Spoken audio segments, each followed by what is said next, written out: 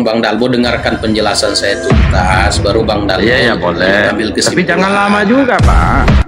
Berapa menit? Berapa detik?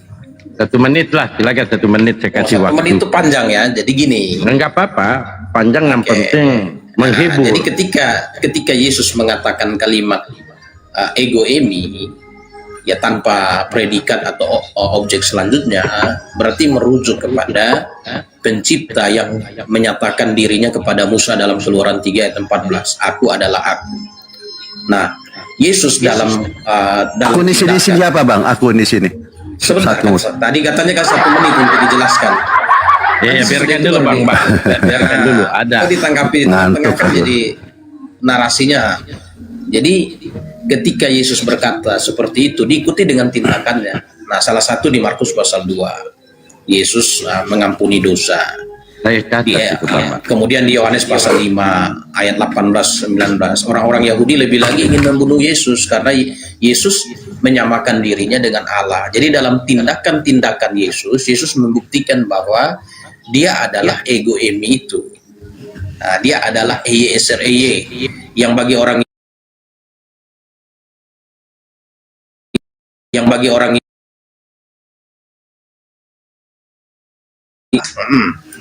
Sudah.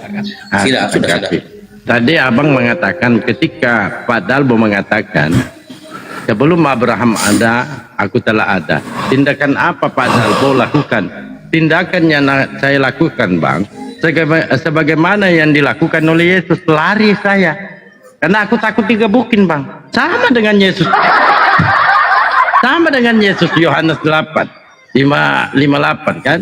Kata Yesus kepada mereka, aku berkata kepadamu sesungguhnya sebelum Abraham menjadi, aku telah ada. Maka mau dilempari batu oleh orang Yahudi. Tiba-tiba Yesus menghilang. Itulah yang aku lakukan karena aku tidak mampu mempertanggungjawabkan apa yang aku sampaikan. Jalan satu-satunya itu adalah lari. Itu satu.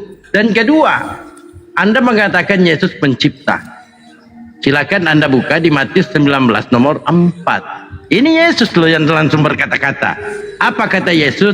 Tidakkah kamu baca, Pak Pastor, Pak Pendeta, bahwa Ia yang menciptakan manusia sejak semula, menjadikan mereka laki-laki perempuan. Ia ini merujuk kepada Tuhannya Yesus. Ini ucapan Yesus loh. Matius 19 nomor 4. Nah, ini kadang-kala teman-teman Kristen keliru. Fitnahan orang-orang Yahudi terhadap Yesus dijadikan dalil untuk mengatakan Yesus ini adalah Allah. Padahal tuduhan. Ya, kita buka Yohanes 10. Yohanes 10. Iya. Anda bawa tadi ini, maka saya bantah. Saya nggak bawa Yohanes 10 loh. Saya nggak bawa Yohanes 10. Maksudnya, Anda mengatakan Yesus menyamakan dirinya Allah. Betul? Oh, itu Yohanes 5 itu. Yohanes 5 ini ada juga di Yohanes 10 ya. Oke. Sabar, Pak. Nah, ketika Yesus menyampaikan aku dan Bapa adalah satu, apa jawaban orang Yahudi? Jawab orang Yahudi itu, bukankah karena suatu pekerjaan baik maka kami mau melempari engkau? Ya, jadi Yesus ini berkali-kali mau dilempari batu. Melainkan karena engkau menghujat Allah dan karena engkau sekalipun hanya seorang manusia saja menyamakan dirimu dengan Allah. Ini hujatan bukan dari Yesus, melainkan fitnahan dari orang-orang Yahudi. Apa jawab Yesus? Jelas jawabnya Yesus di sini, ya. Masihkah kamu berkata kepada Dia yang dikuduskan oleh Bapa yang telah diutusnya ke dalam dunia, engkau menghujat Allah karena aku telah berkata aku anak Allah? Bukan Allah, dia mengaku anak, bukan Allah. Jadi yang mengatakan Yesus menyamakan dirinya dengan Allah itu orang Yahudi. Nah, inilah yang dibuat dalil dari Kristen, mengatakan Yesus itu adalah Allah. Itulah tindakan saya tadi, Pak, ketika saya mengatakan bahwa aku sebelum Abraham ada, aku telah ada. Tindakan yang aku lakukan maka seperti apa yang dilakukan oleh Yesus, lari. Karena takut dilempar batu, Bang. Silakan. Jawab ya. Mau masuk nanti Baal, silakan. Jadi kalau Bang Dalbo ngomong gitu pasti digebukin sampai mati, karena nggak bisa lari dia. Iya, larinya gimana? Itu udah dikepung orang. Nah, jadi gini. Bang Ejeng, Dia. pakai dalil bang. Yesus kabur bang. Iya kan, pakai kalau dalil masalah kita. Bang Dalbo kan nggak bisa. Bang Dalbo kan Dikepung. faktanya. Dia nggak ada Kalau dikepung udah di sini. dikepung orang tinggal digebukin sampai mati. Oh jadi Yesus Itu juga kan tanpa digebukin dalil. karena itu. Nah, Oh Yesus jangan, Kristus. saya enggak ada yang Beda, gebukin saya. beda, Yesus itu beda. digebukin. Kok beda lagi?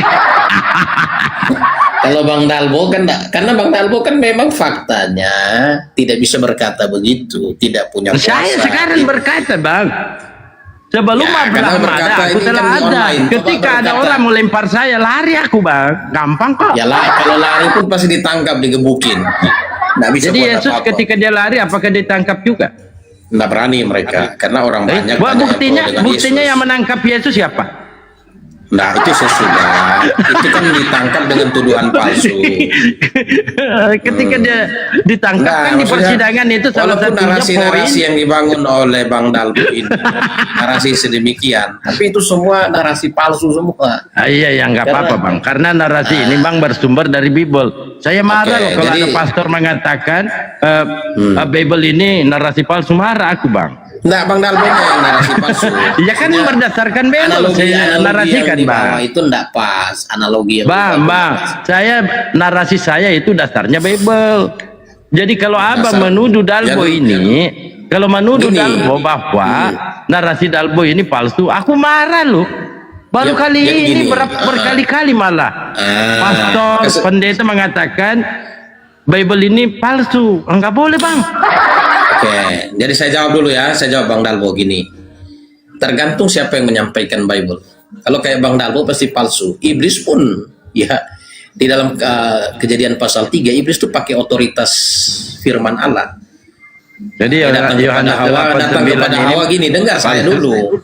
Masa saya baru ngomong dipotong? Saya baru bernapas loh, belum selesai kalimat. iya, silakan. Silakan. Nah, jadi di kitab Kejadian pasal 3 itu iblis pun ngomong pakai otoritas firman Allah. Nah, misal di Kejadian 3 ayat 3. Ya, dibilang tetapi tentang pohon yang ada di tengah-tengah, oke. Kejadian 3 ayat 1. Adapun ular ialah yang paling cerdik dari segala binatang di darat yang dijadikan oleh Tuhan Allah. Ular itu berkata kepada perempuan itu, tentulah Allah berfirman. Nah, dia pakai otoritas firman Allah. Semua pohon dalam taman ini jangan kamu makan buahnya, bukan? Nah, iblis juga pakai otoritas firman Allah. Jadi kalau Bang Dalbo ngomong, kita lihat dulu posisi Bang Dalbo ini di mana. Nah, posisinya pro dengan iblis atau pro dengan Tuhan, gitu. Iya, karena iblis juga pakai narasi yang sama. Cuman kita perhatikan dia pakai firman Allah. Iblis juga pakai, dia hanya kutip bagian tertentu untuk menyimpulkan keseluruhan. Nah, bukankah Allah berfirman, semua pohon dalam taman ini jangan kamu makan buahnya, bukan? Nah, dia hanya kutip satu bagian saja. Padahal Allah berfirman kepada manusia bahwa semua pohon dalam taman boleh kamu makan buahnya dengan bebas. Hanya mengenai pohon pengetahuan yang baik dan yang jahat, jangan kamu makan buahnya. Pada waktu kamu makan, kamu mati. Nah, iblis ambil penggalan kalimat terakhir, lalu menyimpulkan keseluruhan firman Allah. Nah, sama seperti kayak Bang Dalbo ngomong tadi kan, dia hanya kutip bagian-bagian tapi tidak menyimpulkan secara keseluruhan. Misalnya tadi kata dia, ya di dalam Matius 19, sebenarnya dia di situ itu merujuk pada pencipta, ya merujuk pada pencipta, karena kan orang Israel menyebut penciptanya itu dengan sebutan Yihye Eser Yihye, atau dia adalah dia, yang kemudian disingkat jadi tetragrammaton, Yod He Vav He. Nah, Yohanes 8 ayat 58, Yesus menyatakan, aku adalah aku, ego emi, yang kalau dalam bahasa Ibraninya itu Eye Eser Eye, yang merujuk pada Yod He Vav He itu, gitu. Jadi keseluruhan. Nah, orang-orang Yahudi itu adalah pemegang kitab Taurat, mengerti konteks tentang ketuhanan. Jadi tindakan-tindakan yang dilakukan Yesus itu, Yesus menyamakan diri dengan Allah. Nah, itu pemahaman mereka. Jadi konteks ketuhanan, loh, dia bisa mengampuni dosa. Hanya Allah yang dapat mengampuni dosa. Dia mengatakan dia anak Allah. Nah, berarti dia Allah, sama seperti Bang Dalbo bilang, saya anak manusia. Ya berarti kan Bang Dalbo manusia. Bukan berarti Bang Dalbo ketika Dia masuk Bang Dalbo anak manusia. Iya, Pak. Oke, stop. Jadi gini, kalau Anda mengatakan Yesus adalah Allah karena Yesus adalah anak Allah, ya Anda harus akui bahwa Yesus adalah domba binatang juga, karena di situ dia bilang Yesus adalah anak domba, kan seperti itu ya. Dan Yesus tidak pernah mengatakan Yesus adalah Allah, kan tidak pernah seperti itu. Tapi Anda kan menggunakan kalimat-kalimat yang lain. Tetapi kita bahas tentang ketika Yesus tidak pernah sabar mengatakan dulu. dia Allah, maksudnya gimana? Iya, Anda kan mengatakan dia anak Allah, makanya Yesus adalah Allah. Kan Yesus tidak pernah mengatakan dia adalah Allah. Tapi itu kan asumsi, nggak apa-apa lah iman Anda kan seperti itu. Cuman kalau dikatakan bahwa Yesus adalah ada sebelum Abraham ada, itu berarti Yesus lebih rendah dari iblis ya, maaf ya. Karena iblis lebih ada sebelum dunia ini diciptakan. Ya bahkan kalau Yesus diurapi oleh perempuan-perempuan ya, pesundal atau perempuan-perempuan ya, iblis diurapi oleh Tuhan. Jadi lebih tinggi iblis, ya kan? Lebih tinggi iblis seperti itu. Iblis, Yesus datang dari surga, ya. Iblis juga dari surga. Datang dari Allah sama, seperti kayak itu ya. Jadi tidak jadikan itu parameter bahwa iblis ini Yesusnya adalah Tuhan dengan dasar itu, ya kan? Kalau Anda konsisten dengan pernyataan itu, berarti Tuhan Anda ini adalah iblis juga. Karena kan kalau baca di Yeskiel 28:12 bagaimana iblis ini diurapi gitu. Bahkan luar biasa kalau Yesus di kandang domba ya, tempat yang najis gitu kan. Tetapi iblis ini luar biasa. Ada musiknya, ada rebabnya. Narasinya kemudian udah tangkap. Iya, nggak sabar dulu. Iblis. Iya, sabar dulu. Sabar dulu. Klarifikasi tentang iblis. Oke, sabar dulu. Waalaikumsalam warahmatullahi wabarakatuh. Lanjut. Waalaikumsalam warahmatullahi wabarakatuh. Dan sedikit lagi, kalau ada juga yang mengatakan bahwa Yesus adalah gambar Allah, berarti apa bedanya Yesus dengan iblis? Ya kan? Iblis itu adalah gambar Allah juga. Berarti apa bedanya? Bahkan saya bilang, kalau Yesus ini bertanduk 7, bermata 7, iblis lebih hebat. Dia berkepala 7, bermata 10, luar biasa, lebih hebat lagi. Sedangkan iblis selama hidupnya Yesus tidak pernah mengalahkan iblis, tidak pernah. Kalau ini berdasarkan saya, maaf mungkin beda dengan yang lain. Kapan Yesus pernah mengalahkan iblis? Ketika iblis dikalahkan oleh Yesus, Yesus mengalahkan maut, itu ke posisinya 1-1 draw loh. Namanya kalah atau menang ini ada selisih gol atau selisih nilai, selisih skor. Nah, ketika itu Yesus dikalahkan oleh iblis, oleh maut. Penguasa maut adalah iblis. Itu 1-0. Sebentar, 1-0. Sabar dulu Bang, Anda panjang lebar saya tidak ini. 1-0. Kemudian katanya iblis mengalahkan Yesus mengalahkan maut. Berarti 1-1, nggak pernah. Nggak pernah loh Yesus ini mengalahkan iblis gitu. Malah terakhir Yesus ini kan diseret-seret oleh iblis kan, di padang gurun diseret-seret. Bahkan iblis pada saat itu, kenapa roh membawa Yesus ke padang gurun? Kenapa iblisnya diam di padang gurun, Yesus yang datang? Kan lucu. Disitulah saya bilang teman-teman, bahwa iblis ini tidak pernah dikatakan. Anda baca Yeskiel 28:12 ini ya, saya bacakan di sini. Kalau Anda punya parameternya bahwa Yesus ini ada sebelum Abraham ada, dia adalah Tuhan. Anda harus jujur bahwa iblis ini adalah bapaknya Yesus. Ini saya berbicara Yesus yang dari Yunani ya, bukan Yesus yang kita imani sebagai Isa alaihissalam yang dilahirkan dari Bunda Maria yang suci ya. Di Yeskiel 2:18, di situ dikatakan apa? Yesus adalah gambar Allah. Di Kolose 1:15, ia adalah gambar Allah yang tidak kelihatan, yang sulung, lebih utama dari segala yang diciptakan. Di sini pun Yesus sudah batal bahwa di sini Yesus dikatakan ciptaan. Tetapi Anda kan pasti akan mutar. Yesus itu adalah gambar Allah. Reinkarnasi, apalah teopani, apalah segala macam. Nah, tetapi kalau Anda mengatakan bahwa Yesus adalah gambar Allah, Anda baca Yeskiel 2:18. Di sini dikatakan, hai anak manusia, ucapkanlah suatu ratapan mengenai Raja Tirus, dan katakanlah kepadanya, beginilah firman Tuhan Elohim, dia bilang. Ini beginilah firman Tuhan Elohim. Gambar dari kesempurnaan. Engkau penuh hikmat dan maha indah. Di sini dikatakan, saya harus sampaikan kepada Raja Tirus bahwa Raja Tirus ini adalah gambar Tuhan yang maha sempurna. Yesus tidak pernah dikatakan sempurna, tapi gambar Allah aja. Gambar yang sempurna, penuh hikmat lagi, dan maha indah, luar biasa. Ini Raja Tirus ini ya. Di sini dikatakan, penjelasan di sini, dalam konteks nubuat Yeskiel terhadap Raja Tirus, rupanya berisi suatu lukisan terselubung tentang siapa? Tentang iblis. Jadi tidak ada adanya, tidak ada bisa ada. Apa narasinya ini muter-muter? Ya, kenapa sih Anda kaget dengan iblis? Yeskiel 2 kali. Nah, maksudnya sudah diulang-ulang kalimat. Iya, artinya poinnya sini kesimpulan saya. Saya tahu Anda mau melakukan penekanan, tapi kan sudah. Enggak, kita pakai data aja kan, hanya baca saja kan. Islam tidak boleh menafsir. Ya, saya dimarah. Saya mau klarifikasi dengan Anda katakan tadi bahwa iblis sudah ada sebelum dunia diciptakan. Ya, Anda YSK 28:12 Anda baca. Gampang kok. Yeskiel berapa? Makanya Anda ini.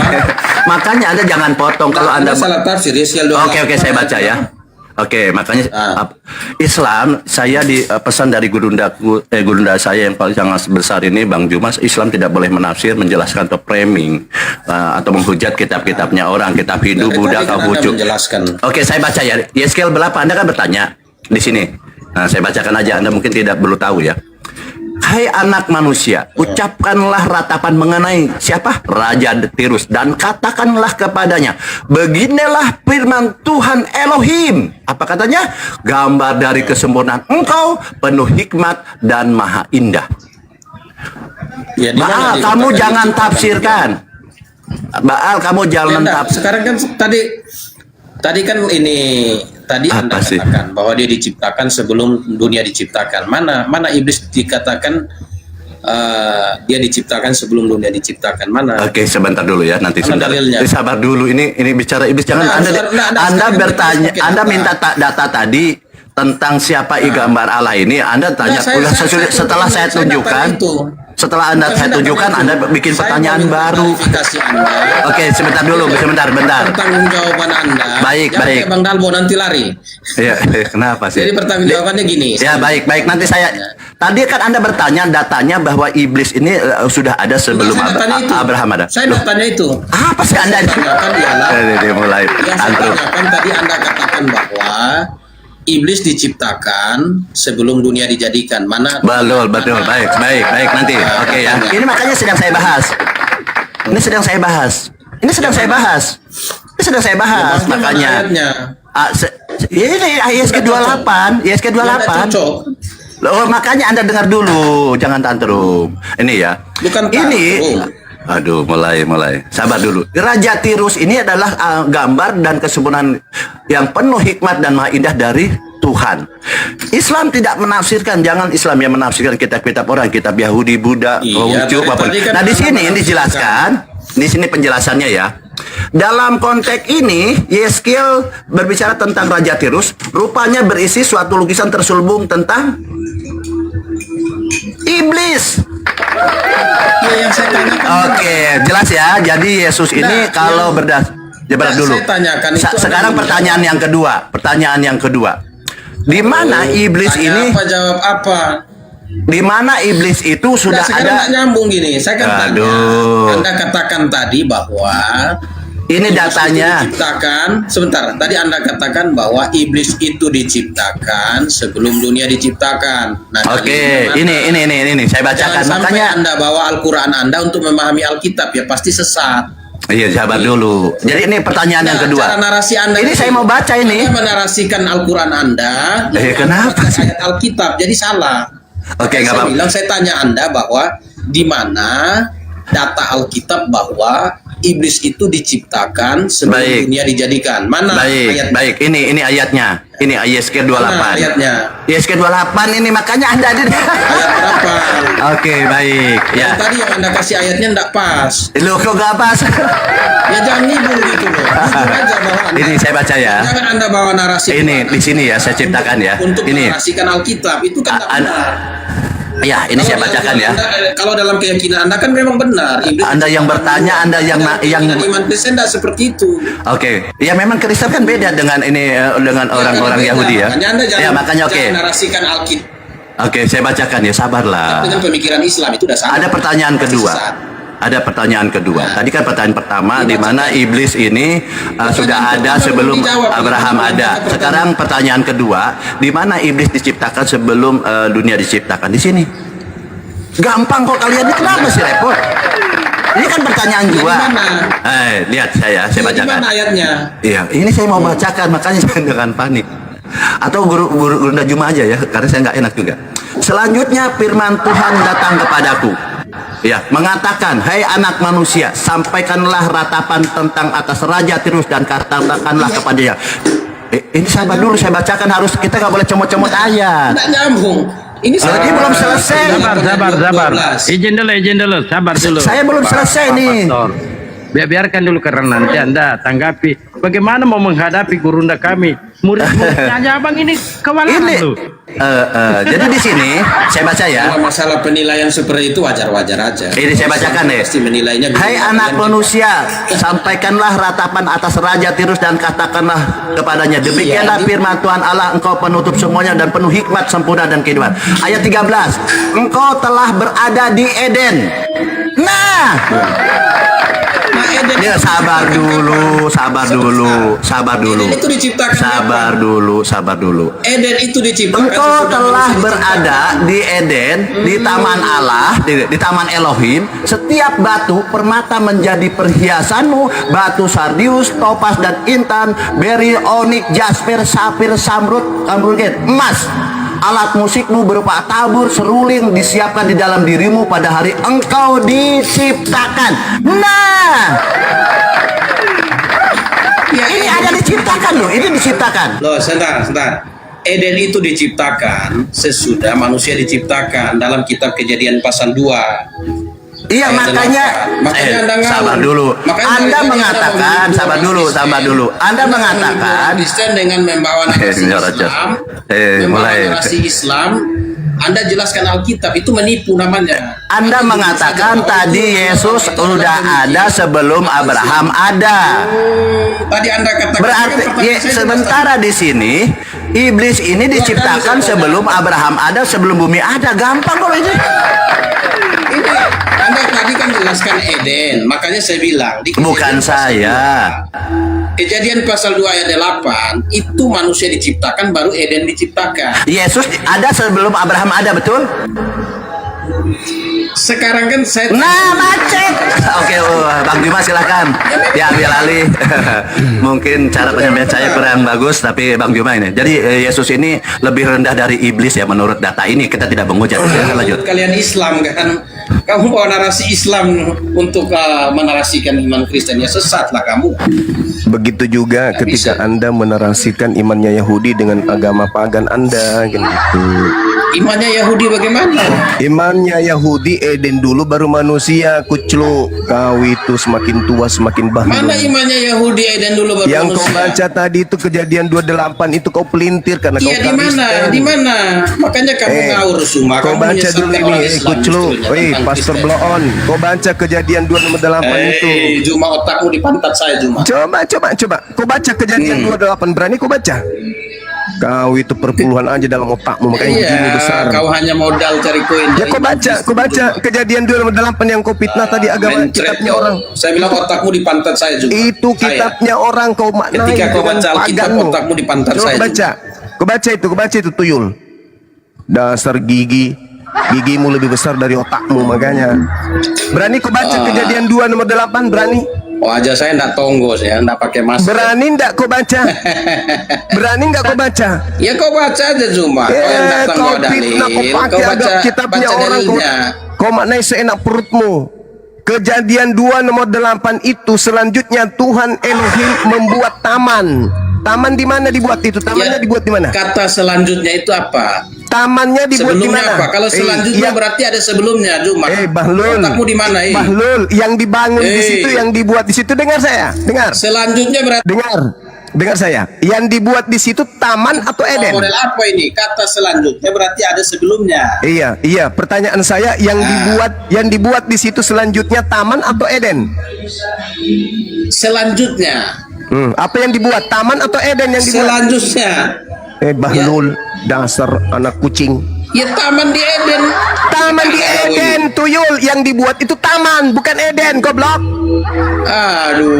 Aduh, kau memang tolol kau. Otakmu cuma duit. Selanjutnya, Taman Eden. Itu jelas Taman Eden. Dasar Ini koplak. jadi Yeskiel tadi, makanya saya bilang Taman di kau Eden, bahas tuyul, Alkitab. paluka.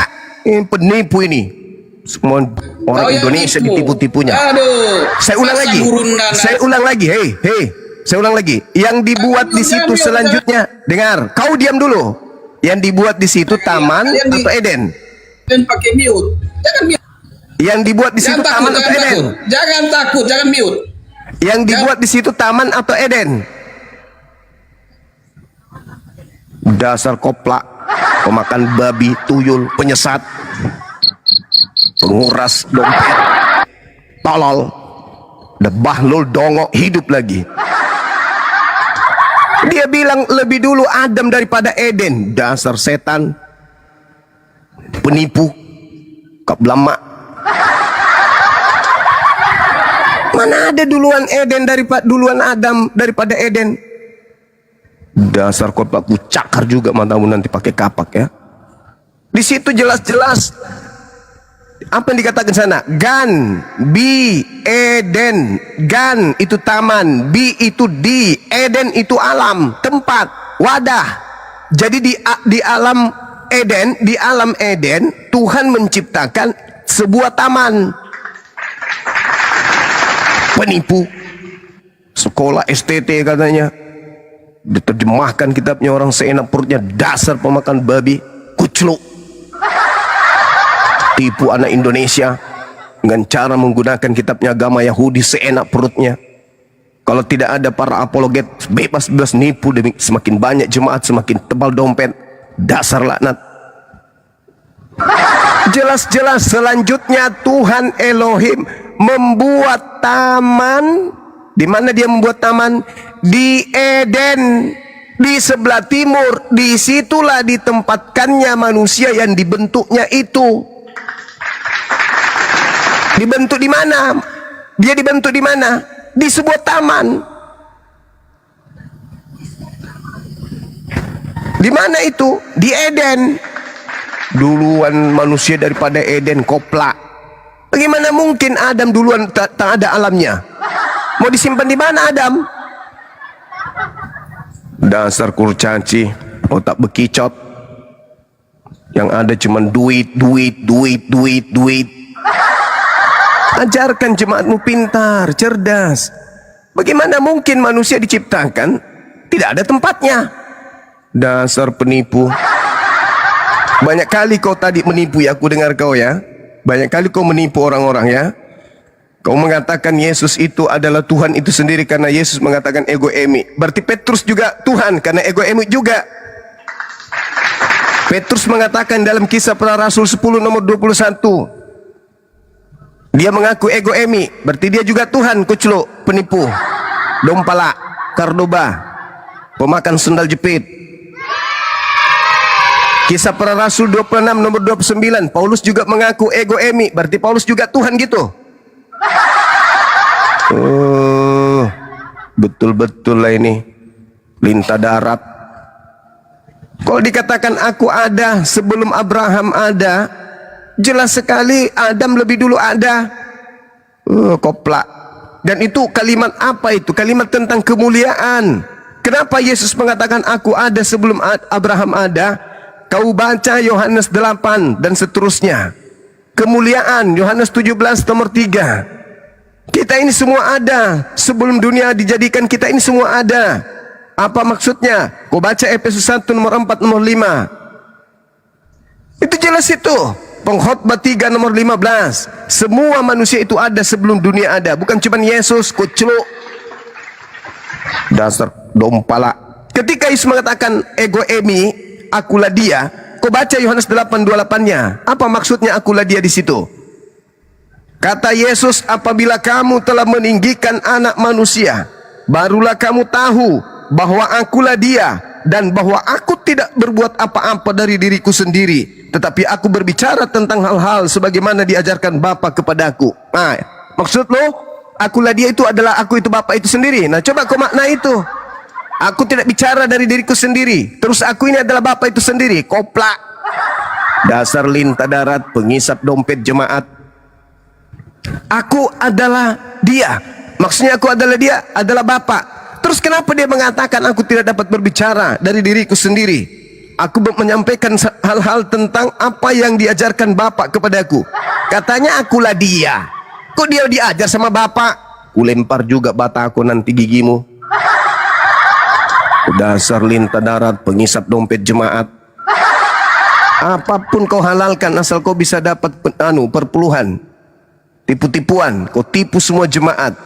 Kitabnya Yahudi kau maknai, sudah terjemahan kau maknai lagi. Seenak perut kau itu, biar terisi itu kentongan yang ada dalam perut kau itu. Bahlul, pastor bodoh, dompalak Kardoba, banyak daki di gigi.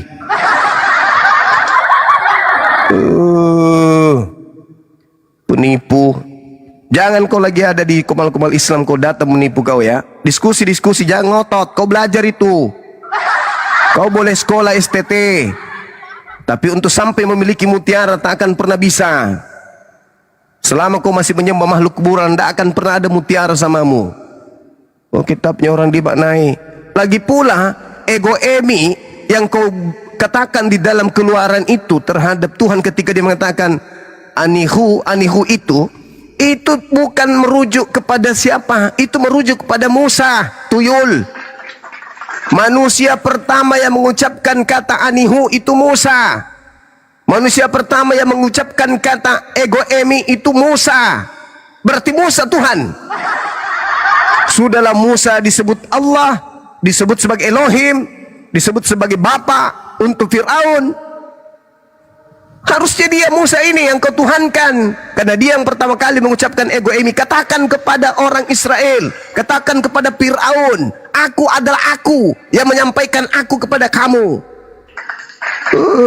Bahlul. Yang pertama kali mengucapkan kalimat ego emi di depan manusia itu Musa. Apakah Musa Tuhan? Tuyul. Keluaran 7 nomor 1, Musa disebut sebagai Elohim. Kau adalah Elohim bagi Fir'aun. Dasar koplak. Kau tidak bisa nipu di komalnya Islam, gak bisa kau. Lintah darat. Bisa-bisanya kejadian kau rubah-rubah maknanya. Selanjutnya Tuhan Elohim membuat taman di Eden. Seperti misalnya kita kasih perumpamaan. Selanjutnya Tuhan membuat taman di bumi. Bumi lebih dulu, baru ada tamannya, koplak. Jangan pula kau bilang Eden itu belakangan, Adam dulu. Ku cakar juga mata kau nanti. Dasar penipu. Banyak kali kau tipu-tipu dari tadi aku dengarkan ya. Kau dekat saya, ku injak telapak kakimu. Nipu-nipu. Efesus 1 nomor 4 nomor 5. Sebab di dalam dia Tuhan telah memilih kita sebelum dunia dijadikan. Sebelum dunia dijadikan kita sudah dipilih. Alastu birabbikum qalu bala syahidna. Sebelum dunia dijadikan kita sudah ada. Nipu-nipu aja terus. Yang sekarang ada dulu sudah ada, dan yang akan ada sudah lama ada. Dan Allah mencari yang sudah lalu. Kita ini sudah ada sebelum dunia dijadikan, sama seperti Yesus. Ungkapan itu tulul. Kau kehabisan jemaat kau. Melanglang buana kau kumal-kumal Islam nipu-nipu gitu. Dasar manusia gigi. Mulut lebih penuh gigi daripada otak. Kau kalau diskusi jangan ngotot. Sudah bahlul, dongo, berdaki lagi. Jangan ngotot. Kalau disampaikan itu dengar. Umat Islam ketika menyampaikan isi Bible itu tidak ada tendensi apapun. Mereka akan menyampaikannya dengan jujur. Tidak ada kemudian tujuannya untuk cari duit. Tak ada.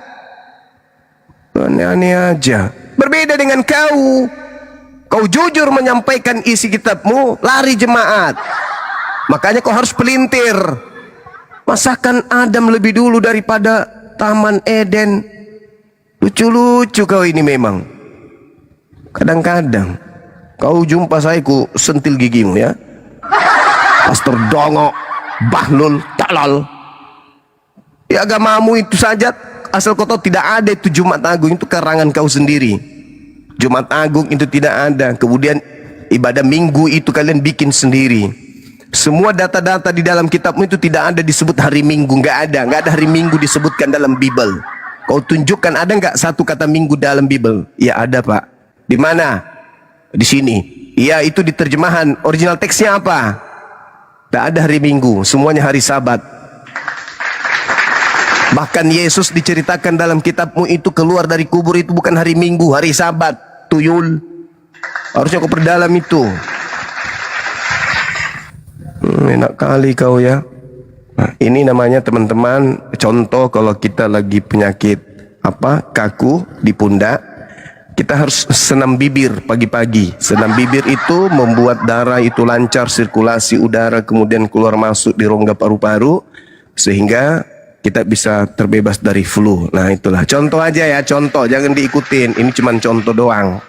Maksudnya kalau pagi-pagi ada orang datang ke kita itu menyesatkan, memelintir kitabnya orang Yahudi, boleh kita maki dia sampai tulangnya itu remuk, gak apa-apa. Itu contoh aja. Assalamualaikum warahmatullahi wabarakatuh teman-teman semuanya. Apa kabar? Sehatkah hari ini? Waalaikumsalam warahmatullahi wabarakatuh. Alhamdulillah sehat semua. Yang di YouTube juga sehat kan ya? Sehat. Ya bagaimana tidak sehat? Lihat lucu-lucu ada pastor katanya. Pagi-pagi udah nipu orang. Nipu itu.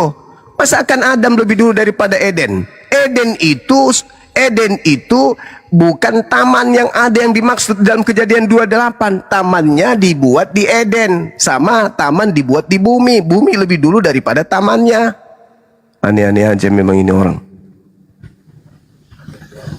Dulu pastor itu bagus-bagus, dia mungkin stres jemaatnya habis. Sekarang kalau ketemu saya kayak orang kesurupan dia, nggak mau diam. Kalau masih ada di bawah, naikkan lagi biar kita siksa otaknya. Silakan teman-teman dilanjutkan. Luar biasa ya Bang Juma, ini semat ya, makanya banyak. Jadi saya kan bergabung dengan grup-grup paten gitu ya. Dia memang akui bahwa itu Baal anak baik katanya. Si Juma, maaf nih kata mereka ya, kata bukan tidak sopan baginya. Si Juma itu katanya memang cerdas katanya, cermat katanya. Ini betul Bang Juma, ini betul ini, maaf ya. Ini kata mereka. Katanya cerdas, cermat katanya. Pantas saja dipanggil gurunda. Kalau bagus itu kata. Ini kata mereka, bukan kata saya. Kalau saya yang mengatakan berarti saya menjilat lah, tidak pantas ya kan. Dia bilang guru yang sangat besar, dia tuh hafal dari perjanjian lama, perjanjian baru katanya ya. Ya kalau Al-Quran udah pasti dia lancar banget katanya seperti itu. Tapi ada yang masalah gini Bang Juma. Dikatakannya ada juga, ada yang tidak setuju di situ. Tapi secara umum 99% setuju Bang Juma ini gurunda yang sangat besar. Tapi ada yang tidak setuju. Ada yang setuju. Itu lucu. Iya betul lucu memang. Sangat besar lucu. Suku gurunda yang sangat besar sini. Dia bilang gini, itu si Juma itu ada yang tidak setuju juga. Dia bilang, si gurunda itu congor. Akhirnya mereka debat. Congor apa? Dia bilang, apa yang disampaikan Juma itu katanya pinter, itu sesuai data katanya. Buktinya katanya, sekarang muridnya Juma ini siapa katanya. Ini perkataan mereka ya, di diskusi mereka. Gurundanya Juma, muridnya Juma siapa sekarang? Edis katanya. Edis tuh muridnya Juma katanya. Dia bertanya nih ya. Kalau itu betul. Dia bertanya, ini temannya, apa buktinya Edis ini gurunya Juma? Loh, Edis mengatakan dia mengikuti gurunda Juma. Dia bilang, apa? Dia bilang, Yesus punya Tuhan. Nah, dia bilang gitu. Itu dulu Bang Juma. Kemudian ada lagi katanya, Edis mengatakan bahwa penyaliban itu adalah karya iblis. Itu ajaran Juma katanya. akhirnya yang tadi tidak setuju akhirnya terdiam gitu. Memang ternyata Edis juga adalah muridnya Guru Dajjal.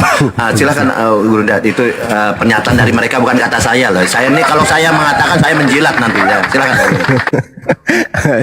Ada aja teman kita ini. Jadi saudara Bang Baal ini orangnya tawadu ya. Padahal saya juga sering ngikutin beliau bernarasi. Argumentasinya kuat. Beliau ini Bang Baal ini argumentasinya kuat, berdata, kemudian cara penyampaiannya dalam proses belajar itu luar biasa. Jadi siapapun kita mudah untuk mencerna karena dia mampu membaca situasi lawan. Dia mampu juga kemudian mempermainkan kejiwaan lawannya. Itu hebatnya beliau. Ya, dia lebih dari saya lah. Mestinya kalau saya itu saya tidak pandang bulu. Kalau saya maki ya maki, lolos, tidak ada yang ngerem. Kalau beliau masih nahan diri. Itu kelebihan saudara kita Bang Baal. Dan saya sendiri itu paling sulit untuk memuji manusia. Tapi beliau acap kali memuji. Nah, itulah hebatnya beliau. Tawadu. Tidak semua orang bisa melakukan hal yang sama. Di saat beliau punya medan perang sendiri, di saat itu juga dia memuji orang lain yang kapasitasnya nggak jauh lebih hebat dari dirinya sendiri. Itu adalah sebuah keadaan yang luar biasa. Salut saya Bang Baal. Thank you. Tetap Saya turun, rapatkan barisan. saya turun. Nggak enak, saya turun. Rapatkan barisan. Kita semua butuh teman-teman kita yang orang-orang baru lah. Ini ada Adinda Dian Pratama juga. Saya perhatikan beberapa momentum beliau berdiskusi bagus. Dinda Dito jangan lagi dibilang teman-teman yang lain yang saya belum terlalu sering dengar. Tapi kalau orang tiga ini sudah biasa saya dengarkan dan bagus. Saat ini umat Islam itu membutuhkan kalian. Tinggal yang harus kita jaga ini sahabat-sahabatku, adik-adikku. Bagaimana kita seia sekata dengan perbuatan. Jadi apa yang kita sampaikan di sosmed sebisa mungkin perbuatan kita di depan, di belakang itu juga adalah sama. Kalaupun tidak sama, minimal kita bisa menghindarkan diri kita dari hal-hal yang bisa merusak kita dan juga agama kita di depan umum. Maksud saya gini, saya sebagai orang tua dari kalian mengingatkan bahwasanya ketika kita menyuarakan kebenaran, yang menjadi konsumen saat itu, yang menjadi pendengar itu bukan hanya kalangan bawah, tapi semua kalangan, hampir semua strata yang ada di Indonesia itu mendengarkan kita. Jadi sebisa mungkin apa yang kita sampaikan itu kita pertanggungjawabkan dalam kehidupan nyata. Bukan hanya di sosmed aja kita berapi-api, lantas ibadah kita itu minim, tetapi dalam kehidupan nyata juga harus seia sekata. Percuma kita memiliki keadaan hari, detik, menit, jam kita lewati dengan sesuatu yang bermanfaat bagi orang lain, kalau hal itu ternyata justru tidak bermanfaat bagi kita sendiri. Maka ya sekali lagi mari kita rapatkan barisan, karena umat Islam membutuhkan saudara-saudara sekalian. Saat ini ada cahaya yang tiba-tiba terbit di tengah-tengah Nusantara ini. Di tengah-tengah umat Islam tidak memiliki pegangan yang kuat.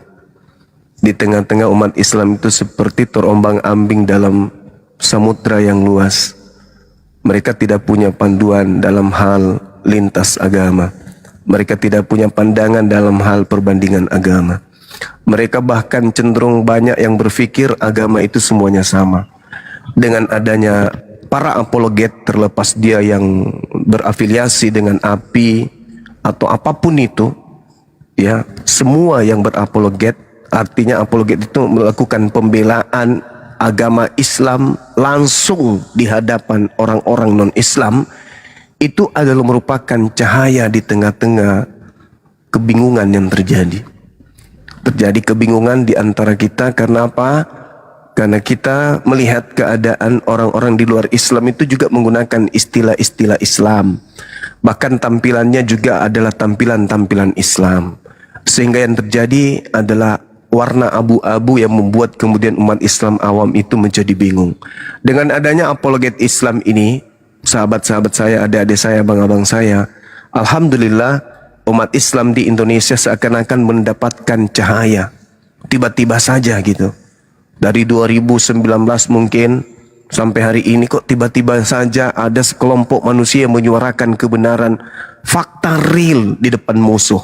Kalau para ustadz, tanpa mengurangi rasa hormat kita kepada mereka, orang-orang mulia kita, para ustadz, para ulama, para kiai, para mubalik, menjaga akidah umat Islam di tengah-tengah umat Islam itu sendiri, tiba-tiba saja di antara murid para ulama, di antara murid para ustadz, di antara murid pada kiai-kiai, guru-guru kita, lahir para apologet yang kemudian pasang badan di depan musuh, di depan orang-orang kafir yang nyata membenci kepada Islam. Ini yang saya maksud cahaya. Jangan redupkan kemudian cahaya itu. Ketika di antara kita ada penyakit hati, sebisa mungkin penyakit itu dihapuskan, diobati, dihilangkan. Jangan ikuti kemudian orang-orang yang memiliki medan perang yang berbeda dengan kita, tetapi mereka coba untuk ngikut kita. Jangan diikuti itu. Silakan luruskan niat, berapologet, mau itu yang berafiliasi di API ataupun tidak, lanjutkan. Islam dalam hal ini umatnya membutuhkan keberadaan saudara-saudara semua. Camkan itu. Hari ini mungkin kita lelah, hari ini mungkin belum membuahkan hasil. Yakin saya, hari ini saya berbicara, kedepannya teman-teman yang eksis di dalam dunia apologet, Allah akan berkati, akan diangkat derajatnya oleh Allah di atas daripada orang-orang lain. Itu saya pastikan. Kenapa? Karena orang-orang yang belajar lalu kemudian mengaplikasikan ilmunya, mengajarkan kepada orang lain, dan hal itu bermanfaat, Allah sudah menjanjikan derajat yang tinggi bagi mereka. Jadi jangan ragu terkait dengan apa yang kita lakukan ini, luruskan niat. Kalau perlu sebelum kita buka komal, sebelum kita di komal, wudhu dulu. Wudhu, habis itu 2 rakaat, zikir untuk menenangkan hati. Ketika Anda marah, marah karena ilmu. Ketika Anda kemudian murka karena ilmu. Dan ketika Anda tidak mengenakkan kuping orang sebelah, Anda sedang memberikan terapi hidayah kepada mereka. Anggaplah kemarahan kita itu adalah doa. Anggaplah itu sebagai siraman air terhadap kotoran-kotoran yang ada dalam kalbu mereka, sehingga Allah melihat bahwa apa yang kita lakukan benar-benar murni karena Allah, bukan karena hal yang lain. Sekira begitu sebagai seorang yang lebih diberikan oleh Allah umur yang lebih banyak daripada antum semua. Silakan. Amin, luar biasa ya. Kita, silakan. Ini ada saudara kita satu NKRI dari Kristen mungkin ya, Bang Putra dengan Bang Brahma juga Kristen atau Islam, Bang Brahma? Bang Brahma monitor?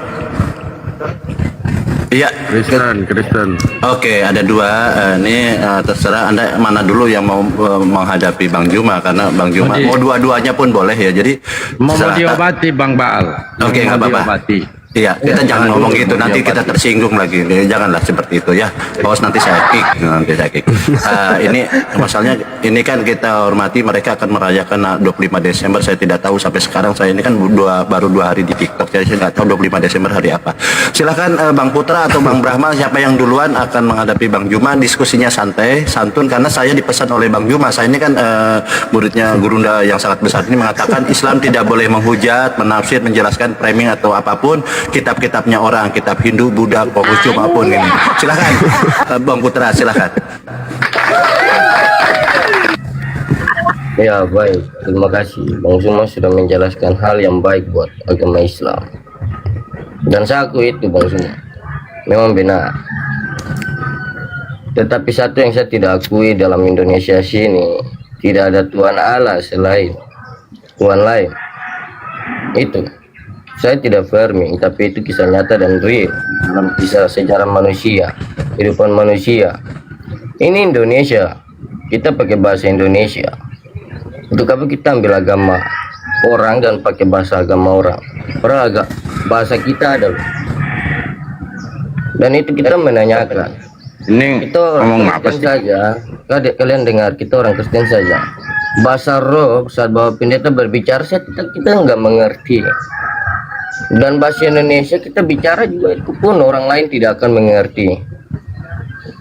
Karena belajar bahasa sendiri aja belum mengerti. Baru kita belajar bahasa orang luar kita mengerti. Nah itu perbedaan orang belajar di luar dan orang belajar di dalam bahasa bangsa sendiri itu. Ya mungkin sedikit saja. Oke. Oh, cerdas ini ternyata ya. Mulai cerdas dia itu. Silakan Berahmah.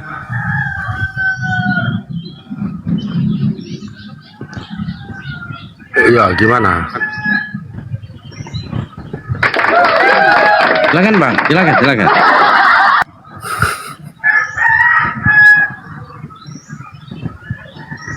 Ya jadi saya tertarik dengan Bang Suma ya, yang setiap hari Jangan Bang, mengabarkan Injil. Bang Suma itu laki-laki loh.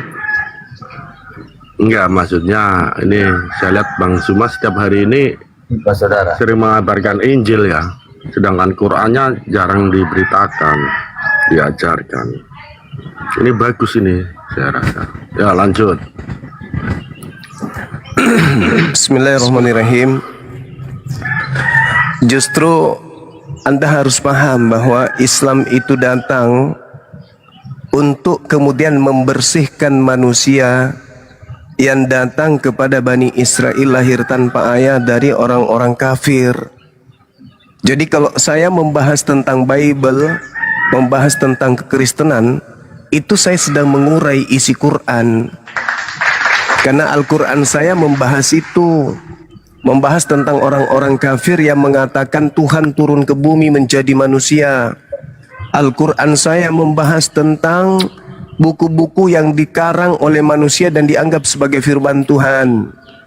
Al-Quran saya membahas bahwa yang mereka sembah orang-orang kafir itu adalah iblis dalam rupa manusia. Jadi apapun yang saya uraikan tentang Bible, tentang kekristenan, itu saya sedang mengurai saripati daripada Islam itu sendiri.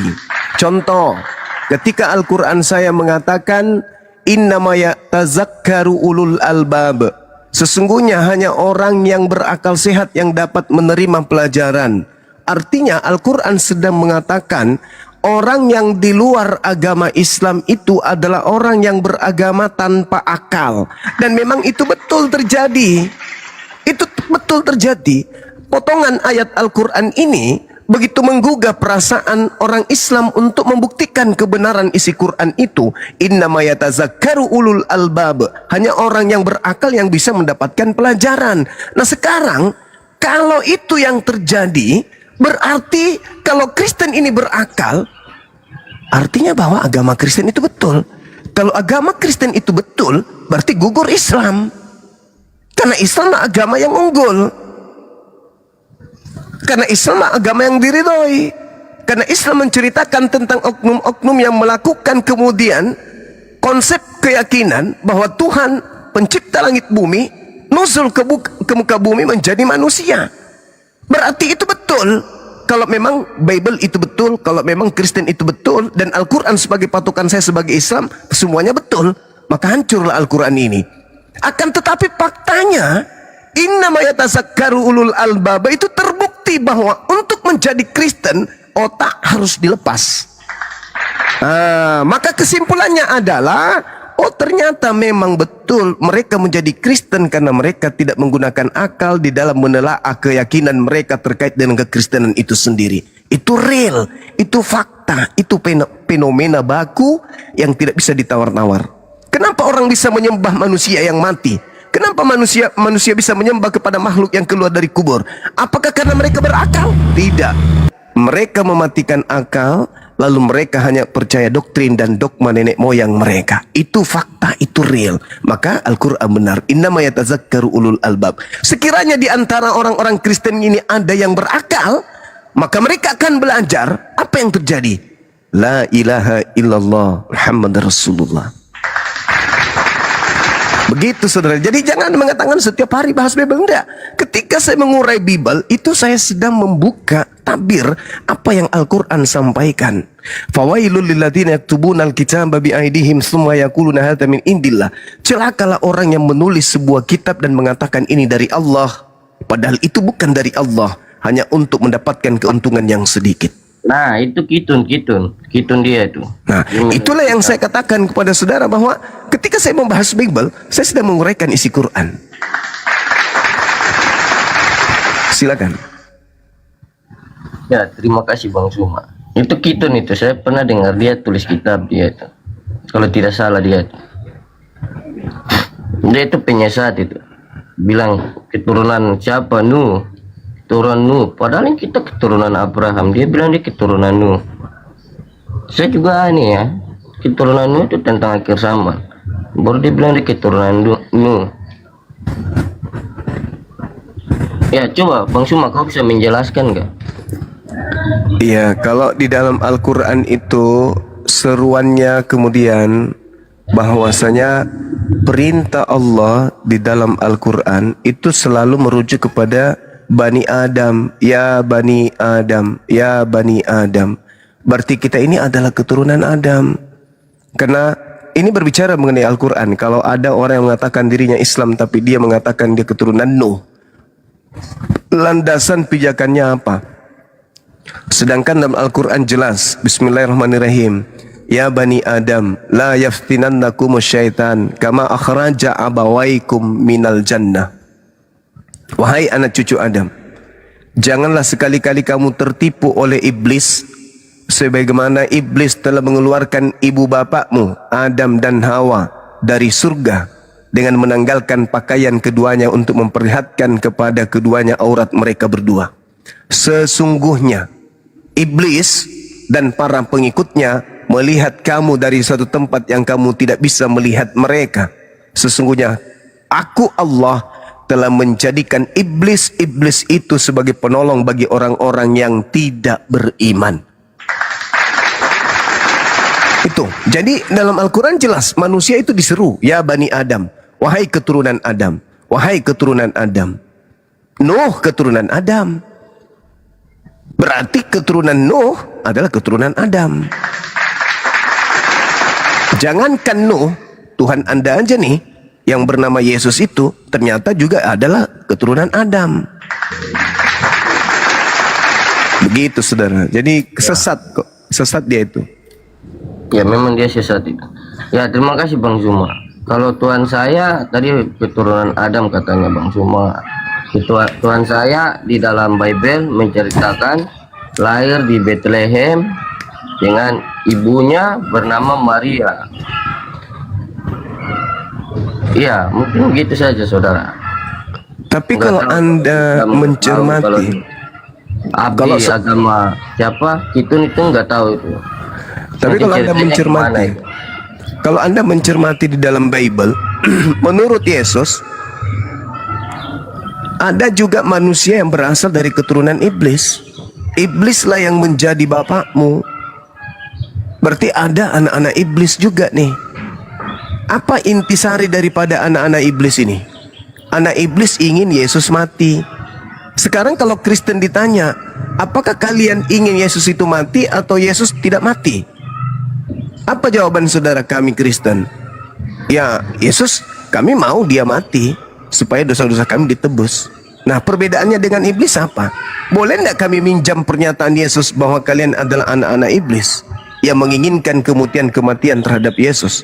Yohanes 8 nomor 37, di situ jelas dikatakan apa? Kamu ingin membunuh aku karena kamu tidak memperoleh firmanku di dalam dirimu. Berarti orang-orang yang ingin membunuh Yesus adalah orang yang tidak memperoleh firman di dalam dirinya. Dan orang yang ingin membunuh Yesus adalah orang yang bapaknya adalah iblis. Sekarang kalau kita tanya Kristen, apakah saudara Kristen ingin Yesus itu menebus dosa kalian atau kalian tidak ingin dosa kalian ditebus? Pasti kalian ingin mengatakan, kami mau dosa kami ditebus. Berarti kalian ingin Yesus itu mati kan? Berarti kalian ini anak-anak siapa? Anak-anak siapa kalian saudara Kristen ini? kata Petrus bilang, Jadi kan "Tuhan, begini Bang aku Suma. dengan kamu lari-lari bersama ini." Ya Petrus mau bawa lari Yesus, tidak usah penyaliban, tapi Yesus berkata, jikalau penyaliban itu tidak terjadi, maka tidak ada penebusan. Salah, Anda Jadi salah, kan- Anda salah memaknai Jadi ayat kan itu. ya, jadi Itu kan kitab begini, saya, bukan keinginan kitab itu. Kalau kitab itu Bang Suma Ferming kayak gitu nggak apa-apa. Dinda Kenapa Putra kita bisa nggak bukan ganti-gantian kita para sebagai Kayaknya kau anak jatuh Tuhan? cinta sama Kitun ini. Ya mungkin sedikit aja Bang Suma. Iya lanjut. Anda salah memahami Matius 16 itu enggak begitu. Justru karena Yesus itu mengandalkan Tuhannya, Bapaknya. Apa kata Yesus? Bapakku tidak akan membiarkan aku seorang diri. Nah Tidak itu mungkin. sebabnya. Nah, Kalau Bang Suma tidak jadi- percaya kepada anak orang yang tadi saya mengatakan dia lahir dari Maria, bukan di tempat-tempat lain gitu. Ya sabar deh. Enggak Sabar, nyambung ya. Anda ini. Anda membahas Matius 16 loncat lagi ke dalam Lukas. Jadi gini, ketika Petrus menarik Yesus, apa yang ada dalam benak Petrus? Kenapa sampai dia berupaya menyelamatkan Yesus? Karena dalam benak Yesus, Petrus, kau akan dibunuh. Jadi orang yang berpikir Yesus itu dibunuh, akan dibunuh atau dibunuh, itu adalah pemikiran iblis.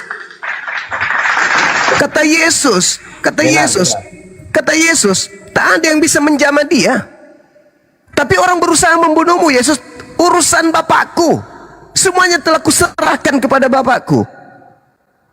Dia kehendaknya akan terjadi. Meskipun berjuta manusia berkongkok-kongkok ingin membunuhku, Bapakku tidak akan membiarkan itu terjadi. Jangan kau pikirkan pikiran manusia, wahai iblis. Pikirkan pikiran Tuhanku. Tuhanku sudah merancang keselamatanku. Dan itu sudah dituliskan dalam kitab Mazmur, kitab Torah, kitab Nabi-Nabi. Bagaimana aku diselamatkan, Tuhanku sudah merancang itu semua.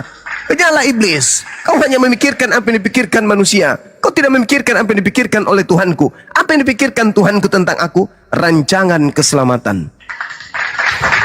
Baca Amsal 21 nomor 18. Tuh rancangannya tuh. Terima kasih Bang Suma. Saya mau tanya Bang Suma, iblis itu tidak terlihat toh? Iblis tidak terlihat, Iya. tetapi iblis bisa merasuki manusia. Seperti di Markus 5, di situ ada manusia yang kerasukan setan yang menyembah Yesus. Setelah iblisnya keluar dari tubuhnya, orang itu tidak menyembah Yesus lagi. Baik. Iblis, Bang Suma, iblis mengenal iblis toh dalam kehidupan iblisan. Bang Bahkan Suma iblis tahu nggak kadang mengusir nama iblis. iblis itu siapa? Maksudnya? Bang Suma tahu nggak nama iblis itu? Yang merasuki manusia itu nama-namanya siapa? Iblis, ya iblis. Nah itu sebabnya Bang Suma tahu iblis saja. Karena kata pertama tuh Bang Suma bilang pastor tuyul. Bang Suma menutupi kebenaran iblis. Pastor tuyul itu maksudnya tukang tahayul. Tuyul itu adalah iblis. Wah, itu Bang Suma sudah menutupi namanya tuyul. Berarti Bang Suma ini salah satu pengikut iblis. Tidak nyambung ente. Yesus mengatakan bahwa iblislah yang menjadi bapakmu. Kenapa Yesus mengatakan kepada orang-orang itu sebagai iblis, sebagai anak-anak iblis? Karena mereka ingin membunuh Yesus. Posisi Kristen di sini sebagai apa? Ingin membunuh Yesus atau tidak ingin membunuh Yesus? Kristen. Sudah jelas, real, nyata. Enggak, saya tanya dulu. Meskipun Anda enggak nyambung. Menutupi kebenaran. Saudara sebagai Kristen menginginkan Yesus mati nebus dosa kalian atau tidak? Menginginkan. Kata Yesus yang menginginkan kematian kepada Yesus itu apa? Iblis atau malaikat? Iblis. Sederhana kan? Sederhana. Yesus mengatakan, iblislah yang menjadi bapakmu, karena kau ingin membunuh aku. Nah, Kristen mau enggak dosanya ditebus? Mau. Dengan cara apa? Yesus direndam atau Yesus dibunuh? Yesus dibunuh. Berarti kalian mau Yesus dibunuh. Nah, menurut Yesus, orang yang ingin Yesus dibunuh itu iblis atau malaikat? Gini cuma ya, jadi kan kalau ada kalau ada orang menginginkan pembunuhan atau merancangkan pembunuhan, itu sumbernya dari si iblis. Jadi kan pembunuhan ini kan tindak kejahatan. Itu intinya. Ketika ada orang menginginkan untuk membunuh orang lain, ini Membunuh sumbernya Yesus. dari iblis. Ya, berarti Ya. keinginan membunuh Yesus itu adalah dari iblis. Iya, Nah, Anda ingin nggak dosa Anda ditebus?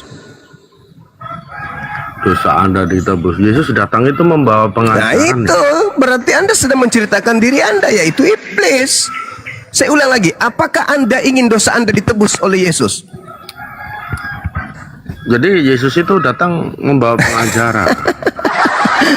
Bukan menebus ya. Aku udah bisa Konsep pertanyaan ini. sedikit. Anda mau nggak Apa dosa sih, Anda Ham? ditebus oleh Yesus?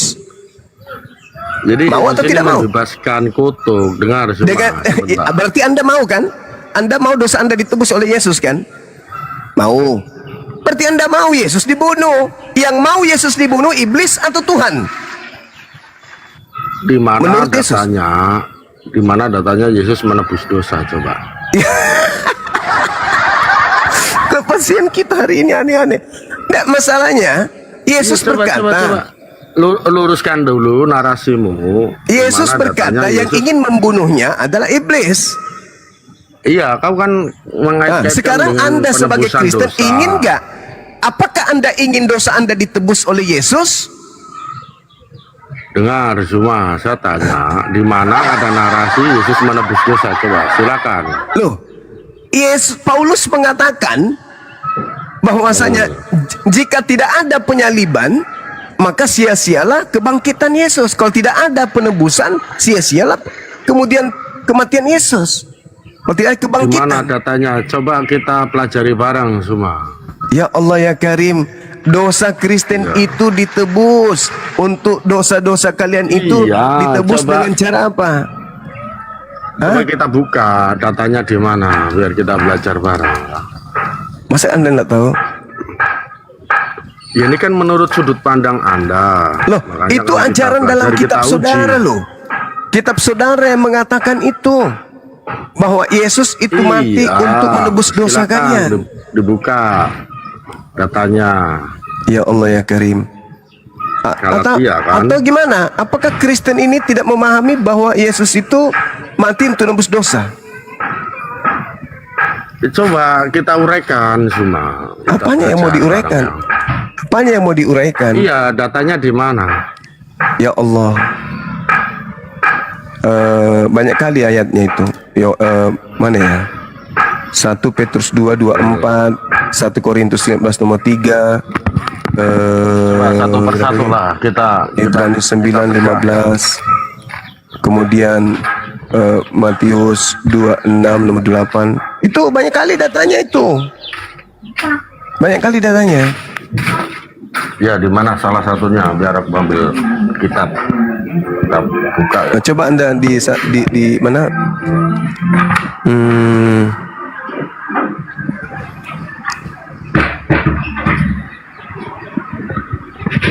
Satu Petrus 2 nomor 24 kayaknya.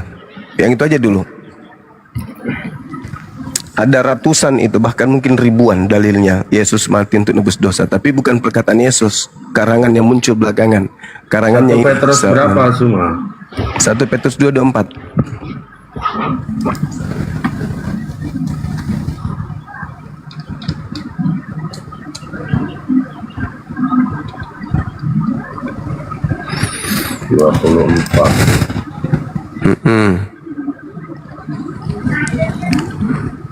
Ia sendiri telah memikul dosa kita dalam tubuhnya di kayu salib, supaya kita yang telah mati terhadap dosa hidup untuk kebenaran, hidup untuk kebenaran oleh batu, oleh bilur-bilurnya kamu telah sembuh. Nah, sekarang pertanyaannya, apakah Anda ingin Yesus mati untuk Anda? Fakta Apakah Anda mau Yesus mati untuk Anda? Apakah aku ingin mati? Enggak, Yesus datang memang akan mati juga. Nah, ya. Tapi kan lihat apa yang terjadi setelah 3 hari kemudian, Zuma. Apakah kamu melihat setelah 3 hari kemudian apa yang terjadi, Zuma? Yang terjadi, iblis keluar dari kubur pada hari Sabtu. Aduh. Loh, itu kata Yesus, bukan kata saya. Jadi apa yang terjadi setelah 3 hari kemudian? Yesus bangkit, Zuma, Ya, dan 40 iblis hari yang lamanya keluar dari kubur. Itu tanda naik untuk ke angkatan jahat. surga. Itu ajaran Enggak. mengenakan kuping. Itu senjata-senjata yang digunakan untuk menyesatkan orang. Gimana? Yang pasti kata Yesus, iblislah yang menjadi bapakmu karena kamu mau Iya, membunuh karena aku. karena keinginan pembunuhan itu berasal dari iblis, Zuma. Nah, berarti ketika Jadi Anda ketika mengatakan, ada orang, berarti Anda harus berterima kasih kepada siapa yang membunuh Yesus. kok berterima kasih? Nggak Loh, kan ada yang gara-gara berterima kasih iblis. dengan iblis. Kan gara-gara Perbuatan iblis membunuh pembunuhan Yesus. itu Akibat berasal iblis dari membunuh Yesus. Si jahat atau iblis itu. Akibat iblis membunuh Yesus, maksudnya. dosamu ditebus, betul? Tapi kan lihat apa yang terjadi Ya nggak ada setelah 3 urusan. hari kemudian. Iya, Nggak ada urusan. itulah makanya manfaatnya buat kamu luar biasa. Maka kamu harus berterima kasih kepada iblis. Yaitu kan cocokmologimu. Loh. Cocok-cocokan. Sekarang Yesus mengatakan Tapi iblislah situasinya yang bukan menjadi seperti bapakmu. itu. Mm-mm. Iblislah yang menjadi bapakmu dan kamu mau melakukan keinginan bapakmu. Apa itu? Membunuh aku. Membunuh Yesus adalah keinginan iblis. Betul? Betul. Nah, sekarang kamu mau nggak Yesus dibunuh? Ya enggak lah. Ya. Karena apapun bentuknya. Masalah generasi. Pembunuhan itu. Ini sama Pembunuhan seperti Anda itu begini, kawan. Tidak dibenarkan, Sumas. Dengar, Sumas. Jadi, ini pembunuhan sama halnya. itu tidak dibenarkan. Sama halnya Anda didatangi oleh seorang perampok besar membawa emas batangan 1 karung. Anda tahu ini emas batangan, emas curian, dan Anda tahu mencuri itu dosa. Anda mengatakan, ditawari, mau enggak emas batangan ini? Ah enggak, ini kan hasil curian, enggak boleh, enggak boleh. Kita enggak boleh. Sambil ngomong begitu, barangnya Anda bawa masuk ke rumah Anda. Enggak boleh, saya enggak mau. Saya enggak mau. Saya enggak mau emasnya nih, jangan bawa pergi. Begini, Tapi dengan cuma tidak sesuai dengan fakta. Mulut berkata bawa emasnya pergi, tapi tangan Anda mengambilnya, menyimpannya di dompet, di tas. Itulah Anda. Anda mengatakan pembunuhan terhadap Yesus itu adalah upaya iblis. Akibat pekerjaan iblis, dosa Anda ditebus. Saya tanya, mau tidak dosa Anda ditebus? Mau tidak? Ngerti dia, ngerti dia, makanya dia tertawa. Dengar, Suma. Ini kan saya ulang lagi. Peristiwa. Saya ulang lagi, mau tidak dosa Anda ditebus?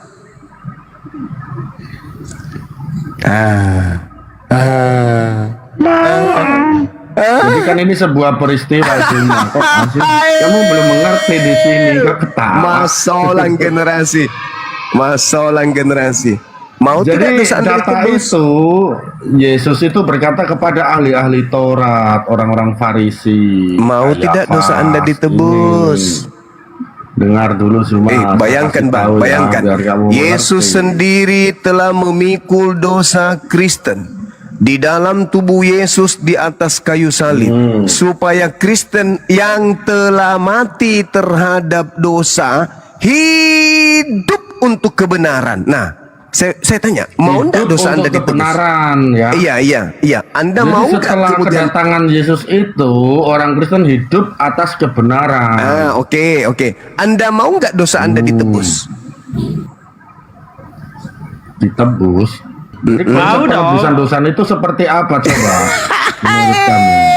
Masalah generasi. Kita buka dulu konsep penebusan dosa menurut kamu gimana? Saya ulang lagi. Coba. Mau tidak dosa Anda ditebus? Jadi Yesus itu datang membawa ajaran, bukan menebus dosa. Wah, soalnya ngelapik dak. Mau tidak dosa Anda ditebus? Aduh, kacau ini si Suma ini. Konsepnya kacau. Kalau Anda mau dosanya ditebus, berarti Anda diam-diam mau Yesus dibunuh.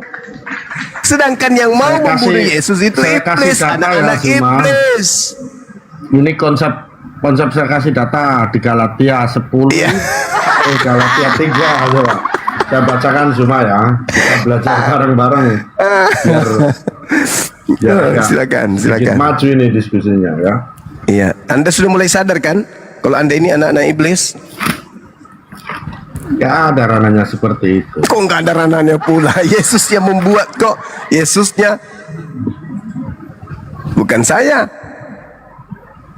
Ini Ranahnya seibarat. nggak ada seperti itu. Aku tidak mau barang curian ya, tapi diangkut juga ke rumahnya.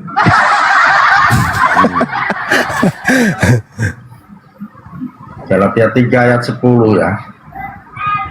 Ini sama dengan Pak Ramson. Ini kan Aku tidak ini minum kan kopi.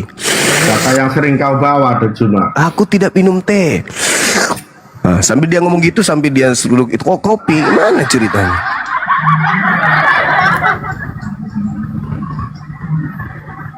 Mau ndak Anda Galatia ditebus 3 ayat dosanya? 10.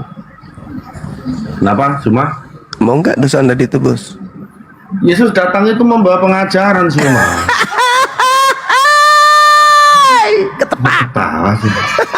Hai, Gimana ini, inti Juma? ajaran Kristen itu di penebusan. Kalau Yesus datang membawa pengajaran itu Yudaism. Dia mengajarkan berkurban. Matius 8 nomor 4. Perlihatkanlah dirimu kepada imam, lakukanlah persembahan seperti yang diperintahkan Musa kepadamu. Binatang, itu pengajaran. Sekarang Kristen beda. Mau tidak saudara Brahma dosanya ditebus? Jangan malu-malu dong. Kalau orang Judaism itu kan dulu kan korban-korban. Soalnya Tuhannya itu butuh asap. Sekarang Bakar, yang butuh darah asap. manusia Elohim atau Molok? Molok lah.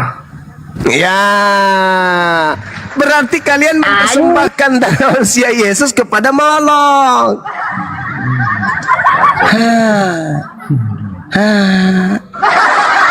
Itu kan keinginan iblis semua. Pembunuhan Yesus itu keinginan iblis. Berarti iblis mempersembahkan Yesus ke Molok dan kalian aminkan. Dia nggak mempersembahkan, dia menyerahkan dirinya. Dia Kata berhak untuk siapa tidak mengambilnya mempersembahkan? Yesus itu dipersembahkan kepada Molok. Yaitu di mata dunia seperti itu. Tapi Mata dia dunia berhak emang mau mata mengambilnya, siapa lagi kalau bukan mata dunia? Kita di mengambilnya dunia kok. kembali.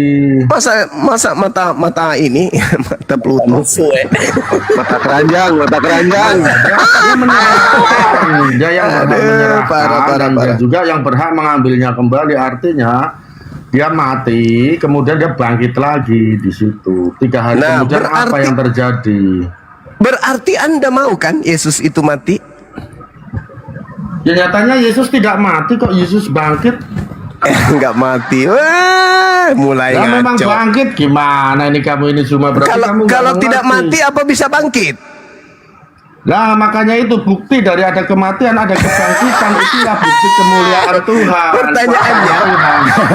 pertanyaannya, Gimana apakah kamu Anda tahu mau coba Yesus ini? itu mati? Kacau ini. Apakah Anda mau Yesus mati? Kenapa? Ya itu memang harus ada proses kematian. Ya. Kalau manusia di dunia ini ada proses kematian cuma. Ketepak Gimana ini ketahuan kan? Itu Ketahuan. kodrat manusia Cuman cuma. saudara memperhalus bahasanya. Bukan memperhalus itu kodrat Jadi manusia. gini. Akan mati. Kita Seandainya semua nih, di sini ini. juga ada Taruhlah saja saudara Brahma datang ke Yesus Menjemput di Yohanes ajal. 8 itu. Lantas kemudian Yesus mengatakan kepada saudara Brahma, kenapa kau ingin membunuhku Brahma? Langsung Brahma mengatakan begini, oh saudara memang harus mati untuk menyelamatkan dunia. Apa kata Yesus? Caranya bukan begitu, Suma. Manusia Lah, itu fakta. kodratnya mati. Itu fakta, itu fakta. Iya, Apa memang kata mati Yesus? kodratnya. Kodrat manusia itu Iblislah mati. yang menjadi bapakmu, dan kau mau melakukan keinginan-keinginan iblis itu, si bapakmu itu. Makanya saya tanya, apakah saudara ingin Yesus mati? Jawaban saudara, ya memang dia harus mati. Begini, Suma. Kodrat manusia itu mati, bukan aku menginginkan. Jadi kodrat Yesus datang kan mengambil kodrat manusia.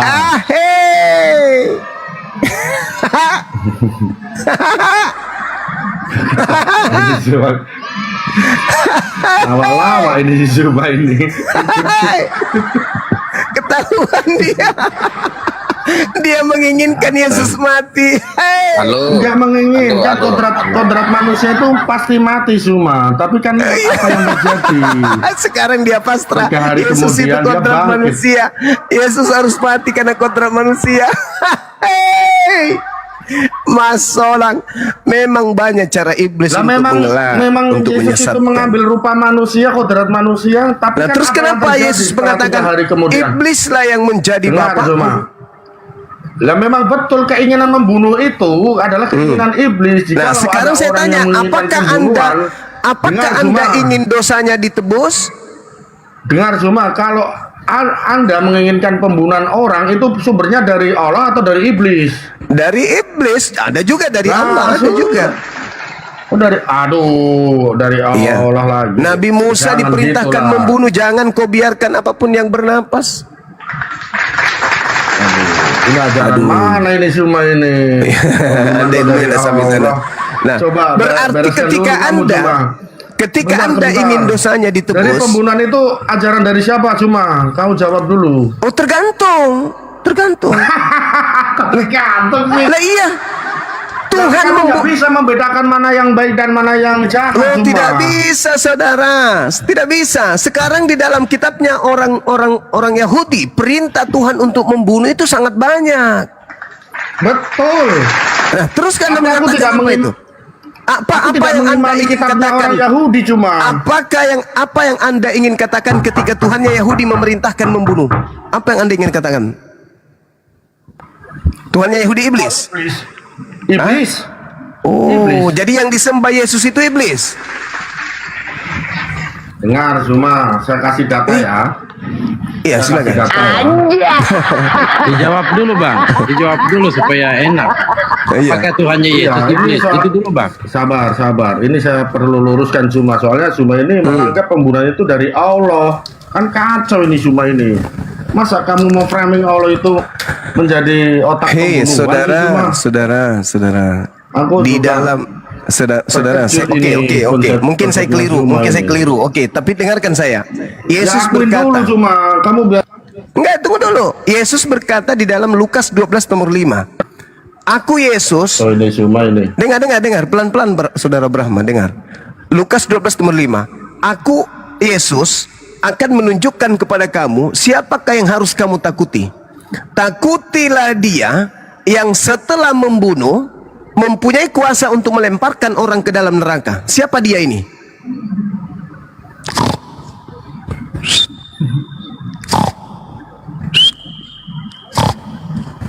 Gimana, Cuma? Coba diulang lagi.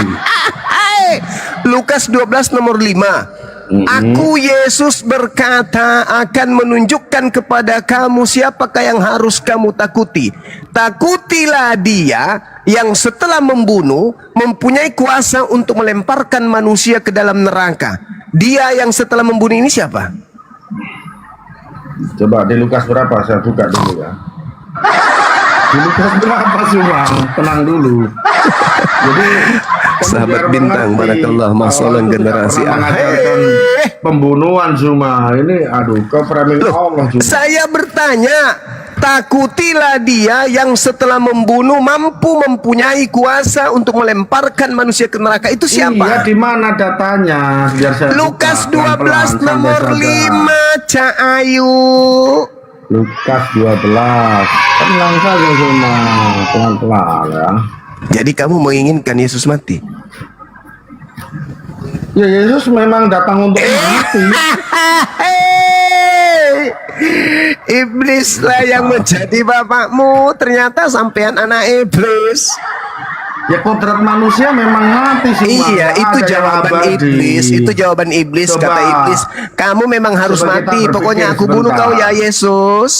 Aku bunuh kau ya. Tapi Kau kan apa kodratnya yang terjadi mati. setelah 3 hari kemudian Zuma? Yang Kau kan keluar nggak mengerti 3 hari itu. Yang keluar 3 hari itu iblis, kata Yesus.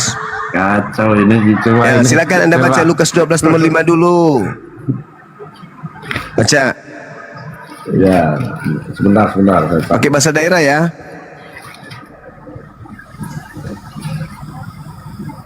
Lukas. Ya, Lukas berapa Zuma? 12 nomor 5.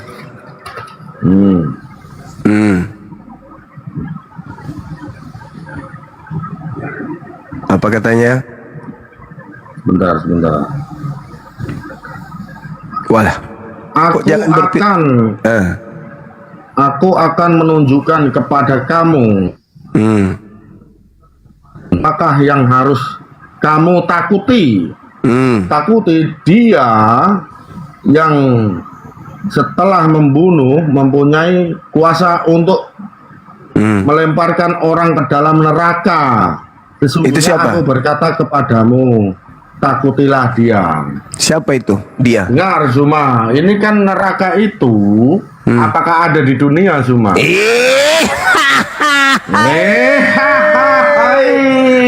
Masuk lagi lah kalau bang. Saya bertanya, siapa dia ini? Iya. Siapa dia ini yang bisa Jadi yang membunuh manusia? neraka itu ada di dunia atau di mana Zuma? Enggak, siapa ini yang membunuh manusia ini? Siapa? Iya, ini konteksnya kan yang melemparkan ke neraka. Iya, Pertanyaanku, sebelum ke neraka kan dia neraka membunuh ini ada di dulu. mana, Zuma? Cak Ayu, sebelum dia ke neraka kan membunuh dulu. Siapa yang membunuh ini? Dia ini siapa? Ya kalau membunuh itu pendakwa. Kalau jadi kan Ingin kalau lempar ubi jalan kalau ke di jidatku. versinya Bang Zuma kan itu pembunuh itu kan malaikat Israel ya, benar nggak? Ada para. Mungkin ini merujuk ke malaikat Israel pencabut nyawa. Berarti Yesus mengajarkan orang untuk takut kepada malaikat gitu. Ya, Dende.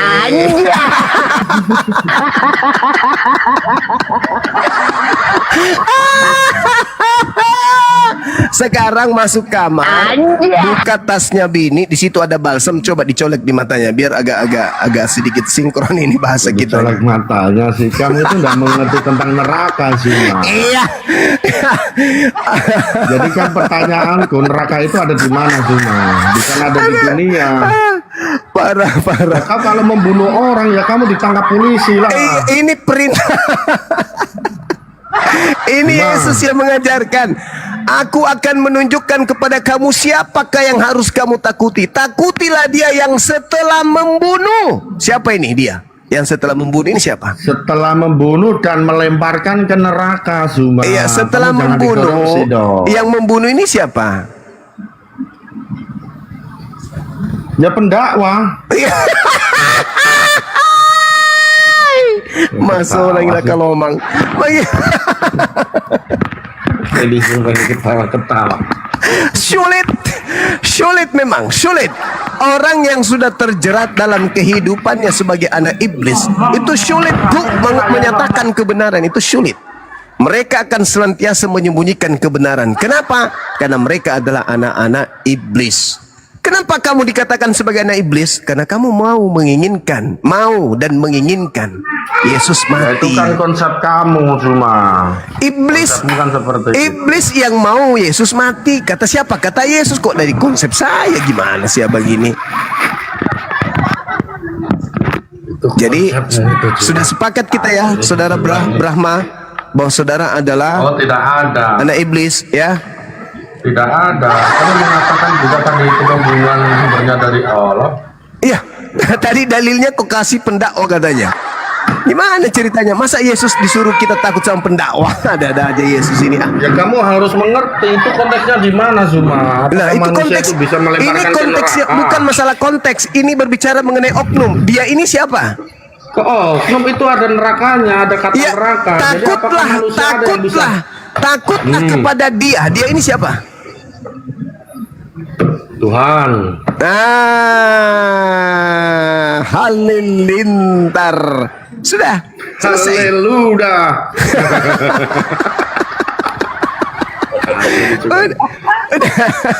Sudah. Sudah. Gimana? Itu kan konteksnya di neraka cuma. Kok di neraka lagi? Kok di neraka? Ya, kamu kan korupsi. Kamu itu. kalau Nggak- dekat di sini nggak lempar jujur. ubi jalar jidatmu, betul? Kok di neraka Kamu kalau pula? dekat di sini, ku bikinin kopi. Sebelum ke neraka itu dibunuh dulu. Alamak, masa di neraka? Masa ada lagi pembunuhan nanti setelah kematian? Nggak ada, orang mati cuma sekali terus? doang. Habis dibunuh, Dilemparkan ke neraka. itu haknya siapa? Tuhan. Nah ya sudah, intinya itu Tuhan yang berhak. Berarti sepakat bahwa Tuhan itu membunuh. Sepakat kita. Mana ada Lah kalau mang. haknya Tuhan Nah, ini. melemparkan manusia itu ke neraka. Tapi kan manusia apakah ada hak bisa melemparkan manusia ke neraka? Ya, Ada haknya, nggak ada, Zuma. ada. Udah kacau ini. Ada, penyesat itu membawa manusia ke neraka. Seperti Anda ini, Anda menyesatkan anak Anda, berarti Anda berkuasa membawa anak Anda ke neraka. Anda sama-sama Anda mengajarkan anak Anda untuk menginginkan kematian kepada Yesus. Makan dulu cuma. Makan ya. Mari makan. Lapar dia.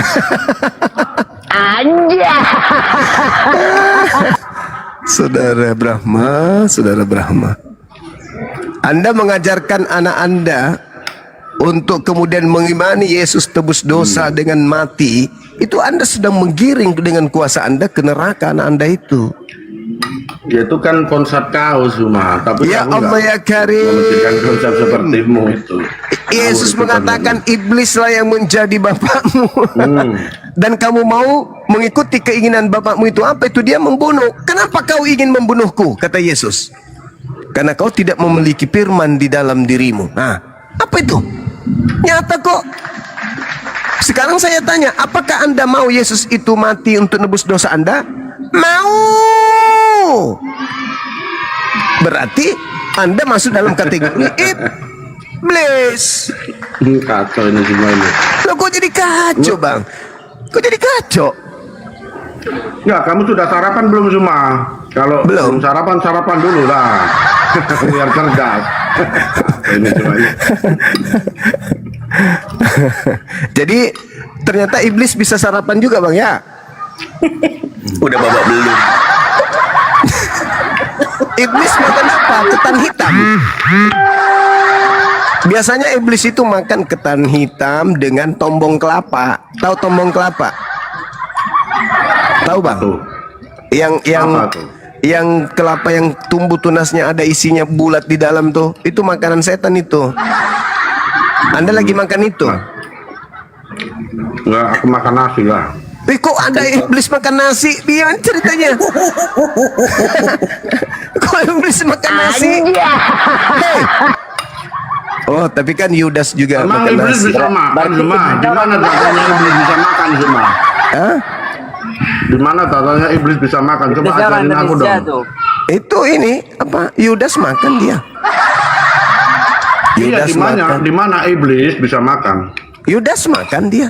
Itu Astaga, kamu nggak bisa membedakan. Itu. Kamu nggak bisa Iblis membedakan makan. manusia dengan iblis Zuma. Petrus lah Asal Yesus di sini. bagaimana ceritanya mengatakan iblis kau adalah iblis. Berarti Yesus tidak bisa memisahkan antara iblis dan manusia. Sementara yang dikatakan iblis di situ adalah Petrus dan Yudas. Gimana dong?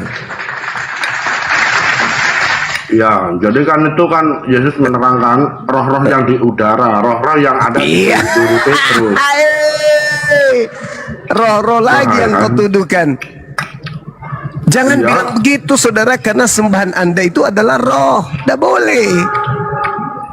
Coba terangkan semua. Coba pelan-pelan kita. Ini bebong rasanya enak sekali cuma saya sarapan bebong ini. Nah, temija. Berarti cukuplah benang betul. Yesaya 66 nomor 17-18, Tuhan akan datang membakar semua pemakan betong. Nah, gimana dong? Udah siap dibakar? Siap. Ya. Kodongnya. Tapi cuma dengar. Masolahnya darai kasih. Tapi aku lebih suka kalau kalian itu nggak memakan babi. Kalau Karena? babi itu diharamkan. Karena kalau kalian nggak diharamkan, aku bisa nggak kebagian. Rasanya enak kok. Bang, saya Makanya kau tinggal nggak di usah makan sini. babi lah. Biar aku aja yang makan. Brahma, saya tinggal di daerah. Masya Babi itu Allah. bang, makanan anjing di sini bang. Babi itu makanan anjing. Serius, Bang Suma Iya, itu tahu. ya nggak apa-apa. Anjing juga makan nasi kok. Anjing juga Mana ada makan anjing nasi. makan nasi?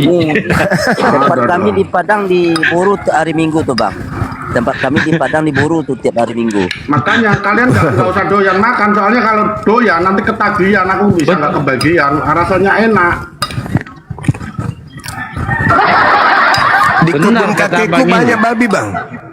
Bisa nggak Anda dropkan teman-teman saudara pemakan babi barang 200 orang ke sana untuk membasmi hama yang ada di situ? Gimana Bang Suma? Di daerah Palopo sana. Iya, kenapa? Saya punya kebun dijaga sama kakek, kebun duren. Di situ setiap pagi ada saja itu pohon duren itu tumbang karena ditabrak sama babi ini. Bisa nggak kalian entah 100 orang ke sana untuk makan itu babi hama?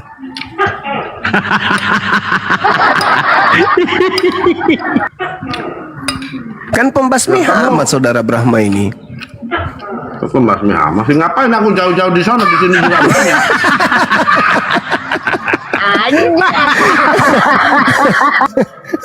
Kan babi itu hama kawan. Terus Anda pemakannya, berarti Anda ini pembasmi hama. Benar nggak? Kenapa? Pembasmi hama Anda ini. Ya berarti ada manfaatnya, benar nggak? Iya, bermanfaat banget. Mau nggak ke situ? Mau habisin itu hama-hama yang ada di sana. Di sini juga banyak, ngapain jauh-jauh ke situ? Oh, iya.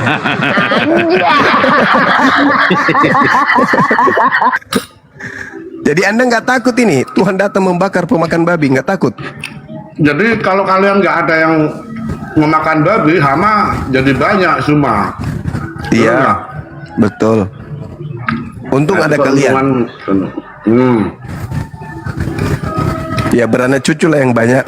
Tapi aku lebih setuju kalian nggak makan. Soalnya kalau kalian makan bisa ketagihan. Aku nggak Bukan. ketagihan nanti. Kalau kalian makan nanti neraka full. Cukup kalian aja ke neraka, jangan kami, kan gitu maksudnya. Iya kan? Betul? Masa Tuhan kok ngatur tentang makan sih?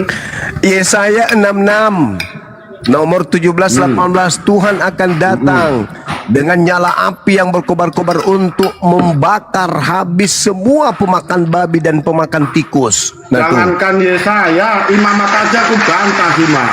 Nah, sudahlah kalau Imamat, begitu. Itulah orang yang Kristen disebut iblis. Berarti betul Anda iblis. Karena iblis Ya, itu bukan. membantah Tuhan. Itu kitabnya orang Yahudi cuma.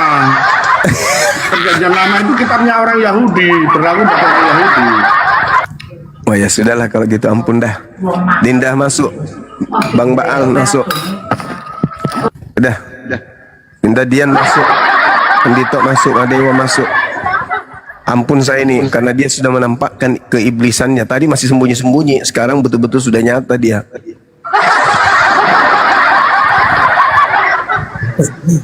Udah Iya. kulit sampai keluar aslinya. Lanjut Dinda, lanjut. Ya Insya Allah. Masolang dia, masolang. Jadi kalau udah babak belur, mau nggak mau Pak Brahma ya, sadar nggak Pak Brahma? Kami menyimak saja. Anda itu melakukan pembualan.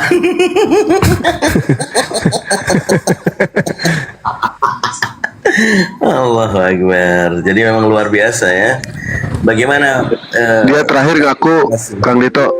Ya. Terakhir dia ngaku bukan cuma makan babi. Terakhir katanya dia makan empal monyet. Ya, beberapa ya. Empal monyet dimakan sama dia. Ya ada tuh makan. Ya kalau doyan makan aja, kenapa rupanya? Don untuk yang doyan.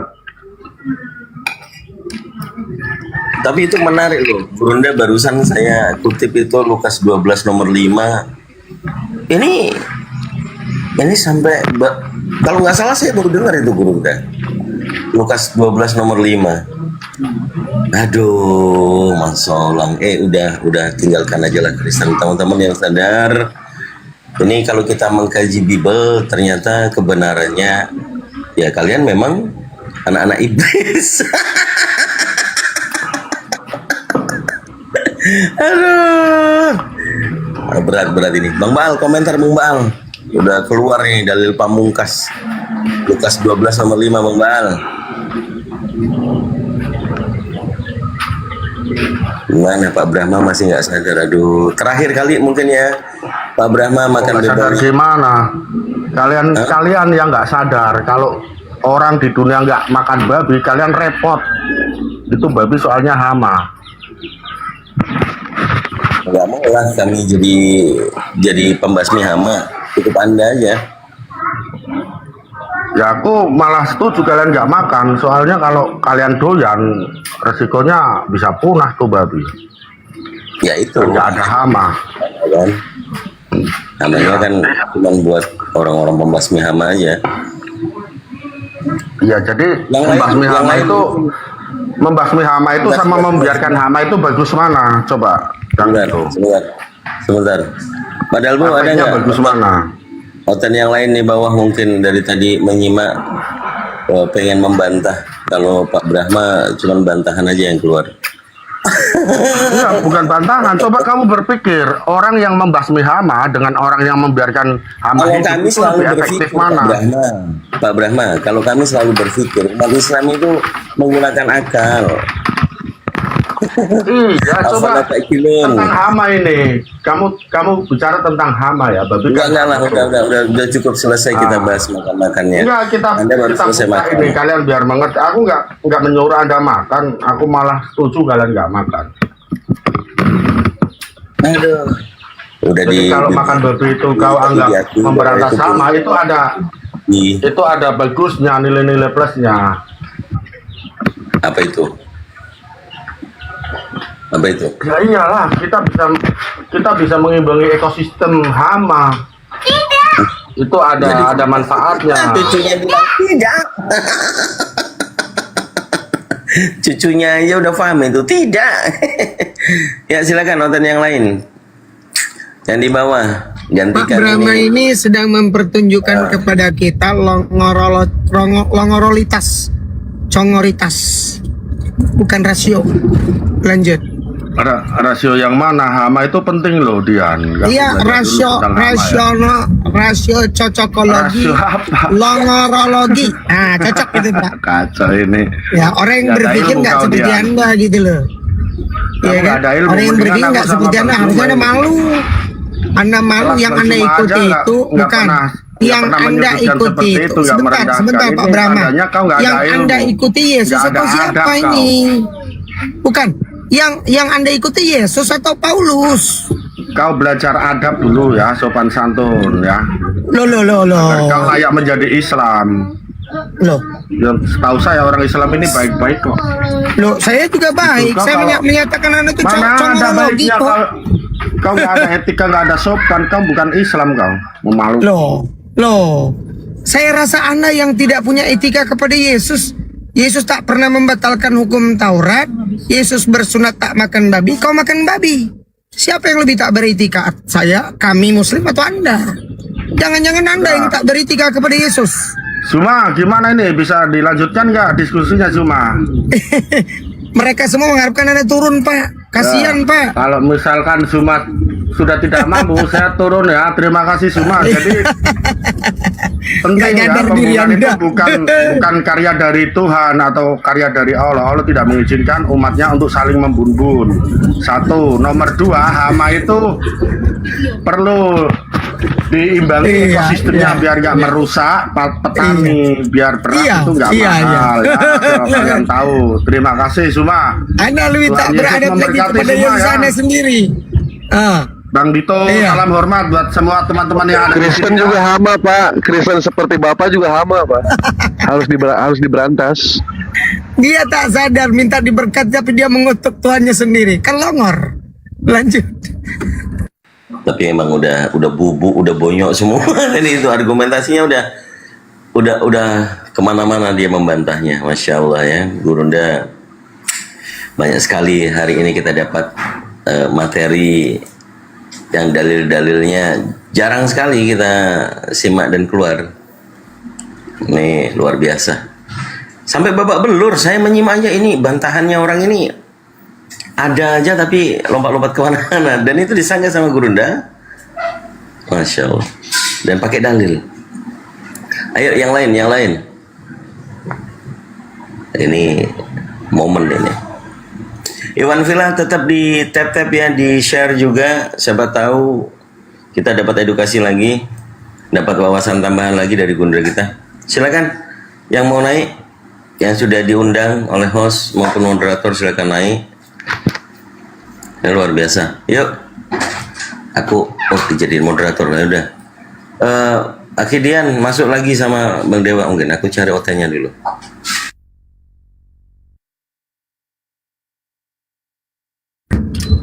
Ya naik, silakan rekan-rekan Kristen yang mau diskusi, mau otaknya refreshing lah ya, jangan firman lagi dan firman lagi.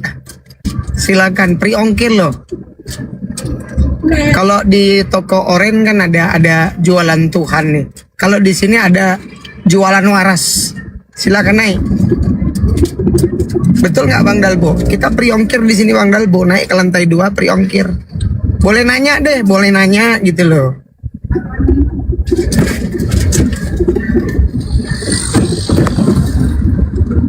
Juga sambil yang di bawah gaskan 100.000 Kak ya.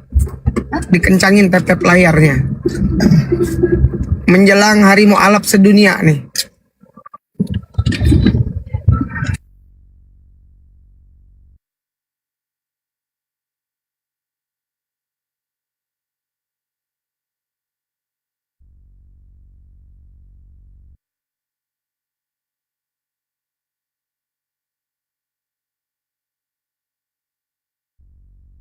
Lanjut dulu. Mandre dulu, Mandre.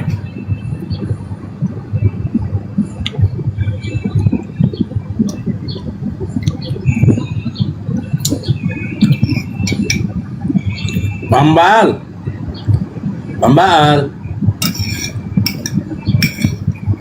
Tanya dulu bukan Dito.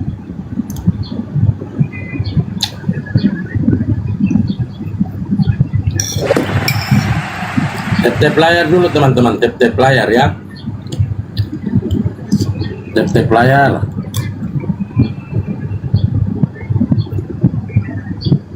Aduh, nggak ada lagi OT-nya, yang available cuma si Putra Sil lagi. Apa yang mau ditanggapi dari Putra Sil tukang Dito? Aduh, aku bingung. Dia nggak tahu, dia kan Protestan. Berapa jumlah kitab kau? Beleng. Muter-muter apa yang mau dia ngomong? Aku curiga dia ini nggak waras gitu loh. Tapi memang Oten nggak ada yang waras ya.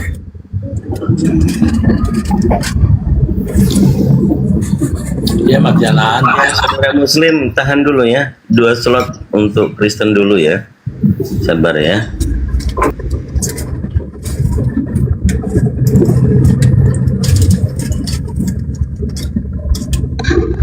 Ini dari pihak sebelah mau ada acara tandingan ya dari mereka.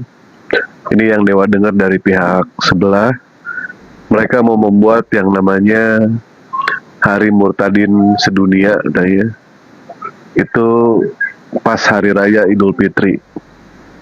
Cuma mereka penetapannya menggunakan tanggal apa gitu. Kalau misalkan mau menggunakan tanggal Hijriah, nggak nyambung. Kalau mau menggunakan Masehi, yang namanya Idul Fitri itu kan beda-beda penanggalannya, tidak berdasarkan Masehi. Ini dari pihak mereka ini ya. Ini yang Dewa dengar seperti itu.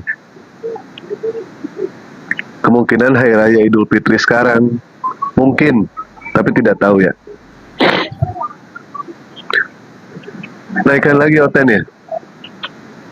Padahal Bu, jangan putrasi lah. Kalau putrasi mah tidak bisa dibina, ya ujungnya harus dibinasakan. Nggak ada lagi itu putrasi.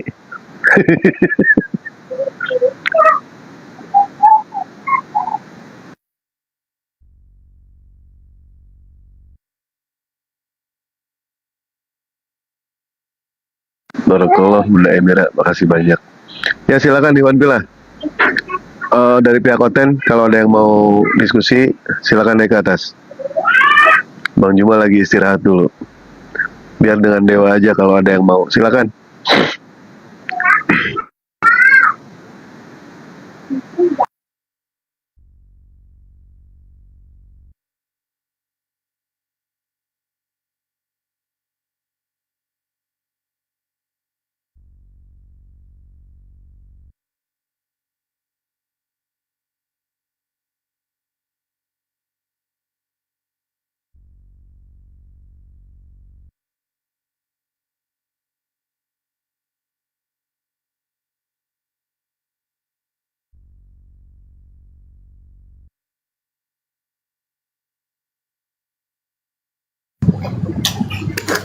Kepada diam. Saya baru selesai makan nih. Ayo Oten-Oten yang mau naik diskusi baik-baik silakan naik.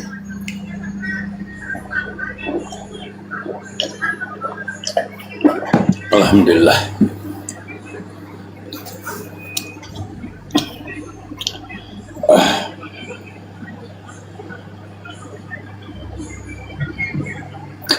Naikkan coba ya. Video siapa ini?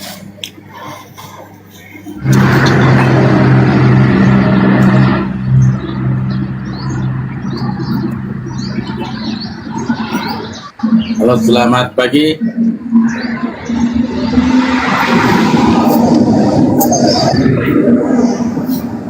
Ya, selamat pagi. Oh. Halo.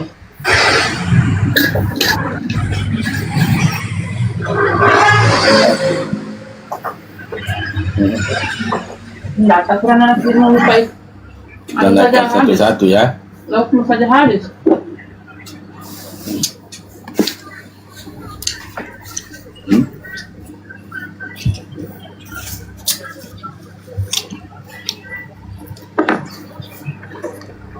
Bal. Mana kau saya?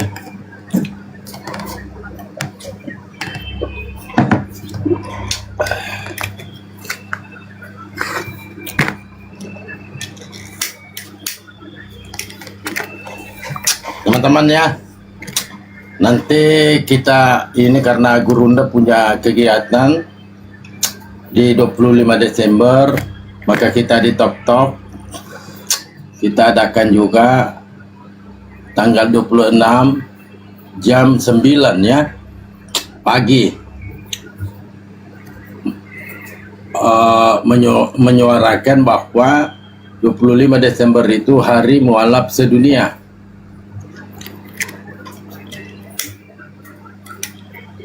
Nanti ya para mualaf naik satu persatu memberikan satu apa ya, bukan kesaksian karena hanya bahasa Oten itu selalu kesaksian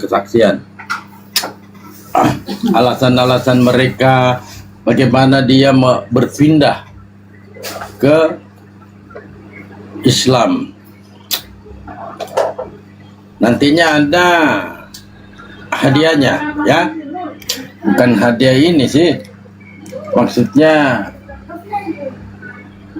penghargaan. Mungkin bisa dibelikan berupa apa kebutuhan.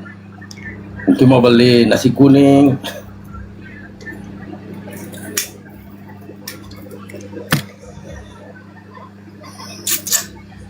Seharusnya tanggal 25 Bang. Cuma Gurunda 25 itu beliau tidak ada. Beliau tidak ada dia.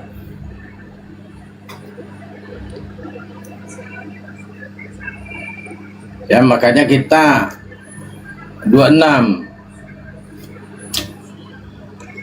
Karena ini di layar saya ini itu kegiatan beliau nantinya 25 Desember, bukan di media, melainkan di offline. Itu Bang Suma itu di sebelah saya. Ya terus suarakan, ya, mualaf sedunia 25 Desember. Oten silakan cari hari raya Islam, salah satunya Idul Fitri. Jadi ikut dong. Ya ikut. Tapi nanti di situ ganti-gantian karena banyak nanti mualaf dinaikkan satu persatu memberikan tanggapannya. Tanggal 26 di sini tanggal 26 jam 9. Karena kenapa?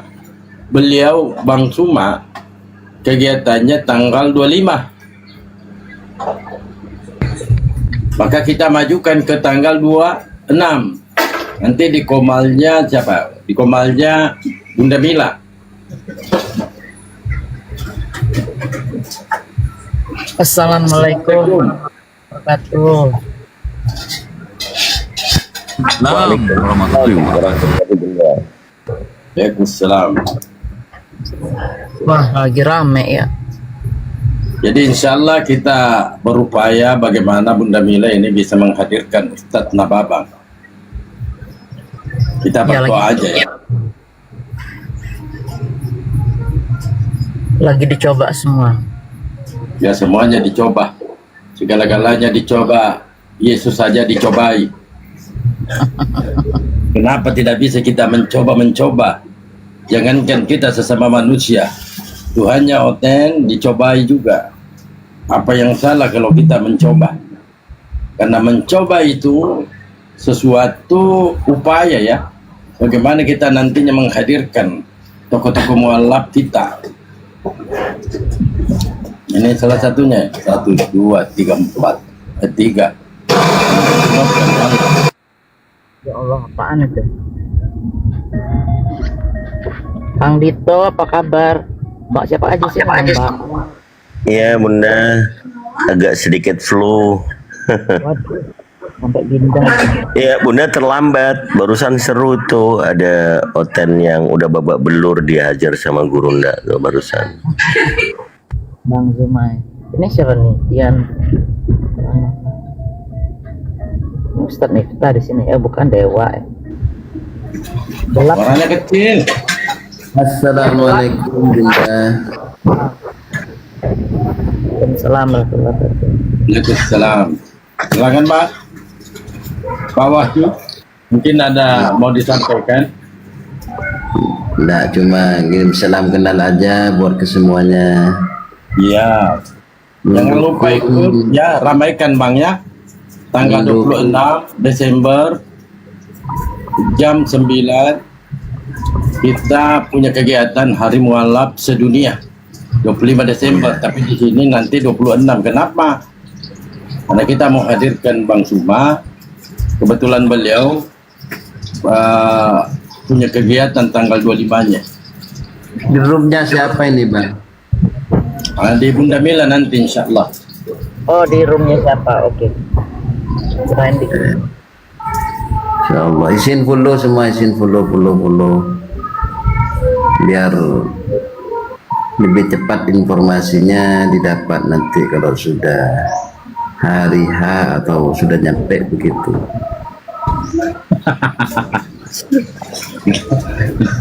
Kan begitu.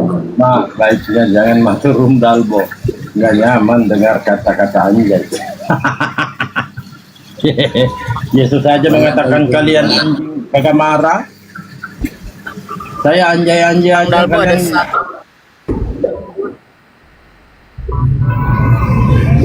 Mungkin open itu.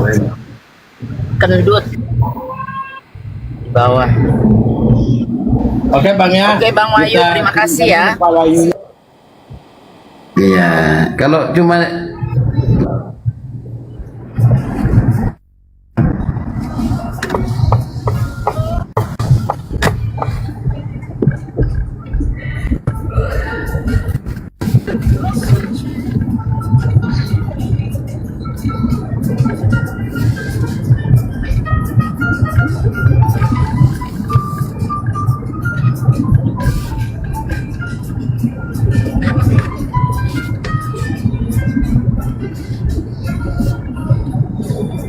di mana pula ada di dalam Al-Quran kata anjay?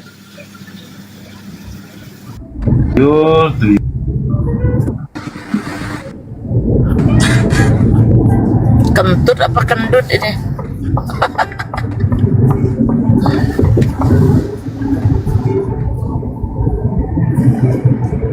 Oten ya Bang?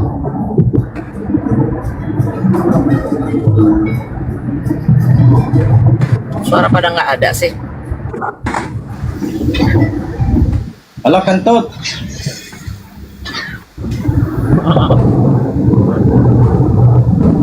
Halo. Nah, ada dia. Kita cari lagi.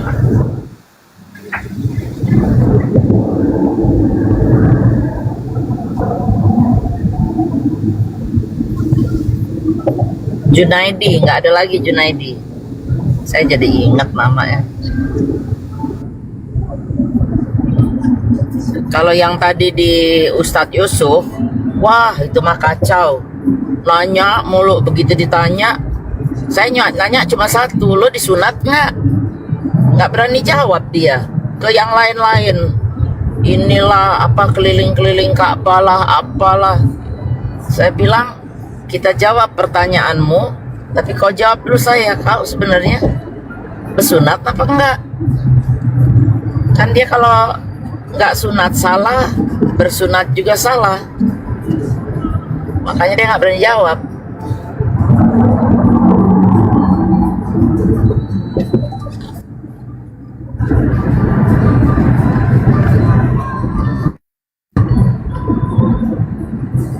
Mana sih orang-orang kok nggak ada yang jawab sih?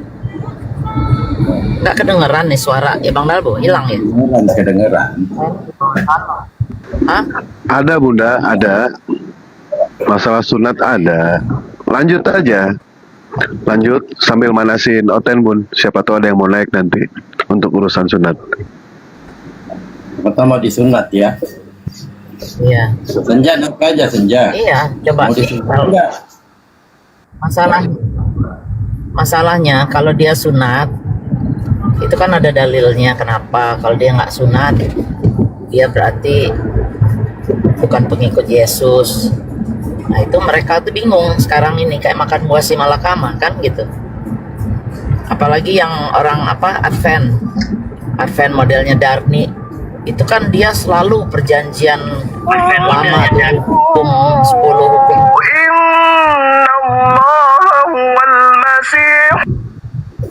Kenapa sih orang ini? Please. Kan di sini sudah ada tertulis. Oten yang naik bawa adab. Mau diajarin adab enggak? sedikit Bang Juma, boleh saya bertanya Bang Juma ya? Boleh. Oke, Bang Juma, saya ini tanya Bang Juma. Edis nih banyak pengikutnya. Nah, dan diakui juga Edis ini belajar dari Bang Juma ya, sebagai gurunda yang sangat besar sekali gitu ya, terkenal di dunia gitu. Sampai Edis ini ke Amerika ini mengajarkan tentang pengajaran dari yang disampaikan oleh Bang Juma gitu kan, mengatakan bahwa Yesus pertama punya Tuhan. dan Yesus itu bukan Tuhan menurut Edis. Ini kan terus penyaliban ini karya dari iblis seperti itu. Dan yang mengatakan bahwa Tritunggal ini katanya buang ke sampah aja kata Edis. Nah ternyata Bang Juma melihat banyaknya yang pendukung Edis secara tidak langsung memang banyak teman-teman Kristen ini mengikuti Bang Juma gini. Kira-kira apa resepnya Bang Juma sampai Edis ini tunduk, patuh, taat kepada Bang Juma? Silakan Bang Juma. Ini kan bertanya, tidak boleh menghujat Bang Juma ya, silakan. Ya, bismillahirrahmanirrahim. Assalamualaikum warahmatullahi wabarakatuh, sahabat-sahabat sekalian. Jadi Jangan menghujat, Mas. Jangan menghujat. iya, makasih Bunda. Jadi sebenarnya gini, pada dasarnya mereka juga tidak setuju dengan apa yang saya sampaikan. Mereka nggak setuju. Tapi ketika yang menyuarakan itu adalah idola mereka, maka secara terpaksa mereka setuju. Kenapa? Karena mereka mengandrungi kemudian Edis itu bukan karena ilmunya, bukan. Edis nggak tahu apa-apa. Al-Quran nggak paham, Bible nggak paham. Tapi karena Edis menghujat Islam, menistakan kemudian Islam, maka mereka ya suka kepada Edis, bukan karena kepintarannya, tapi karena hujatannya itu yang dia suka. Nah, kalau kita menilai dari aspek itu berarti selama ini mereka sebenarnya diam-diam tidak suka sama kita, tapi mereka bingung bagaimana caranya melampiaskan ketidaksukaannya itu, karena mereka hidup di tengah-tengah kita yang mayoritas ini. Ketika ada tokoh di antara mereka tampil yang mereka jadikan sebagai tokoh ya, Edis, dengan melampiaskan kebenciannya kepada kita dari luar sana. Nah mereka berkongkol-kongkol kemudian secara tidak sadar mereka memperlihatkan bahwa selama ini sebenarnya kami itu tidak suka dengan kalian. Dengan adanya Edis mewakili kami, maka terlampiaskan kemudian kebencian itu. Jadi di depan kita itu kemudian seakan-akan dia itu bersaudara sama kita, tapi ketika Edis live menghujat, mereka seketika itu juga mendukung Edis. Begitu saudara Bang Baal. Luar biasa. Jadi, ya. Iya itu fakta, seperti itu keadaannya. Dan itu juga dilontarkan oleh siapa kemarin itu? Deki Ngadas. Pendeta senior di antara mereka itu sudah mengatakan bahwa Edis itu adalah sesat, bahkan dikatakan sebagai anak iblis, karena mengatakan Yesus bertuhan dan mengatakan bahwasanya Edis mengajarkan kalau salib itu adalah rencana iblis atau karya iblis. Deki Ngadas kemudian marah dan mengutuk si Edisnya, dan dia akui bahwa penggemarnya Edis itu bukan karena dia paham Bible atau dia karena pintar, tidak, tapi karena Edis itu menghujat Islam maka penggemarnya banyak. Itu kesimpulannya, Bang. Silakan. Luar biasa ya. Yang saya saya melihat sisi yang berbeda mungkin Bang Juma. Saya nih melihat sisi Bang Jumanya gitu, keilmuannya luar biasa sampai mengguncang dunia kan istilahnya. Bahwa Yesus bukan Tuhan. Disampaikan juga oleh Edis bahwa Yesus bukan Tuhan. Penyaliban inilah karya iblis. Ini kan dari Bang Juma semua nih kan. Kemudian disampaikan oleh Edis. Ya lanjut bahwa penyaliban ini karya iblis gitu kan. Kemudian Tritunggal ini buang aja ke sampah, Edis bilang kan seperti itu. Berarti ini semua pengajaran Bang Juma yang memang diterima oleh Edis kemudian disampaikan. Tetapi dikatakan bahwa kenapa Edis harus lari ke Amerika semuanya, dari sisi saya ya, dia memang ingin menyampaikan bahwa benar loh, si Juma itu benar loh, guru yang sangat besar katanya. Begitu maksudnya Edis, cuman mungkin tidak secara langsung, maaf ya. benar loh itu, Yesus itu bertuhan, yang Tritunggal ini buang ke sampah gitu kan, bahwa penyaliban ini adalah karya, itu betul loh. Ini ingin menyampaikan bahwa ajaran Bang Juma ini memang harus di blasting atau di sounding ke seluruh dunia ya, ke seluruh mancanegara, bahwa itu adalah ya ajaran Islam itu benar gitu. Bahkan saya di grup-grup saya nih ya, grup ada Oten juga, ada Oten Botol gitu, ada juga mengatakan memang Bang Juma ini adalah guru yang sangat besar dan memang pintar, cerdas gitu loh Bang. Jadi poinnya yang saya mau sampaikan bahwa Bang Juma ini memang sudah melanglang buana sampai mancanegara yang melalui mulut Edis, itu pengajaran Bang Juma semua gitu. Yang jadi masalah gini Bang, kenapa Bang Juma ini ketika menantang debat, istilahnya mengajak berdebat baik offline maupun online kepada pendeta-pendeta, ditakut.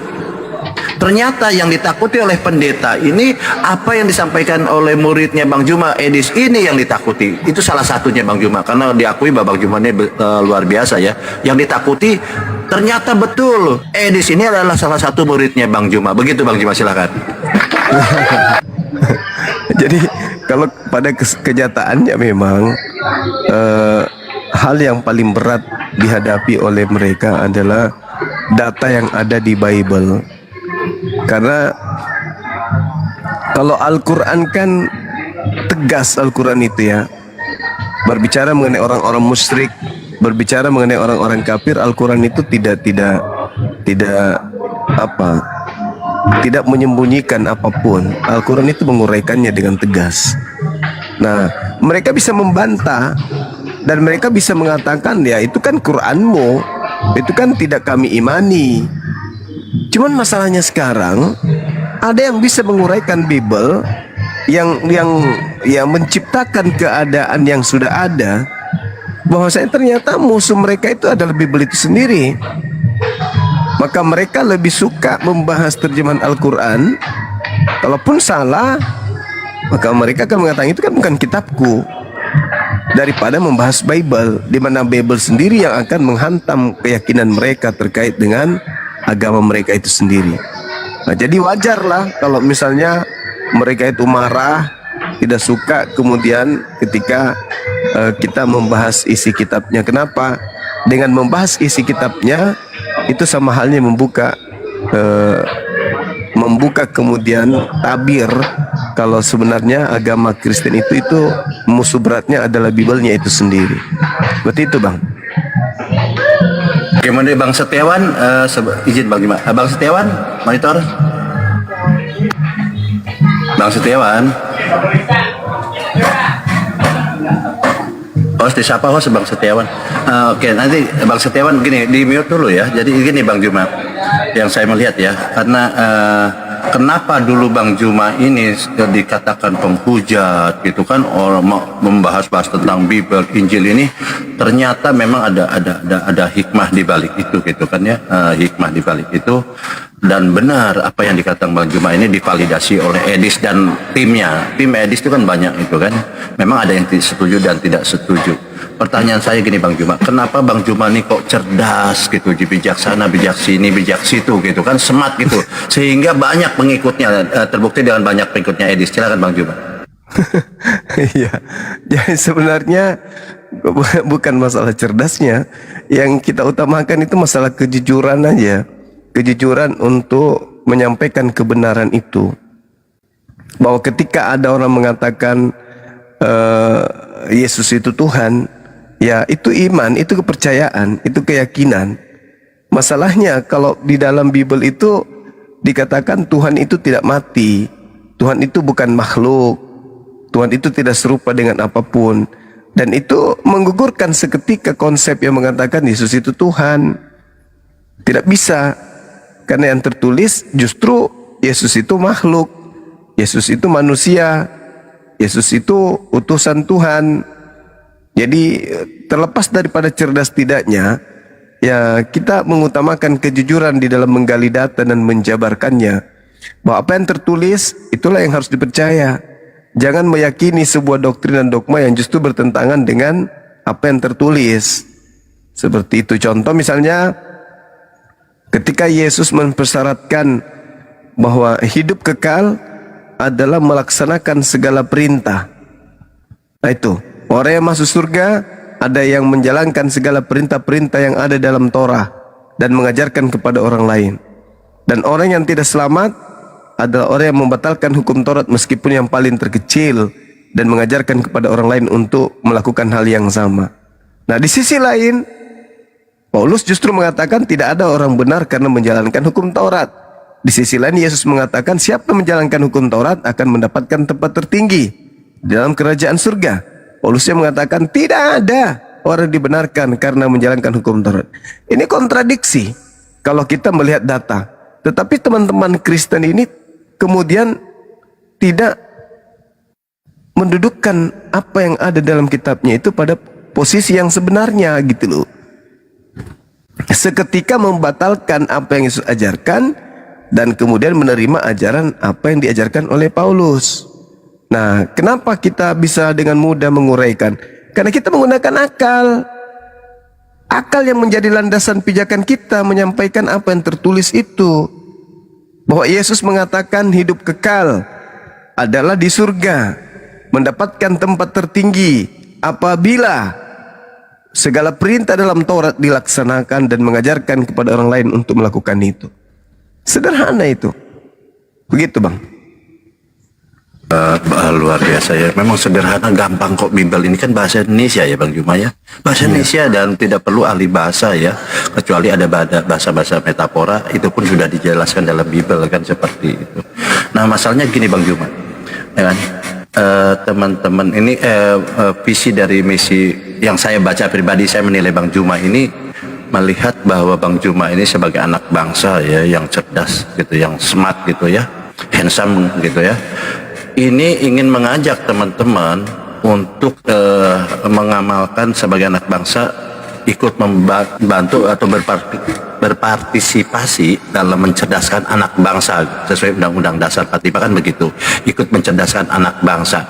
Nah, apakah penilaian saya bahwa Bang Juma ini di luar konteks agama lah ya, lintas iman, tetapi adakah misinya ingin mencerdaskan anak bangsa seperti oten-oten botol? Kan oten itu kan terkenal di luar negeri, oten botol, botol oten gitu. Apakah demikian Bang Juma ingin mencerdaskan anak bangsa gitu? Silakan Bang Juma.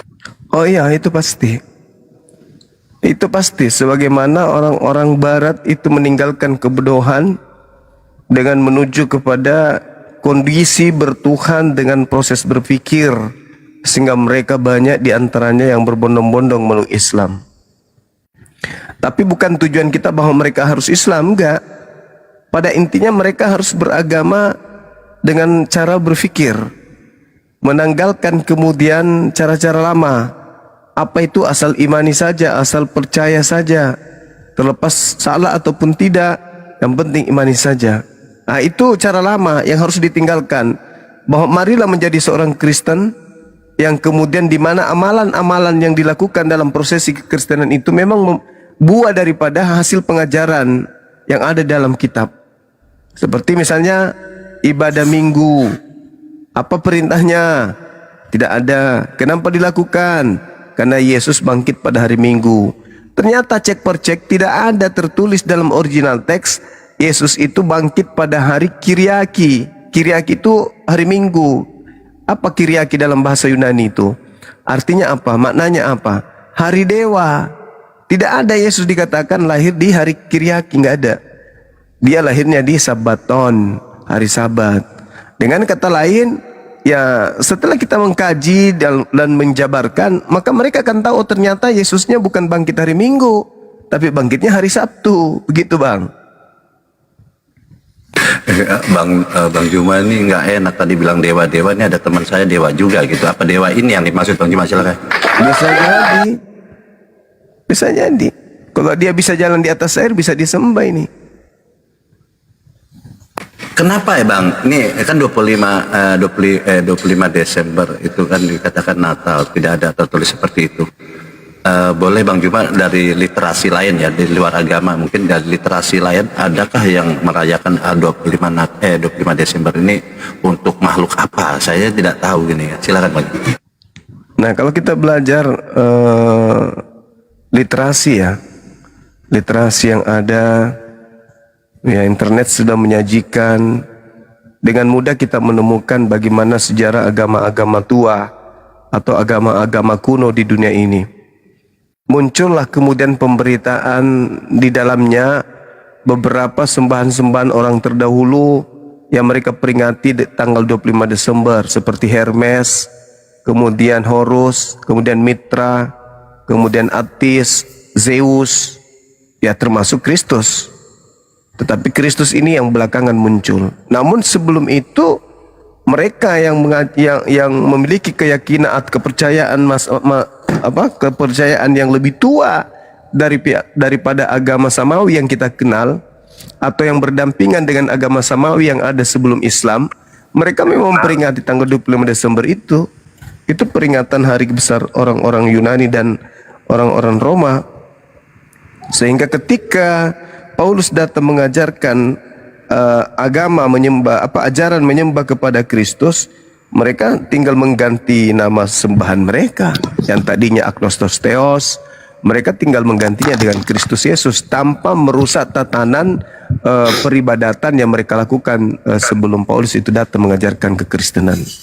Begitu, Bang Baal.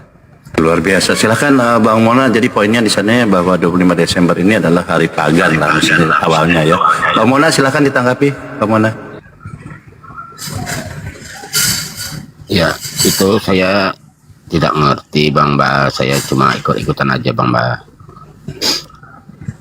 Nah, kebanyakan memang cuman karena terlanjur Kristen, bukan karena proses belajar. Terlanjur aja dan enak di sana.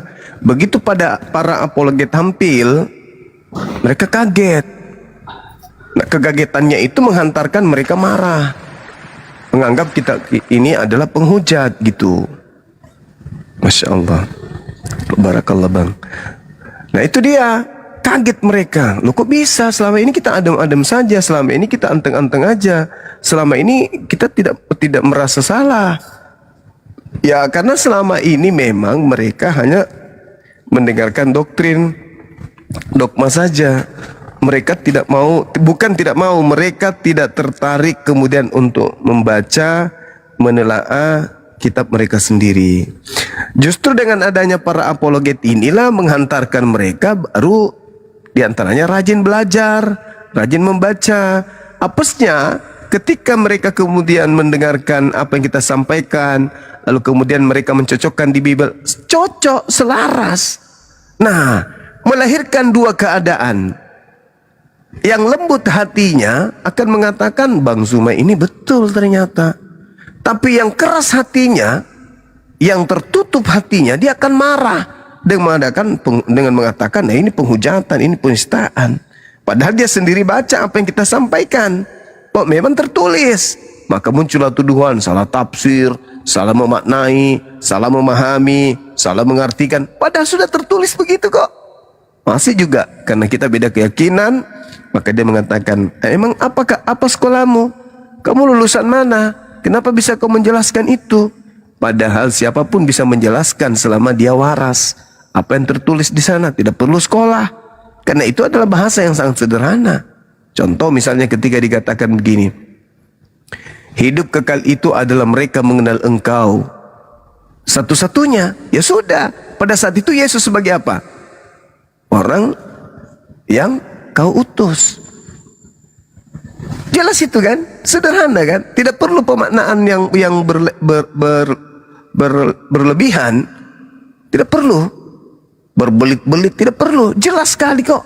Siapa yang mengenal engkau satu-satunya Tuhan dan mengenal aku sebagai utusanmu, maka dia memperoleh hidup yang kekal. Selesai, sederhana itu.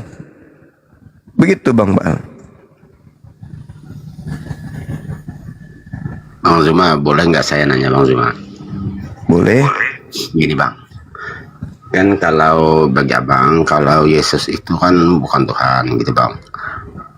Tapi Bang, saya sering lihat di TikTok Bang, ada siapa itu pendeta, siapa itu Bang yang lobis itu Bang, yang bisa menyembuhkan dengan menyebut nama Yesus. Itu selalu sembuh Bang kalau dia obati. Saya sering lihat scroll di TikTok ini Bang. Gimana pendapat abang kalau gitu Bang? Iya. Jadi gini Bung, di dalam Al-Quran surah As-Sukhruf ayat 36, karena saya yang ditanya ya. Al-Quran As-Sukruf ayat 36, Allah pencipta langit dan bumi berfirman, Bismillahirrahmanirrahim, wa may ya'shu an zikrir rahman nuqayyid lahu syaitanan fahuwa lahu qarin. Siapa yang berpaling dari pengajaran Allah yang Maha Pengasih, aku biarkan setan menyesatkannya, maka setan akan selalu menemaninya. Setan itu punya kuasa enggak? Punya kuasa. Nah, artinya apakah Bang Suma menuduh bahwa yang datang kepada Lubis itu setan? Apalagi kalau bukan. Wah, tapi kan itu menurut Al-Quran Bang Suma. Oke, kita cek di dalam pengajaran Yesus kepada Bani Israel muridnya. Apa kata Yesus? Waspadalah kepada penyesat yang datang kepadamu memakai namaku. Memakai namaku dalam nama Yesus, dalam nama Yesus. Dan mereka akan menyesatkan banyak orang. Nah, menurut Yesus di situ, penyesat itu memakai nama Yesus dan menyesatkan banyak orang. Kita lihat lagi di dalam Matius 24 nomor 24, Kristus palsu itu akan melakukan tanda yang dahsyat, mukjizat-mukjizat yang luar biasa. Tujuannya apa? Untuk menyesatkan orang-orang pilihan juga. Jadi kalau orang pilihan aja bisa disesatkan, apalagi orang biasa. Kemudian Yesus berkata di dalam Matius 7 data nomor 22-23, pada hari terakhir nanti banyak orang berseru kepadaku, Tuhan, Tuhan, bukankah kami bernubuat pakai namamu, mengusir setan pakai namamu, bermukjizat pakai namamu? Pada hari itulah aku Yesus akan berterus terang kepada mereka, enyahlah daripadaku, aku tidak mengenal kalian, kalian semua adalah pembuat kejahatan. Tuh, kata Yesus, ada orang bermukjizat pakai nama Yesus, ada orang mengusir setan pakai nama Yesus. Tapi apa kata Yesus? Enyahlah daripadaku, aku tidak mengenal kalian. Jadi masalahnya gini, andai saja Yesus hanya mengatakan, engkau semua adalah pembuat kejahatan, enyahlah daripadaku, engkau adalah pelaku maksiat, engkau adalah penyesat, engkau adalah perampok, engkau adalah pencuri, engkau adalah yang menggiring manusia ke dalam neraka. Kalau cuman kata-kata begitu itu tak masalah. Cuman masalahnya sekarang ini adalah Yesusnya berkata, aku tidak mengenal kalian. Itu yang jadi masalah itu. Kalimat itu yang menjadi masalah. Rusuli Lubis memanggil nama bernama Yesus untuk mengobati orang. Oke? Yang dipanggil Yesus Kristus. Tapi Yesus Kristus mengatakan, aku tidak mengenal.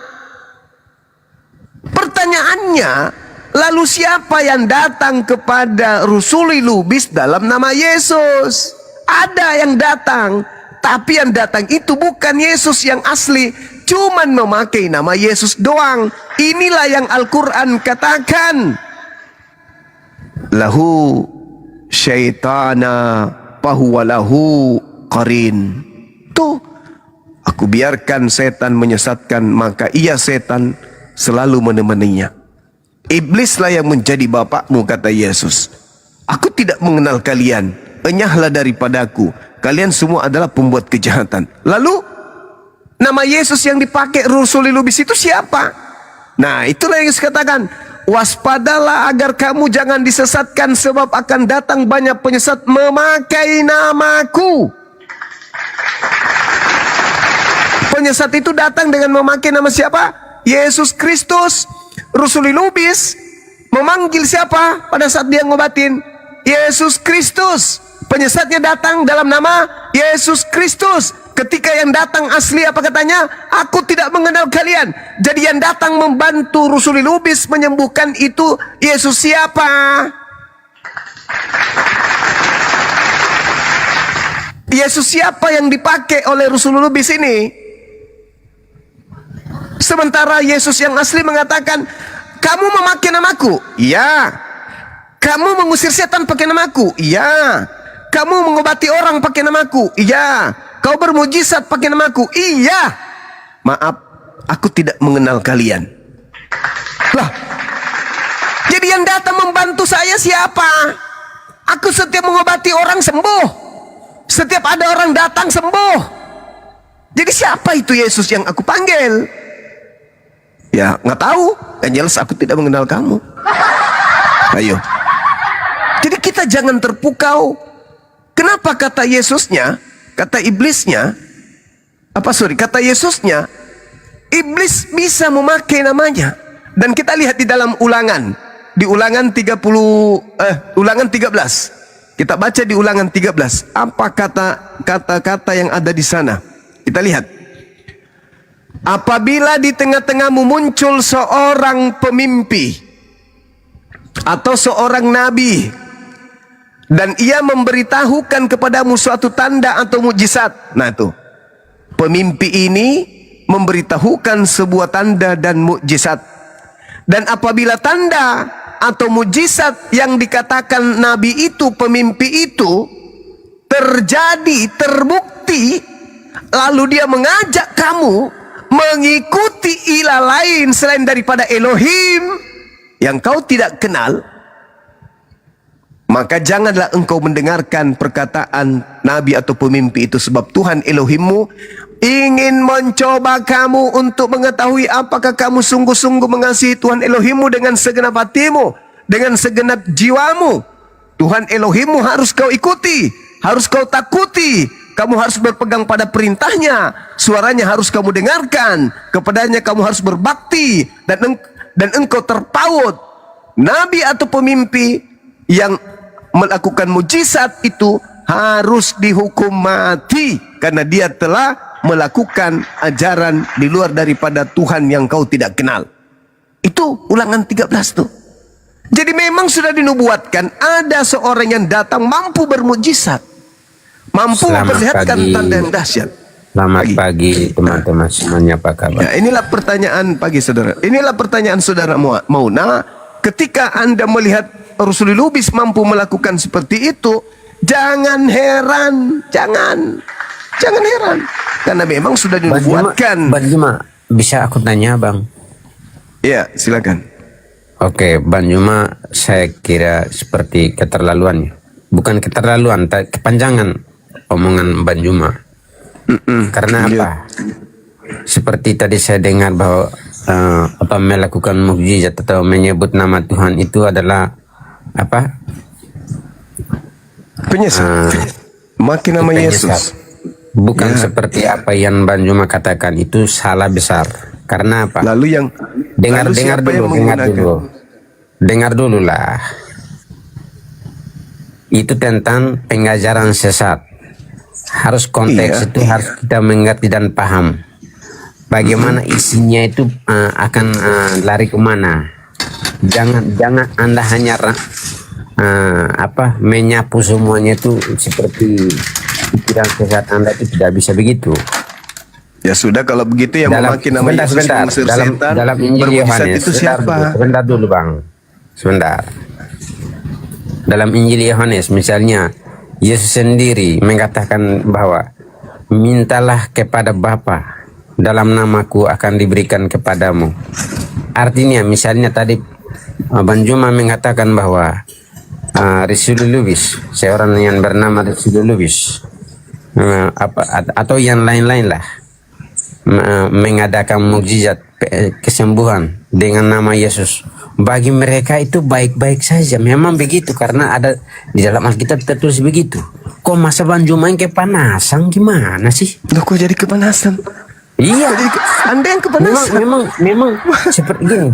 Bukan saya yang kepanasan. Saya mau menjelaskan fakta. Karena apa? Memang di dalam Alkitab tertulis bahwa Yesus sendiri yang mengatakan itu. Mintalah kepada Bapa dalam nama minta apa? Misalnya sebentar. Itu ucapan kepanjangan Anda yang kepanjangan tak ada nilainya. Sekarang pertanyaan saya, itu ucapan Yesus kepada siapa? Kamu dengar dulu Iya, sebentar, saya nanti tanya. baru kamu tanggapi. Mintalah dalam namaku, itu Nanti saya ucapan tanya kamu Yesus tentang kepada Al-Quran dan siapa? hadis. Apakah kamu paham benar tentang hadis? Itu ucapan Yesus kepada siapa? Sudah mulai mute kan? Enggak, saya tanya. Ucapan Yesus mintalah namaku, mintalah dalam namaku, itu ucapan Yesus untuk siapa? Kamu ambilnya itu di Injil yang mana? Injil Matius toh? Lah kamu sendiri yang ngomong kok. Injil Matius toh? Yesus itu berbicara kepada siapa waktu ini itu? Juma, makanya kalau kamu bicara sendiri dia. Inilah kalau penyesat kita ajak bicara begini. Pertanyaan saya, Yesus mengatakan mintalah dalam namaku. Berani aku tanya ya. Nah, kamu itu siapa di situ? Kristen. Bisa nggak aku tanya kamu? Nah, aneh aja. Kalau nggak bisa diskusi, Pak. Kalau tidak bisa diskusi, jangan naik di komal-komal. Iya, oke. Nggak usah. Yesus berbicara kepada kaumnya, bukan kepada kalian. Bukan.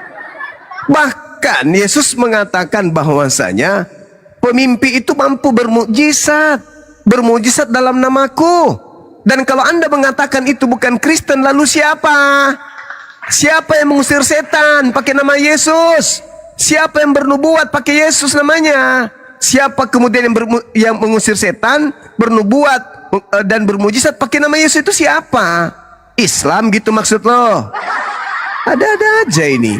Dan apakah betul ada di antara kalian melakukan itu? Ada. Andi Simon, Rusuli Lubis, dan lain-lain. Kan banyak tuh biasa di spanduk. Penyembuhan rohani. Wah, nanya itu. Dia nggak tahu kalau Yesus sudah menubuatkan tentang hal itu. Kita ini yang belajar. Kalian aja yang mau disesatkan. Kami belajar, kami tahu. Jadi kami tidak pernah jatuh cinta ketika ada pengobatan gratis. Begitu kami tidak pernah jatuh cinta. Kenapa? Banyak orang bisa menyembuhkan dengan cara-cara yang baik. Masuk rumah sakit, sembuh di sana. Ngapain dengan bahasa-bahasa enggak usah kayak gitu-gitu. Kenapa itu dinubuatkan kemudian oleh Yesus itu sendiri? Saya kan ditanya, bagaimana Bang Suma? Aku melihat banyak Bang Suma di dalam piti-piti yang ada Bang Suma, ada orang pintar seperti Rusuli Lubis bisa ngobati orang. Lah, gampang jawabnya, baca aja. Oh, penyesat itu memang bermujizat, bernubuat, mengusir setan pakai nama Yesus. Sederhana bukan?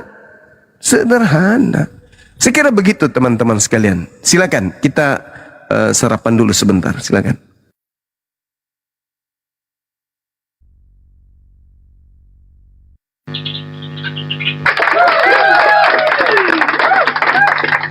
Assalamualaikum terapi. Ini pasti gara-gara Pak Alin. Warahmatullahi wabarakatuh, abangku. Selalu kompor-kompor. Apalagi Bang Baal, kompornya. Bang Baal. Oh, Bang Baal.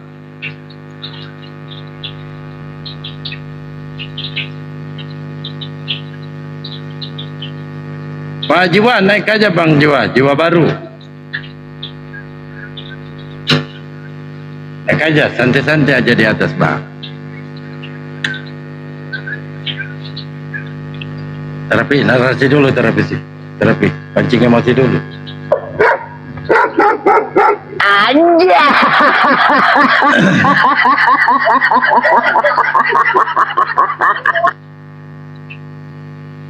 Kita cari oten ya. Apa? Pinjam dulu 100. Luar biasa ya Bang Juma ini, sampai oten-oten naik turun turun, kayak teh celup, takut gitu loh. Padahal Bang Juma ini sedang mencerdaskan anak bangsa termasuk otennya. Ngeri loh ya. Saya senang ketika Bang Juma, kenapa Yesus ini mengatakan bahwa penyesat atau istilahnya buah-buah kesesatan ini adalah mereka yang mengatakan Yesus Tuhan, bermujizat dengan nama Tuhan gitu kan, mengusir setan dengan nama Tuhan gitu. Maksudnya Tuhan Yesus, Yesus Tuhan. Nah ini karena memang apa yang disampaikan oleh Bang Juma tadi mengutip, sebenarnya Yesus ini sedang mengutip Ulangan 13 ayat 2 gitu ya. Jadi penyesat itu adalah juga melakukan mujizat-mujizat. Nah ini penyesat gitu kan. Makanya dikatakan kalau kita membaca di Yeremia, ada Yeremia juga mengatakan demikian. Jadi Yesus ini memang luar biasa ya. Dia hafal Yesus ini dari kejadian ini. Luar biasa. Cuman kan orangnya kadang nggak tahu gitu ya. Tapi kalau bicara di Yeremia 14 dikatakan, jawab Tuhan kepadaku, lihat dia bilang. Tuhan yang ngomong ini. Para nabi-nabi dan yang bernubuat palsu, dia bilang. Demi namaku, dia bilang. Aku tidak mengutus mereka. Paulus siapa yang mengutus? Nah, aku tidak mengutus mereka. Mereka tidak memerintahkan mereka dan tidak berfirman kepada mereka. Lalu Paulus dapat firman dari siapa? Ini kan jelas. Mereka menubuatkan kepadamu penglihatan bohong, ramalan kosong, dan tipu rekaan hatinya sendiri. Sebab itulah beginilah firman Tuhan mengenai para nabi-nabi palsu ini. Nah, ini makanya dikutip oleh Yesus bahwa nabi-nabi palsu ini akan datang kepadamu. Nah, ciri-cirinya apa? Buahnya itu tadi. Dia mengatakan Yesus Tuhan. Yes, membuat dengan nama Yesus bermujizat, ya kan, mengusir setan dengan nama Yesus. Lalu kita tanya orang Konghucu, apakah mengusir setan dengan nama Yesus? Dia bilang, no, Baal, no. Dia bilang, aku tidak mengenal. Orang Hindu, apakah kau mengusir setan memanggil Yesus adalah Tuhan? No, Tuhanku adalah Sang Yang Widi. Dia bilang begitu. Orang Buddha, no. Orang Yahudi, no. Orang Islam, no lah. Tidak ada. Islam tidak ada. Jadi memang ini ditujukan kepada mereka-mereka yang memanggil Yesus setan. Yang memanggil Yesus Tuhan, mengusir setan dengan nama Yesus, semua itu. Jadi kalianlah Karisteng. Bukan agama lain, bukan Islam. Gampang kok. Begitu dari saya, silahkan.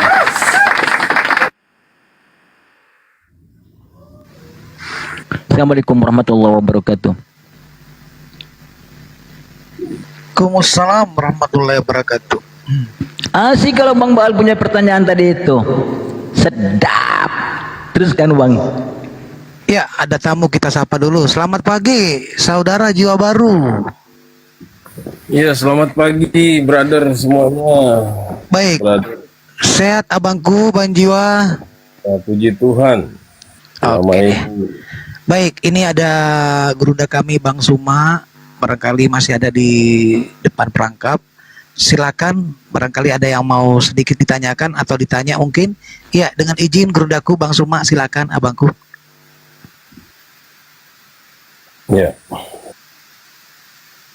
Sudah seringkali saya diturunin sama Bang Suma kalau saya diskusi. Jadi nggak apalah kalau nanti saya akan diturunin. Saya udah siap. Oke, baik, Abang Jiwa Baru. Sekarang kita sapa dulu Bang Baal. Barangkali Bang Baal mau mulai untuk mengarahkan sesuatu pertanyaan. Kemudian Bang Jiwa Baru memberikan tanggapan ya. Lalu diamati narasinya.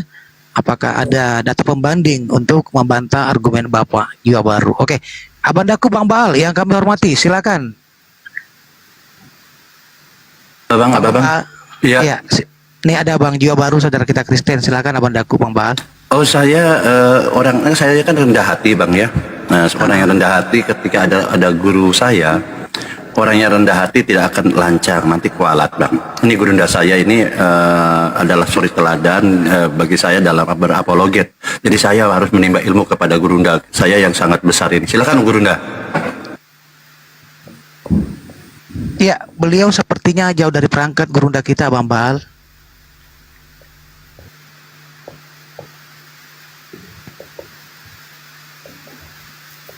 Ya, gurunda Bang Suma monitor Abandaku.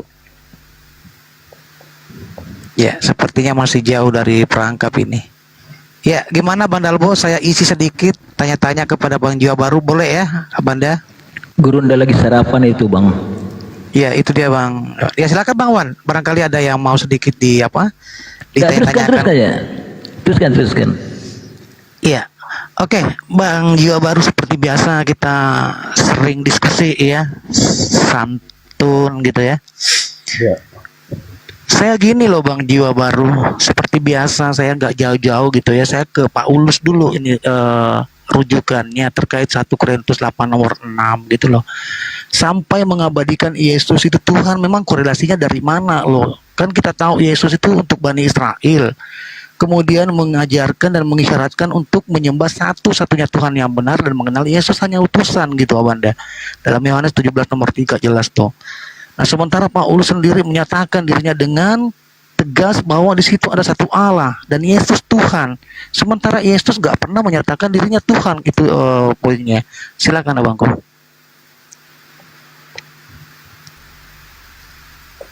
Yesus tidak pernah menyatakan bahwa dia Allah, gitu ya. Iya. Sementara Paulus menyatakan dia Allah. Itu masalah, gitu ya. Itu berarti menjadi masalah bagi terapi ya. Iya, tentang Tuhan, kata Tuhan. Di situ kan diksinya di 1 Korintus 8 nomor 6 ada satu Allah dan Yesus Tuhan. Itu kurang lebih narasinya Abandaku.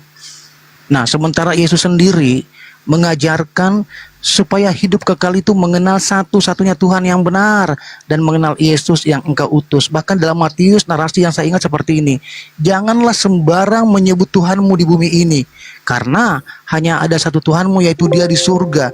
Nah, ketika saudara kita Kristen ini sering dan bahkan mau hampir pagi malam sampai sore menyerukan nama Yesus dalam doanya, tidakkah ini suatu ketimpangan yang nyata? Yesus mengatakan jangan menyebut sembarang Tuhan di bumi ini, karena hanya ada satu Tuhanmu, yaitu Dia di surga. Silakan.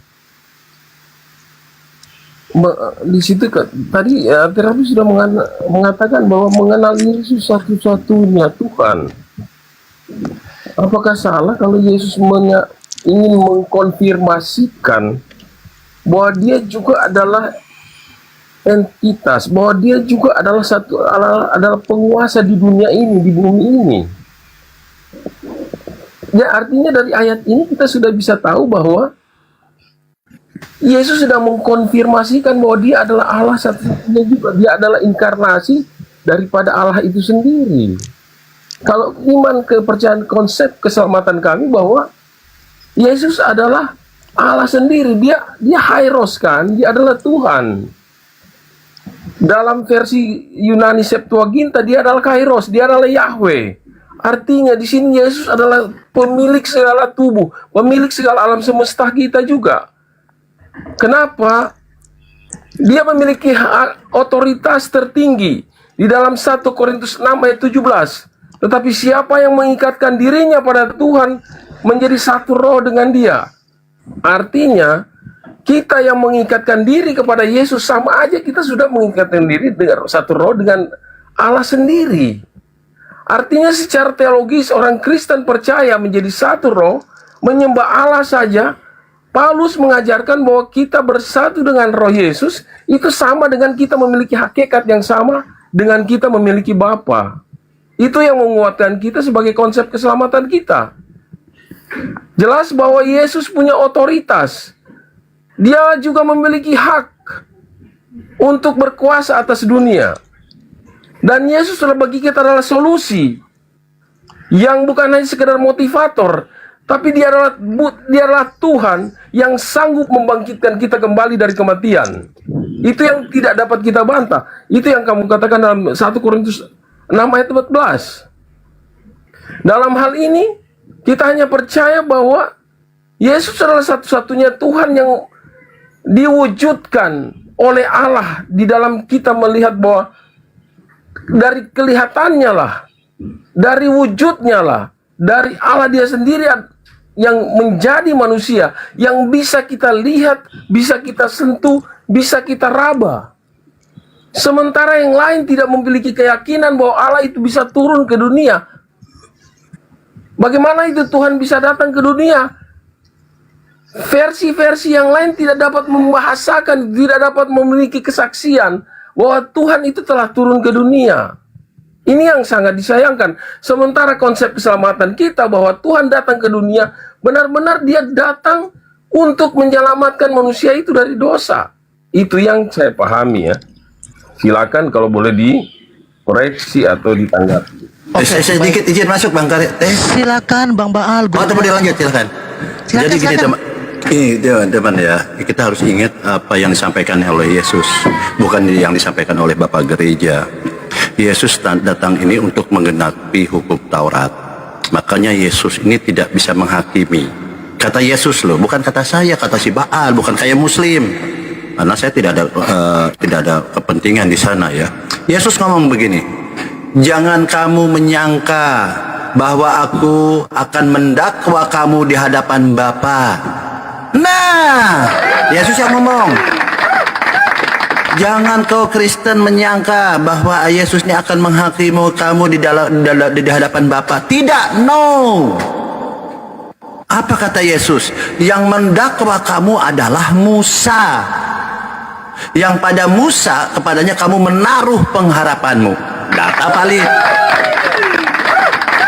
Yesus ini tidak akan menghakimi kalian atau bahkan tidak menyelamatkan kalian. Karena yang menyelamatkan kalian bukan Yesus. Ayat itu coba, ayat itu ada di mana coba? Oke, baik. Anda minta maaf dulu, Baal. Maaf, saya tidak tahu. Kau pintar, cerdas. Kenapa dapat itu dari mana? Silahkan. Begitu dulu, Bang. Ucapan silahkan. Saya akui kamu pintar, cerdas. Alhamdulillah. Ya, baca di ini perkataan Yesus sendiri di Yohanes 5 nomor 45. Ya, jadi begitu. Jadi kita hanya mengatakan. Lalu apa kata tentang Yesus, siapa mengenai Yesus? Kalau tadi Yesus mengatakan yang menghakimi, yang mendakwa adalah Musa, apa kata Yesus tentang dirinya? Jelas, tadi berbicara Musa yang menghakimi, mendakwa. Apa kata Yesus di Yohanes 3 nomor 17? Sebab Tuhan Elohim mengutus aku, mengutus anaknya ke dalam dunia bukan untuk menghakimi. Data valid. Ya, itu tadi Yesus berbicara tentang siapa yang mendakwa, menghakimi adalah Musa. Ya kan, di hadapan Bapa. Aku tidak dapat menghakimi kalian di hadapan Bapa, dia bilang. Musa, dia bilang. Lalu Yesus menjelaskan tentang dirinya bagaimana. Sebab Tuhan Elohim mengutus anaknya, mengutus Yesus ke dalam dunia bukan untuk menghakimi. Begitu gampang kok. Silakan. Nah, ini konsep yang cacat di dalam memahami. Lanjut ya, ini anak saya ini lagi ini minta bikin susu, lanjut ya. Ya. Oke. Saya lanjut. Wah. Tapi masalahnya nih kawan saya ini sudah bagi-bagi dua ya. 5 ayat 45. Jangan kamu menyangka bahwa aku akan mendakwa kamu di hadapan Bapa. Yang mendakwa kamu adalah Musa, yaitu Musa yang kepadanya kamu menaruh pengharapan. Kenapa? Kenapa saya bilang kamu ini Baal cacat? Kamu pikir ini perkataan Yesus yang mendakwa manusia? Karena pada saat itu orang Yahudi yang dimaksud dengan orang-orang Farisi ahli Taurat ini membanggakan Musa pada waktu itu. Jadi jangan kamu salah persepsi. Musa berdiri akan di samping menjadi pengacara bagi orang Yahudi. Itu yang dimaksudkan oleh Yesus. Bukan karena kita orang Kristen Tuhan tidak dapat mendakwa kita atau kita tidak dapat pembelaan dari Tuhan. Itu salah, cacat kamu berpikir. Brother, Musa tidak akan membela kalian, justru Musa lah yang akan menjadi tuntut. Ini kata-kata Yesus karena orang Yahudi pada saat itu dan Farisi, mereka benar-benar percaya bahwa Musa adalah pelaksana Taurat. Jangan salah. Ini jebakan, ini bagi iman kita. Yang kamu baca ini jebakan bagi orang Kristen juga, bagi salah pemahaman kamu. Kamu terjebak di situ. Konteks ini adalah keluarga sedang membahas, seringkali kita sebagai orang Kristen berpikir bahwa dengan rajin ke gereja atau dengan melakukan Taurat kita bisa diselamatkan. Bukan begitu. Kamu konsepnya itu yang keliru.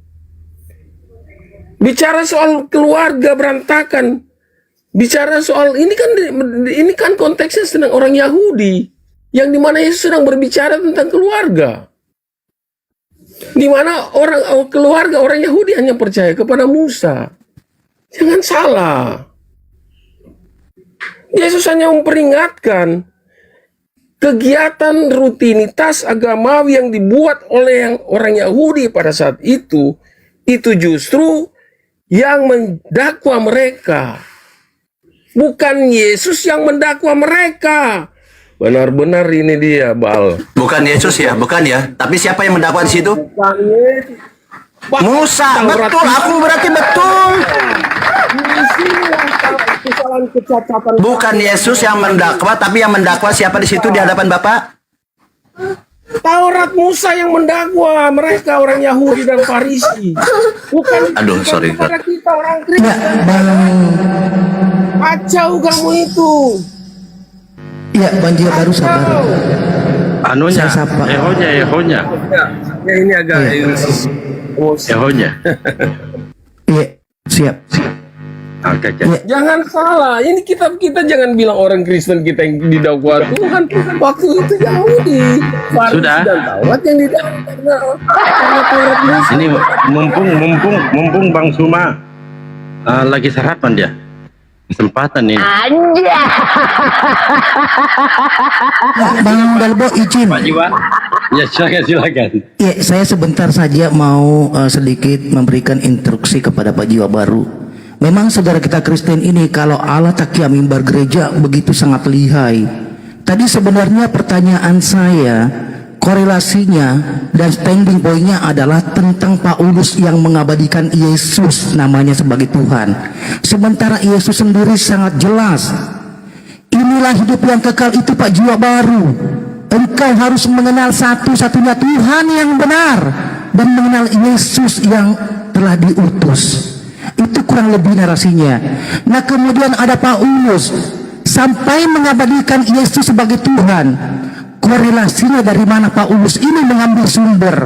Adakah Yesus yang memvalidasi langsung kepada Paulus sampai Paulus mengabadikan nama Yesus? Itu loh pertanyaan saya. Silakan. Sambungkan ya. Jadi ini kita kan berbicara penghakiman nih.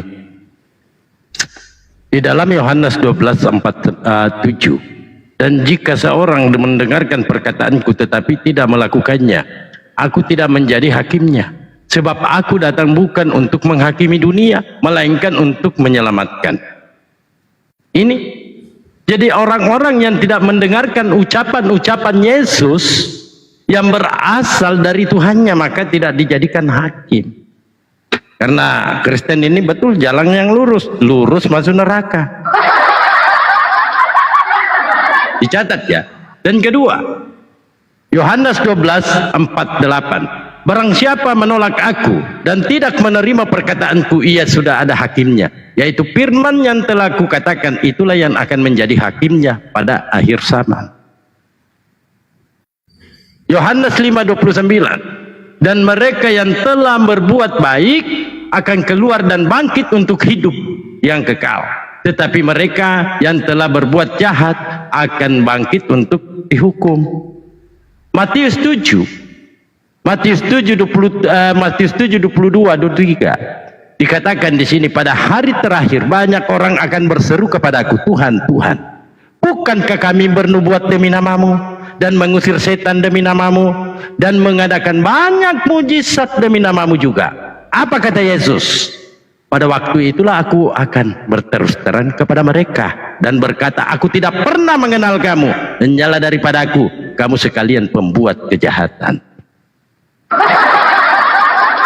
Nah, untuk memperoleh hidup kekal berdasarkan apa yang disampaikan Yesus, karena Yesus menerima perintah dari Tuhannya, Yohanes 12:50, dan aku tahu bahwa perintahnya itu adalah hidup yang kekal. Jadi apa yang aku katakan, aku menyampaikannya sebagaimana yang difirmankan oleh Bapa kepadaku. Yohanes 17:3, ini kalau memperoleh hidup kekal, inilah hidup yang kekal itu, bahwa mereka mengenal satu-satunya Tuhan benar adalah Tuhannya umat Islam, dan satu-satunya utusan adalah Yesus pada zaman itu. Jadi untuk memperoleh hidup kekal itu, maka yakinkanlah Yesus adalah utusan, dengarkanlah perkataan Yesus. Nah sekarang sesuai dengan lisannya Yesus, ada enggak ucapan Yesus, perkataan Yesus mengatakan yang mentuhankan dia memperoleh hidup kekal? Ada enggak? Kan tidak ada. Jadi tidak dijadikan hakim. Bukan Yesus yang menghakimi kalian, melainkan tanpa ada hakim. Kenapa? Karena kalian ini tidak dikenal. Yesus sendiri yang bilang loh, bukan aku. Pada waktu itulah aku akan berterus terang kepada mereka. Mereka ini siapa? Orang-orang yang memanggil Yesus Tuhan, mengusir tuyul dalam nama Yesus. Itulah orang-orang yang tidak dikenal oleh Yesus. Dan berkata, aku tidak pernah mengenal kamu, enjalah daripadaku. Kamu sekalian pembuat kejahatan. Coba Pak Jiwa, kira-kira ada nggak ucapan Yesus memperoleh hidup kekal menjadikan dia Tuhan? Silakan. Menjadikan Yesus Tuhan sebagai tameng atau jimat bagi kita juga, itu benar, saya akui belum tentu orang itu bisa selamat. Karena ada orang yang hanya menggunakan nama Yesus dengan maksud tujuan yang jahat. Maksud tujuan yang salah juga ada salah. Tetapi bagaimana orang Kristen itu hidup yang kekal itu dengan mengenal satu-satunya Yesus.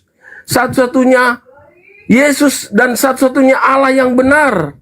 Yang mengenal Yesus dengan yang telah diutuskan dalam Yohanes tadi dibacakan tadi, Yohanes 17 ayat 3.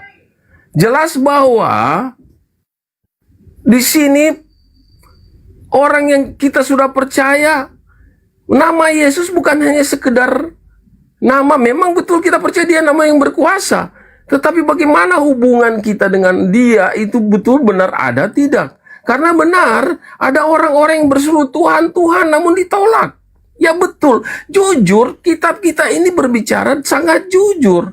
Alkitab tidak berbicara yang baik-baik saja loh. Pengajaran firman Tuhan yang kita baca, kita 31.000 ayat sekian ini semua berbicara tentang hikmat Tuhan yang tidak berkata bohong. Dalam hal ini benar-benar orang-orang yang hanya mulut saja tetapi tidak percaya kepada Yesus tidak akan diselamatkan.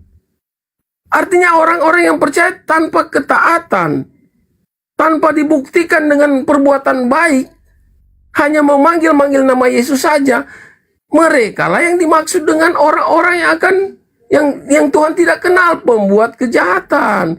Tuhan mengingatkan ini, tetapi kan ada orang-orang yang berbuat baik, ada orang-orang yang melakukan kehendak Tuhan, ada orang-orang yang nggak nyusahin orang, ada orang-orang yang melakukan hal-hal yang membuat orang lain bahagia, orang-orang diberkati, orang-orang lain diselamatkan. Itu firman, artinya ya, semua yang baik yang menjadi perintah Tuhan itu yang dilakukan dan orang-orang itulah yang terpilih. Oke, sedikit Bang Dabo masuk sedikit ya. Udah mudah-mudahan aman ya anak saya. Ya, jadi Yesus yang disampaikan ini pernyataan Yesus, kita tidak boleh, Islam tidak boleh menafsir, menjelaskan atau framing atau menghujat kitab orang yang Hindu, Buddha, Konghucu, Yahudi maupun Kristen ya. Jadi di sini kalau Yesus ini tidak menghakimi, tapi yang menghakimi adalah mendakwa adalah Musa. Ya jelas, karena Yesus tidak membawa ajaran baru, tetapi dia melakukan ajaran estafet dari Musa, kan seperti itu. Makanya selalu Yesus mengutip, ada tertulis demikian, ada tertulis demikian, ada tertulis. Dia memang mengcopy paste dari pengajaran Musa. Lalu Kristen Indonesia dihakimi oleh Yesus? Tidak, kalian tidak akan dihakimi, karena kalian ini bukan pengikut Yesus, dan Yesus tidak datang kepada orang-orang Indonesia. Sabar dulu Bang. Lalu bagi siapa kalau sabar dulu Bang. Kristus. Sabar dulu Bang. Kamu bilang orang Kristen di Indonesia tidak diselamatkan karena sabar dulu Bang. Iya sabar dulu ya. Gantian, nanti Anda kan tadi panjang. Jadi kita mute, terus kalau saya bicara ada mute. Jadi gini. Tetapi apakah Kristen Indonesia yang mengaku pengikut Yesus ini ya, Yahudi rohani, Yone KW lah istilahnya. Apakah akan dihakimi? Ya, dihakimi juga. Tetapi siapa yang menghakimi? Bukan Yesus. Bukan Yesus. Menurut Yesus, ini bukan menurut Yesus bahwa kalian ini akan dihakimi. Baca Lukas 11:31. Bukan Yesus yang menghakimi kalian. Baca Lukas 11:31. Pada waktu penghakiman. Ini penghakiman. Saya bilang, kalau Yesus ini akan menghakimi, itu orang-orang Yahudi, itu dia dengan menurut hukum Musa. Seperti itu kan tadi dijelaskan. Tetapi, kalau Kristen-Kristen Indonesia yang menyamar jadi domba-domba yang yang serigala berbulu domba ini, akan dihakimi. Oleh siapa? Menurut Yesus, bukan oleh Yesus. Baca Lukas 11:31. Pada waktu penghakiman, Ratu dari Selatan itu akan bangkit bersama-sama dengan orang dari angkatan ini. Ia akan menghukum mereka. Kalian dihakimi oleh Ratu Selatan. Nyi Roro Kidul. Ya, jadi kalau kita kan tidak boleh menafsir, teman-teman. Kita kan tidak tahu kenapa di Bible ada Ratu Selatan, kenapa Yesus menggunakan Ratu Selatan. Ternyata kalau kita cek, siapa Ratu Selatan ini yang menghakimi ini? Nah, ternyata Ratu Selatan ini adalah legenda yang ada di Indonesia. Jadi untuk Kristen-Kristen Indonesia tidak akan dihakimi oleh Yesus karena Yesus diutus kepada Bani Israel, bukan ke orang Indonesia. Tetapi apakah Kristen Indonesia akan dihakimi? Ya, Yesus sudah mengatakan bahwa kalian ini Kristen Indonesia akan dihakimi oleh Ratu Selatan, Nyi Roro Kidul. Coba cek, siapa Ratu Selatan? Ratu Selatan adalah figur legendaris penguasa Laut Selatan di Jawa. Nyi Roro Kidul, Kangjeng Ratu Kidul. Jadi betul bahwa Yesus ini tidak akan menghakimi kalian, tetapi yang menghakimi kalian ini adalah Nyi Roro Kidul. Lukas, silakan baca Lukas. Kita tidak boleh menafsir ya. Kita setelah kita tahu, loh, benar ya, Oten ini akan dihakimi juga, tapi bukan Yesus yang menghakimi. Yesus bilang, no, aku tidak menghakimi orang Indonesia. Dia akan dihakimi oleh Nyi Roro Kidul. Demikian, Bang. Maaf, kita pakai data aja, jangan mau hujat. Lanjut, Bang.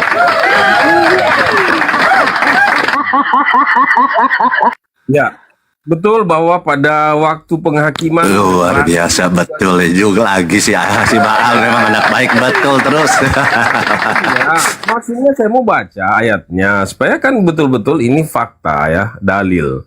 Pada waktu ayat 31 kan dari Lukas pasal 11 ayat 31 ya. Pada waktu penghakiman, Ratu dari Selatan itu akan bangkit bersama orang-orang dari angkatan ini, dan ia akan menghukum mereka. Sebab Ratu ini datang dari ujung bumi untuk mendengar hikmat Salomo. Ingat ya, mendengar hikmat Salomo.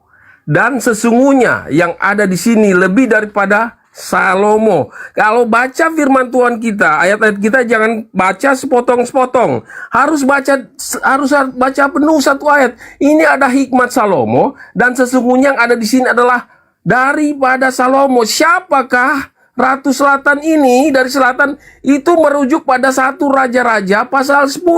Itu merujuk pada Ratu Sheba, brother. Itu Ratu Selatan itu Ratu Sheba. Ia adalah seorang ratu kafir dari bangsa Israel. Ini yang dimaksud dengan pembacaan Yesus.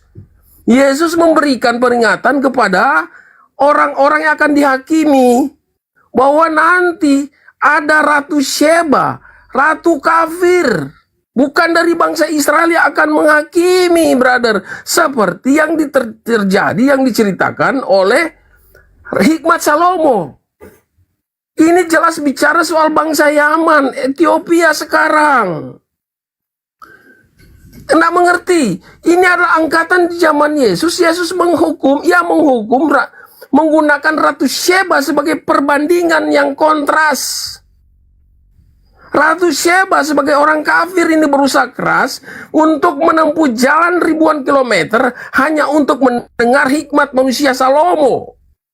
Jadi jangan salah, angkatan zaman Yesus umat pilihan sekarang ini adalah Yesus sendiri sebagai hikmat Allah yang datang ke rumah kita, kepada kita semua yang tidak mencemooh Dia.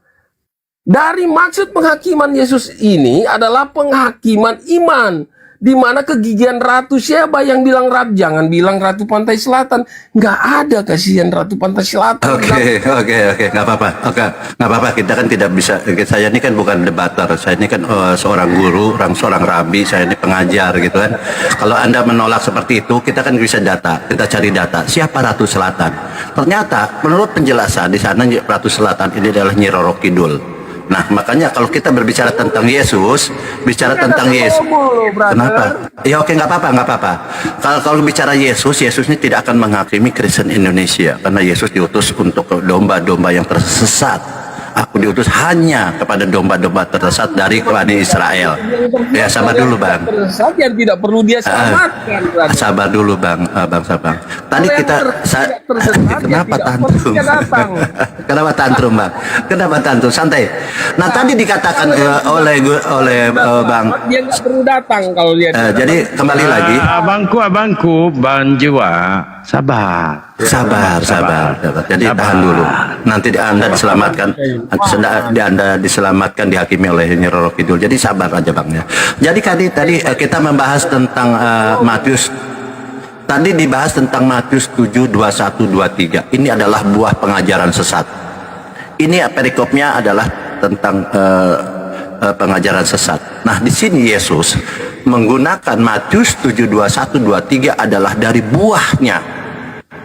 Buahnya lah kamu lihat katanya. Buahnya apa? Yang pertama yaitu orang yang berseru kepadaku, Tuhan Yesus, Tuhan Yesus.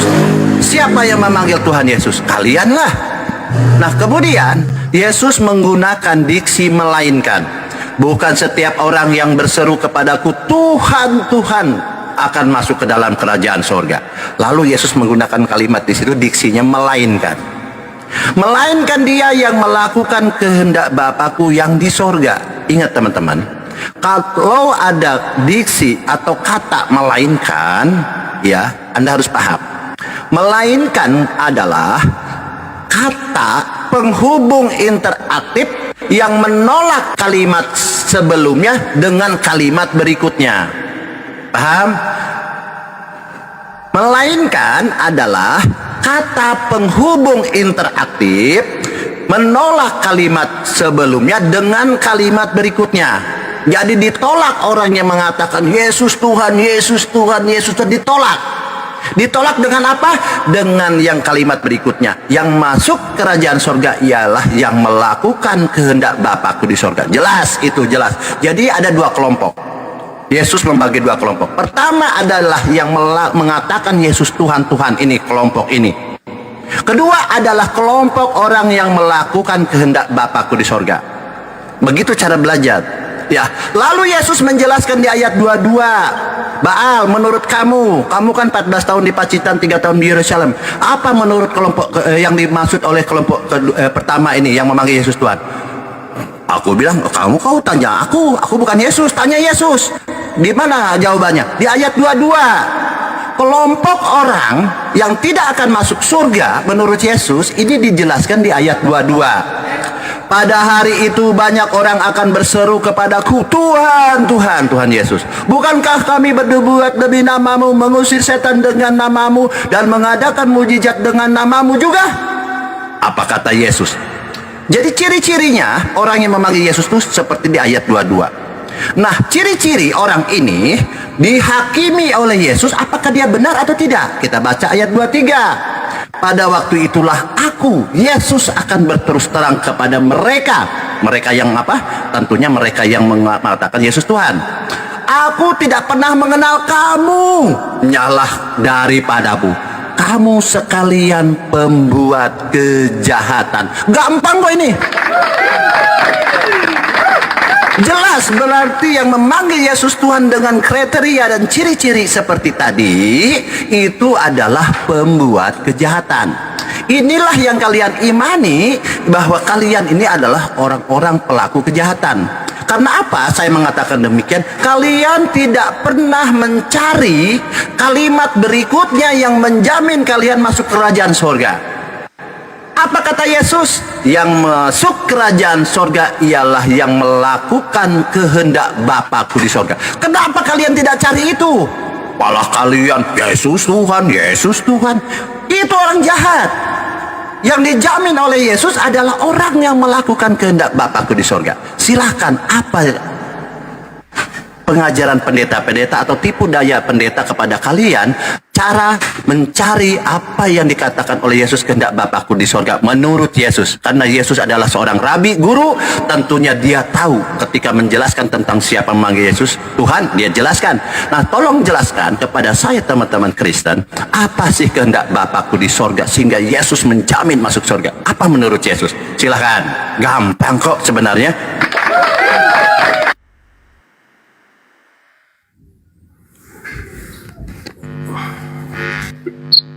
saudara.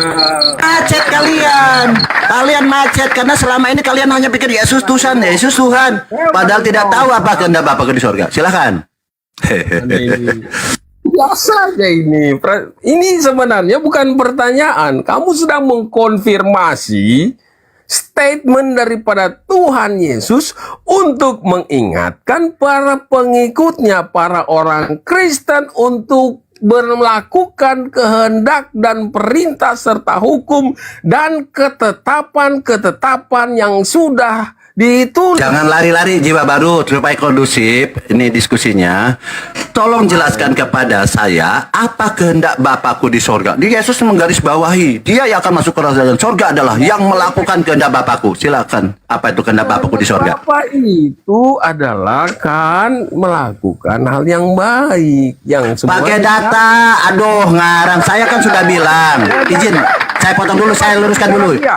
Sabar dulu. Oke, sabar dulu jiwa baru, saya kasih kisi-kisinya cara menjawab ya. Saya kan sudah bilang, ini adalah perkataan Yesus, oke? Bukan perkataan Yohanes, Paulus, Markus, bukan. Ini perkataan Yesus. Yesus adalah seorang rabi, dia adalah seorang imam, dia seorang guru. Tentunya ketika Yesus mengatakan demikian, tentunya Yesus sendiri yang tahu. Makanya saya ingin bertanya, tolong jelaskan apa sih kehendak Bapakku di sorga yang menjamin masuk kerajaan sorga menurut Yesus. Silahkan. Jangan bawa si botak. Aduh, ini harus menurut Yesus lah. Silahkan. Kamu ini tidak bisa mengerti loh. Ya, tetapi yang melakukan, yang tidak melakukan, merekalah yang Tuhan buang. Merekalah yang pembuat kejahatan. Kalau yang melakukan itu melakukan 9 buah roh. Apa itu? Kasih, sukacita, damai sejahtera, kerendahan hati, kelemah lembutan, kemurahan, kesetiaan, kelemah lembutan, penguasaan diri.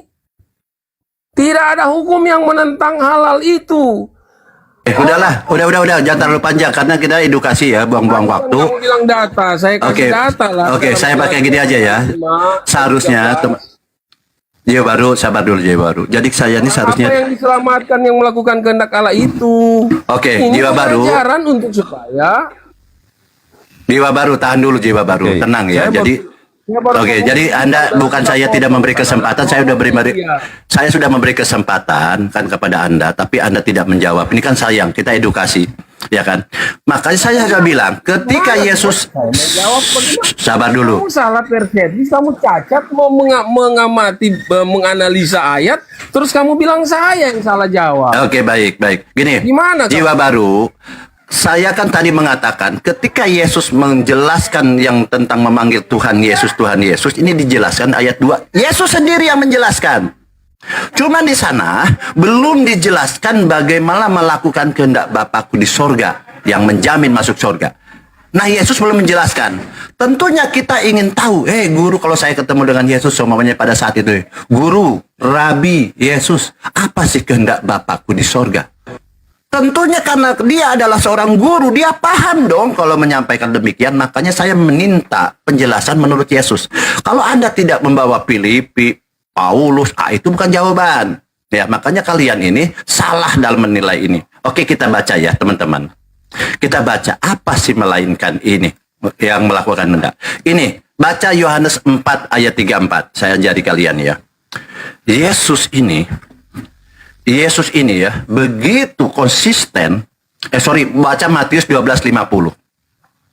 Anda baca, dicatat ya, Matius 12:50. Ketika Yesus menjelaskan yang memanggil Yesus Tuhan, Tuhan ini adalah orang kejahatan, dia juga tidak akan membiarkan umatnya atau murid-muridnya tersesat. Dia akan memberikan jalan kebenaran. Yaitu apa? Kamu harus melakukan kehendak Bapakku di sorga. Itulah kehidupan yang kekal. Dia bilang. Ya kan? Apa kehendak? Baca Matius 12:50. Lihat kata Yesus. Dia memberikan. Anda mengatakan Yesus adalah motivator. Betul. Matius 12:50. Yesus memberikan motivasi kepada murid-muridnya. Saya bacakan. Sebab siapapun yang melakukan kehendak Bapakku di sorga. Lihat. Catat. Kehendak Bapakku di sorga. Sebab siapapun. Pribadi dia bilang. Siapapun yang melakukan kehendak Bapakku di sorga, dialah saudaraku laki-laki, dialah saudaraku perempuan, dialah ibuku. Itu bentuk motivasi yang diberikan oleh Yesus kepada murid-muridnya.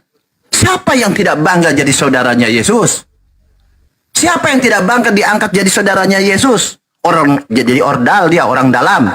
Kita diangkat jadi saudaranya presiden, kita bangga. Camat, lurah, apa? Ini dia yang mengangkat saudara adalah Yesus. Nah, di sini Yesus menekankan begitu pentingnya kehendak Bapa di sorga itu sehingga dia akan menjadi saudaraku, dia bilang. Pertanyaan saya, Anda harus jawab. Kasih terus ini bagaimana? Sabar. Tolong jelaskan di sini, menurut Yesus kehendak Bapakku di sorga ini apa? Silahkan. Begitu dong. Ayolah. Apa maksud? Ya, Kan diberi kesempatan mau ini. Macet kalian karena kalian selama ini mengaku Yesus Tuhan, Yesus Tuhan. Kehendak Bapa di sorga tidak tahu. Silahkan. Ya, jangan kamu bilang melakukan kehendak Bapa itu dalam mengasihi saudara-saudara. Kamu jangan cacat di pikiran kamu itu. Siapa yang mengatakan begitu kau ini? Iya. Dialah apa tadi? Kan nggak tahu kalian ini menghakimi saya, kalian tidak tahu. Kalian ini. Di surga, dia yang mengasihi saudara-saudara kan? Kan botol kan? Saya ulang makanya dengar, tarik napas, minum ya yang segar, tarik napas, bayangkan wajah saya dan saya bayangkan ucapan saya. Jadi begini, ketika Yesus, sabar dulu. Nah, inilah kalian ini tidak paham ya, tidak hikmat. Nah, ketika Yesus mengatakan yang masuk kerajaan surga ini bukan yang memanggil Yesus Tuhan, tetapi yang melakukan kehendak Bapakku di surga. Jadi kelompok atau golongan orang yang yang melakukan kehendak Bapakku di surga itulah yang akan masuk surga. Yesus ini ketika mengajarkan demikian kepada murid-muridnya memberi motivasi.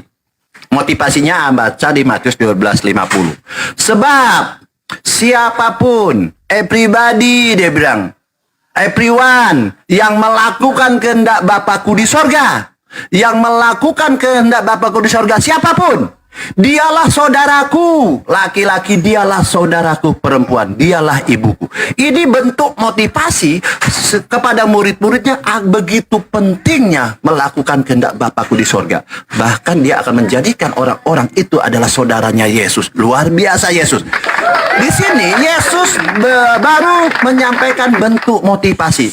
Pengajaran, motivasi. Pertanyaannya saya, tolong jelaskan kehendak Bapakku di surga di sini apa sih menurut Yesus kok begitu pentingnya? Luar biasa Yesus.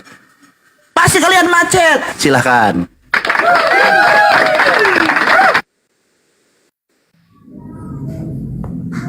Ya. Jelas ini tidak mudah saya mau jawab. Saya akui. Allah, tidak mudah ya karena memang kalian disesatkan oleh pendeta Yesus Tuhan, Yesus Tuhan. Padahal itu ajaran sesat. Yang Yesus benarkan itu adalah yang melakukan kehendak Bapa di surga. Luar biasa ya pengakuan Anda, memang luar biasa, kejujuran Anda memang tidak mudah ya. Luar biasa Baal, ya Allah. Jangan marah ya, Tuhan, jangan marah. Lanjut. Kita nggak menjelaskan tentang itu. Kita cuma diajarkan tentang berbuat baik, Galatia 5. Tentang buah-buah roh, tentang menjadi berkat bagi orang. Udah cukup, kasihlah sesama manusia seperti dirimu sendiri. Kasihlah Tuhan Allahmu dengan segenap hatimu, dengan kekuatanmu. Nggak perlu Tuhan harus jelaskan semua tetap bengek yang kamu maksudkan tadi. Memang tidak tertulis, brother. Tuhan di Alkitab kita ini nggak harus mencatat semua peraturan-peraturan ketetapan sampai masuk keluar pintu, masuk ke naik gunung, turun gunung, mandi, cuci, apa semua nggak perlu Tuhan harus jelaskan itu. Untuk apa? Satu kitab tulis ini tidak akan menjawab, tidak akan cukup untuk mencatat semua hikmat daripada Tuhan. Kita nggak perlu tahu, cukup kita melihat aja. Membaca aja udah cukup. Di sini apa sih yang dimaksud dengan melakukan kehendak Tuhan? Cukup kan? Menjadikan Allah sebagai prioritas utama di atas kepentingan pribadi. Itu kan yang dimaksud ini. Aturan pribadi ini yang Tuhan maksudkan, yang disampaikan kehendak Bapa. Kita melakukan kehendak Bapa, percaya kepada Sang Anak, mengasihi tanpa syarat, dan hidup kudus.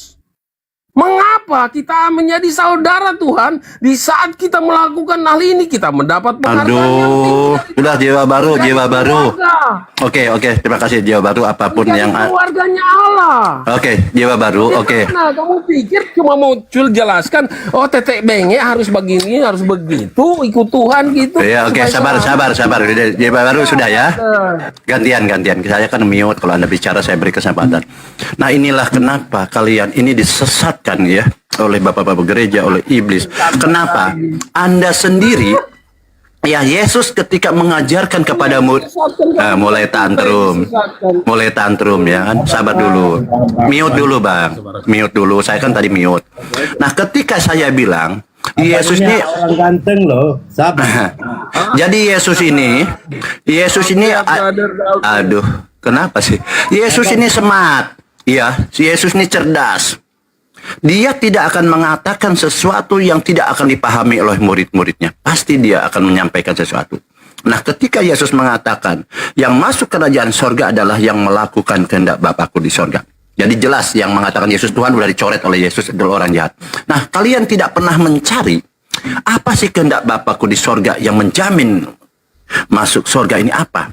Anda kan melari sana, lari sini, putar situ. Saya bilang Yesus ini sudah mengajarkan kepada orang-orang Yahudi pada saat itu. Makanya saya ingin tahu bagaimana Anda tersesatnya sehingga tidak tahu apa yang dikatakan Yesus. Ketika Yesus mengatakan yang masuk kerajaan sorga adalah yang melakukan kehendak Bapakku di sorga, dia pertama memberi motivasi kepada murid-muridnya bahwa siapa yang melakukan kehendak Bapakku, dialah saudaraku. Lalu seorang guru yang baik, Yesus, seorang guru yang baik, seorang pengajar yang baik, seorang rabi yang baik, sebagai utusan Tuhan yang baik, ketika dia menyampaikan melakukan kehendak Bapakku yang masuk surga, apakah dia melakukan? Mencontohkan? Ya. Di mana Baal? Di mana Baal? Kamu kok sok tahu, sok pinter, congor aja bahwa Yesus juga melakukan kehendak Bapakku di surga. Inilah saya bacakan. Baca Yohanes 4 nomor 34. Ya, Yohanes 4:34. Saya bacakan, izin. Kata Yesus kepada mereka, Makananku ialah melakukan kehendak Dia yang mengutus aku dan menyelesaikan pekerjaannya. Nah, karena Yesus ini adalah anak saleh, ya, seperti di Ibrani 5:7, dia tunduk patuh kepada Bapaknya, makanya dia hamba Tuhan. Jelas perikopnya dia hamba Tuhan yang soleh. Maka sebelum dia memerintahkan, mengajarkan, tentu dia pun melakukan dulu, karena memang dia adalah contoh guru yang baik. Ya, di sini kata Yesus kepada mereka, makananku ialah melakukan kehendak Dia. Pertama. Dan dia mengakui dirinya apa? Yang mengutus aku. Dia yang mengutus aku dan menyelesaikan pekerjaannya. Luar biasa Yesus.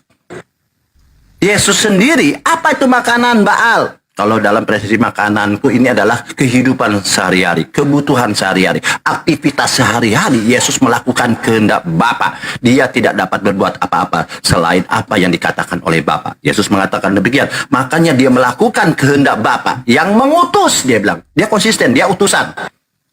Oke, tolong jelaskan. Menurut Yesus, apa kehendak Dia sehingga Yesus sendiri melakukan kehendak Bapa? Silakan. Belum terjawab ini. Silakan. Ya, jangan panas, Ten, ya. Nah, lanjut. Macet kalian. Macet. Bentar, saya. Oh iya, sebentar. Saya kira macet. Biasanya macet. Yang kalian imani kan Yesus Tuhan, Yesus Tuhan. Silakan. Pertanyaan sulit, jadi kita juga harus mikir, nggak bisa. Tadi saya mau jelaskan tadi ya. Kan sudah saya katakan tadi di dalam mana itu tadi ya? Ayat Matius 12 ayat 50. Sebab siapapun yang melakukan kehendak Bapa-Ku di sorga, dialah saudaraku. Bicara saudaraku, orang-orang yang mendengar Yesus, orang-orang yang setia, dialah yang akan menjadi saudara Tuhan. Daripada menjadi saudara Yesus, mendapatkan identitas yang baru, memiliki akses langsung menjadi keluarga, bukan lagi sebagai hamba. Itu maksud daripada Matius 12 ayat 50 tadi. Ini bicara soal hamba dan bukan kok hamba dan orang asing dan keluarga dan sahabat. Ini jangan salah. Orang yang sudah dekat dengan Tuhan Yesus, dia memiliki identitas yang baru, mendapat intimasi yang baru, memiliki akses langsung sebagai keluarga. Ini yang kamu tidak pahami. Kemudian saya mau jelaskan, saya tangkap. Yohanes 4 ayat 34. Apa pertanyaannya apa? Maksudnya adalah bagaimana Yesus melakukan kehendak Bapa? Ini adalah makananku. Bicara soal makanan, ini adalah energi daripada Allah sendiri yang turun kepada Yesus sendiri, yang memiliki misi dengan maksud dan tujuan untuk menyelesaikan pekerjaannya. Di sini kamu nggak paham hubungan antara Allah hadir di tengah keluarga dan sebagai hamba, sebagai orang asing. Ini adalah korelasi dari ayat kamu tadi, Yohanes pasal 4 ayat 34 dan Matius 12 ayat 50 tadi. Ini bicara soal hamba, orang asing dan keluarga. Oke, sudah. Bukan kehendak Bapa, itulah yang maksud Yesus. Memiliki hubungan yang intim dengan Tuhan, memiliki identitas yang baru. Oke, Jiwa baru di mute dulu ya. Oke, jadi memang luar biasa ya. Anda mengakui bahwa memang sulit, sehingga Anda harus mengarang sana, mengarang sini. Padahal, sabar dulu Bang. Paham dengan ayat yang kamu baca ini, ayat kita. Oke, nggak apa-apa.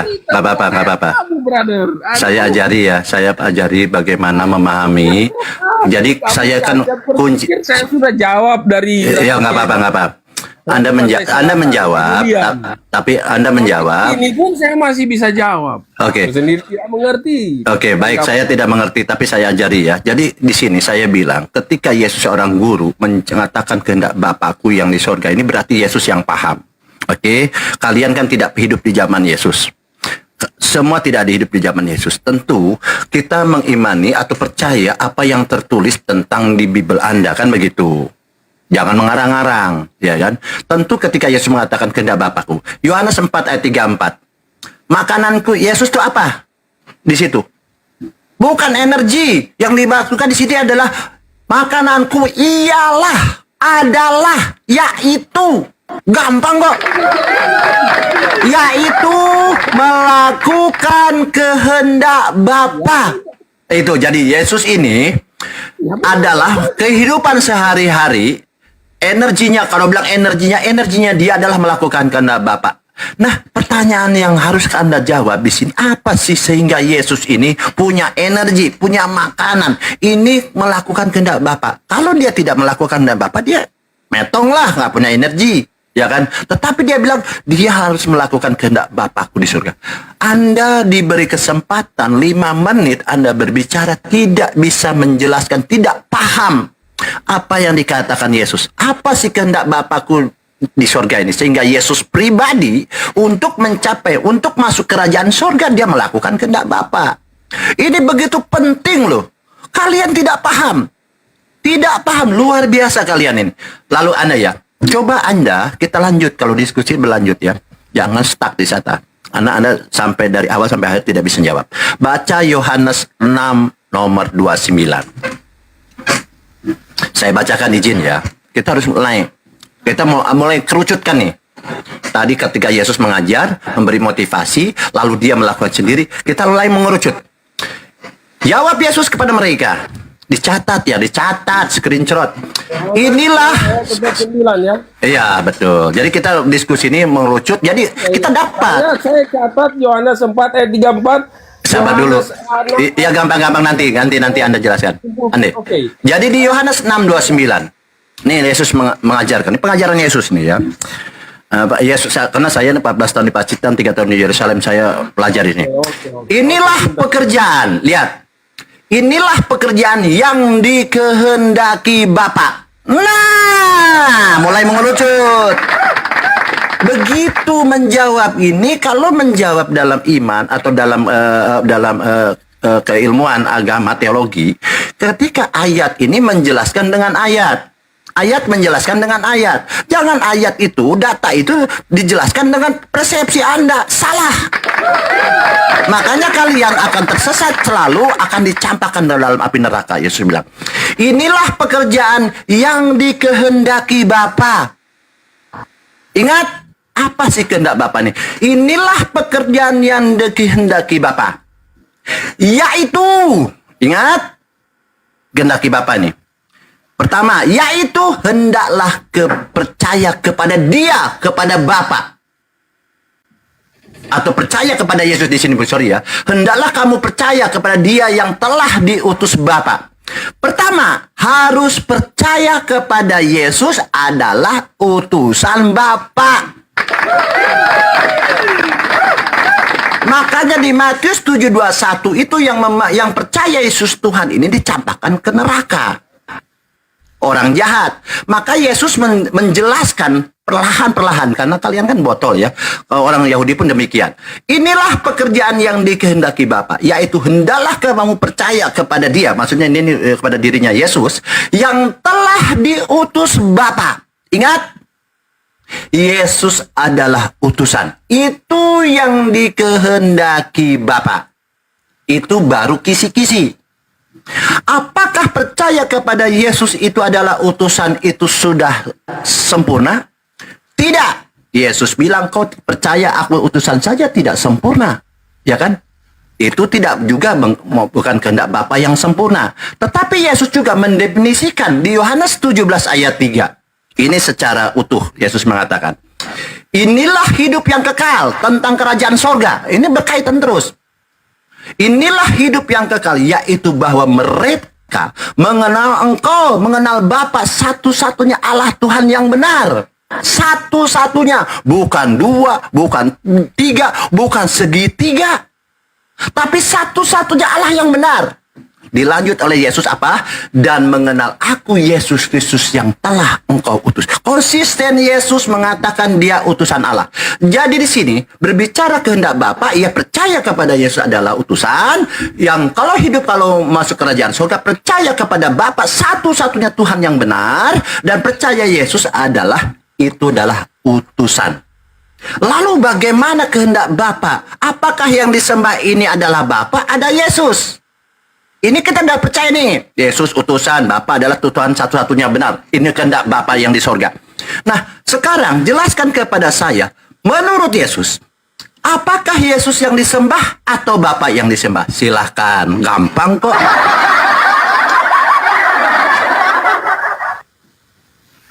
Orang Kristen, saya sudah berulang kali katakan, dengan hanya mengenal nama saja Yesus sebagai yang diutus tidak akan pernah menjamin kita itu untuk bisa selamat. Jelas. Tentu tentang Yesus bagaimana kita hanya mengenal dan percaya. Kalau hanya identitasnya saja dan kita tidak melakukan kehendak Bapa, itu sama dengan yang tadi dikatakan orang yang dicampakkan. Pekerjaan Allah dalam Yohanes tadi 6 ayat 29, percaya kepada Dia yang telah diutus, artinya kita setuju bahwa kita kan orang Kristen sudah menyerahkan diri total kepada Tuhan Yesus, mengandalkan Yesus sepenuhnya dan tunduk dengan otoritasnya. Kita memang sudah menyembah Dia, sudah percaya kepada Dia, mentaatinya. Kan tadi ayat 1 Yohanes, dan inilah tandanya bahwa ia mengenal Dia, bahwa kita mengenal Dia, yaitu jikalau kita menuruti perintah-perintahnya. Barang siapa berkata aku mengenal Dia tetapi tidak menuruti perintahnya, ia adalah seorang pendusta. Orang Kristen juga ada yang pendusta. Tapi yang kamu maksudkan, apakah semua orang Kristen itu jadi pendusta? yang tidak melakukan kehendak Bapa.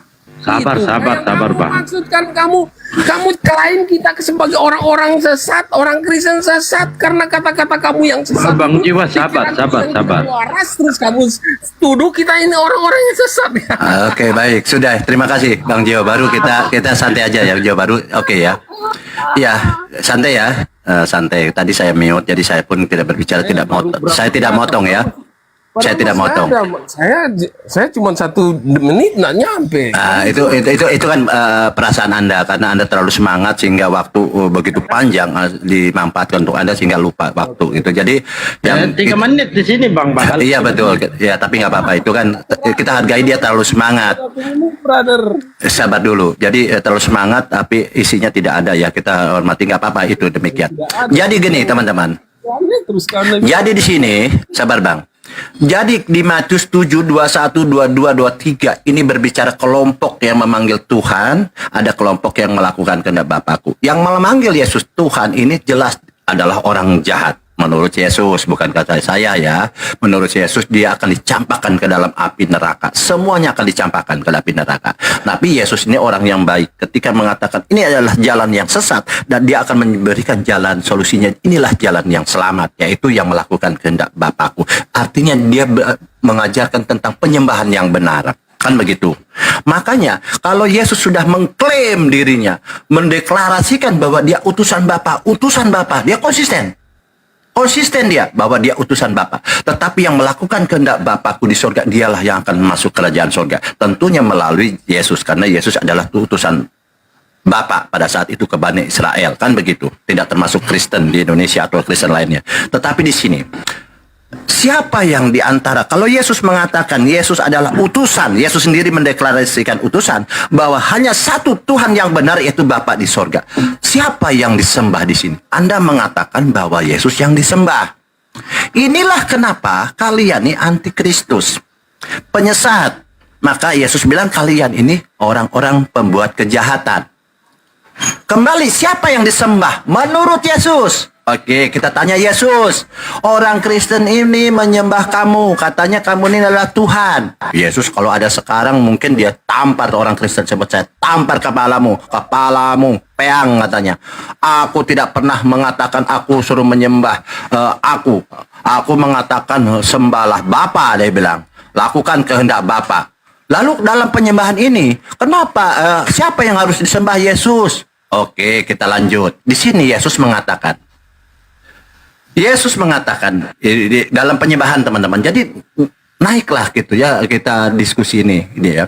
Ketika Yesus melakukan kehendak Bapa, kehendak Bapa mengaku dia ada utusan, Yesus mengatakan demikian. Baca Yohanes 4 ayat 23. Ini dalam penyembahan karena Matius 7:1 berbicara tentang siapa Tuhan. Siapa Yesus? Ya kan? Matius 7 ini berbicara Tuhan. Nah, di sini baca Yohanes 4:23. Yohanes 4 nomor 23. Catat. Ini berbicara tentang penyembahan. Saya bacakan. Ini kata Yesus ya, bukan kata si Baal. Si Baal ini anak baik, tidak mungkin mencomot-comot. Anak baik ini hanya membacakan aja. Jadi di sini kata Yesus tentang tetapi saatnya akan datang dan sudah tiba sekarang bahwa penyembah-penyembah benar akan menyembah Bapa. Tuh. Bukan menyembah aku, Yesus bilang. Tetapi saatnya akan datang dan sudah tiba sekarang. Setelah Yesus datang, dia bilang bahwa penyembah-penyembah benar akan menyembah Bapa. Kenapa? Menyembah Bapa dalam roh dan kebenaran. Sebab apa kata Yesus? Kenapa harus menyembah Bapa? Sebab apa? Kata Yesus, sebabnya Bapa menghendaki penyembah demikian. Gampang kok. Gampang sekali. Lalu Anda mengklaim aku menyembah Yesus, itu adalah penyembah salah. Karena Yesus mengatakan penyembah benar. Ingat, kenapa sih? Penyembah benar yaitu akan menyembah Bapa dalam roh dan kebenaran. Sebab apa Yesus harus menyembah Bapa, tidak menyembah kamu Yesus? Oten botol kau menyembah kamu. Ya biarlah Oten itu pembuat kejahatan, dia bilang. Karena apa? Kamu harus menyembah Bapa menurut Yesus. Sebab Bapa menghendaki penyembah demikian. Makanya di Matius 7:21 dikatakan yang bukan setiap orang, kelompok orang yang memanggil Yesus Tuhan Tuhan yang akan masuk kerajaan surga. Dia bilang tidak, no, kalian Kristen pembuat kejahatan. Dia bilang no. Lalu Yesus yang masuk kerajaan surga apa? Yang melakukan kehendak Bapakku di surga. Oh, lalu apa yang menghendaki Bapakku di surga untuk bicara Tuhan? Yaitu menyembah Bapa. Karena Bapa menghendaki penyembah demikian. Itulah yang benar. Jadi Kristen masuk surga tidak? Tidaklah, no, dia salah Yesus. Kata Yesus, no, kalian salah. Orang jahat, neraka nggak? Neraka, gampang kok itu. Nah itu teman-teman, itu ada dari saya.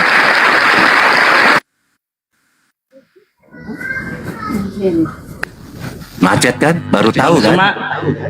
Oke Bang Juma, mungkin yang lain Kang Dito. Saya poinnya sudah dapat bahwa dalam berbicara Matius 7:21 ini kan Yesus membagi dua kelompok yang memanggil Yesus Tuhan, sudah jelas dihakimi di ayat 22, 23. Kemudian dia mengajari tentang kehendak Bapa dalam penyembahan. Apa Yesus Tuhan itu salah katanya.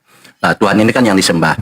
Lalu Yesus pun dengan baik hati, dengan tulus karena sayang kepada murid-muridnya, dia menyampaikan juga tentang penyembahan yang benar. Ini jangan kepadaku, dia bilang, tapi menyembah kepada Bapakku. Karena yang melakukan kehendak Bapakku, yaitu kehendak Bapa itu menyembah Bapa yang di sorga. Ya teman-teman Kristen jangan berharap kalau mau masuk surga ya itu angan-angan aja, tapi tidak apa-apa lah ya kalau kalian mau masuk neraka silahkan, mau masuk surga juga silahkan.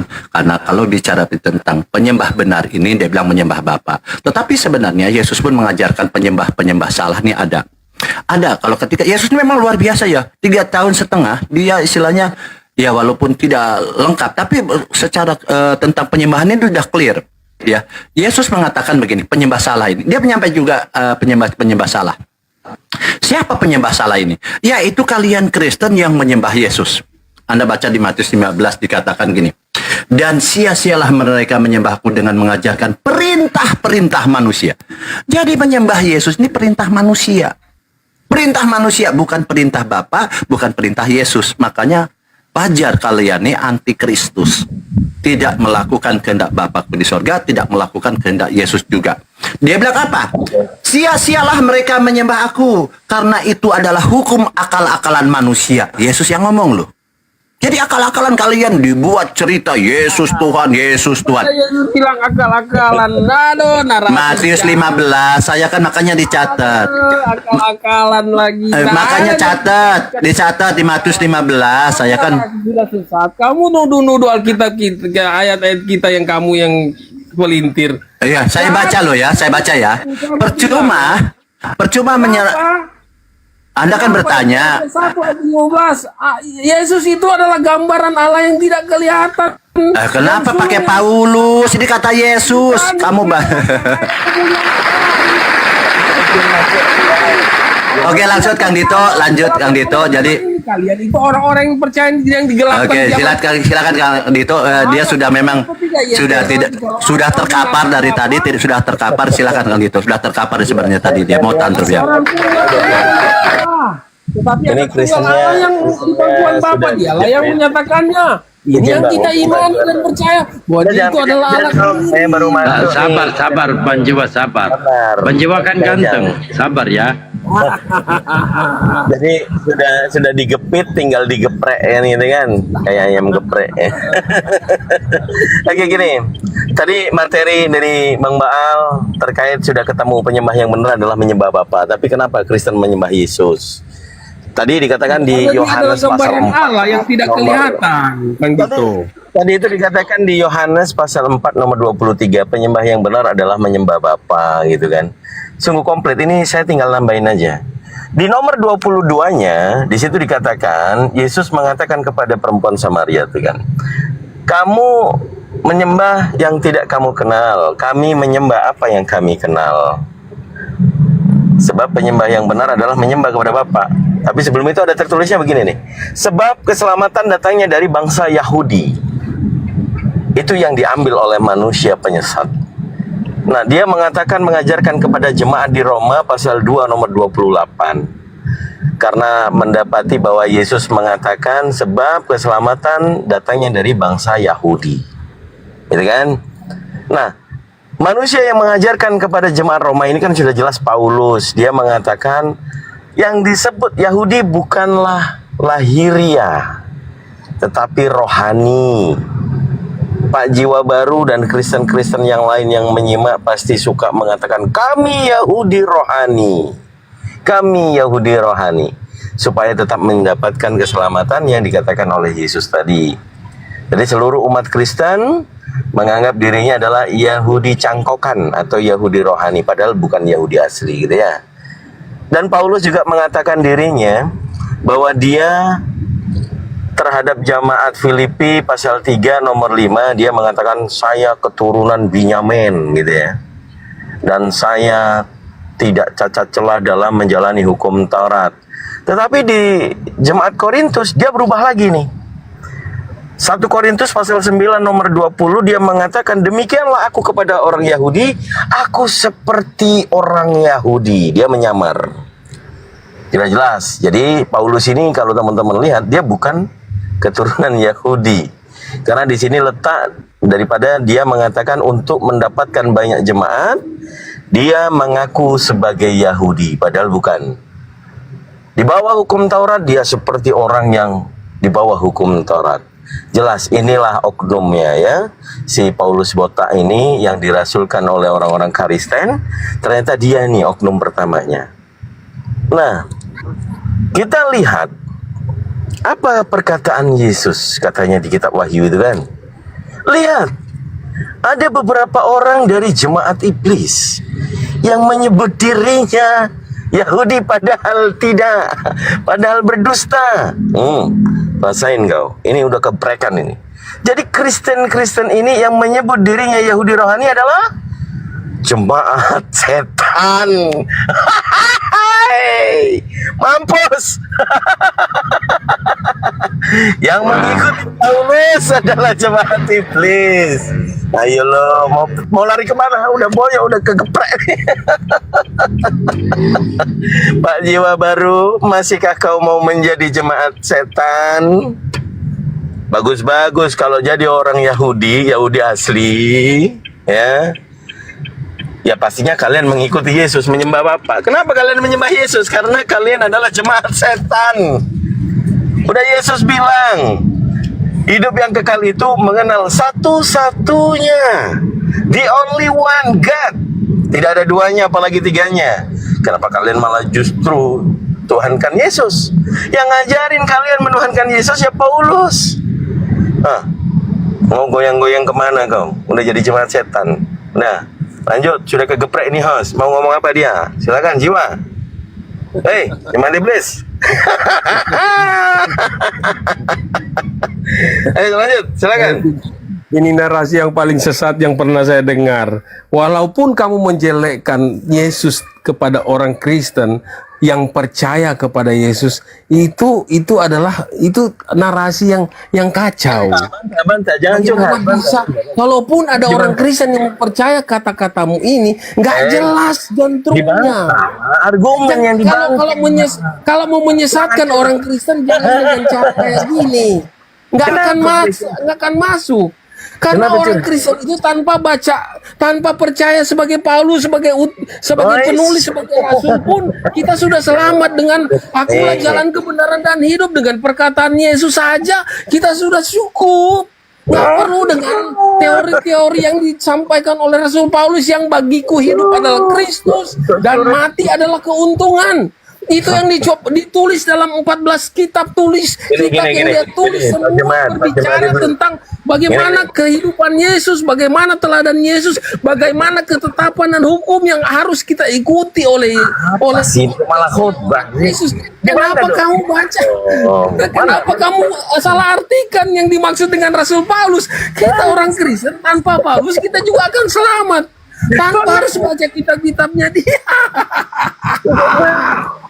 Oke, jadi bantahannya apa? Atau mau dilanjut? Saya tanya sama Anda. Kamu kalau cuma pakai dasar Paulus yang kata-kata, kita nggak bisa jadi rujukan indikator untuk keselamatan kita. Nggak bisa kamu pikir Rasul Paulus itu bisa menyelamatkan kita. Tapi firman yang diilhamkan dalam pikirannya, dia itulah yang akan menghidupkan kita, yang menyelamatkan orang Kristen. Boleh gantian? Saya tanya Anda. Sabar Pak Jiwa. Pak Jiwa Pak kan ganteng kan? Ganteng kan? Baik, brother. Sabar. Ganteng juga. Saya tanya sama Anda. Selama Yesus di muka bumi, apakah Kristen sudah ada? Apakah Yesus kenal Kristen? Loh, kamu tahu Kristen itu dari Kristusnya ini, Kristus itu pengikut Kristus. Bagaimana kamu bilang Tuhan tidak mengenal Kristus? Dia mah sebelum dunia ada, dia sudah ada. Apalagi orang Kristen ada saat ini. Sebelum dia lahir, dia datang ke dunia, dia sudah tahu ada. Dia adalah Alfa dan Omega, dia awal dan akhir. Bagaimana dia tidak bisa tahu, tidak kenal orang Kristen? Anda hanya membual Pak di sini, pakai dalil dong. Di KPR pasal 11 nomor 26, mereka mengajar di sana di Antioquia setahun lamanya bersama dengan jemaat-jemaat itu, dan murid-muridnya disebut Kristen. Pertama kalinya di Antioquia itu Kristen, dalilnya KPR 11, Kisah Para Rasul 11 nomor 26. Siapakah murid-murid itu dan mereka yang mengajarkan ini siapa? Anda baca nomor 25-nya. Di situ Barnabas mencari Paulus ke Tarsus dan mengajak dia ke Antioquia. Jadi yang mengajarkan murid-murid itu, yang disebut murid-murid disebut Kristen itu adalah Barnabas dan Paulus. Anda tidak punya hikmat. Pantesan Yesus mengajarkan kepada murid-muridnya, ya, apa itu? Matius 7 nomor 6. Janganlah memberikan barang yang kudus kepada anjing. Siapa anjing itu? Nah ini. Kalau Yesus berbicara kepada murid-muridnya yang bangsa Yahudi, maka anjingnya adalah non-Yahudi. Serigala berbulu domba itu adalah orang yang menyamar sebagai Yahudi, pura-pura menjadi Yahudi, mengatakan dirinya Yahudi rohani. Maka anjing ini memang Kristen. Anda nggak bisa berkelit, Bung. Anda mau membodohi umat. Nah, pergi kau ke neraka. Jangan kau naik-naik diskusi lagi kalau cuma membual. Yesus jalan kebenaran dan hidup. Nggak tanya itu.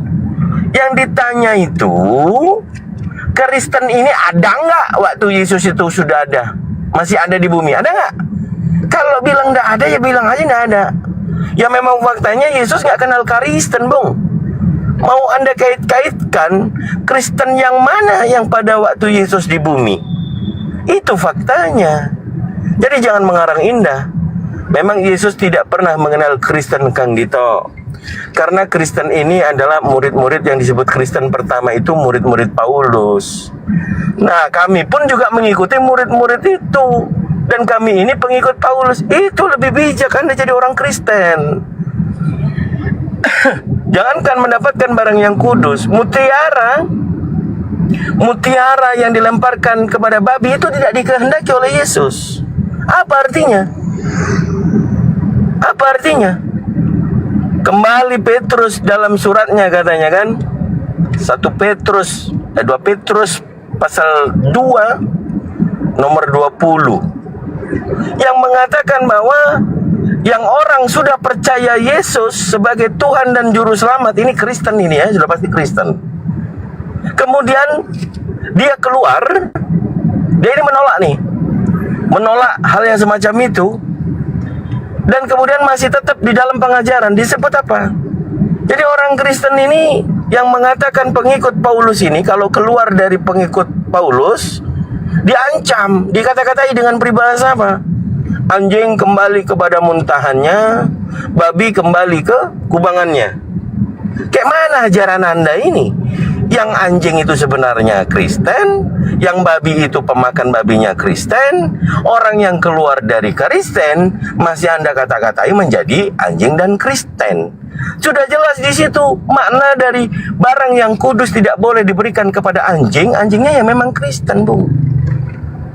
Mutiara yang tidak boleh dilemparkan kepada babi, babinya juga dimakan Kristen.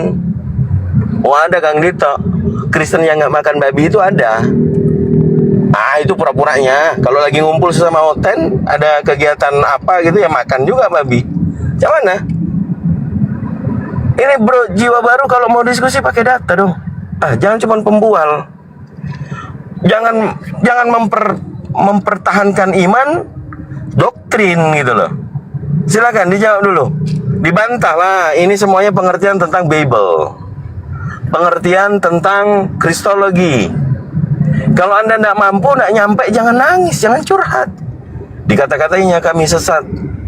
Orang yang kita jangan terlalu lama tuh, jadi bosan ya, menunggu ini. Silakan. Anda bantah. Apakah Anda pengikut Paulus sesuai Bible atau tidak? Silakan. Jemaat Iblis. Tadi kamu kan bicara soal kisah para Rasul 11 ayat 26.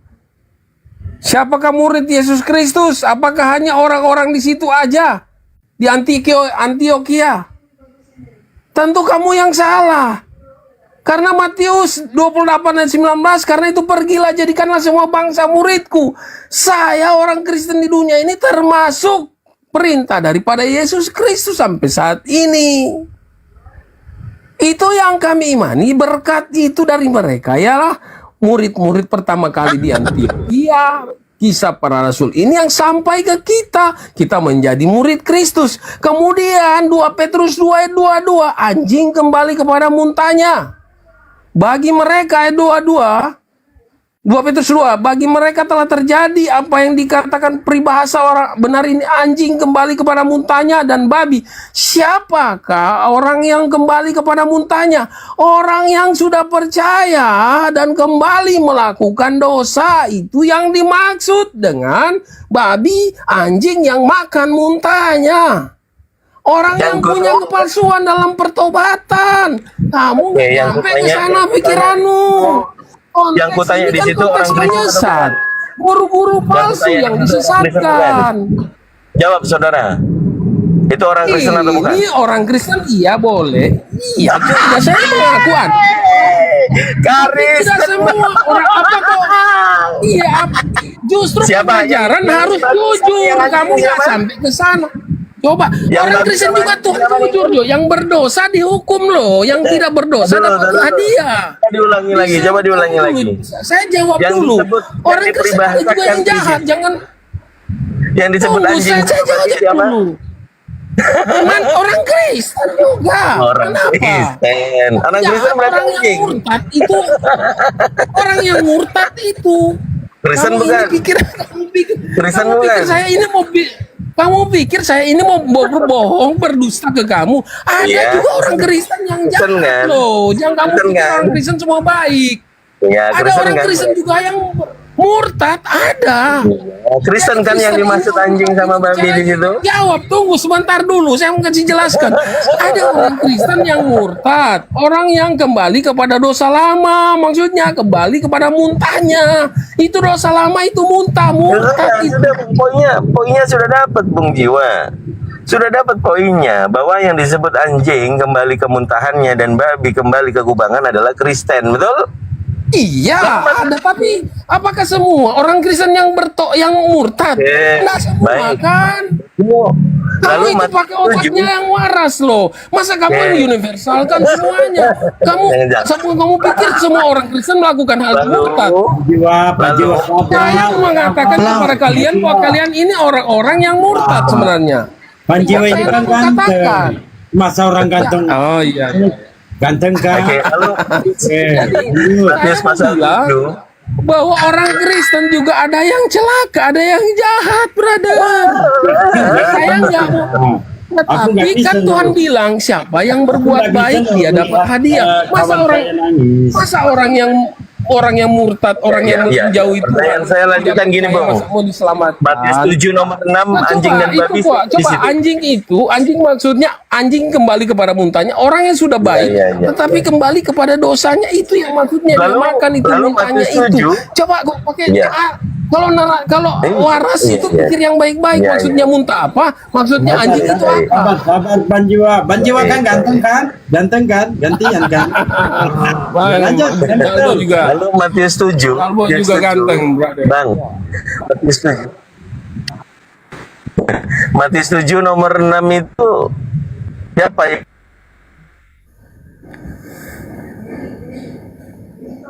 Putus suaranya Abandaku kan itu. Putus kan itu.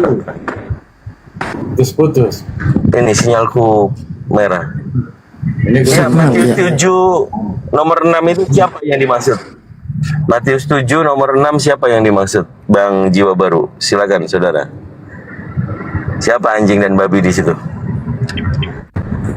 Iya, yang dimaksud dengan anjing itu adalah orang-orang juga, manusia yang mengikuti Tuhan juga, tetapi yang kembali kepada dosanya. Kristen atau bukan? Kristen atau bukan? Ya Kristen juga. Kristen ya, saya nggak. Iya Kristen juga. Iya. Tapi apakah semua? Tapi apakah semua yang dimaksud di sini? Justru dengan firman ini orang Kristen jadi kuat tebal imannya. Yang berbuat baik akan lebih berbuat baik. Yang jahat akan sadar kalau dia itu bisa makan muntahnya. Kalau dia kembali melakukan dosa, kembali kepada muntah. Orang yang sudah baik, sudah benar, jangan kembali kepada muntahnya, berbuat dosa lagi. Maksudnya. Iya, di Bukan 2 Petrus kan sudah dibahas. Sekarang Matius 7 nomor 6. Di situ Yesus mengatakan kepada siapa? Yang dimaksud Yesus anjing dan babi di situ siapa? Jangan Kristen, kamu kan? memberikan barang yang kudus kepada anjing. Dibaca gimana ini, host? Dan jangan kamu Balik kan itu kalau begini Bang Jiwa Baru. Konsentrasi Pak Jiwa Baru, pakai ketenangan. ya tenang, brother. Ya, Terapi. pakai ketenangan. Saya jujur-jujur ngomongnya, nggak tutup-tutupi loh. Kalau orang Kristen jahat, orang Kristen nakal, saya nggak bisa membela. Oke, Bang Jiwa Baru, kan Dito sedikit saya boleh tanya kan Dito, tadi ada yang menarik sama pemaparan Bang Jiwa Baru terkait Matius 28, 19, 20. Boleh ya kan Dito Abanda? Iya, ini Bang Jiwa Baru, saya masih kurang mengerti. Tetap di anjing itu aja, tetap barang kudus, jangan kemana-mana. Oke. Nanti dia bisa lompat kalau dibawa kemana-mana. Oten biasa lompat-lompat soalnya. Nggak bisa. Ya, diikat dulu kalau begitu kan Dito, diikat dulu silakan. Diikat dulu kan Dito, silakan aja. Jiwa Baru. Iya. Ya, Di sini saya baca dulu. Kalau kita harus, saya baca dulu ayatnya ya. Jangan kamu berikan barang yang kudus kepada anjing, dan jangan kamu melempar mutiara kepada babi, supaya jangan diinjak-injaknya dengan kakinya, lalu ia berbalik mengoyak kamu. Apa sih maksud anjing dan babi ini? Ya, siapa rohani kita? Iya, itu siapa? Tadi kau bilang ada orang. Iya. Oh iya, iya kan? orang. Berarti Yesus saya melarang berapa kali sih saya nggak mengaku? Berapa kali sih Berarti saya Yesus melarang nggak? membantah? Yesus melarang nggak? Melarang apa nggak melarang itu di situ? Jangan itu. Melarang nggak itu? Ayo. Iya, jangan. Iya betul. Iya, kan orang Kristen berarti nggak boleh dikasih kudus kepada orang. Gini, brother. Kenapa ada orang-orang yang sengaja keras kepala menolak dan menghina kebenaran firman Tuhan? Itulah orang-orang yang seperti mutiara dikasih kepada babi. Orang-orang yang menolak firman Tuhan, kayak kebenaran ini yang saya sampaikan sekarang ini kan, kalian tolak-tolak semuanya kan. Ini seperti mutiara kasih kepada babi-babi. Atau apa tadi? Ngarang bebas kau. Nggak boleh ngarang bebas. Ngarang yang kudus kepada anjing. Ini sesuatu firman Tuhan yang baik. saya sampaikan kepada orang tapi tidak mau terima, ini seperti mutiara yang dibuang, Anjingnya yang orang apa? diinjak. Babinya orang apa? Anjing dan babi di situ merujuk kepada siapa? Orang Kristen bisa, orang bukan Kristen juga. Orang kalau bukan Kristen kan dia nggak kenal firman Tuhan, jadi harus tahu dulu. Siapa nih?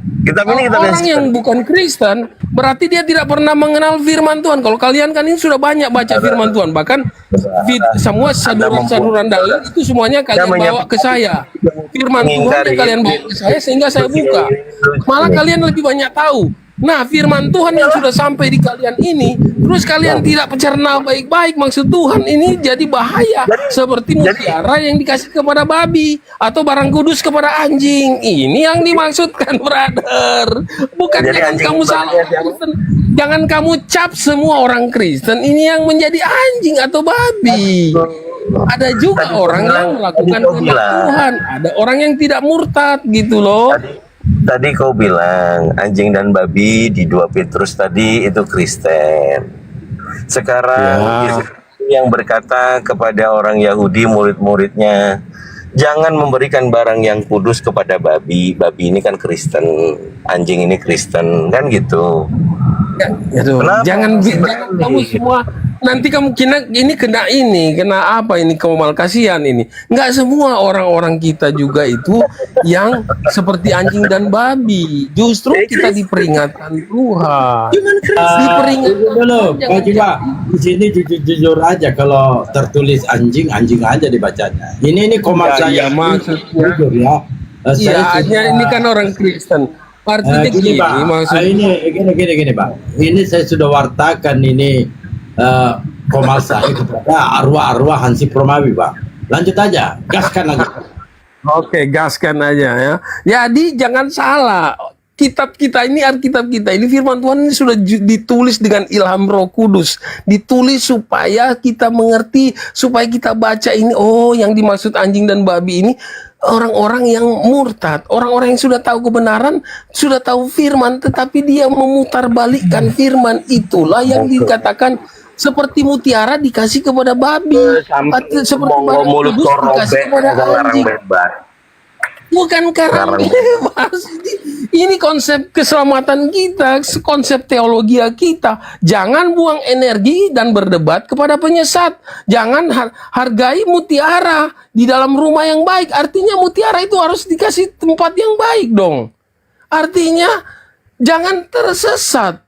Jangan seperti anjing, jangan seperti babi yang tersesat, seperti anjing atau babi, orang-orang yang tidak tahu kebenaran, orang-orang yang menghina kebenaran, yang menyerang kebenaran. Nah, bukan ngarang bebas. Ini konsep kita, bukan ngarang loh. Ngaco. Enggak, memang gitu.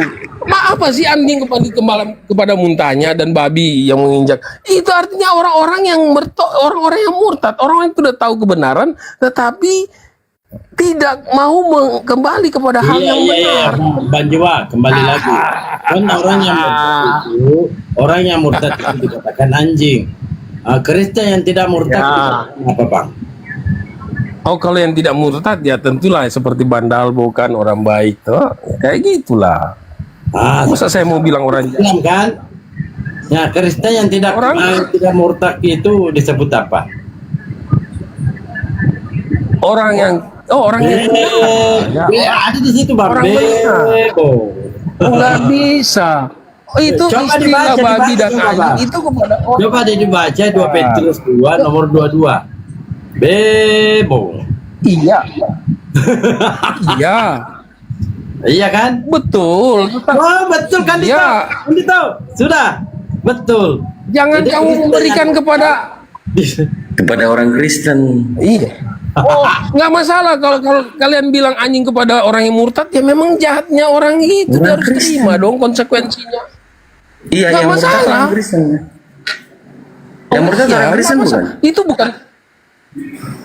Ya orang Yang Kristen murtad. bisa, orang Ya, nggak usah bilang bisa. orang memang Kristen orang aja orang Kristen aja yang tidak orang Kristen aja yang tidak mengamalkan Injil ini, firman ini, bisa dibilang anjing, apalagi yang tidak percaya dengan Injil ini. Mau dibilang apa? Saya tidak tahu, kalian yang bahasakan. Memang orang Kristen di situ.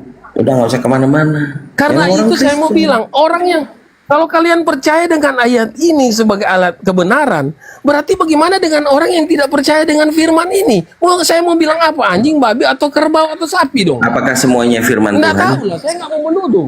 Saya tidak Apakah mau semua menuduh. Bibelmu Saya firman tidak Tuhan? menghakimi. Oh iya, Apakah jelas di semua firman Tuhan, Bibelmu- Alkitab ini adalah firman. Karena Oh, kalian semuanya percaya firman kan Tuhan. apa yang di dalam. Iya, kita Berarti semuanya kalian firman kasih Tuhan. kasih data ini karena kalian pikir Oke, ini berarti- juga sebagai bahan untuk kebenaran kan? Oke. Berarti semuanya firman Tuhan ya? Iya, betul dong. Iya. Semuanya firman Tuhan. Kalau kalian tidak percaya Kita dengan coba ayat ini, dulu. ayat Kita ini coba tidak dulu akan kalau berlaku semuanya untuk itu kalian. firman Tuhan, kita coba dulu. Kita coba dulu. Diam dulu. Jadi menurut Pak Jiwa Baru, Bibel Perjanjian Baru itu adalah semuanya firman Tuhan. Kita cek. Markus 3 nomor 21. Kaum keluarganya Yesus menyebut dia gila. Firman Tuhan nggak itu? Firman Tuhan nggak itu? Saya udah bilang, kitab firman Tuhan ini dia jujur Kau jawab dulu. Kau jawab dulu. Jadi Markus 3 nomor 21 itu firman Tuhan atau bukan? Jadi Firman Yesus Tuhan. disebut tidak waras itu. Iya, firman Tuhan. Jadi Tuhanmu tidak waras. Masa saya mau berbohong? Memang Jadi kita menurut tulis kaum keluarganya, tapi jangan menurut cacat kaum pikiran keluarganya kita. itu firman Jangan Tuhan. cacat pikiran kita dalam ngomong apa sih? Iya, Jadi kamu jangan menurut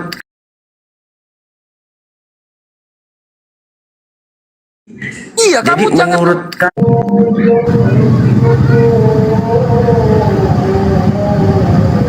tuh jiwa, kalau semuanya kau anggap firman Tuhan, maka menurut kaum keluarganya Yesus itu gila, nggak waras. Nah, begitu. Aduh, ini kondisinya, situasi dan kondisi yang diceritakan yang sudah tidak kondusif. Sehingga keluarganya mau menyingkirkan dia dari kerumunan massa yang sudah Iya, tidak kondusif terhadap jiwa, Iya, kau baca terhadap dulu, kau jiwanya baca. Yesus. Coba kau baca. Aduh. Oh. Markus 3 nomor situasi yang kalian 21. di sini. Apakah firman Tuhan mengatakan Yesus itu gila? Firman Tuhan, iya tertulis begitu, tulisannya begitu, tulisan daripada Markus seperti itu. Tapi apakah realitanya dia benar-benar gila? Kadang Lama-lama saya yang gila di sini, jujur. Kalau begini jawabannya lama-lama saya yang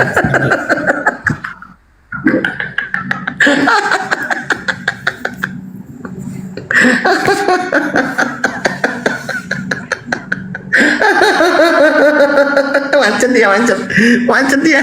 Kalau firman Tuhan, ada firman Tuhan mengatakan Yesus gila. Alkitab gini ya. Memang kau penghujat. Alkitab sebenarnya,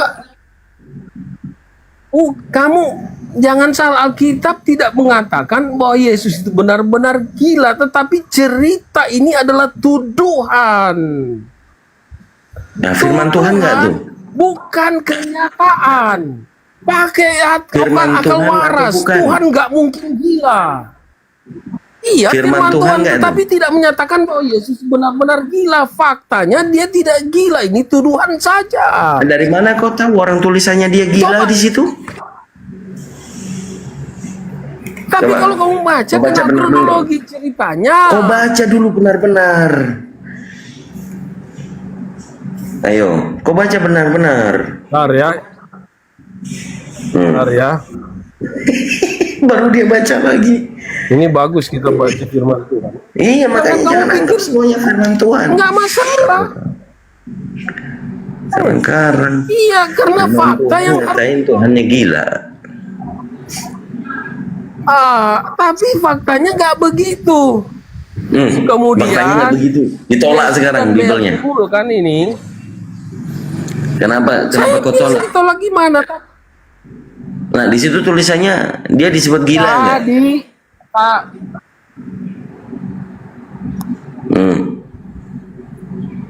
iya benar di sini dikatakan Bacalah. seperti itu yang tertulis. Ya dibacalah. Kenapa malu? Jangan malu baca Bible.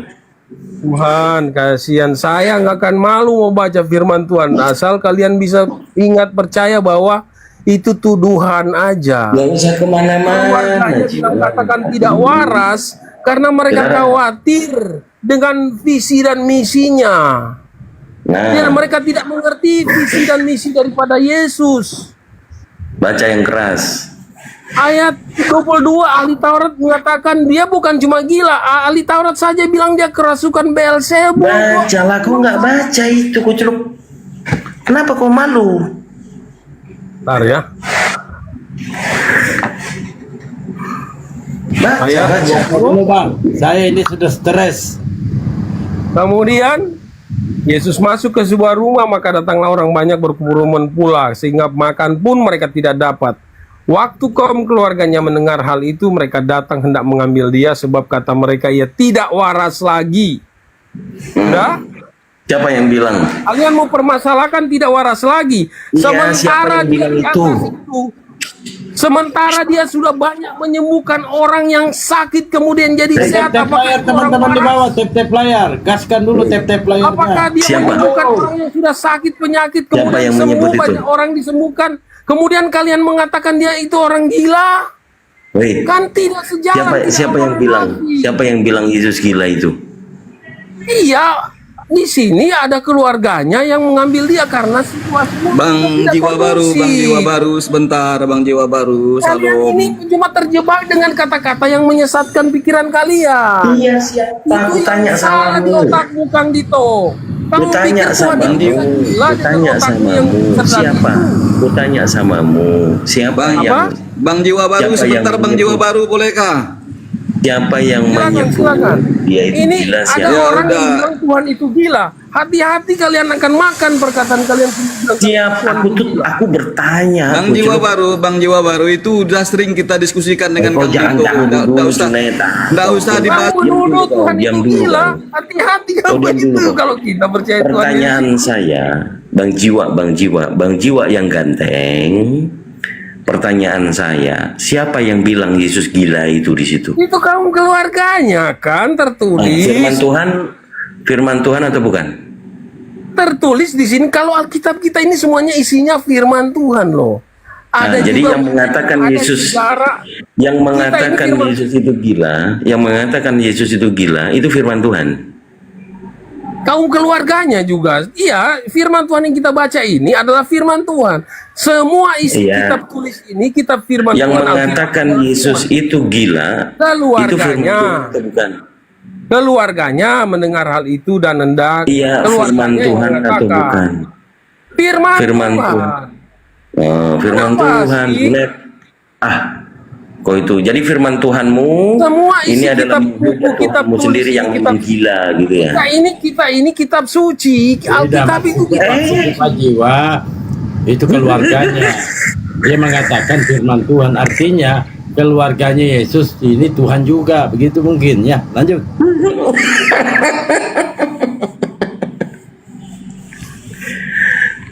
Ini kayak mana? Tadi kamu nggak gini ya?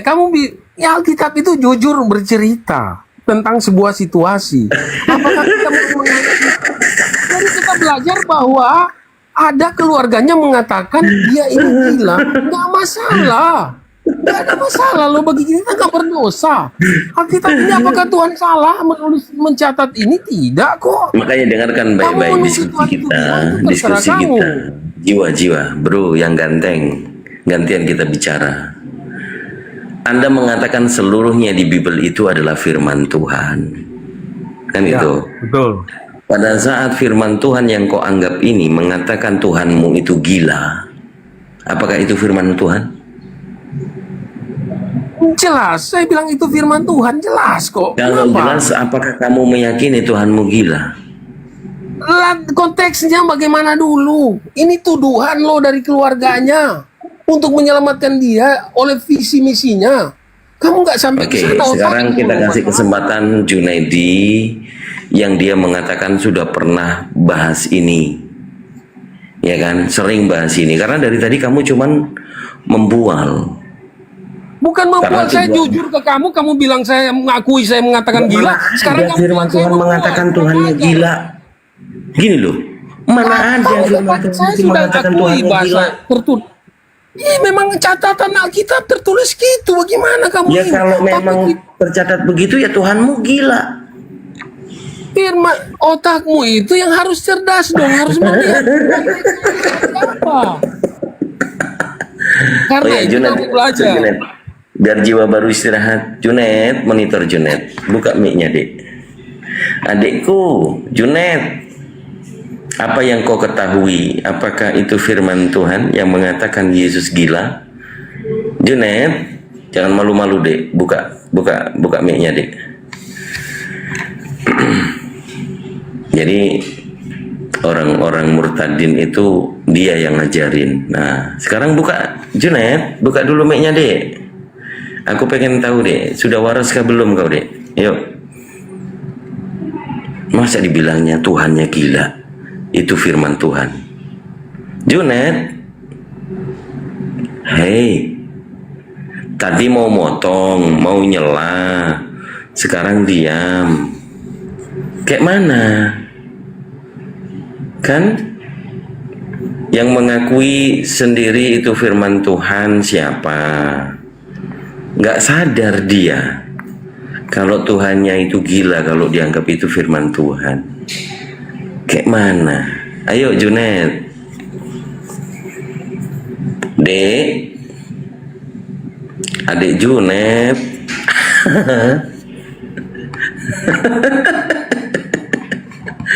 Kemana Ada Pak Bang Dewa Dewa? masuk, Bang Dewa.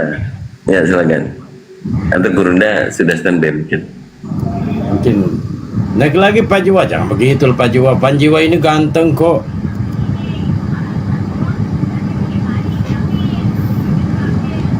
Gurunda.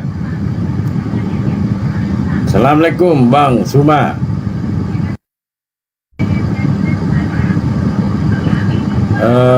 Pak Junaidi. Pak Junet.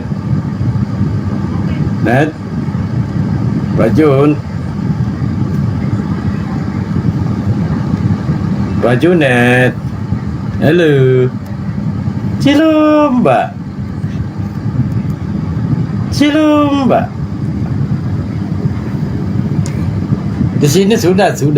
Entahlah kalau Bang Suma masih mungkin beliau di ini masjid ya.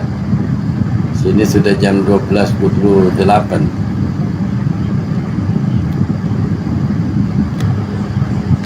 Kak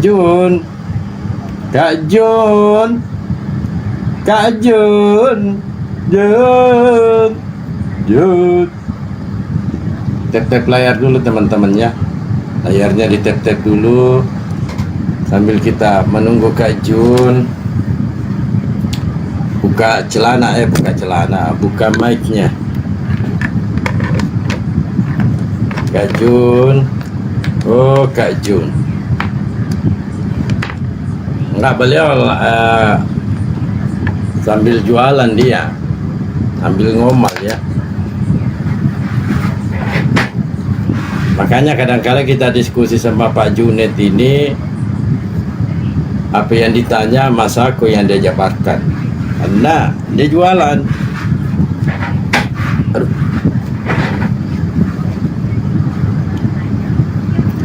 Halo Pak Jun. Pak Jun ganteng. Kenapa tadi ini? Pak Jiwa ganteng naik. Pak Jiwa ganteng. Tadi mau nyela, sekarang sudah dikasih kebebasan. Oh, masih ada ini orang beli. Masih ada orang beli Bang Dalbo. Nah, beliau Masih itu ada orang beli. jualan.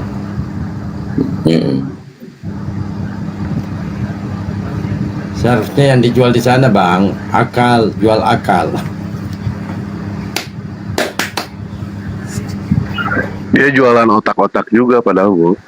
Oh, Jualan otak-otak, campur siomay gitu kan. Dari tadi sebenarnya gatel ya diskusi sama Pak Baal gitu kan, sama Kang Dito. Tapi ya memang susah dibenerin itu orang. Memang kerepotan gitu kan menghadapi orang seperti itu. Sama Pak Junet juga sama gitu. Dia nggak nyadar menceritakan soal penyesatan-penyesatan. Sebenarnya penyesatan itu sudah nyata, sudah ada di dalam Bible dia, pengajarannya benar, tapi berusaha disesatkan sama dia dengan menggunakan yang namanya siasat. Ya seperti itu jadinya. Akal tidak difungsikan. Naikin yang lain aja. narasi aja kan ada panjungnya. Dia dengar itu, ditanggapi nanti itu. Ya ada pembeli. Enggak, dia nggak ngedenger itu. Enggak ada dengar, kalau ada ini dia langsung angkat bicara itu. Itu jiwa baru kalau disuntik nih, disuntik itu jarumnya yang patah itu. Udah kerepotan jarum suntik juga itu. Yang lurus malah disesatkan, sedangkan yang sesat dan tersesat makin banyak yang namanya siasat. Ajaran dusta selalu mengatur yang namanya siasat yang menyesatkan. Dibolak-balik aja itu ya. Silakan, kalau wah jangan gue masak lah. Kalau gue masak nggak bisa lah. Sekelas profesor aja nggak bisa ngadepin gue masak, apalagi sekelas Mahadewa. Bahkan Bang Juma saja angkat bendera putih kalau lawan gue masak, nggak bisa, nggak sanggup itu.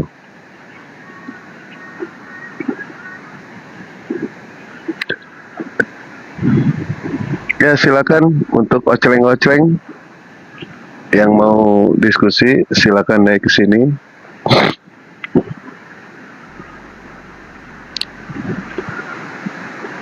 Wah nggak ada kayak ini padahal Bu. Ini sebentar lagi 20 ya 20 menit lagi ajan zuhur di sini ya.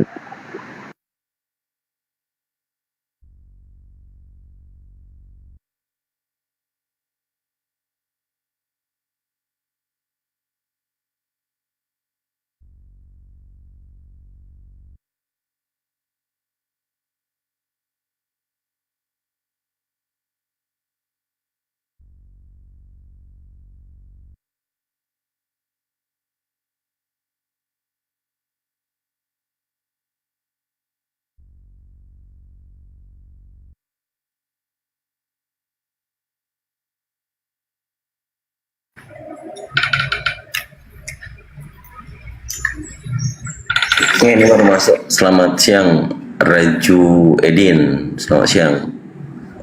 Assalamualaikum. Waalaikumsalam warahmatullahi wabarakatuh. Ada yang mau sampaikan Bang? Kayak itu tuh si Iya tuh makin parah banget tuh dia ngujat Islam. Coba. Iya, iya. Si kopi manis. Oh iya. Sudah kita laporkan.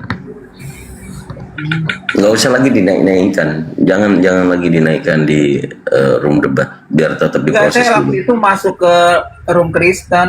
Kan dia ngujat, saya naik. Bang, jangan naik di sana. Ya kan? Di roomnya Yusuf Hia.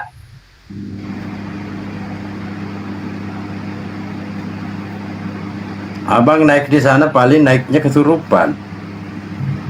Enggak, baru berapa itu langsung di kick gitu kan. Saya balikin kan ke ayat mereka itu kan. Sebenarnya Bang, ketika kita mendengarkan Kristen menghujat, itu baru Kristen Bang. Justru saya ragu kalau ada Kristen kalem, baik. Ini sepertinya Islam. Karena ajaran Kristen itu Pak memang diperintahkan untuk menghujat, menghina. Karena di mana dosa bertambah banyak, di situ kasih karunia Tuhan mereka berlimpah-limpah. Iya betul. Salah satunya menghujat. Jangan dihalangi Bang, mereka lagi mengamalkan. Itu baru Kristen sejati. Kalau dia menghina, menghujat, itu baru Kristen sejati Bang. Kalau dia kalem kayak berhala begini Junaidi, ya saya ini ragu kalau Junaidi ini Kristen. Iya patut. Dia kayak Junaidi ini kejawen dia.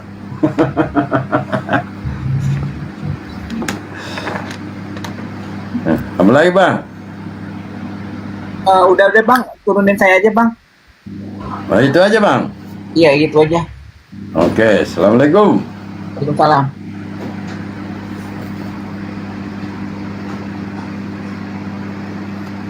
Tap-tap layar teman-temannya sambil tunggu kurang masak ini. Kurang masak. Junaidi ini Junaidi. Jun.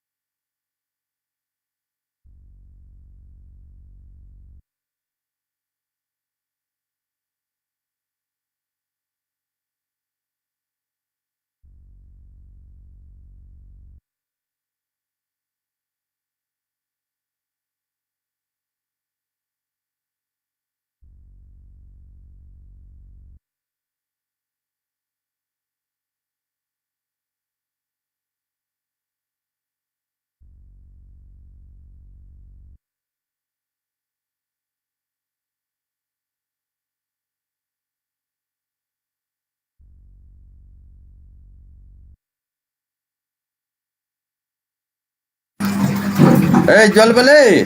Jual beli. June. Salto dong. June.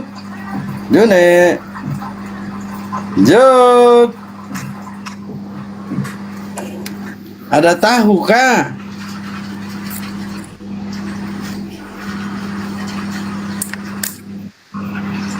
Anoni, selamat malam.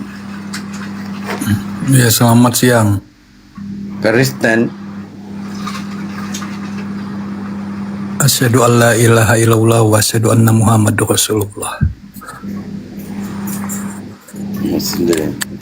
Silakan Bang. Mau sampaikan apa?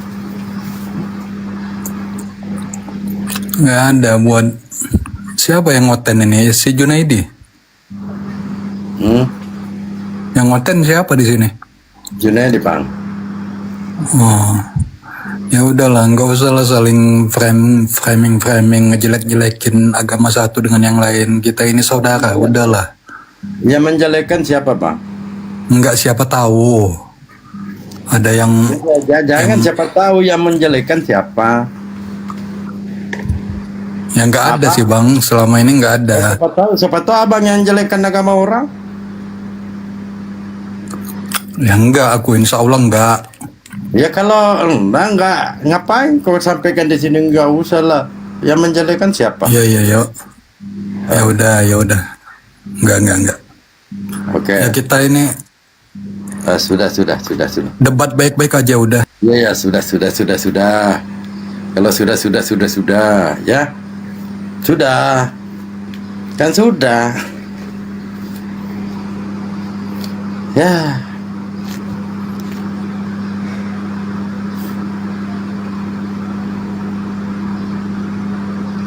Ya betul. Kalau kita tidak suka dengan komal-komal diskusi, ditinggalkan aja, sayang. Jangan kau naik di sini seakan-akan jadi tim penasehat kurang sehat lagi. Kenal kagak? Kalau kita kenal ya nggak masalah. Kenal kagak? Cuplis.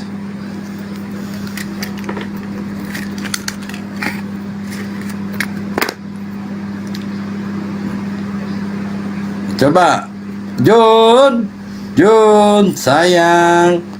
Halo Jun, di mana dirimu dek? Adekku Junaidi. Ayolah Jun.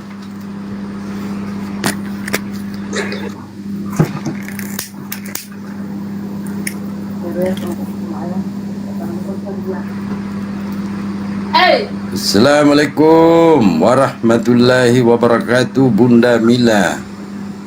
Waalaikumsalam warahmatullahi wabarakatuh. Ini belum kelar-kelar lagi nih diskusinya. Pingsan Junaidi, belum bertempur sudah pingsan dia. Padahal saya udah selesai masak ikan, udah nyayur, ya kan? Tadi Pak Jiwa Baru, Jiwa Raga turun dia. Gurunda mau sudah monitor Gurunda. Ini Junaidi dibaptis. Jam berapa Bang Dalbo? Mana sini? 12.41. Oh. Jam 12.41.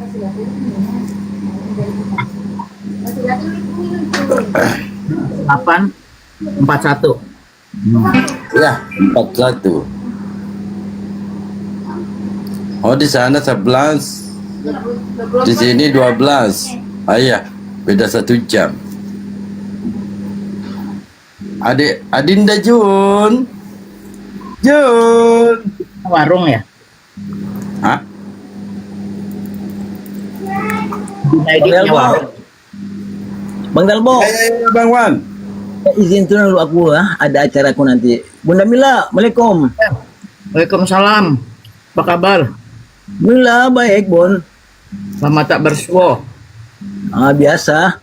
Kesibukan dengan urusan yang baru, Bun. Sekali bersuah, sekali bersuah di kandang kudo. Ngam. Mantap. Ya. Yalah Bang, Bang Dalbo aku izin dulu ya. Bun, izin dulu. Makasih Bang ya, Bang Wan ya. Nanti sebelah malam. Alright, thank you so much semua. Assalamualaikum warahmatullahi wabarakatuh. Waalaikumsalam. Banjun.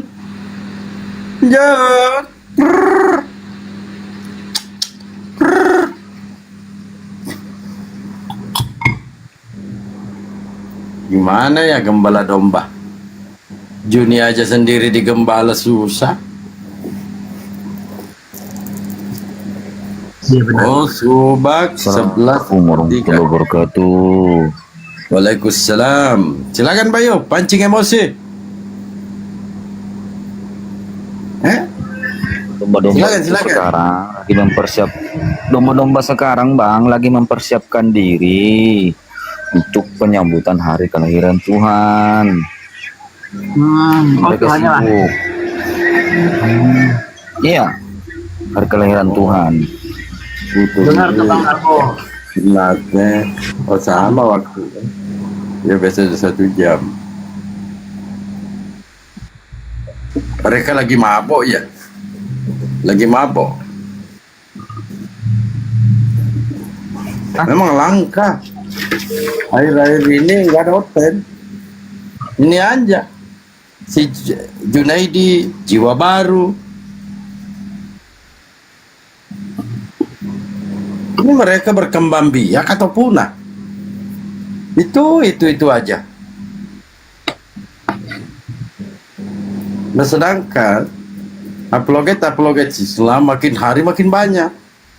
Akan banyak yang saya tidak kenal. Nah hotel makin hari makin mengecil.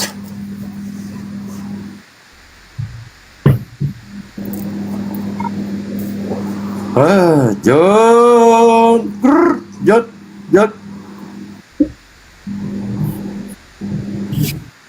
Junaidi. Junaid. Ini mumpung Bang Suma istirahat Jun. Ayo, maju Jun. Junet, Burundi subuh. Wah, Ternate 13.43. Wow. Oh, jam 1 Ternate ya. Di sini baru jam 12.45.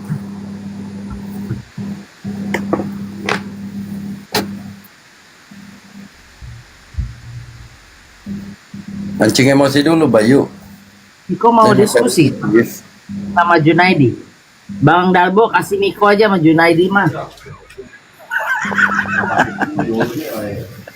Jadi sudah dikurkurkan, nggak mau bicara dia. Coba. Meow ya.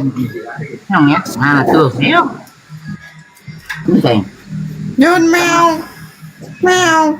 Junaidi. Itulah ya teman-teman dari Kristen, susahnya itu diajak diskusi dengan baik. Sepertinya mereka itu takut kalau mereka itu membaca Bibelnya. Kebanyakan dari mereka itu takut mendengarkan apa yang tertulis. Kalau kita bacakan itu mereka bantah. Coba kalau Al-Quran, nggak ada yang kita bisa bantah. Kita terima semuanya, ya kan? Mustahil orang Kristen percaya Bibelnya, mustahil.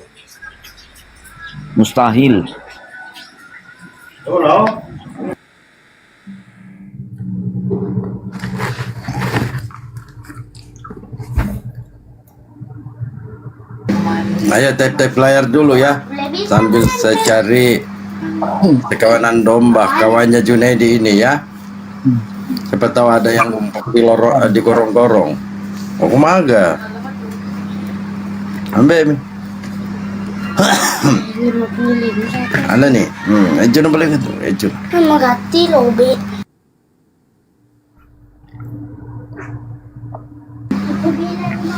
Oke.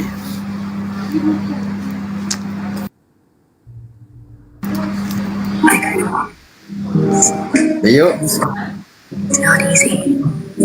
Iya bang. Pancing emosi dulu Pak. Kita ini dari tadi loh. Sudah berapa ekor kena stroke. Kasihan saya dengarnya itu Pak siapa Jawa Baru itu, takutnya itu stroke di situ. Bacanya aja itu dia itu, aduh kasihan. Emosi ya dia. Iya. But don't test her. She loves hard, but she's not blunt. She gets chance, but she's not cool. Apa itu Bu? Sampai kena YouTube. Apa? Pak. Tidak mau kok. Oh, enaknya lapar. Ayo teman-teman dari Kristen yang mau waras, ayo naik yuk. Apakah ini yang ingin waras? Silakan naik. Kita berdiskusi baik-baik. Ada guru-guruku di atas ini. Ada Kang Dito, Bang Baal, Mahadewa, Bang Zuma. Jangan cuma dengarkan apa kata pendeta, pastor, mengatakan Yesus itu Tuhan. Yesus itu menyembuhkan orang sakit, bangkit dari alam kubur untuk mengalahkan maut. Dia naik di kerajaan tahta. Dia membangkitkan Lazarus. Begitu banyak mukjizat-mukjizatnya. Silakan naik teman-teman. Ini mama aku saya undang dulu ini. Ini kenapa Junet jadi berhala ini naik-naik? Aduh, Junet.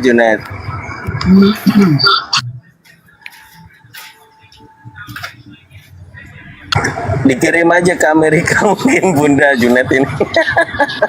Tapi nggak sanggup saya beneran. Nggak sanggup. Yuk.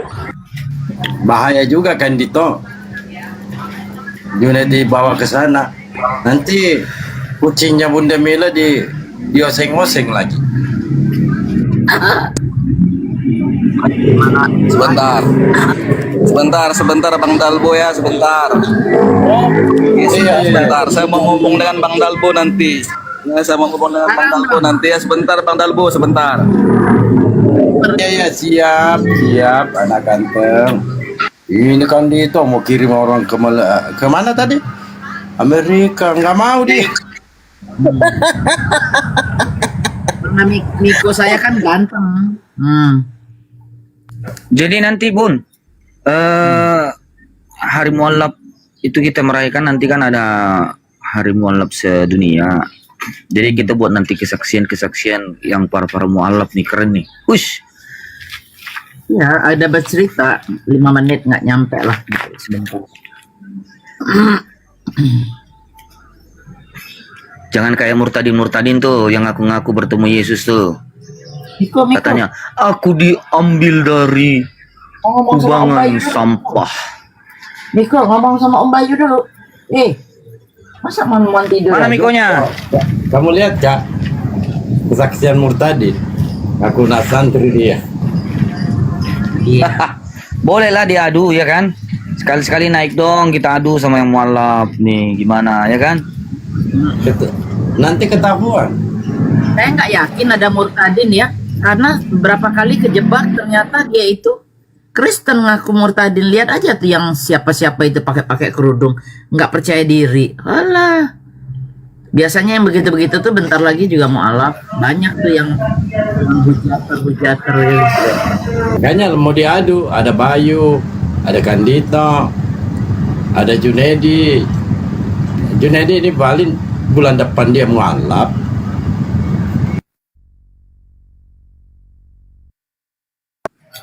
Ada itu yang murtadin ngaku, aku bertemu dengan Yesus, saya melihatnya.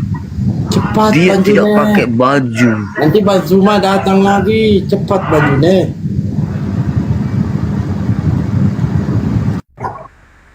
Kaum halu. Cepat. Ini kesempatan ini, Bang Zuma itu tidur dia. Maju cepat baju. Bener, kaum halu. Di kucing kerjanya makan aja, lapar ya.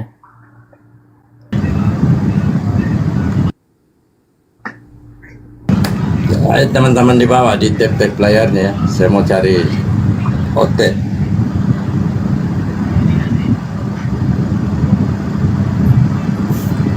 Bang Zuma sarapan.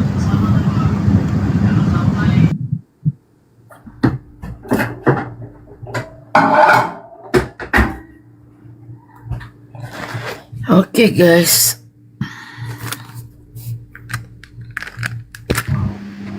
Halo Banyune. Aduh.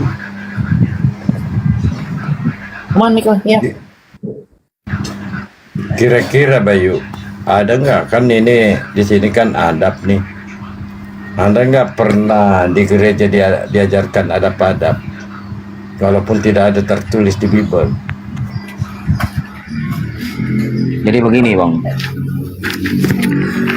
di dalam Bible itu yang diajarkan mengenai adab itu sebenarnya itu di dalam Torah, yang termasuk salah satunya itu 10 perintah Tuhan. Hormatilah ayah dan ibumu. Itu kalau kita masuk di perjanjian baru, Yesus itu tidak pernah mengajarkan sopan santun kepada orang tuanya, terutama kepada ibunya. Tidak pernah Yesus saya dengarkan di situ, saya baca di situ memuliakan ibunya, yaitu Maria. Malahan Yesus itu memanggil orang tuanya itu hai perempuan, gitu. Jadi apalah pelajaran yang kita ambil? Ada seorang murid meminta izin, muridnya ini orang tuanya, ayahnya meninggal. Minta izin kepada Yesus. Apa kata Yesus? Biarkanlah orang mati menguburkan orang mati. Coba, apa hikmat yang bisa kita ambil dari sana? Apa nasihat yang bisa kita ambil dari sana? Apa pelajaran yang bisa kita ambil dari sana? Tidak ada, yang beliau tidak memberikan contoh yang baik kepada murid-muridnya gitu loh. Masakan orang tua muridnya meninggal, minta izin kepadanya untuk menguburkan orang tuanya. Kata Yesus itu, biarkan orang mati menguburkan orang mati. Dan pada saat Yesus juga dicari oleh ibunya, apa kata Yesus? Siapa ibuku? Siapa saudaraku? Secara tidak langsung Yesus itu menyangkal bahwa Maria itu bukan ibunya. Sopan santun nggak itu? Bukan. Itu bukan salah satu sopan santun. Di saat ada seorang murid, jika kita ingin mengikuti ajaran Yesus ini, seharusnya mereka itu harus membenci orang tuanya, saudara-saudaranya, saudara perempuannya harus dibenci. Apa pelajaran yang bisa kita ambil dari situ? Apakah itu pantas harus kita ikuti? Tidak. Selama kita di Islam tidak pernah diajarkan hal seperti itu. Walaupun orang tua kita berbeda agama, kita itu harus lebih baik kepada orang tua kita. Tidak boleh membantahnya. Selain dari kalau dia mengajak kita kembali murtad dari agama ini, wajib kita tolak. Selainnya itu tidak boleh. Kita harus lebih baik dari yang sebelumnya kepada orang tua kita. Kita harus lebih sayang lagi kepada orang tua kita. Bahkan kita dilarang untuk meninggikan suara kita kepada orang tua kita. Cobalah, kalau ada orang Kristen bisa memberikan di atas sini, apa contoh yang bisa kita ambil dari Yesus ini mengenai terkait kepada orang tuanya?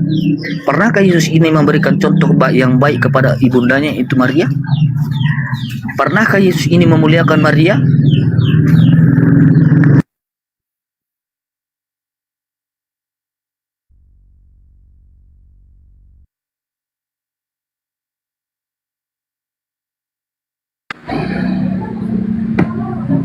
Ya, selamat siang Bang Dalbo.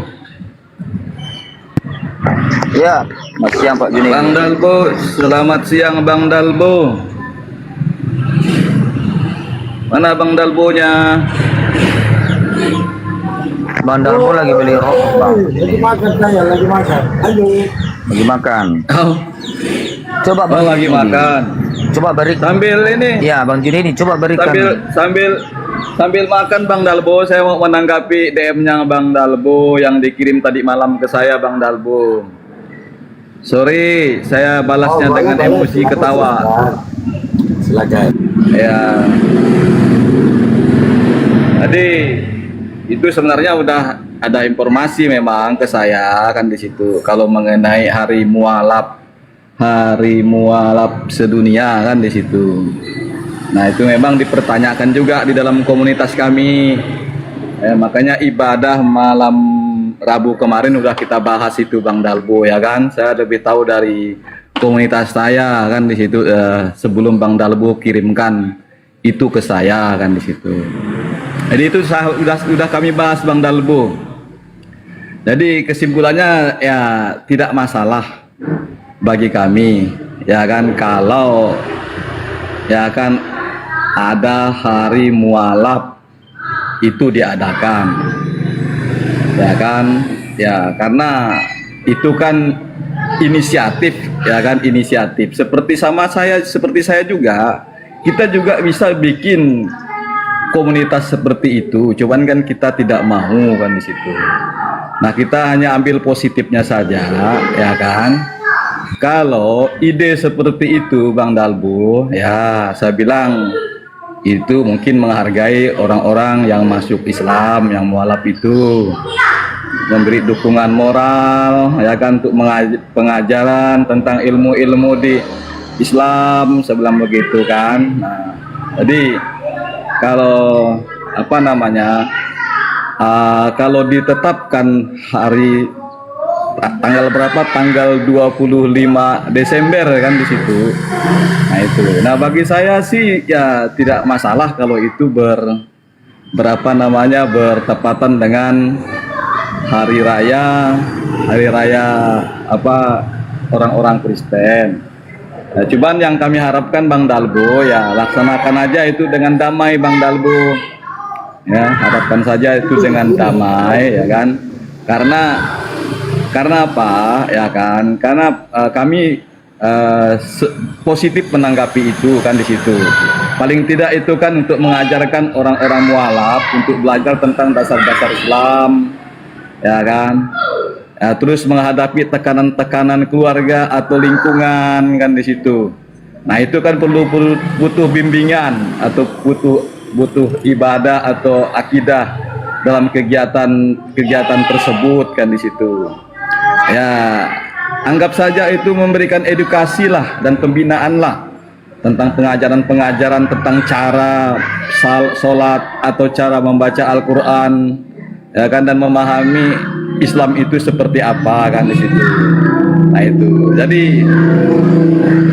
ya kami melihat itu ya tidak masalah kan di situ, karena ada juga orang-orang yang mualaf itu kan juga banyak yang mengalami kesulitan ekonomi dan sosial kan di situ.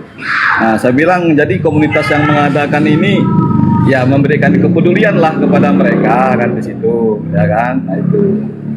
Jadi apa namanya?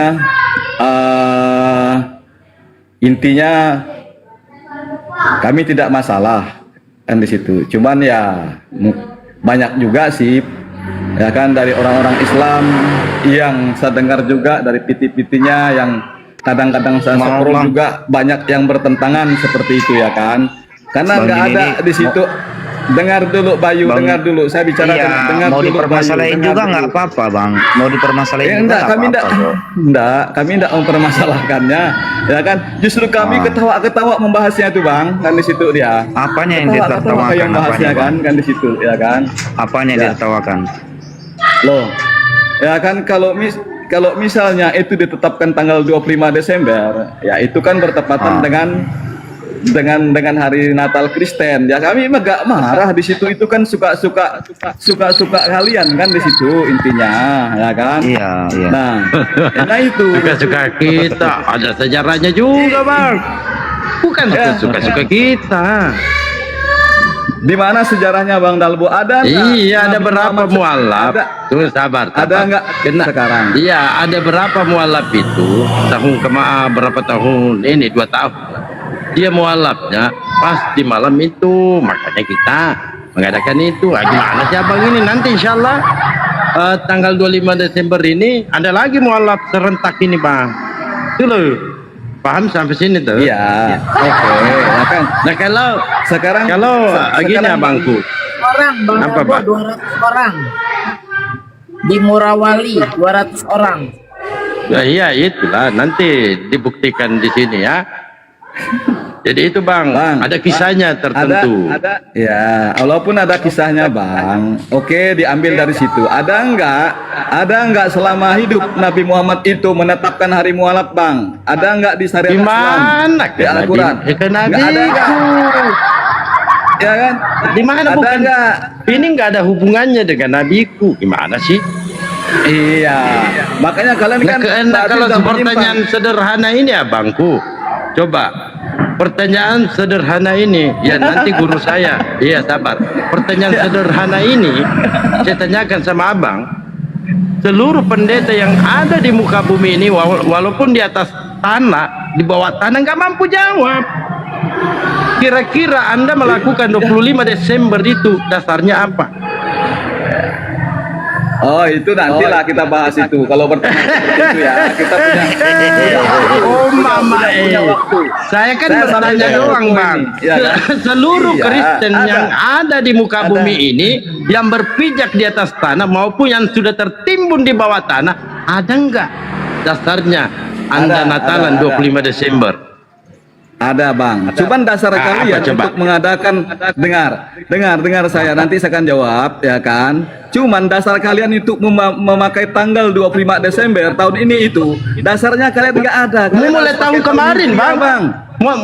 Mulai tahun kemarin. Ya. Sabar Bang. Mulai tahun kemarin di kegiatannya itu di tempatnya guru kami Bang Zuma.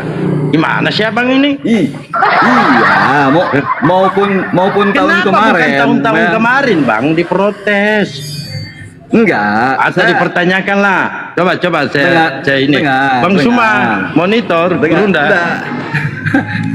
Ya kita ajak Bang Dalbo, kita ajak ya kan kita ajak karena Bang Dalbo yang kirimkan itu dengan saya. ya kan, dengan percaya, kan di situ, kan, nah di situ. Kan saya sudah Karena apa, jawab, ya? Bang. Ya enggak, tanpa sadar Bang Dalbo, tanpa sadar kalian itu juga memakai tanggal 25 tahun Masehi itu bukan kalendernya Islam, bukan kalendernya Hijrah, Bukan itu kalendernya perkara Masehi, kalender kan di Islam, situ Bang. dia. Anda kan butuh jawaban, Iya. Bukan persoalan kalender Islam. Kebetulan 25 Desember berapa tahun lalu itu mualafnya serentak. Insya Allah 25 Desember nanti kita live kan, ada berapa? Sekitar 200 orang tuh mualaf, Bang. Ya, silakan Gurunda diperjelas lagi, Bang Dalbo. Sabar deh. Ya. Assalamualaikum warahmatullahi wabarakatuh. Waalaikumsalam warahmatullahi wabarakatuh, abangku. Ya, jadi perlu dipahami dulu bahwa tanggal 25 Desember itu bukanlah hitungan gereja. Itu gereja memang menetapkan 25 Desember sebagai tanggal perayaan Natal nanti di abad keempat kan ya. Namun ini merupakan keputusan teologis dan simbolis, bukan penetapan tanggal historis yang pasti bahwa Dewa Yesus itu lahir di tanggal itu gitu. Itu yang perlu dipahami. Jadi Bapak Gereja mula-mula memutuskan kalau Yesus itu meninggal tanggal 25 Maret atau tanggal 14 Nisan dalam perhitungan orang-orang Yahudi ya. Lalu kemudian mereka menggunakan teori kuno bahwa wafatnya kemudian itu menggunakan kemudian perhitungan yang digunakan juga sebagai tahun Masehi. Itu tidak ada. Jadi bukan karena larinya kepada lahirnya Dewa Yesus ini, enggak. Tetapi tanggal 25 Desember itu menurut simbol kuno itu hanya bertepatan dengan perayaan kebiasaan orang-orang Roma kuno pada saat itu, yaitu apa itu ya, Sol Invictus atau Dewa Matahari yang tak terkalahkan. Ini yang perlu dipahami oleh saudara-saudara Kristen. Sama seperti hari Valentine, tanggal 25 Desember juga ditetapkan oleh umat Islam itu sebagai hari mu'alaf sedunia. Kenapa? Ya karena pada tanggal itu ada kemudian orang yang bersyahadat, ada kejadian besar di mana ada orang bersyahadat tepatnya pada tanggal tersebut sebagai pencetus lahirnya kemudian gagasan untuk memperingati hari mu'alaf sedunia. Sama dengan hari Valentine, itu hanya apa ya, cerita-cerita yang kemudian membentuk suatu keadaan di mana seluruh dunia di internal Kristen memperingati hari tersebut. Jadi 25 Desember itu bukan hak milik Kristen. Bukan, siapapun bisa merayakan, siapapun bisa melakukan kegiatan di sana pada tanggal 25 tersebut. Nah, kenapa hal ini digunakan sebagai hari kebesaran para mu'alaf? Ya karena pada tanggal 25 Desember itu manusia yang percaya kepada dewa yang turun ke bumi, lahir menjadi manusia, itu mereka melakukan ritual pada hari itu untuk memperingati lahirnya dewa-dewa terdahulu. Maka karena mereka mengatakan tanggal itu adalah tanggal di mana pencipta langit dan bumi turun ke bumi jadi manusia, maka kami umat Islam menetapkan tanggal 25 Desember itu adalah hari waras sedunia. Wah, ini kebetulan ada yang ketik di bawah. Jadi tanggal 25 Desember itu seibarat hari waras sedunia. Karena orang yang memahami bahwa pencipta langit dan bumi nuzul keluar dari selangkangan itu adalah orang-orang yang tidak benar, otaknya udah gangguan gitu. Makanya hari itu kami memutuskan ketika orang sebelah memperingati dewa kemudian lahir pada saat itu, maka kami di ufuk yang berbeda juga memperingati kewarasan manusia yang tadinya gila. Jadi orang-orang yang tadinya tidak waras, begitu masuk Islam menjadi waras, maka kami menetapkan hari kegilaan itu menjadi hari kewarasan dunia. Jadi jangan kemudian Anda mengatakan, nah, kami mengikuti. Oh, tidak. Sama seperti ketika tetangga saya berpesta pora. Sabar. Ketika tetangga saya berpesta pora makan babi, hari itu juga kami syukuran. Kami mengundang tetangga-tetangga kami Muslim untuk melakukan kajian-kajian. Lalu kami mengucapkan puji syukur kepada sembahan kami. Bukan kami sedang merayakan upacara orang sebelah. Beda. Itu yang pertama. Yang kedua, ketika belahan bumi separuhnya menyembah kepada selain bukan Tuhan, yaitu dewa yang turun ke bumi, maka kami mengimbangi keadaan bumi tersebut supaya Tuhan tidak datang laknatnya, supaya bala musibah itu tidak datang. Karena kita lihat setiap kali dekat 25 Desember, banyak aja kejadian-kejadian musibah-musibah alam. Itu bukan tak ada alasan, itu karena pencipta langit dan bumi marah. Aku yang memberikan kamu hidup, aku yang memberikan kamu rezeki, aku yang menciptakan kamu, aku yang membuat kamu itu berkecukupan. Tapi yang kau puja adalah makhluk lain selain daripada aku. Maka kami umat Islam melawan itu supaya Tuhan tidak murka kepada alam ini. Kenapa? Kalau ada satu kampung bermaksiat, musibah datang, bukan cuma yang bermaksiat kena dampaknya, tapi sekeliling alam semesta itu pun kena. Satu yang melakukan maksiat, yang sekelilingnya semuanya kena. Maka supaya kami memuji Allah pada hari Allah itu diingkari keberadaannya, kami umat Islam justru menggaungkan bahwa alam semesta masih percaya kepada pencipta langit dan bumi. Bukan seperti mereka yang mengatakan dewa agnostos theos turun ke bumi menjadi bayi. Ya kalau semua dunia ini diam, ketika penduduk dunia itu memuji kepada dewa yang nusul ke bumi menjadi bayi, yang lainnya yang tahu hukum, yang mengerti tentang hukum, diam saja. Ya itu sama halnya dia, meskipun tidak mengucapkan, sama halnya dia melakukan pembiaran. Nah, supaya itu tidak terjadi, maka kami umat Islam yang waras ini pada hari itu memperingati lahirnya manusia-manusia baru dalam keadaan dewasa, yaitu mereka yang tadinya memiliki sifat kebinatangan berubah menjadi sifat kemanusiaan. Itu perlu harus dipahami itu. Jadi secara filosofi itu sangat jelas. Tanggal 25 Desember adalah hari mualaf sedunia, supaya alam semesta ini tidak kena kutukan atau tidak kena bencana seperti itu, Bung. Ya, oke. Ya kan? Pertama, saya nggak perlu diajarin mengenai penetapan tanggal 25 Desember itu hari kelahiran Yesus, karena saya sudah paham sebagai seorang Kristen. Ya kan, karena penetapan hari kelahiran Yesus itu memang tepat tanggal 25 Desember, makanya 8 hari kemudian Yesus itu disunat. Ya, makanya Yesus itu adalah penentu, ya kan? Kelahirannya itu sebagai penanda kalender dunia yang sekarang kita berlakukan semua, baik orang Islam, baik pun orang yang tidak punya beragama, mengikuti kalender di mana penetapannya itu ketika Yesus disunat setelah 8 hari, tanggal 1 Januarinya. Oke, itu aja yang perlu kita bahas, ya kan? Nah, yang perlu dibahas ya, saya ya kan mengapresiasi mengenai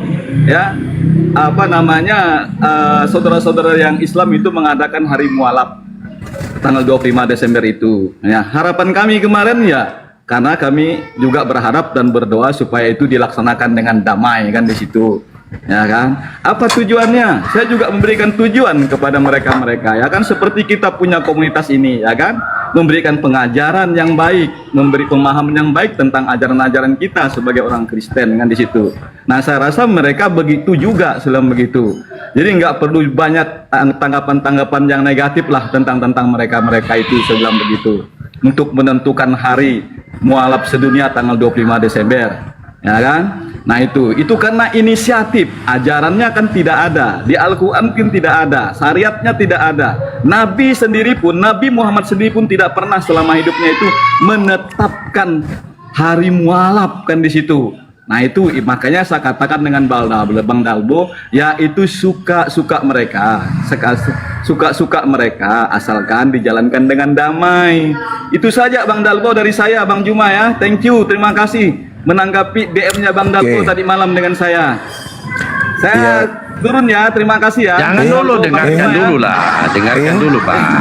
Jangan sabar. Enggak. Jadi tanggal 25 Desember itu adalah tanggal yang disepakati gereja pada abad keempat sebagai perayaan Natal. Yesus pun tak tahu. Murid-murid Yesus pun tak tahu. Itu munculnya di abad keempat. Dasarnya bukan pada kelahiran Yesus, tetapi hanya pada perhitungan teologis dan adaptasi simbolis saja. Simbolis terhadap Yesus yang kemudian dikatakan lahir pada tanggal itu. Tapi bukan klaim bahwa Yesus benar-benar lahir pada hari itu, bukan. Itu hanya simbolis doang. Hanya secara perhitungan teologi saja. Gereja merayakan tanggal 20 Desember itu mengakui bahwa adalah hari peringatan liturgis, bukan penentuan tanggal historis. Bukan ditetapkan secara mutlak bahwa fokusnya adalah memang dia lahir di situ, enggak. Itu hanya bermakna spiritual kelahiran Yesus doang. Jadi tidak bisa kemudian orang-orang Kristen mengklaim wah itu enggak bisa, enggak ada dasar pijakannya. Ini saya katakan sama saudara-saudara Kristen, jangankan tanggal 25 Desember kelahiran Yesus, Yesus keluar dari kubur pada hari Minggu pagi saja itu dalilnya tak ada. Di Bible itu dalilnya tak ada. Sekali lagi, di dalam Bible Yesus bangkit hari Minggu itu tak ada. Itu tidak ada datanya. Saya boleh taruhan. Yesus dibilang bangkit hari Minggu, nihil. Itu hanya karangan yang muncul di Indonesia doang. Tidak ada di Bible. Jadi kalau dikatakan Yesus itu mati lalu atau lahir ditetapkan kemudian, bukan, itu hanya berdasar terhadap perhitungan teologis, adaptasi simbolis aja. Kenapa? Karena terjadi sinkretisme. Pengajaran tentang Isoa atau Yosua atau Isa yang kemudian dilantik menggantikan dewa Athena dan Romawi, sehingga ini menjadi simbolis, adaptasi simbolis yang diambil dari kelahiran dewa Zeus, dewa Hermes, dewa Attis, Mitras. Itu yang kemudian digunakan sebagai penetapan pada abad keempat. Jadi itu nggak ada kemudian orang Kristen mau menyatakan enggak, itu adalah kelahiran Yesus. Pret. Saudara mengatakan itu kelahiran Yesus, mana dalilnya? Jangankan kelahiran tanggal 25 Desember, sabar. Kelahiran Yesus atau kebangkitan Yesus, Dewa Yesus pada hari Minggu saja itu dalilnya tak ada. Tak ada dalilnya Dewa Yesus itu lahir bangkit hari Minggu, itu nggak ada. Apalagi Jumat Agung. Itu nggak ada. Jumat Agung itu cuman karangan-karangan untuk mengikuti Islam doang, menggunakan istilah Jumat itu hanya tipuan. Tidak ada itu Jumat Agung, nggak ada. Nggak ada, itu cuman buatan di Indonesia aja. Karena dia tahu bahwa Indonesia banyak orang sholat Jumat, maka mereka juga ingin melakukan tipu daya dengan menggunakan istilah Jumat Agung. Itu karangan. Jadi tidak ada itu istilah Jumat Agung di Bible, tidak ada itu Yesus keluar dari kubur pada hari Minggu, itu tak ada. Prat. Itu karangan aja itu. Nah, jadi saudara Junaidi harus tahu bahwa agama Anda itu adalah ilusi doang. Hanya dibuat-buat doang demi untuk menjebak manusia untuk sampai kepada api neraka jahanam. Tolong tunjukkan kepada saya di mana dalilnya Yesus keluar dari tanah, dari kubur hari Minggu. Itu nggak ada. Mau sampai alis Anda pindah ke kumis atau bertukar, alis pindah ke kumis, kumis pindah ke alis, Anda tidak akan temukan datanya yang valid. Yesus keluar kemudian dari tanah hari Minggu, itu nggak ada.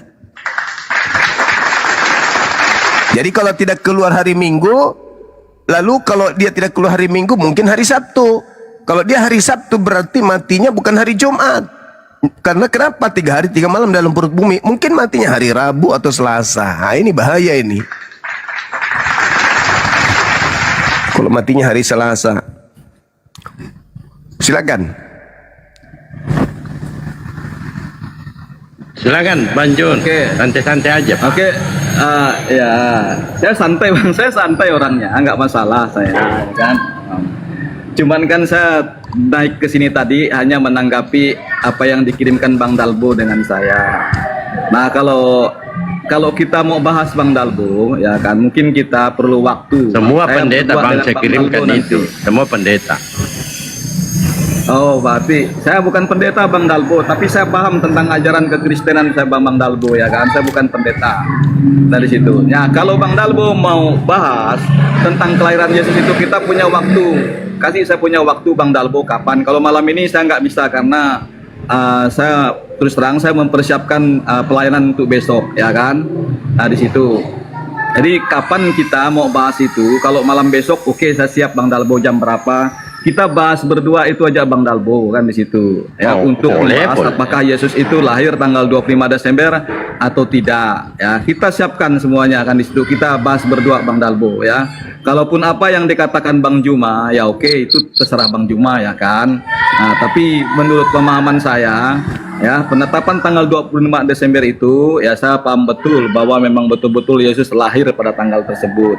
Jadi saya rasa itu aja Bang Dalbo, saya nggak mau berdebat dulu karena saya sambil jaga toko ini Bang Dalbo ya. Lain kali kan aja bisa didengarkan Bang. kita diskusikan. Kan bisa didengarkan, tempe aja kan bisa didengarkan sambil berpikir. Betul nggak kata-kata Bang Juma ini? Kan begitu. Enggak, saya udah melihat bahwa kata-kata Bang Juma itu tidak betul dan Oh, kalau tidak betul ya dibantah Bang. Di situ. Itu aja Makanya Bang sederhana. Dalbo makanya nanti akan saya bantah itu ketika saya dengan Bang Dalbo aja. Ketika Bang Juma sudah tidur. Oh enggak, Bang Juma enggak dengar nanti. Enggak, kan Bang Dalbo yang Kalau Bang kirimkan Jumanya itu tidur, dengan siapa saya yang Bang dengar? Dalbo, ya kan? Kan Bang Dalbo yang kirim yang DM ke saya mengenai apa Ya, namanya betul, poster betul, atau betul, betul. di Saya. situ kan di situ. Nah itu Iya, iya, berarti betul. kan kita bahas berdua nanti ya kan? Nah, Oh, itu. boleh. Ya, kita siapkan waktu. Kalau kan, perlu di Bang situ. panggil Nggak perlu. pendetanya lah Bang. Karena banyak saya perlu kirimkan pendeta, itu. Bang. Hampir semua pendeta yang ada, mau pendeta Mel Atok saya kirimkan juga itu Bang. Saya tandai mereka. Alhamdulillah Ya, jelas ada aja reaksi. lah. Alhamdulillahnya juga Bang. Ada juga yang maki-maki Iya. saya. Iya, kalau saya Bang Dalbo, kalau saya nggak maki-maki Bang Dalbo. Komunitas saya yang malam Rabu itu pun nggak usah gusar, sebelum begitu, nggak usah gusar. Ya, kan? didengarkan aja Bang, apa yang disampaikan guru kami. Abang dengarkan, kalau ada yang salah dicatat Bang. Dicatat, oh ini salah ini, ya kan begitu. Gampang. Ya kok. saya udah saya udah paham Bang Dalbo, nggak perlu orang luar mengajarin saya yang nggak percaya kepada Yesus, kepada ajaran. Justru saya. kami lah umat Bahkan saya- Islam yang paling bahkan- percaya Yesus Bang. Iya, tidak ada Kristen percaya Yesus. Aduh. Ya, saya Aduh, katakan nanti kita- tadi mulai dari Kristen Bang. Mulai dari yang ada berpijak di atas tanah sampai tertimbun di bawah tanah, nggak ada Kristen percaya Yesus. Itu menurut Bang Dalbo ya enggak apa-apa. Nanti Bukan kita akan menurut bicarakan saya Bang, itu menurut Bible, Ya. bukan saya. Nggak ada di dalam Bible saya narasi-narasi seperti apa yang disampaikan oleh Bang Dalbo. Ya, Coba nanti Bang, situ. kalau tidak Jadi- ada coba buktikan Bang. Untuk Iya, memperoleh nanti hidup kita, Bang kekal. Makanya dengarkan dulu. Saya kan berguru juga di sini. Ya kan? Coba lanjutkan dulu Gurunda. Kita dengarkan ya. Ayo, sambil kita berdua ini mencatat loh.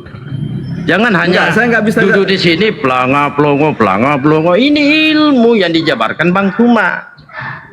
Ya, ilmu sesat Bang Dalbo. Saya lagi kerja nih Bang Dalbo ya. Kenapa kali kau mengatakan ilmu sesat? Saya kadang kala marah sama Kristen. Masa Bible dikatakan sesat? Serius, saya kadang kala marah loh sama Kristen. Kok Bible dikatakan sesat? Ya lanjut Kurunda. Dia monitor. Catat ya Pak.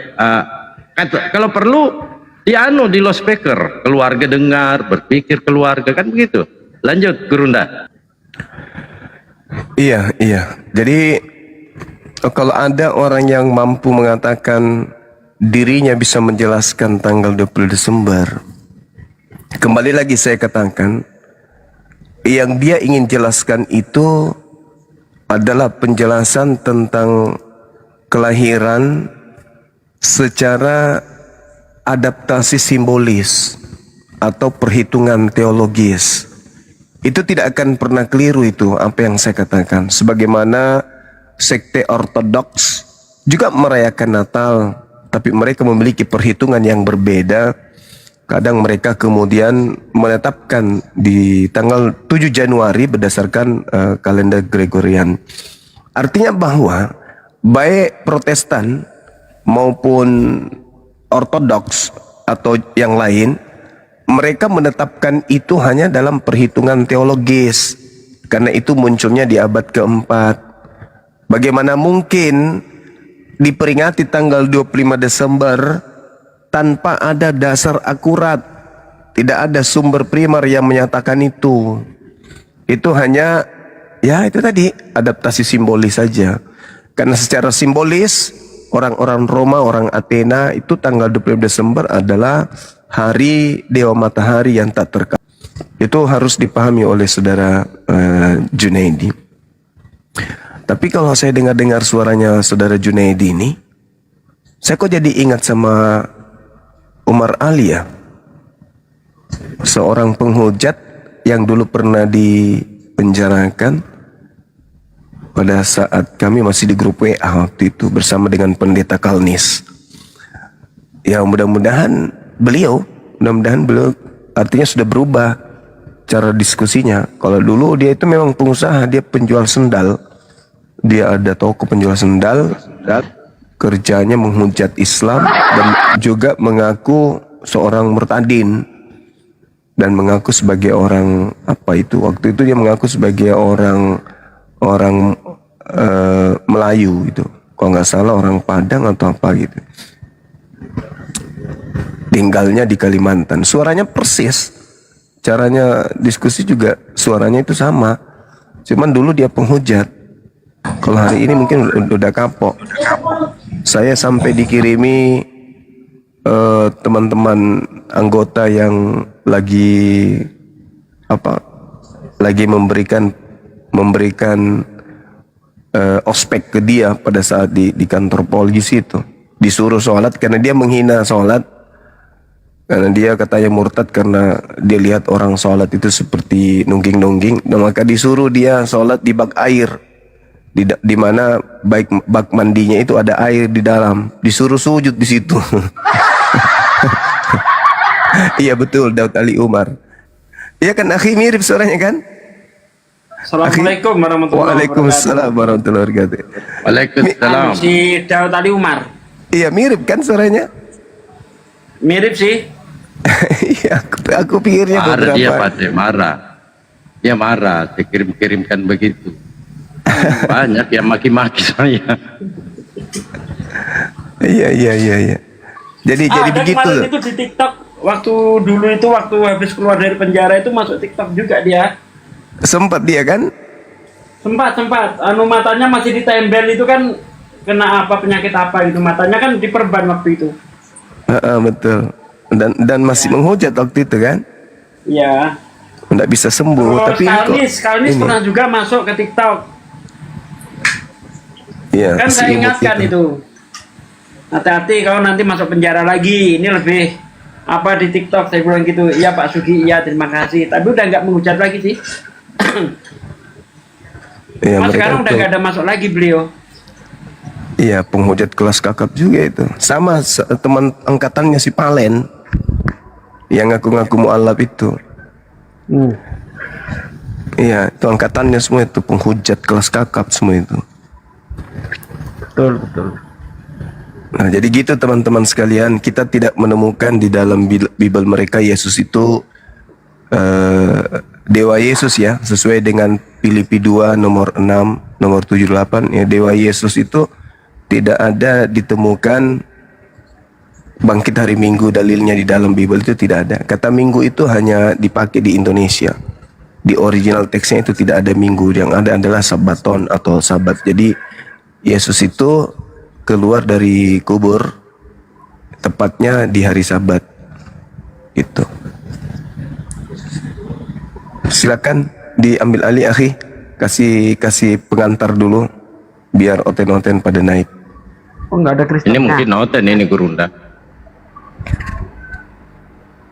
Bang Brema, selamat malam. Abang, selamat malam. Om, Tante. Lanjut, Pak Sugi. Disuruh ngomong apa, orang Kristennya nggak ada kok.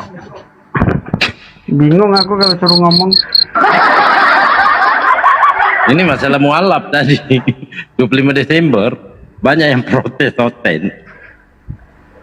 Itu yang saya mintakan, Bang Suma kirimkan saya itu, saya jadikan piti-piti. Notenya marah.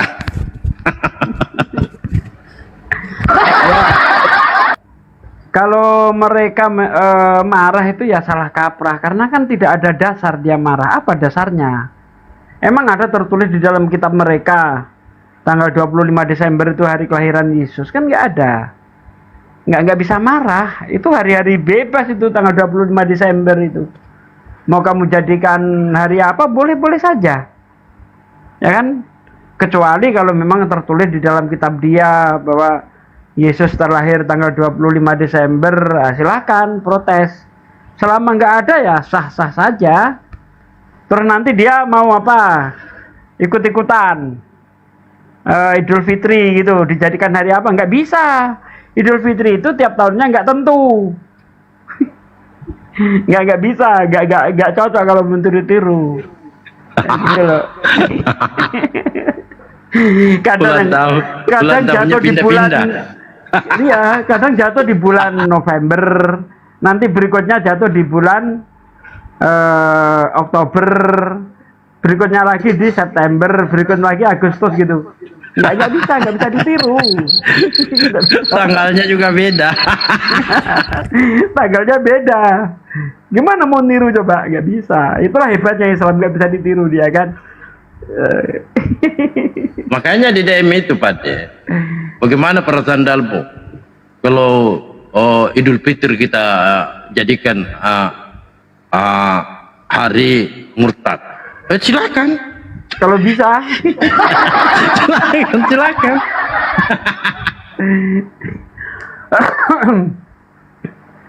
Kalau itu bisa kena dia, karena di dasar-dasar Islam jelas kan, berdasarkan hadis dan sebagainya jelas. Setiap tanggal 1 Syawal kita merayakan Idul Fitri, ya kena dia kalau ikut-ikutan. Tapi kalau 25 Desember nggak bisa, nggak ada dasarnya gitu loh. Itu hari khusus itu nggak bisa bos, ya kelihatan lucu aja kau nantinya. Nah kalau 25 Desember ini kan masih apa ya, terjadi pertentangan sesama Kristen aja, terjadi pertentangan. Contohnya Advent itu tidak percaya kan adanya Natal, mereka nggak memperingati itu. Nah belum Kristen-Kristen yang lain kayak gitu Bang Dalbo. Oh di antara mereka aja masih cakar-cakaran kok mau ngurusin keluar. Selesaikan dulu dong di internalmu gitu loh. Betul. Iya. Naik lah. Aku sekarang ini entah kenapa asik di bawah aja. Ketawa-ketawa, lucu-lucu kayak gitu. Udah lama aku nggak naik ikut debat Bang Dalbo. Ini tadi kalau nggak dijawab Iya, nggak naik aku. pantas saya cari-cari pada sini. Mana ini? Udah lama, bukan cuma di Komal Bang Dalbo aja. Di Komal mana-mana nggak jarang naik saya.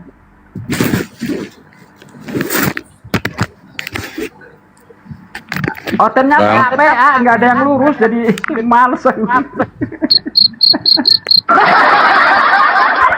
Bang Penurut, selamat malam. Hilang. Kayak tadi. Siapa? Nanya sama Bang Faruk kan. Tiada Tuhan selain Allah, artinya nggak ada Tuhan katanya kan. Dijelasin sama Bang Faruk. Ya contohnya tiada Tuhan, tiada presiden selain Prabowo. Berarti nggak ada presiden. Oh beda itu. Konteksnya beda itu. Padahal itu contoh kan. Inilah nih. Kenapa mereka ini koplak gitu loh. Anak kecil pun tahu kalau dibilang tiada Tuhan selain Allah. Kata selain ini menunjukkan keberadaan Tuhan. Siapa Tuhan? Ya hanya Allah. Selain Allah bukan Tuhan. Gitu maksudnya, gitu aja nggak paham-paham. Memang sumum bukmun yung fahum layar jiun mereka ini. Tuli, bisu, buta, koplak. Aduh. Lanjut Bang Dalbo, pancing-pancing lah. Siapa tahu ada hotel. Siap. Mandewa. Kristen mau naik. Sinyalnya nggak bagus ini, nggak tahu kenapa ini ya. Naik turun. Baru nyadar pada Bang Dewa. Iya Pak De. Siang, assalamualaikum Bang Dewa. Waalaikumsalam warahmatullahi wabarakatuh. Sehat Pak De? Sehat dong. Alhamdulillah. Dewa sempat mikirin Pak De waktu itu ya. Udah lama juga gitu kan. Gimana keadaannya, kabarnya gimana? Soalnya ada perasaan gak enak gitu. Tapi Pak De sehat ya Pak De ya? Sehat, alhamdulillah. Bisa pinjam duit nggak Pak De? Boleh. So perhatian ya. Wah, saya pikir kenapa gitu kan? Udah makan kok belum? Ujung-ujungnya pinjam duit dong.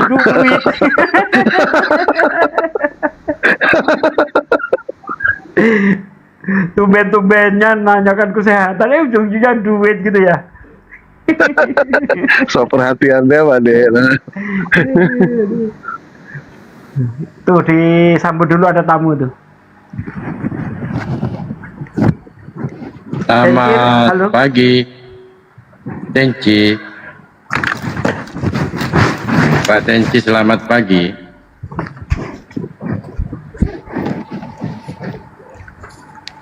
Halo.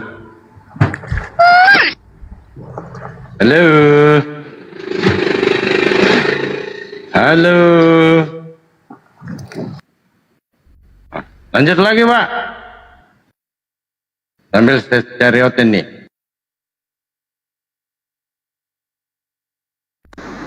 Iya. Apa mau dilanjut? Hotelnya nggak ada tuh.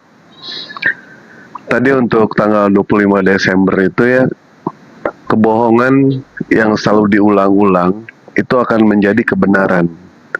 Padahal 25 Desember itu tidak ada dasar sama sekali mereka merayakan yang namanya Natal, kelahiran Yesus, itu tidak ada. Mereka itu beribadah itu apa yang dikatakan oleh bapak-bapak pendeta, bukan berdasarkan dari apa yang tertulis di dalam Bible. Bahkan Junaidi kemarin sempat diskusi sama Dewa mengenai soal hari kebangkitan Yesus. Ternyata berdasarkan pemaparan yang berdasarkan dari pernyataan Yesus itu anak manusia itu akan dibangkitkan hari ketiga. Jelas hari ketiga di situ adalah hari Selasa. Karena hari pertama merujuk kepada hari Minggu, hari kedua itu adalah hari Senin, dan hari ketiga itu adalah hari Selasa. Betul nggak Pak De? Berdasarkan dari penghitungan orang-orang Yahudi, anak manusia akan dibangkitkan di hari yang ketiga. Jatuhnya itu adalah hari Selasa. Jadi mereka beribadah hari Minggu itu tidak ada dasar sama sekali. Bahkan ketika yang namanya mereka itu melakukan yang namanya Natal, itu hubungannya apa dengan pohon cemara? Tidak ada hubungan sama sekali dengan pohon cemara. Pohon cemara dikasih lampu, mestinya yang mau dikasih lampu jangan pohon cemara. kandang domba kalau mau. Itu baru ada hubungan. Kandang domba kasih neon, kandang domba kasih lampu, itu betul. Ya, soalnya dengan pohon cemara nggak ada sama sekali hubungannya. Pohon cemara itu nggak pernah murtad, setahu Dewa, nggak ada. Jadi kandang domba saya sarankan, jadi supaya nyambung gitu. Dan ibadah mereka hari Selasa cocoknya, karena kebangkitan Yesus di hari yang ketiga itu hari Selasa. Ya, ada tamu tuh padahal Bu, silakan. Oke, ini siapa sih namanya? Simbol apa ya? Kutukan. Selamat malam. Malam. Silakan. Oke. Luar biasa pertanyaannya.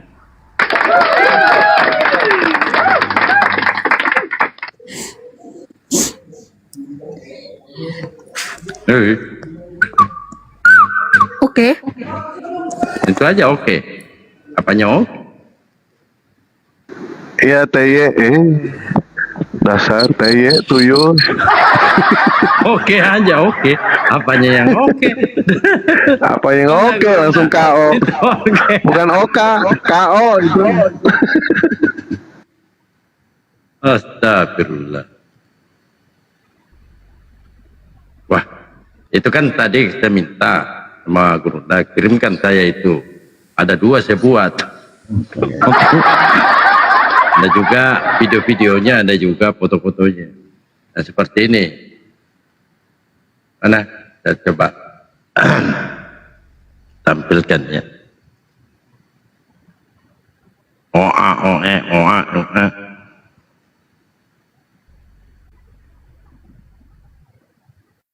Ini. Sebenarnya bukan ini sih yang dipermasalahkan, kebencian terhadap guru kita, Bang Suma. Itu. Itu.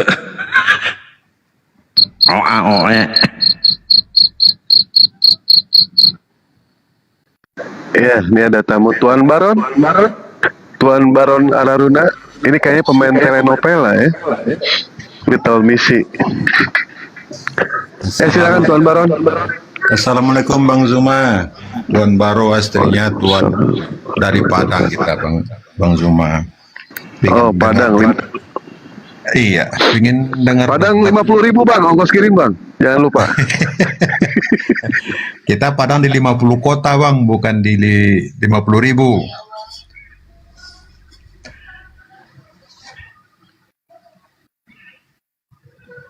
Kok nggak ada Oten yang naik ya Bang? Pingin dengar debat juga sih. Iya, belum ada. Dan ini baru saya cari Oten. Kayaknya Abang kencangkan tap-tap layarnya Bang. Gimana Bang? Makanya di bawah kencangkan tap-tap layarnya. Sudah Bang. Mungkin ada yang ingin ditanya-tanya, itu ada Bang Suma. Kau siapa coba Bang Suma? Siapa? Nggak ada sih Bang, cuma pingin gabung debat sama si Oten aja sih. Oten logikanya sih nggak jalan. Otaknya juga nggak dipakai. Oh Abang juga mau debat. Mau debat juga Bang? Enggak sih Bang, cuma mau jamur-jamur dikit aja. Kalau debat sih ilmu kita sih masih cetek Bang. Belum berani sih debat. Mau mendengar. Dengar, cuma kalau nanti ada juga yang bisa diikutin ya ikutin juga sih. Silakan Bang debat sama Dewa. Oh, belum berani Bang, ilmu masih cetek Bang. Pengen dengar itu sama Oten. Dewa aja, sikat aja Dewa.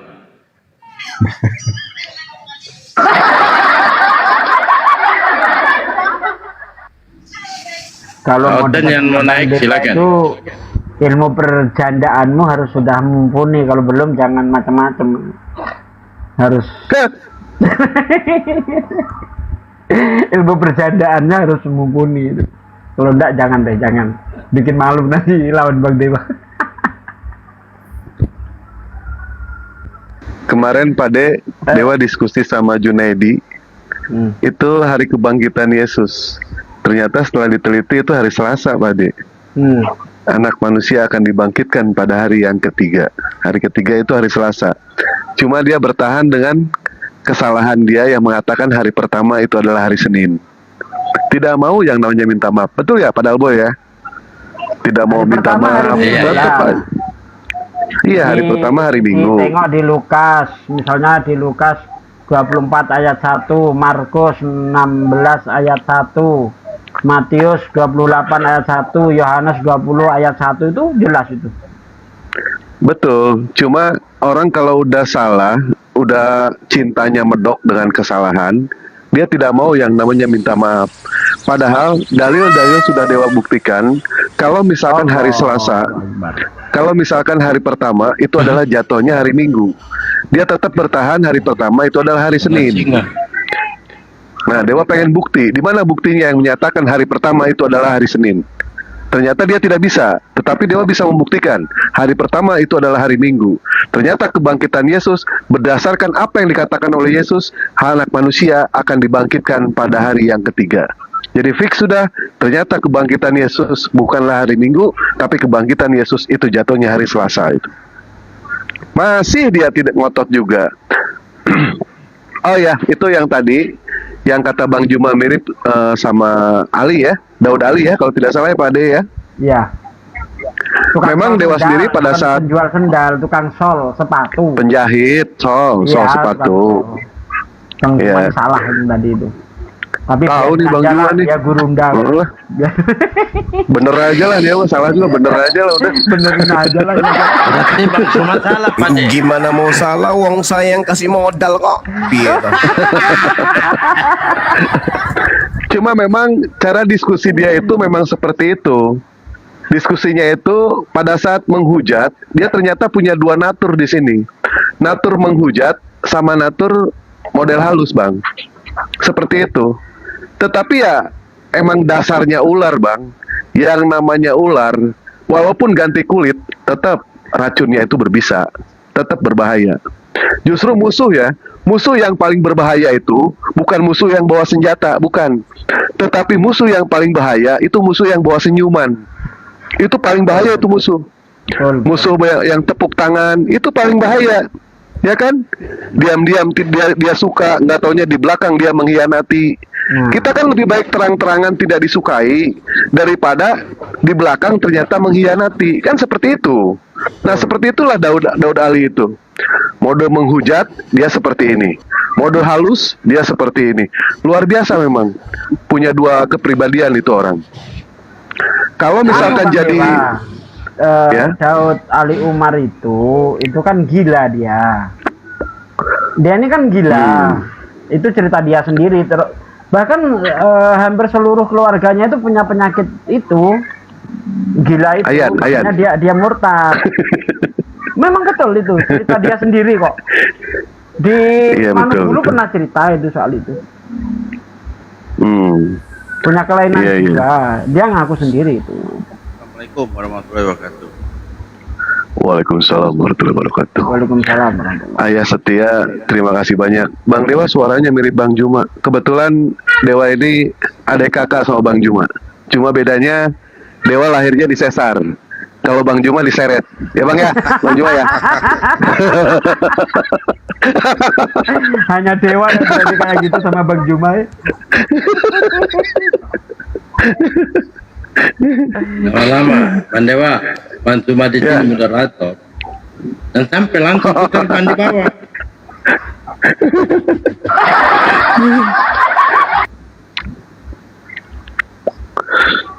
Mana otennya? Bang Tri, sehat Bang Tri? Alhamdulillah. Hari aja jadikan oten. Alhamdulillah sehat walafiat. Bang Tri kembali dulu deh oten lah. Baru kita debat. Tapi waktu jumpa kemarin tuh kurang lama Bang Dewa, bentar aja udah hilang. Oh, nggak perlu lama Pak De. Dewa mah sebentar Pak De. Aturan kan ikut langsung naik ke apa kan? Ke villa kan enak kita. Oh Dewa ikut Pak De. Ikut. Mana ikut. ada? Ikut. Diajak main gaple sama Bang Juma. Tanya Bang Juma. Wah main gaple yuk. Kebetulan Pak De badan Dewa ini. Saya mau mengusulkan juga ke Bang Juma. Sekali-kali api ini dirayakan di Makassar.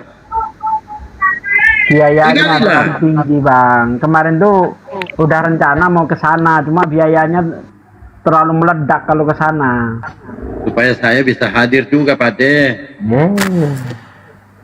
Kan udah pernah jumpa kita Bang Dalbo. Iya pernah. Iya. Nah insya Allah lah tahun depan di Makassar nanti dipersiapkan segala sesuatunya mulai dari sekarang. Oke, kita jumpa lagi. Mudah-mudahan aja Dewa bisa jadi sponsor nanti ya. Tahun depan kita nanti rayainnya di Bogor. Hotel insya Allah Dewa siapkan nanti. Dewa lagi mempersiapkan ini Pak De. Hotel yang bisa pakai BPJS. Mudah-mudahan aja ada nanti.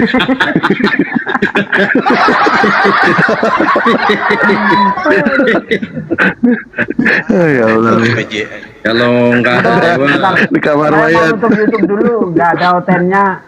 Yang di YouTube terima kasih ya sudah menyimak obrolan kita.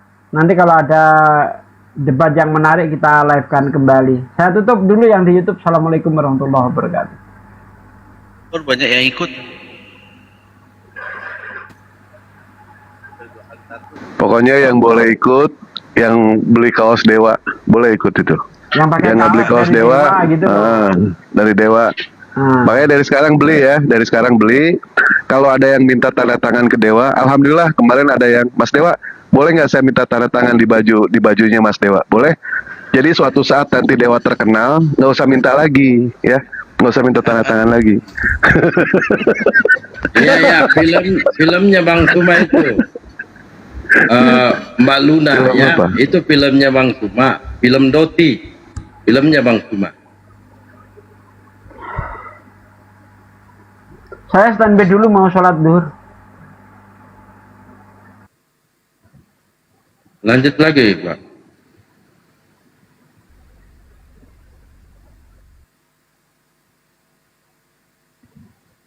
Loh, Dewa. Ya, ini ada WA dulu ini. Soalnya. Bentar.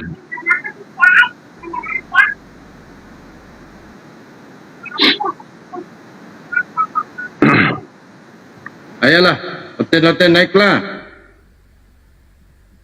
Ayah, kan ada di YouTube. Ada di YouTube kan? Galuna nontonnya di mana? Di YouTube kan?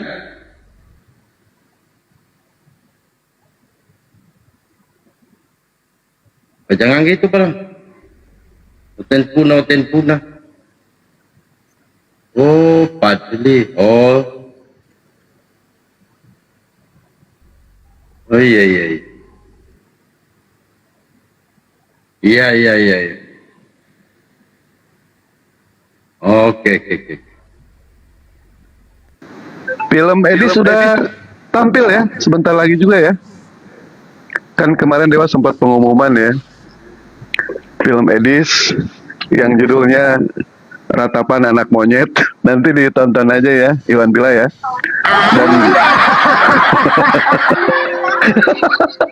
Dan Bang Juma rencana mau bikin layar lebar ya, Bang Juma ya. Layar lebar untuk Edis, di mana lebarnya itu dari Jakarta sampai Cirebon, supaya semua dunia itu bisa melihat gitu. Luar biasa rencana Bang Juma, luar biasa bohongnya. Ya silakan oten-oten yang mau naik.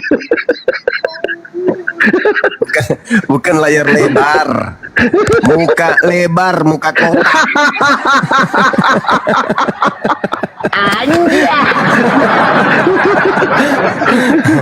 Bukan layar lebar, muka lebar, muka kotak. Kemarin malah bilang bukan Jakarta Cirebon, wah, Jakarta Makassar. Saking lebarnya itu layarnya. Bayangkan kata Bang Juma. Yang lebar bukan layar, mulutnya lebar.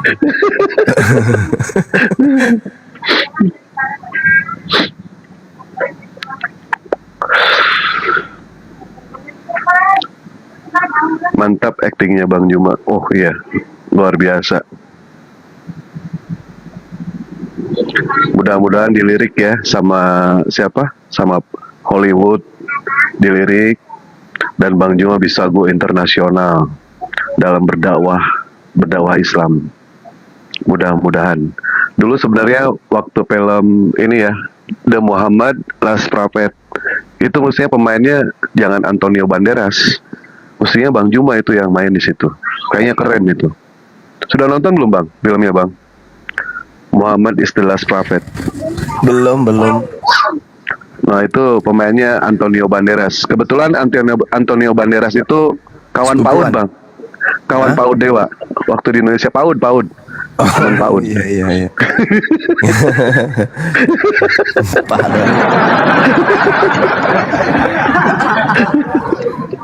Kadang-kadang memang. Udah pada nonton film Doti nggak nih teman-teman yang di Netflix? Belum Bang. Itu namanya sementara nonton dia Bang. Itu namanya. Katanya. Kemarin pas saya lagi nonton sama anak-anak, Kangen Band nelpon, abangku orang serumah ini, boleh dibilang rame kita ini, pada nonton semua di rumah, penasaran mau lihat wajah Bang Sumo. Ya udah nonton lah situ, aku bilang itu. Kangen Band Dinda Andika bertelpon, dia pingin kali lihat film Doti itu. Alhamdulillah sekarang teman-teman pada bisa nonton kan ya. Tadinya kan di layar lebar tuh, di 21 di bioskop. Alhamdulillah sekarang udah bisa di HP ditonton. Dan rencana sepulang dari Dubai nanti awal Januari, kita langsung shoot teman-teman film baru. Doakan supaya lancar filmnya. Kita ada main dengan beberapa artis nasional. Kenapa saya ikut mengambil peran? Karena yang mengadakan itu adalah Ikatan Dokter Indonesia. Makanya saya mau, karena teman-teman Ikatan Dokter Indonesia itu ya pasti tujuannya adalah edukasi kan gitu ya.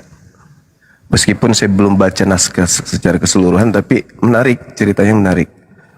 Ya mudah-mudahan tayang juga di tahun 2026. Ada beberapa kemudian yang masuk ke teman kita untuk penawaran, tapi saya masih milih yang dari IDI ini. Jadi Ikatan Dokter Indonesia membuat sebuah film, dan alhamdulillah Bang Suma ditawar di situ main sebagai orangnya. Kemarin juga milih film Doti ini karena ya dari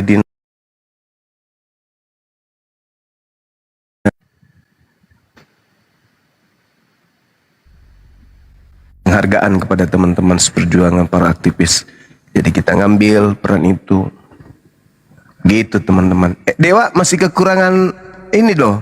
Mau ikut nggak? Enggak Bang. Dewa nggak ikut. Ya, rakyat aja Dewa Bang. Rakyat. Kemarin soalnya Dewa kan sempat minta tolong ke Abang nolak mulu. Wah kata Dewa teh gimana? Kemarin kan Dewa sempat apa sih namanya? Bang, ayolah tolongin Dewa. Ya kan kalau bener Bang Juma ini Abang Dewa, tolongin Dewa. Ini Dewa lagi ngejar perempuan, dimana perempuan ini sukanya film action, ya kan? Nah terus nanti Dewa makan di rumah makan. Setelah makan di rumah makan, Abang nanti ambil handphone ceweknya Bang. Setelah diambil handphonenya sama Abang, terus Dewa kejar Abang, Dewa pukul Abang. Bah! Begitu Dewa pukul Abang, supaya kelihatan bener Bang ini Bang. Nanti Abang Dewa teriakin maling. Nah, nanti kan Abang dipukulin tuh. Ah, dipukulin. Minimal patah tulang lah. Bang Juma minimal patah tulang. Enak aja. Gimana Bang? Sutradara pecat langsung.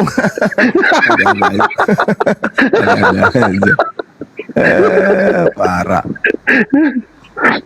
Pasti parah. Endingnya pasti bikin tertawa si Dewa ini. Di film ini masih ada kekurangan ini. Masih ada kekurangan pemain. Bagian bersihin spiteng Mas Diri. Bersihin spiteng.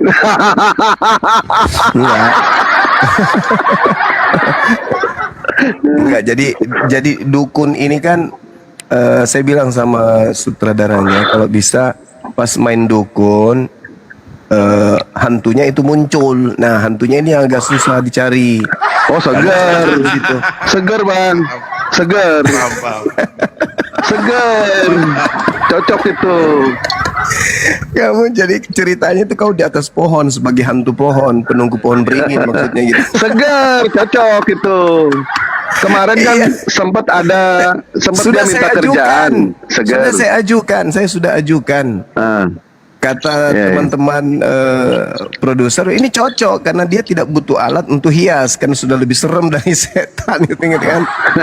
Tapi sutradaranya nggak mau, takut nanti orang di studio kosong, studionya pada lari semua keluar gitu, jadi batal lagi. Segar itu cocok bang. Kemarin sempat dia ngelamar pekerjaan gitu kan. Dewa bilang coba deh di pasar malam ada nerima pekerjaan di rumah hantu. Nah ternyata Segar cocok di rumah hantu. Ternyata Segar itu nggak usah di make up bang. Nggak usah di make up. Makanya nggak usah di make up.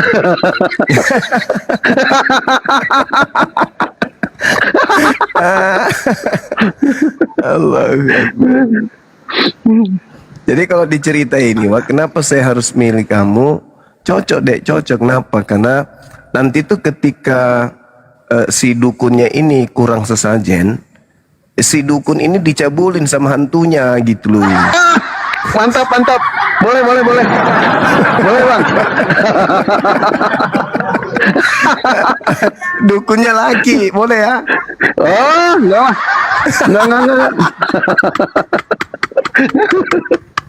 Bukan dukun cabul, tapi dukun yang dicabulin sama hantunya gitu. Telat kasih sesajen. Parah. Kalau dukun Edis, dulu kan Edis sempat buka praktek bang, waktu jadi dukun. Dia kan buka ini, mau praktek bang. Mau praktek jadi dukun bang, Edis. Kenapa bisa? Cocok itu. Nah ini ada tamu dulu bang lah. Mudah-mudahan oke nih.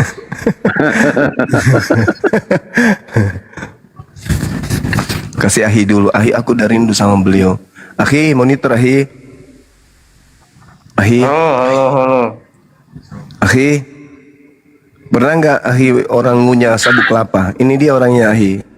Dilayani dulu. boleh. Makan siang. Iya. Ayo lanjut. Gimana bang? Gimana? Bang Aldos. Mau ya bertanya ini. Oh mau bertanya, bukan mau diskusi berarti ya? Cuma mau bertanya aja ya. Baik. Silakan. Iya. Silakan.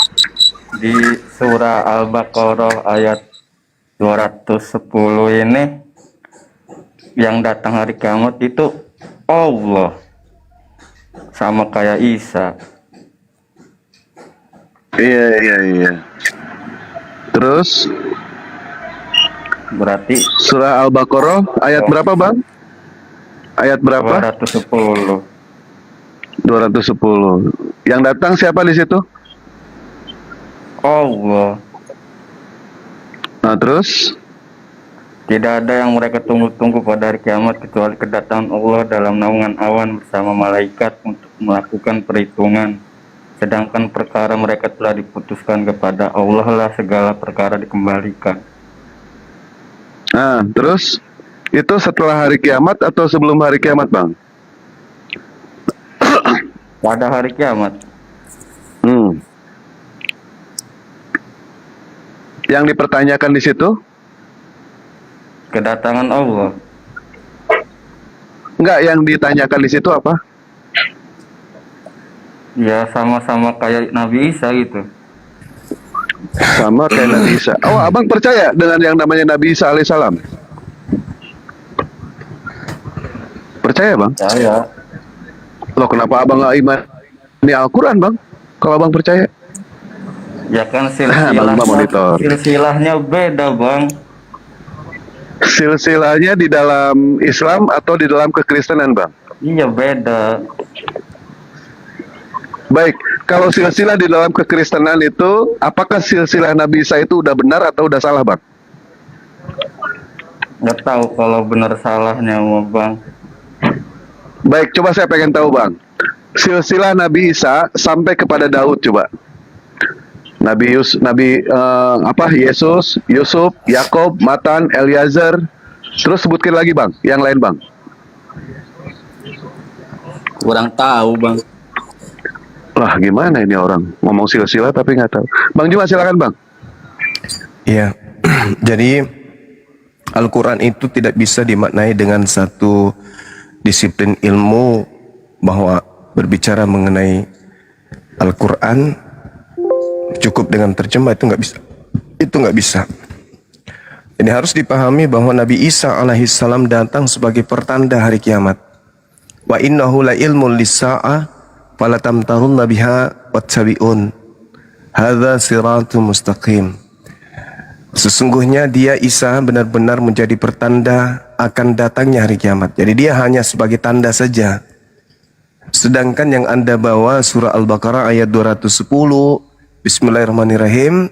Hal yanzuruna illa ayyatiyahumullah fi dalalim minal gamam wal malaikatu wa qudiyal amr wa ilallahi turja'ul umur. Tidak ada yang mereka tunggu-tunggu pada hari kiamat. Jadi sudah kiamat, bukan lagi tanda-tanda. Jadi dua kondisi yang berbeda. Jadi pada hari kiamat tidak ada yang mereka tunggu selain kedatangan Allah. Bukan Allah yang datang, tapi perhitungannya, yaitu azab yang ditunggu-tunggu oleh siapa? Oleh mereka orang-orang yang ketika hidupnya di bumi itu melakukan maksiat, dan juga orang yang tidak melaksanakan kemudian aturan-aturan Islam secara utuh, secara sempurna. Itu maksudnya ayat suci itu. Jadi tidak ada yang mereka tunggu-tunggu. Mereka di sini siapa? Para pemaksiat. Orang-orang yang tidak melaksanakan ajaran agama Islam. Yang mereka tunggu itu tak ada lagi selain daripada azab dari Allah, siksaan dari Allah. Apalagi yang dia mau tunggu? Berbeda dengan umat Islam, yang mereka tunggu pada hari kiamat itu adalah syafaat baginda Rasulullah Muhammad sallallahu alaihi wasallam. Hal yanzuruna illa ayyatiyahumullah fi zulalim minal gamam wal malaikatu wa qudiyal amr. Ya. Wa ilallahi turja'ul umur. Nah itu, kepada Allah lah segala perkara itu dikembalikan. Jadi tak ada lagi yang mereka tunggu. Kalau umat Islam menunggu syafaat, menunggu hisab dan seterusnya. Orang kafir tidak dihisab lagi. Ya tak ada lagi yang ditunggu selain daripada azab dari Allah gitu. Jadi tidak boleh kemudian Anda memahami Al-Quran itu, wah ini seperti ini dalilnya. Oh enggak bisa. Makanya dikatakan di ayat sebelumnya, fa in zalaltum mim ba'di ma ja'atkumul bayyinat fa'alamu annallaha azizun hakim. Maka jika kamu menyimpang, nah setelah datang kepada kalian bukti-bukti kebenaran nyata sampai kepadamu, ketahuilah bahwa Allah maha perkasa lagi maha bijaksana. Jadi yang dimaksud sini adalah orang-orang menyimpang, orang-orang yang tidak melaksanakan ajaran Islam itu dengan sempurna dan tidak melakukan kemudian ajaran agama Islam itu ketika datang kepadanya ketetapan aturan yang benar kepada mereka. Seperti itu saudara. Jadi jangan Anda maknai seperti apa yang datang seperti Nabi Isa. Enggak. Nabi Isa datang sebagai pertanda akan datangnya. Sedangkan yang diceritakan dalam surah Al-Baqarah itu sudah kiamat tuh, sudah datang, tak ada lagi yang ditunggu. Kecuali ya hasilnya dari perbuatan mereka itu menyembah kepada dewa-dewa, maka ketika dia di akhirat nanti tak ada lagi yang ditunggu selain azab, tak ada lagi yang lain. Gitu saudara.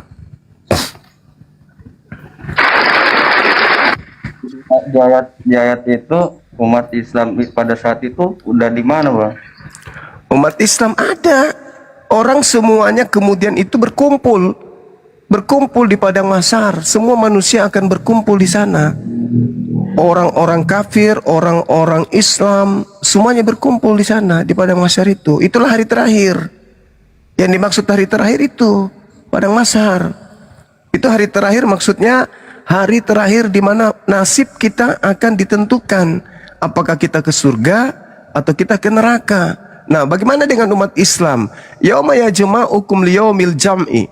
Dzalika yaumut taghabun Wa may yu'min billah wa ya'mal salihan yukaffir anhu sayyi'ati wa yudkhilhu jannah tajri min tahtihal anhar khalidina fiha abada.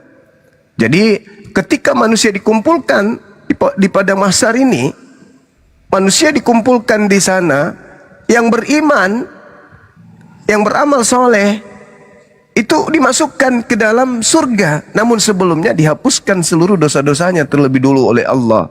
Mereka dimasukkan ke dalam surga. Kata Allah, zalikal fawzul azim. Surga itu adalah tempat orang-orang yang memiliki kemenangan yang agung. Mereka masuk ke dalamnya selama-lamanya dan mereka memiliki kehidupan yang agung di sana. Kemenangannya itu yaitu karena ketika di dunia dia tidak tergiur menyembah kepada dewa, tapi hanya menyembah kepada pencipta langit dan bumi yang ahad. Sehingga ketika dia nanti di yaumil akhir, dimasukkan mereka ke dalam surga. Begitu saudara. Sedangkan kalian, ya tidak ada yang kalian tunggu selain azab.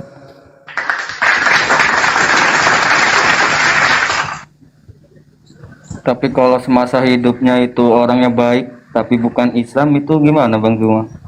Walaupun banyak orang pintar tapi tidak terdaftar di sebuah sekolah, sepintar-pintarnya dia tidak mendapatkan rapor. Kenapa? Karena dia tidak mendaftar sebagai mahasiswa, sebagai siswa. Harus. Sedangkan untuk mendaftar kemudian menjadi penghuni surga, itu syahadatain. Asyhadu an la ilaha illallah wa asyhadu anna Muhammad Rasulullah. Itu mutlak. Itu kata kuncinya itu di situ. Sama seperti Yesus juga begitu kepada pengikutnya Bani Israel. Kunci keselamatan hidup kekal itu la ilaha illallah Yesus Rasulullah. Yohanes 17 nomor 3. Tapi kalau Tuhan yang adil mah tidak begitu Bang Juma. Kalau misalnya selama di hidupnya di dunianya baik, itu harusnya masuk surga. Walaupun itu bukan Islam. Bagaimana mau masuk surga kalau dia tidak mengakui penciptanya? Dia malah menyembah kepada dewa. Hah? Mengakui Tuhan itu ada. Ya, tapi menyembah kepada selain daripada Tuhan gimana ceritanya? Kan nggak boleh. Tetap Tuhan. Menyembah kepada Tuhan yang mana? Yang keluar dari kubur gitu maksudnya? Mana bisa? Tuhan pencipta langit dan bumi lah, alam semesta. Kalau Tuhan pencipta langit dan bumi itu bukan makhluk. Sementara kalian menyembah makhluk, bagaimana mau masuk surga? Yang kalian peringati sebentar lagi itu kelahiran Tuhan atau kelahiran manusia? Tuhan juru selamat. Ya, mana ada Tuhan lahir? Kan aneh. Masa Tuhan lahir? Ciptaan Tuhan yang lahir, yang kamu sembah. Bukan Tuhan itu. Ciptaan, namanya juga lahir. Lahir sudah pasti bukan Tuhan lah. Kenapa orang baik selain Islam itu diblosin ke neraka? Kalau baik itu mengasihi Tuhan, itu baik. Setelah mengasihi Tuhan, maka mengasihi sama manusia, itu baik. Bagaimana Anda bisa dikatakan mengasihi Tuhan kalau tidak menyembah kepada Tuhan? Mengasihi Tuhan itu artinya mentaati perintah Tuhan, terpaut akan perintahnya, setia akan aturannya. Itu mengasihi Tuhan. Dan mengasihi manusia, mengajak manusia juga melakukan hal ketaatan terhadap Tuhan. Itu ya Anda menyembah bukan kepada Tuhan, mengajak orang lain juga menyembah kepada yang bukan Tuhan. Bagaimana bisa dikatakan baik? Gak bisa. Meskipun Anda melakukan kebaikan, membantu orang di sekeliling, tapi Anda kufur, ingkar terhadap pencipta Anda, ya sama aja. Apa kata Tuhan? Ya, aku yang memberikan rezeki kepada hambaku, ngapain kamu? Kamu justru melakukan pembangkangan terhadapku dengan sombong. Kamu sombong terhadapku. Habis itu kau mengatakan dirimu baik. Gak ada yang baik. Aku udah kasih kau oksigen, udah kasih kau biji mata, udah kasih kau gigi, tapi kau malah melakukan hal-hal yang tidak aku perintahkan. Mana perintahku untuk Natalan? Tidak ada. Mana perintahku ibadah minggu? Tak ada. Mana perintahku agar ke gereja? Tak ada. Agar makan babi, agar tidak bersunat, agar menyembah kepada selain. Ada nggak perintahnya? Tidak ada. Terus mimpi masuk surga? Pret. Surga itu hanya tempatnya orang yang taat. Taat pada perintah pencipta langit dan bumi. Kalau tidak taat, tempatnya kembali ke neraka. Mati kekal di situ.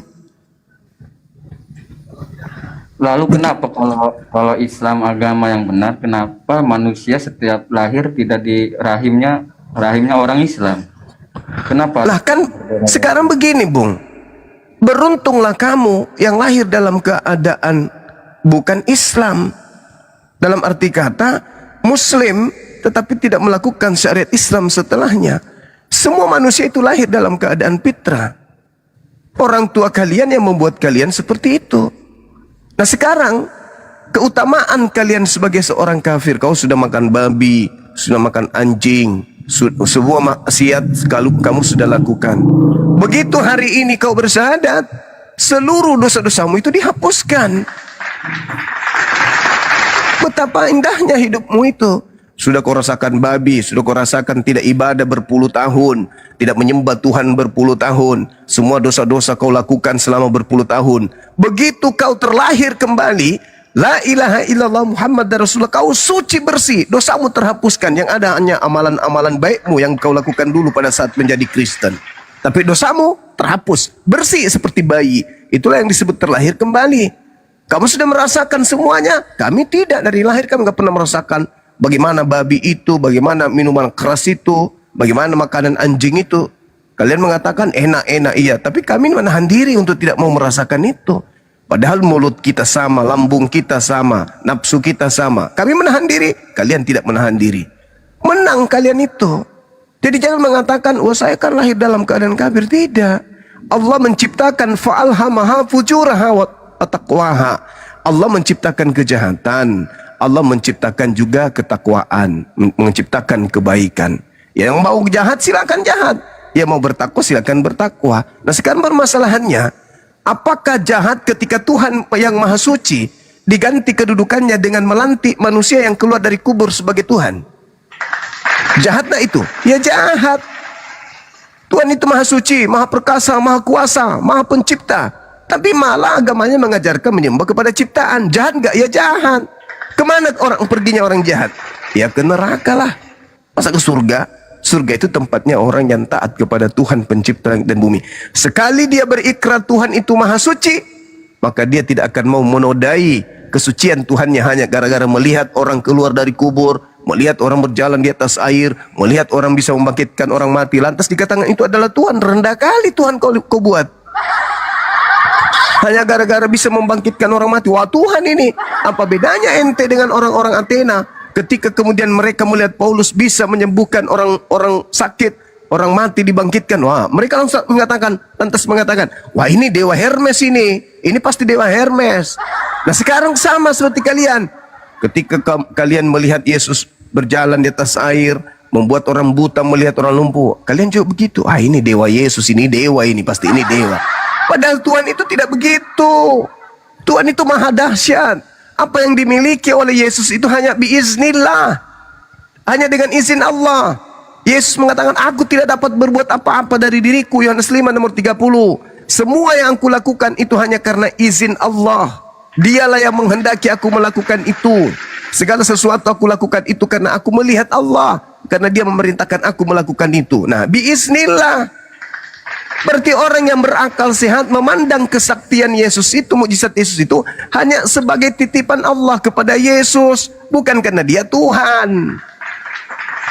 Padahal Yesus sudah mengatakan dalam Yohanes 5 nomor 36. Apa kata Yesusnya? Ada kesaksianku yang lebih penting dari kesaksian Yohanes Pembaptis, bahkan kesaksian seluruh manusia yang ingin menuhankan aku. Apa itu? Bahwa semua mukjizat yang kulakukan, mukjizat itu yang bersaksi tentang aku bahwa Bapaklah yang telah mengutus aku. Selesai. Berarti dia berlaku mukjizatnya itu hanya mukjizat rasul, mukjizat utusan. Pantas dia mampu karena ternyata yang mengutusnya adalah pencipta yang maha dahsyat. Wajar. Coba lihat dalam Kisah Para Rasul 2 nomor 22. Orang Israel harus tahu, yang kumaksud adalah Yesus dari Nazaret, seorang manusia yang ditentukan oleh Tuhan sebagai perantara agar melakukan mujizat-mujizat, kekuatan-kekuatan, tanda-tanda yang dilakukan oleh Allah melalui perantaraan Yesus seperti yang kamu kenal, seperti yang kamu tahu. Berarti Yesus ini melakukan mukjizat bukan dari dirinya, tetapi dari Allah yang telah mengutusnya. Biiznillah. Begitu saudara Aldaus. Jadi gunakan akal sehat supaya bisa masuk surga.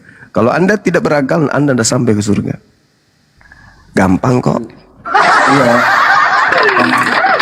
Yang saya tahu itu Tuhan kan turun ke bumi itu pengen deket dengan kita gitu, deket dengan Ya Allah.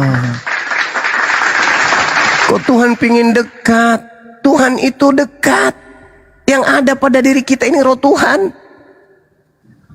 Yang ada di dalam diri kita ini berupa roh itu roh Tuhan. Kok dekat lagi? Bahkan Tuhan itu lebih dekat dari urat leher kita. Kita tidak dekat kepada diri kita. Kenapa? Karena Tuhan lebih dekat. Jarak manusia dengan urat lehernya itu tak ada kemudian jaraknya kan. Tetapi pencipta langit dan bumi mengatakan, aku lebih dekat daripada kamu ke urat lehermu. Coba, apa buktinya? Sekarang coba Anda pikirkan, siapa yang menahan lajunya pertumbuhan rusuk Anda? Anda atau ada kekuatan lain? Siapa yang menahan pertumbuhan gigi Anda tidak tumbuh seperti rambut Anda? Bukan. Jangankan melihat Tuhan pencipta langit dan bumi, Anda melihat pundak Anda sendiri pernah nggak? Nggak pernah. Kecuali menggunakan cermin. Pernah nggak Anda melihat kemudian? Nggak bisa.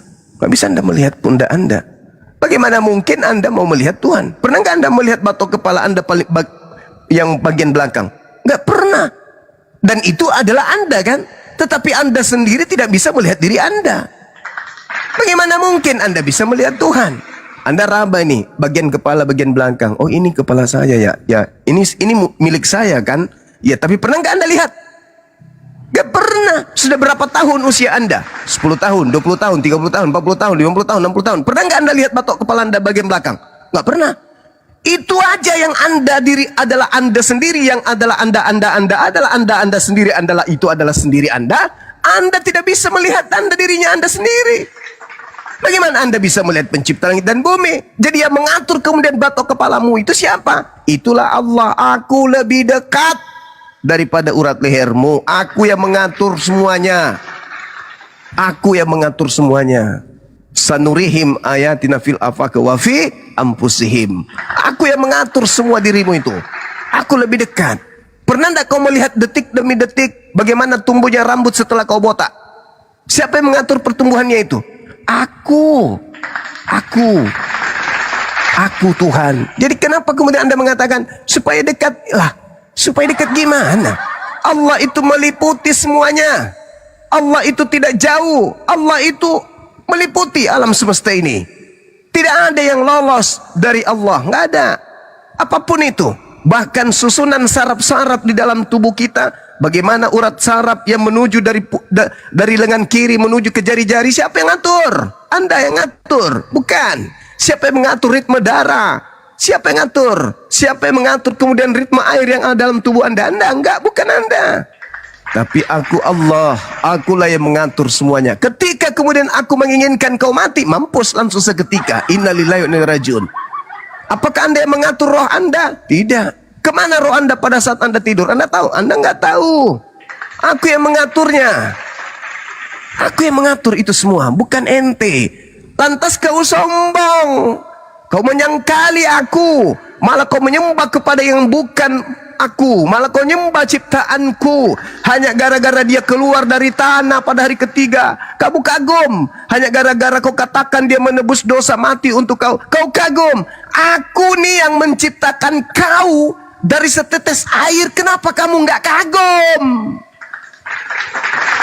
Aku nih yang menghidupkan kau, yang sampai hari ini kau tidak ngerti bagaimana caranya kau bisa hidup, kau bisa berbicara, kau bisa berjalan, kau bisa duduk, bisa melihat, kupingmu bisa mendengar, lidahmu bisa merasakan berbagai macam rasa. Kenapa kamu tidak kagum padaku? Hanya gara-gara orang di pantai, di pohon kau kagum. Hanya gara-gara dia berjalan di atas air kau kagum. Aku nih aku yang menciptakan engkau dari tidak ada menjadi ada. Kenapa kau tidak kagum? Kenapa kau tidak sujud? Kenapa kau tidak datang untuk sujud beribadah mengucapkan syukur kepada aku? Justru kau mengucapkan syukur kepada makhluk yang justru bertuhan kepada aku siang dan malam. Kau baca Bibelmu, Yesus yang kau sembah sibuk menyembah aku malah. Beliau berpuasa 40 hari 40 malam untuk beribadah kepada aku. Beliau sujud untuk beribadah kepada aku. Semalam-malaman dia berdoa untuk ibadah kepada aku, meminta kepada aku. Datang ente justru berdoa kepada dia yang berdoa kepada aku. Di mana akalmu? Maka pantas fa'alhamaha fujuraha wa taqwaha. Lu masuk ke nerakaku. Lu pantas di sana kekal. Karena otakmu aku udah kasih, aku udah ciptakan begitu sempurna dalam bentuk fi aksani takwim, malah kau seperti binatang hidup di bumi. Sombong kau, sombong. Kau mencari aku, sementara kau tidak bisa menemukan diri lu sendiri. Kau mau melihat aku, sedangkan melihat rohmu saja kau tidak sanggup. Mendengarkan pita suaramu saja kau tak sanggup. Kau sadar rasa manis itu ada, kau tahu pahit itu ada. Tapi kamu tak mampu menunjukkan mana pahit itu, mana manis itu. Coba biji matamu lihat mana sih manis itu yang kau rasakan itu. Tak bisa kan? Tapi kau menghirup udara. Kau bisa hidup tanpa kau beli. Udara bisa kau hirup tanpa kau bayar. Tapi kamu tidak pernah menerawang siapa yang mengadakan itu semua. Tuhan yang kau sembah, kalau aku tutup hidungnya selama 5 menit mati. Tapi tetap aja kau kagum samanya. Aku yang menciptakan siang dan malam. Kau lihat tumbuh-tumbuhan bertumbuh, dipangkas tumbuh lagi, dipangkas tumbuh lagi. Kau lihat ikan di lautan, diangkut sama nelayan. Bukan habis, malah makin bertambah. Kau lihat burung-burung, bukan semakin banyak. Burung-burung itu di penangkaran semakin habis. Tidak ada itu. Semuanya aku cukupi hidup lo. Tapi apa? Apa tindakanmu terhadap itu semua? Ingkar. Maka padamu saya katakan, ulaika hum syarrul bariyah. Engkau adalah seburuk-buruk makhlukku. Kenapa? Aku memberikan kau akal, tapi kau lebih binatang dari binatang. Sebinatang-binatangnya binatang, tak ada binatang yang menyembah sesamanya binatang. Sebinatang-binatangnya binatang, tidak ada binatang yang dimakan oleh binatang yang lain lantas dituhankan oleh mereka sang binatang. Ente manusia hanya gara-gara ada orang di pantai, gara-gara takut bangsanya dirampas oleh Romawi, Anda katakan, wah penembus dosa ini Tuhan kita. Di mana otakmu? Kamu sudah tahu tanggal 25 Desember itu bukan hari kelahiran utusanku. Kau sudah tahu hari itu adalah hari kelahiran dewa-dewa matahari, dewa bulan, dewa padi, orang-orang yang disembah oleh orang-orang terdahulu. Kamu udah tahu itu, tapi kau tetap aja menyembah kepada dia, memperingati hari itu. Di mana otakmu? Kata Allah, ulaika hum syarrul bariyah. Maka pantas engkau lebih buruk dari makhluk yang lain. Seanjing-anjingnya anjing, tak ada anjing yang merayakan kemudian hari kelahiran Tuhannya, nggak ada. Itu fakta, itu real. Maka Al-Quran mengatakan, farikan hada, pantas manusia sebagian itu kemudian mendapat petunjuk. Wa farikan haqqa alaihimud dalalah, dan sebagian kemudian pantas memang sesat. Kenapa pantas sesat? Karena mereka tidak menggunakan akal sehat dalam beragama. Itu fakta, dan itu yang terjadi sekarang hari ini. Tuhan turun ke bumi, ngapain? Supaya Tuhan dekat. Pret. Emang lu bisa hidup tanpa kehadiran Tuhan? Tak ada. Alam semesta ini hancur binasa tanpa kehadiran Tuhan. Alam semesta ini eksis karena Tuhan yang menjaga, Tuhan yang mengurus tanpa henti. Kalau Tuhan kemudian dikatakan menjauh, itu sifat makhluk. Karena Tuhan tidak terikat oleh jarak, Tuhan tak terikat oleh waktu, Tuhan tidak terikat oleh ruang dan waktu. Maka kalau ada pendapat Tuhan turun ke bumi karena ingin dekat kepada manusia, berarti Anda sedang mengatakan Anda adalah penyembah dewa-dewa Roma Yunani. Tuhan itu meliputi seluruh aspek, tidak ada yang lolos. Tidak ada. Tidak ada yang lolos. Semua dalam pengawasan Allah. Tidak ada. Maka saya katakan kepada saudara, agama paganlah saudara kalau Anda mengatakan Tuhan turun ke bumi. Ngapain turun? Kalau dia turun berarti dia mau ngintip. Kalau dia mau ngintip berarti ingin mendengarkan informasi-informasi. Kalau dia ingin melihat-lihat, ingin mendengarkan informasi-informasi, ingin merasakan keadaan-keadaan, berarti itu sifat makhluk. Berarti dia tidak maha tahu. Berarti dia tidak maha mendengar. Berarti dia tidak maha melihat. Berarti dia gagal menjadi Tuhan. Sebab Tuhan itu maha melihat, Tuhan itu maha mendengar, Tuhan itu maha mengetahui. Untuk mengetahui sesuatu tidak butuh dia datang. Untuk mendengarkan sesuatu tidak butuh dia datang. Untuk melihat sesuatu tidak perlu dia datang. Kenapa? Karena Tuhan itu meliputi alam semesta. Jadi kalau Anda turun ke bumi, itu Krishna, itu Zeus, itu Horus, itu Atis, itu Mitras. Yang turun ke bumi itu Dewa Mitra itu. Dewa Hermes itu yang turun. Dalam ajaran mitologi Romawi Yunani. Tuhan itu tidak begitu sifatnya. Tidak ada yang lolos dari Tuhan apapun. Bahkan dalam hatimu berbisi Tuhan tahu. Jadi untuk apa Tuhan itu kemudian Anda sifati dengan sifat makhluk? Laisa kamitslihi syai'. Tidak ada yang sama seperti Tuhan itu. Itulah Tuhan yang betul. 2 Samuel 7:22. Pencipta alam semesta maha tinggi dan tidak serupa dengan apapun. Saya kira begitu. Kebetulan saya ada kegiatan. Kalau masih ada silakan. Saya ada kegiatan jam sedikit lagi. Silakan Pak. Siapa ini yang temannya ini bisa? Aldo. Pak Aldo, woi. Silakan. Gimana dong dia? Ya. Sahabat isi barakallahu fiik. Ya emang si manusia itu udah lama. Sabuk kelapa yang di mulut jangan dikunyah terus. Apa sih tak kawan ini ah? Mulutnya kecil. Bukan mulutnya penuh sabuk kelapa.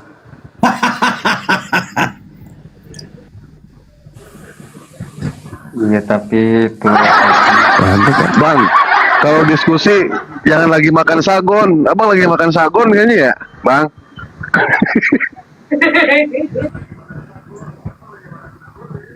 Manusia kan terbatas, makanya Indra barakallahu fiik. Makanya Tuhan turun itu biar dilihat. Masih menganggap belum Tuhan. Kalau Anda anggap turun, malah Anda memandang remeh Tuhan itu. Seakan-akan Tuhan itu tidak maha tahu sampai dia harus tahu. Anda kemudian ingin mengetahui satu permasalahan atau sesuatu objek. Anda datang kan? Kenapa Anda datang mendekat ke objek tersebut? Karena Anda tidak maha tahu.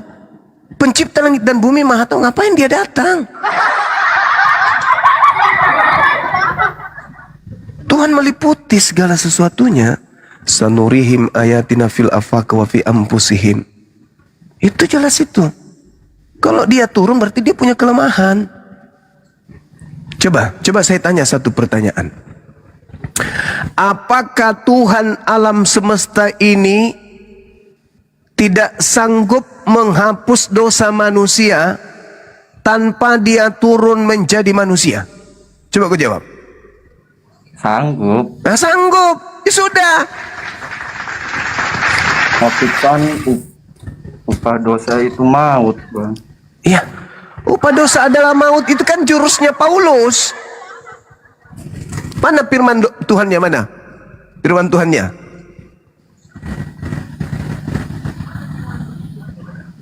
Bahwa dosa itu adalah maut. Gak ada. Ya nggak ada. Berarti ada sesuatu yang ingin dijual oleh Paulus. Kenapa ajaran di Alkitab itu dicampur-campur gitu, Bang? Nah, ini pertanyaan bagus. Kenapa dicampur-campur? Karena ada kekuatan dunia, ada kekuatan di dunia ini, ada komunitas yang memiliki kekuatan di bumi ini yang ingin kemudian berkuasa, tapi tidak ada utusan yang datang kepada mereka. Mereka bukan bangsa pilihan. Mereka ingin eksis, sehingga mereka mengambil terjemahan kitabnya agama lain. Sahabat atau Sukran, mereka mengambil kitabnya agama lain, terjemahannya digunakan, lalu dicampurkan dengan ajaran paganisme, trinitas, trimurti, digabung. Terjadilah apa yang dikatakan sinkretisme, penggabungan antara ajaran paganisme dengan ajaran tauhid. Lahirlah agama saudara. Kenapa dicampur adukan? Bukan hanya sesederhana itu memiliki beberapa kali evolusi, revisi, koreksi-koreksi dan seterusnya hingga disatukan menjadi sebuah kitab. Gitu. Dijadikan jadi satu kitab. Jadi kenapa dia dicampur aduk? Karena memang bukan firman Tuhan, hanya kumpulan-kumpulan daripada pemberitaan-pemberitaan yang disusun oleh orang-orang yang tidak dikenal, lalu digabung menjadi sebuah kitab, jadikan sebagai landasan kemudian untuk beragama. Karena tidak ada, mereka sudah punya agama, mereka sudah punya keyakinan, mereka punya kepercayaan, tapi mereka tidak punya kitab. Maka mereka mencari kitab-kitab yang sesuai dengan kepercayaan budaya turun-temurun adat istiadat nenek moyang mereka. Turun ke bumi menjadi manusia, cocok dengan apa? Cocok dengan Filipi. Diambillah kitab Filipi. Mereka hidup suka makan babi, diambillah ajaran Paulus. Mereka hidup tanpa bersunat, gak mau disunat, diambillah ajaran Paulus. Cocok, ini yang cocok, ya dipakai. Yang tidak cocok ditolak, makanya ada yang disebut Injil Apokripa, Injil yang disembunyikan, Injil yang tidak digunakan. Begitu saudara. Kenapa tidak digunakan itu? Ya karena itu tadi tidak sesuai dengan ajaran nenek moyang mereka.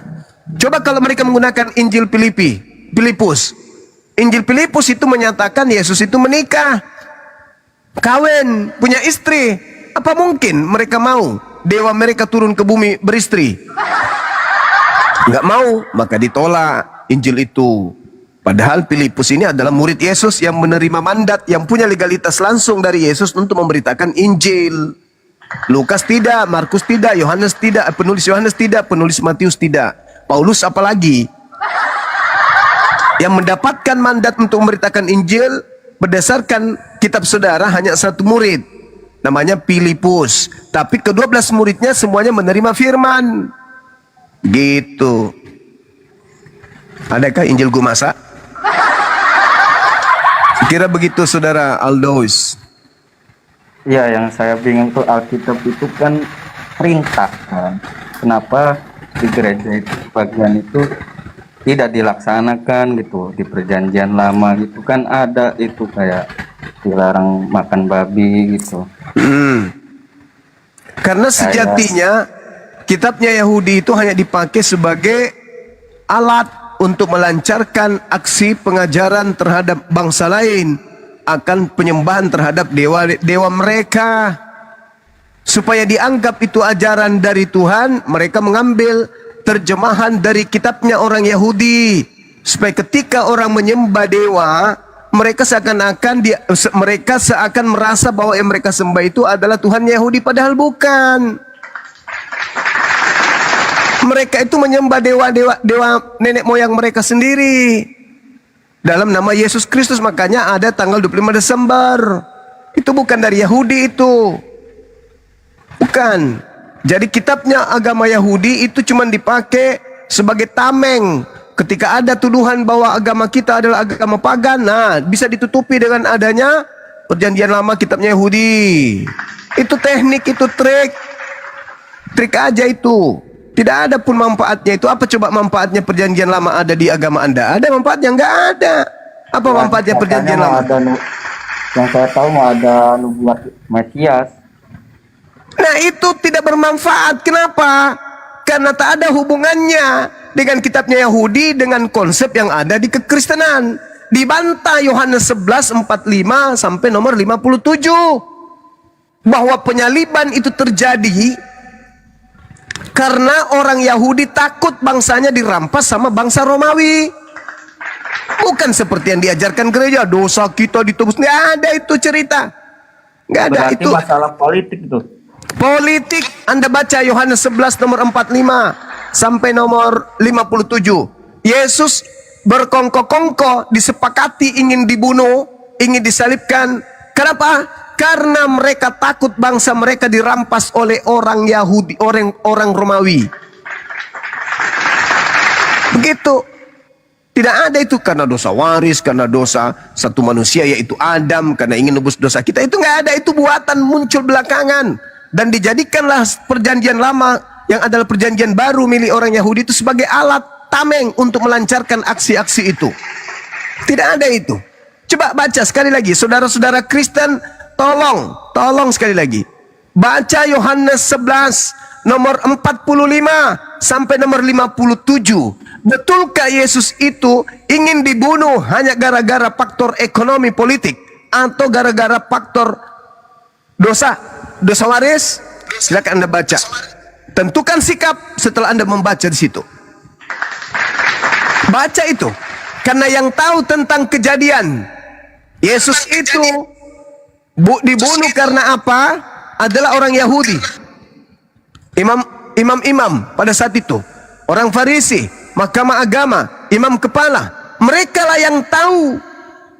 Mereka yang tahu apa latar belakang mereka ingin membunuh Yesus. Mereka yang tahu, bukan kita, bukan Islam, bukan Kristen. Yang tahu adalah mereka, karena mereka pelakunya. Tanya kepada mereka, hei kamu orang-orang Yahudi, ahli Taurat, imam kepala, mahkamah agama, apa sebabnya kalian ingin membunuh Yesus? Apa jawabannya? Kami takut bangsa kami dirampas oleh kekaisaran Romawi. Titik. Oh itu rupanya. Iya, apalagi? Bukan karena ingin menebus dosa. Mana ada? Dosa ditebus di kami itu dengan cara apa? Bertobat. Dengan cara kembali dari jalan-jalan kami yang tercemar, yang mencemarkan diri kami. Bertobat, lalu kami mendamaikan diri kami dengan mendekatkan diri kepada Elohim dengan cara mempersembahkan kurban bakaran atau kurban sembelihan. Binatang, domba, kambing, sapi, lembu. Gitu. Tanya kepada mereka, kenapa kalian ingin membunuh Yesus? Nah, tanya, pasti mereka jawab. Karena kami tidak mau bangsa kami dirampas oleh tentara Romawi, oleh bangsa Romawi.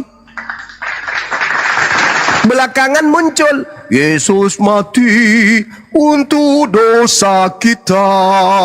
Bahkan bukan hanya dosa kita, tapi juga untuk dosa dunia. Pret. Ngarang aja loh.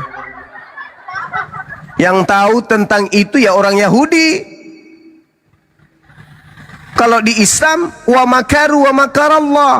Mereka ingin membuat makar. Makanya mereka ingin membunuh.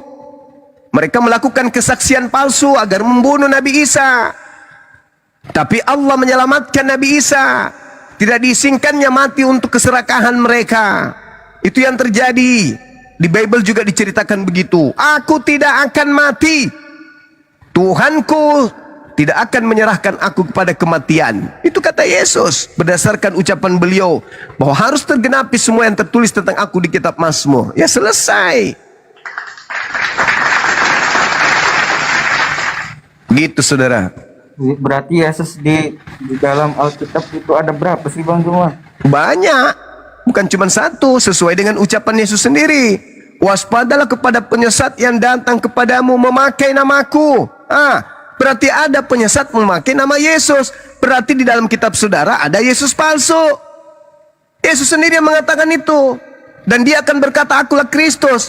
Apa dia tujuannya apa dia memakai namaku? Untuk menyesatkan banyak orang. Itu menyesatkan banyak orang. Banyak gak orang menyesat dengan menggunakan nama Yesus? Banyak. Siapa mereka ini? Ya termasuk saudara. Yang mengucapkan dalam nama Yesus. Iya, sekarang Anda mengajak orang lain merayakan kemudian 25 Desember itu dalam nama Yesus. Yang ngajarin siapa coba? Kalau bukan kekuatan goib yang datang membisikkan kalian secara berkelompok kompak merayakan tanggal 25 Desember itu siapa? Yesus kah? Anak Maria kah? Tidak. Lalu dari mana instruksi perintah itu? Kalau emang saya salah, kenapa doa saya dikabulkan? Oh, Tuhan itu maha mendengar. Kan udah kubilang tadi. Tuhan itu maha mendengar. Tuhan itu maha pengasih. Tuhan malu mengklaim dirinya maha pengasih, maha kaya. Apabila ada ciptaannya yang meminta kepadanya sekedar makan tidak diberinya. Tuhan malu. Tuhan itu tidak pilih kasih dalam hal rezeki, tidak. Oh, ini yang menyembahku, ini aku kasih harta. Ini yang tidak menyembahku, ini yang aku miskinkan. Tidak begitu Tuhan itu. Siapapun ente, yang hambaku, yang ciptaanku, aku cukupkan. Kalau misalnya Tuhan itu pilih kasih, maka akan ketahuan yang kurus-kurus itu orang-orang yang tidak menyembah kepada Tuhan yang benar. Kenapa? Tuhan tidak memberikannya rezeki. Yang gemuk-gemuk cuman yang menyembah Tuhan yang benar. Maka orang semuanya akan pindah mengikuti agama yang gemuk-gemuk semua. Orang-orang miskin, orang-orang kulus, karena Tuhannya tidak benar. Tuhan yang benar tidak memberikannya rezeki. Siapa yang mau kulus? Tidak mau kulus. Ini kenapa kaya-kaya ini? Oh, Tuhannya benar. Ayo pindah yuk. Yeay. Itulah tadi yang saya katakan, fa'alhamaha fujuraha wa taqwaha. Allah pencipta langit dan bumi menciptakan manusia dengan dua keadaan. Yang pertama, manusia itu bisa jahat. Yang kedua, manusia itu bisa bertakwa. Nah, apakah bisa dilihat dari hartanya? Bukan. Allah memberikan kepada siapapun yang Allah kehendaki, terlepas dia disembah ataupun tidak disembah. Karena Tuhan itu maha mendengar. Ini hambaku ini butuh makan, aku kasih. Ini hambaku ini butuh harta, aku kasih. Itu bukan berarti Tuhan yang, wah yang saya sembah ini Tuhan benar ini. Lalu bagaimana dengan orang yang pergi ke sesajen, ke kuburan? Pulang-pulang nomor buntutnya naik. Wah, tembus. Akhirnya Tuhannya benar gitu. Wah, Tuhan saya benar ini. Sembahan saya benar. Akhirnya diajalah anak-anaknya semua pergi kuburan situ. Begitu maksudnya? Ya enggak dong. Bukan begitu caranya. Memandang Tuhan itu enggak begitu. Ayam aja dikasih harta kok. Ayam dikasih hidup kok. Cacing tanah dikasih. Bahkan kuman-kuman juga dikasih hidup. Tuhan itu adil dalam hal itu. Tetapi ini berbicara keselamatan akhirat. Allah melihat ketakwaan. Allah melihat siapa di antara kita yang bertakwa kepadanya. Bukan melihat siapa yang paling banyak hartanya. Tidak. Gitu. Jelas Al-Quran kok jelas banget Bang Zuma. Padahal kan iya, nggak bisa baca tulis. Kok bisa nah itu dia. tulis, ya? Iya, karena yang datang kepadanya itu adalah roh kebenaran. Tidak ada yang terlontar dari lisannya sesuatu yang berasal dari pribadinya. Kalau berasal dari pribadinya hancur. Karena beliau adalah manusia, beliau bukan Tuhan. Tapi karena yang diucapkan itu adalah kalimat ilahi, kalamullah, ucapan Allah pencipta langit dan bumi, tidak mungkin ada salah. Jangan dikatakan, wah ini ucapan beliau. Tidak mungkin. Tidak mungkin ucapan beliau. Itu adalah kalamullah. Berasal dari Sang yang Maha Mengetahui. Segala sesuatu ada padanya pengetahuan itu.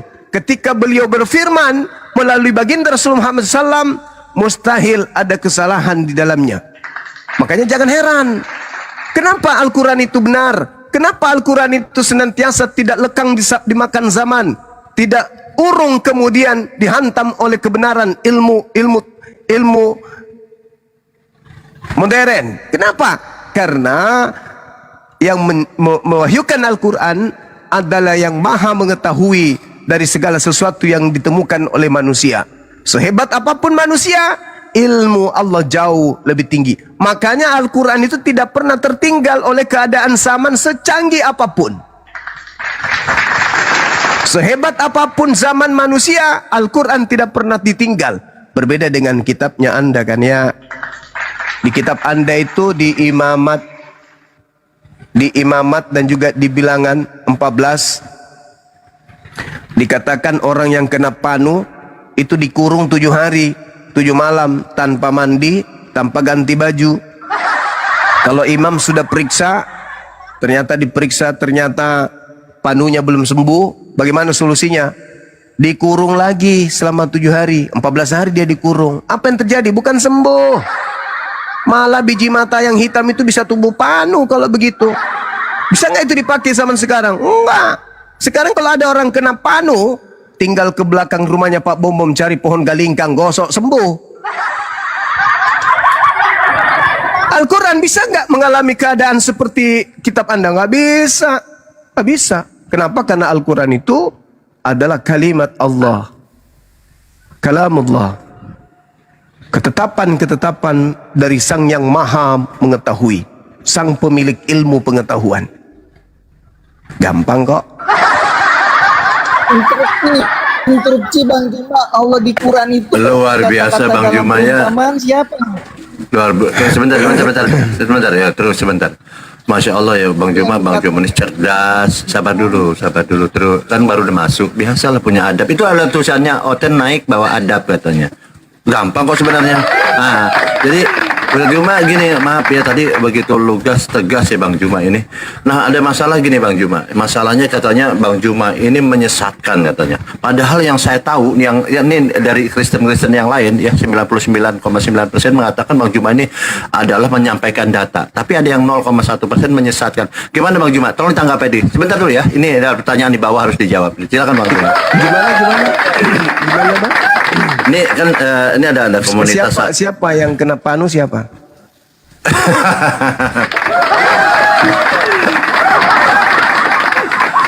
Iya, silakan Bang Juma, mungkin bisa ditangkap tadi Bang Juma. Ya, diulang. Jadi gini, sebentar ini terus sampai GT gatal sebentar gatal. Jadi gini Bang Juma, kalau tidak bisa jadi manusia Bang, bisa kan? Sabar, oke ya. Manusia, Sebentar. lanjut. Nah, ini kan Bang Juma kadang kan dulu jadi persepsi orang terhadap Bang Juma nih atau paradigma orang kepada Bang Juma ini sudah terbalik Bang Juma. Kalau dulu nih katakan oh Juma itu penyesat katanya, modal congor katanya dulu nih. Tetapi hasil survei saya mengatakan sekarang 99% itu mengatakan Bang Juma ini sebenarnya orangnya benar katanya. Tegas, lugas dalam menyampaikan kebenaran. Ini terbalik. Kenapa bisa terbalik begitu Bang Juma? Karena dulu dikatakan penghujat atau adanya apapun istilahnya, tetapi sekarang terbalik bahwa Bang Juma ini dari pihak mereka ya, bukan kata Islam ya, bahwa Bang Juma ini katanya sekarang benar katanya, cerdas, cermat. Seperti itu. Kenapa jadi berbalik mereka Bang Juma? Silakan. Jadi gini, Bang Baal, ini pertanyaan bagus. Dulu mereka itu tidak membaca Bible. Mereka hanya mendengarkan kemudian khotbah. Jadi itu secara turun-temurun. Jarang mereka membaca. Kenapa? Daya tarik tak ada. Tidak seperti Al-Quran. Daya tariknya itu cukup kuat. Nah sekarang begitu kita tampil, hadir, tiba-tiba mereka penasaran. Jadi dulu ketika kita tampil di awal-awal mereka marah. Apa sih? So tahu, so pintar. Apa sih orang ini? So hebat gitu. Akhirnya kita tidak berhenti. Tetap aja kita jalankan. Lama-lama mereka marah, kesal dan seterusnya. Akhirnya mereka mengambil Bible. Mereka cuma tidak menjepitnya lagi. Ketika mereka ibadah hanya menjepit, diketek dari rumah ke gereja, sampai di gereja mereka hanya membaca dalil yang ditunjuk. Setelah itu tidak dibaca lagi. Jarang di antara mereka yang rajin membaca. Setelah mereka baca, kaget dia kan? Kaget, ternyata yang disampaikan Bang Suma itu betul. Ternyata dia tidak mengada-ngada orang ini. Ada benar-benar yang disebutkan itu betul-betul tertulis di kitab kita rupanya. Akhirnya mereka apa? Diam sambil menyimak, diam sambil mengintip, diam sambil memperhatikan, diam sambil belajar. Akhirnya yang tadinya marah, wah ini benar orang ini. yang disampaikannya ini betul-betul tulus. Apa sih yang dia kejarnya? Kalau dibilang dia mengejar materi, kurasa enggak lah. Tapi apa yang dikejarnya? Oh, ternyata memang misinya adalah untuk misi penyelamatan manusia, untuk membantu negara mencerdaskan anak bangsa. Nah, itu bukti. Itu keadaan sekarang. Makanya berbondong-bondong orang-orang yang memahami Bible berdasarkan atas paparan-paparan para apologet Islam yang tak ada tendensi ekonomi di sana, itu mereka cenderung mengucapkan syahadatain, baik itu melalui TikTok maupun di tempat mereka tinggal. Itu real itu. Banyak yang diskusi denganku, Bang Suma, saya yang tadinya ini Bang Suma, saya yang tadinya melawan Anda, tadinya benci kepada Anda, alhamdulillah saya sudah syahadat 6 bulan yang lalu Bang, udah syahadat 3 bulan yang lalu Bang. Kayak gitu-gitu, itu fakta. Itu banyak yang kayak gitu. Banyak yang kayak gitu. Dan saya sendiri sebagai bagian daripada para apologet merasakan bahwa teman-teman kita alhamdulillah banyak yang semakin mendekat kepada Islam, bahkan sudah masuk di Islam. Begitu Bang Baal. Masya Allah. Jadi memang awalnya dari nawaitunya ya. Niatnya Bang Juma itu bukan semata-mata materi ataupun persepuluhan apapun lah istilahnya ya. Dari niat itu, jadi Bang Juma ini menyampaikan apa yang memang yang secara keilmuan seperti itu apa adanya, kan ikhlas kan ya, lillahi ta'ala seperti itu ya. Kemudian dari penjelasan, penuturan apapun yang disampaikan oleh Bang Juma memotivasi mereka-mereka yang dulunya hanya jingkrak, salto begitu saja kan, mabuk-mabuk, akhirnya loh, ini orang ini penghujat nih, saya baca di Bible, ternyata betul. Baca lagi, betul. Inilah bagaimana Bang Juma ini tujuannya memang itu tadi, mencerdaskan anak bangsa untuk belajar membiasakan membaca. Betul Bang Juma, luar biasa. Terus kira-kira dari sisi Bang Juma nih, atau secara keimanan Bang Juma gitu, apa faedahnya? Mereka bilang, ngapain lu baca-baca Bible? Ngapain? Apa nih Bang Juma dari sisi keimanannya? Silakan Bang Juma. Iya. Jadi dengan adanya keadaan ini ya, kita memberikan sesuatu pengajaran kemudian tanpa tendensi kebencian atau tendensi ingin mengolok-olok. Paling tidak tujuan kita itu adalah bagaimana orang-orang ini bisa menyadari bahwa untuk menjadi benar di hadapan Tuhan itu kita harus berakal sehat. Contoh pertanyaan saudara kita tadi kan, pertanyaan saudara Aldaus, kenapa Al-Quran itu ya membacanya itu menghantarkan orang paham Al-Quran itu kok serba tahu gitu. Nah, sedangkan di dalam Bible kata beliau tertulis tapi tidak dipraktekkan, tertulis tetapi tidak memberikan sebuah keadaan di mana pemegang kitab itu tidak kemudian mempraktekkan apa yang tertulis di dalam. Saya jawab, Al-Quran itu wahyu dari pencipta langit dan bumi, tidak mungkin terdapat kesalahan di dalamnya, dan itu tidak akan pernah bisa tergerus oleh perkembangan ilmu pengetahuan. Berbeda dengan Bible. Contoh misalnya yang tadi saya katakan, penyakit panu di Imamat 13. Dikatakan di Imamat 13 itu, bila ada orang yang kemudian mengalami bintik putih, maka dia harus dikurung selama 7 hari lamanya. Jikalau dikatakan begini, apabila kulit seseorang ada lecur karena api atau daging liar yang timbul padanya menjadi panu yang keputih, kemerah-merahan atau putih saja, maka imam harus memeriksa panu itu. Bila ternyata bulu pada panu itu berubah menjadi putih juga, dan panu itu kelihatan lebih dalam dari kulit, maka yang timbul di dalam lecur itu adalah penyakit kusta, dan imam harus menyatakan orang itu najis karena itu adalah penyakit kusta. Dari agama terdahulu, ajaran terdahulu, orang kena kusta itu orang najis gitu. Namun apabila kulit seorang ada lecur dan seterusnya, maka imam harus memeriksa panu itu Kalau dia ternyata benar-benar panu katanya, maka dia harus dikurung selama 7 hari lamanya. Pada hari yang ke-7, imam harus memeriksa lagi dia. Jikalau panunya itu memang meluas pada kulit, maka harus imam menyatakan orang kena panu ini adalah najis. Tetapi jikalau panu itu masih tetap dan tidak meluas pada kulit, malahan pudar, maka itulah bengkak lecur, dan imam harus menyatakan dia tahir, sebab itu hanya bekas lecur. Ini banyak sekali. Kemudian pengobatan-pengobatan yang sudah tidak bisa dipakai. Kalau penyakit panu harus dikurung 7 hari lah, segala macam lah. Itu sudah tidak cocok lagi dipakai saat sekarang. Begitu saudaraku. Jadi ya itulah keadaannya, bahwa kita menyampaikan sesuatu yang betul.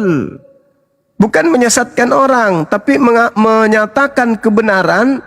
Meskipun kita beda keyakinan, tapi kita jujur menyampaikan apa adanya. Berbeda dengan mereka, mereka menyampaikan sesuatu tidak berdasar terhadap yang seharusnya muncul di dalam kitab mereka. Sekira begitu. Ini data valid Bang Juma tadi ya? Juma. Silakan aja. Kalau Bang Zuma kan menyampaikan kebenaran, mencerdaskan anak bangsa. Kenapa cuma dari kalangan Kristen saja Bang Juma menyampaikan kebenarannya? Ya, jadi alasannya jelas Bang. Karena agama Kristen itu adalah agama syiar. Apa itu agama syiar? Mereka memiliki amanat agung, ajakan kemudian untuk menjadi Kristen. Ya, pergilah ke seluruh dunia, jadikanlah seluruh bangsa menjadi pengikutku. Nah, agama Kristen itu gencar mengajak orang Islam untuk masuk Kristen. Buddha tidak, Hindu tidak, Yudaism tidak, ateis tidak, hanya Kristen. Dan bukan hanya gencar melakukan ajakan orang masuk Kristen, tidak. Dengan cara apapun mereka lakukan agar orang itu bisa masuk ke agama Kristen. Berpura-pura jadi Islam, berpura-pura jadi penganut agama lain, itu mereka lakukan. Karena memang sudah diperintahkan. Filipi 1 nomor 18 disuruh kemudian untuk mengelabui demi untuk mengajak orang lain itu masuk ke dalam agama saudara. Itu mengenai Kristus, baik disampaikan dengan maksud palsu, dengan maksud berpura-pura, dengan maksud mengelabui, aku Paulus tetap bersuka cita. Itu jadikanlah seluruh bangsa menjadi murid. Pergilah ke seluruh bangsa, baptislah mereka dalam nama Bapa, Anak dan Roh. Barang siapa percaya dibaptis, yang tidak dipercaya akan dihukum. Itu perintah. Maka yang terjadi, ya harus kami membantah agama ini. Jangan dibiarkan begitu saja. Harus kita bantah. Tujuan bantahannya adalah itu tadi, untuk menyadarkan bahwa kamu sedang mengajak orang ke neraka, bukan mengajak orang ke surga. Dengan cara apa? Kita buktikan dalil-dalilnya. Dari Al-Quran ada, dari Bible juga ada. Seperti itu adanya Bung. Sekira begitu. Sementara di tempat saya sudah mau ibadah asar. Mudah-mudahan apa yang saya sampaikan itu bisa bermanfaat kepada sahabat-sahabat sekalian. Kalau ada kekurangan, mohon dimaafkan. Jadi kalau ada yang kena penyakit panu, tidak ada uang untuk berobat, coba Anda perhatikan Imamat 13 nomor 23 sampai seterusnya sampai nomor 28. Mudah-mudahan setelah Anda mengurung diri Anda dalam peti, tanpa mandi, tanpa ganti baju selama 7 hari, panu Anda bisa sembuh. Selamat mencoba ya. Baik teman-teman, silakan dilanjut. Bang Juma, pertanyaan terakhir. Kenapa ibadah umat Islam itu dipanggil Bang Juma? Nah, kenapa ibadah umat Islam itu dipanggil? Jadi di Islam itu memang perintahnya, wal takum minkum ummatu yad'una ilal khair wa ya'muruna bil ma'ruf wa yanhauna 'anil munkar. Jadi Islam itu diperintahkan sekelompok dari manusia di atas muka bumi ini yang berfungsi untuk mengajak orang kemudian apa? Menuju kepada kebaikan, menuju kepada yang ma'ruf, menuju kepada keselamatan. Panggilan azan untuk ibadah itu panggilan manusia untuk selamat, agar manusia itu tidak lupa akan Tuhannya. Kenapa? Semakin canggih hidup di bumi ini, semakin pengaruh hidup dunia itu semakin nikmat, semakin indah. Coba lihat, saya sekarang usianya kepala 4. dulu belum ada HP. Masih kita melihat anak-anak berbondong-bondong ketika azan itu berlomba-lomba ke masjid, kejar-kejaran mereka sampai ke masjid bercanda dan seterusnya. Zaman sekarang sudah ada HP. Mereka sulit untuk diperingatkan untuk menuju kepada Allah. 50 tahun ke depan, kalau tradisi Islam itu dihilangkan, maka hancur dunia ini. Makanya semakin dunia canggih, semakin Islam memudar, semakin menuju kepada kebinasaan alam semesta. Kenapa harus ada panggilan? Contoh, Anda ingin berangkat ke Makassar. Tiket Anda hari Senin pukul 9 pagi. Anda sudah pegang tiketnya, tertulis hari Senin pukul 9 pagi. Anda berangkat kemudian ke terminal, ke bandara. Anda masih dipanggil kan? Pengumuman disampaikan kepada penumpang dengan plat kendaraan DD777. Sebentar lagi mau berangkat, naik Miki. Diingatkan bukan? Dengan kendaraan plat DD778 of A. Sudah mau Mi berangkat, siap-siap Miki berangkat. Jangan Miki dulu kencing, mau Mi naik. Naik Miki sekarang. Udah diingatkan, padahal sudah ada tertulis, sudah dipegang kemudian tiketnya, tahu jamnya, tahu nomor pesawatnya, tahu kapan dia duduk, kapan dia nomor berapa kursinya, masih tetap diumumkan, masih tetap dipanggil. Kenapa? Karena pada dasarnya manusia itu kadang lalai. Lalai. Keasikan main game. Dia lihat jam, berangkatnya jam 9, begitu lihat jam baru jam 8. Dia lihat sekelilingnya kok jadi gelap. Ternyata tadinya pesawatnya jam 9 pagi, di jam tangan baru jam 8, tapi karena keasikan dia lalai, lihat sana sini, setelah dia simpan HP, ternyata sudah jam 8 malam, tinggal pesawat. Itu yang dimaksud kenapa harus dipanggil, diingatkan, saling mengingatkan. Itu karena kalau tidak ada yang mengingatkan, manusia akan semakin cinta kepada dunia. Kenapa? Dunia daya tariknya itu melebihi dari magnet. Dan semua fasilitas di dunia itu semakin hari semakin canggih, semakin memanjakan kita. Semakin memanjakan jasad kita ini. Semakin memanjakan syahwat kita ini. Semakin memanjakan. Maka apa yang terjadi? Orang semakin jauh dari Tuhannya. Ketika orang semakin jauh dari Tuhannya, semua masuk ke neraka. Maka Islam datang sebagai jalan keselamatan. Maka ada panggilannya setiap saat. Allahu Akbar, Allahu Akbar. Allahu Akbar, Allahu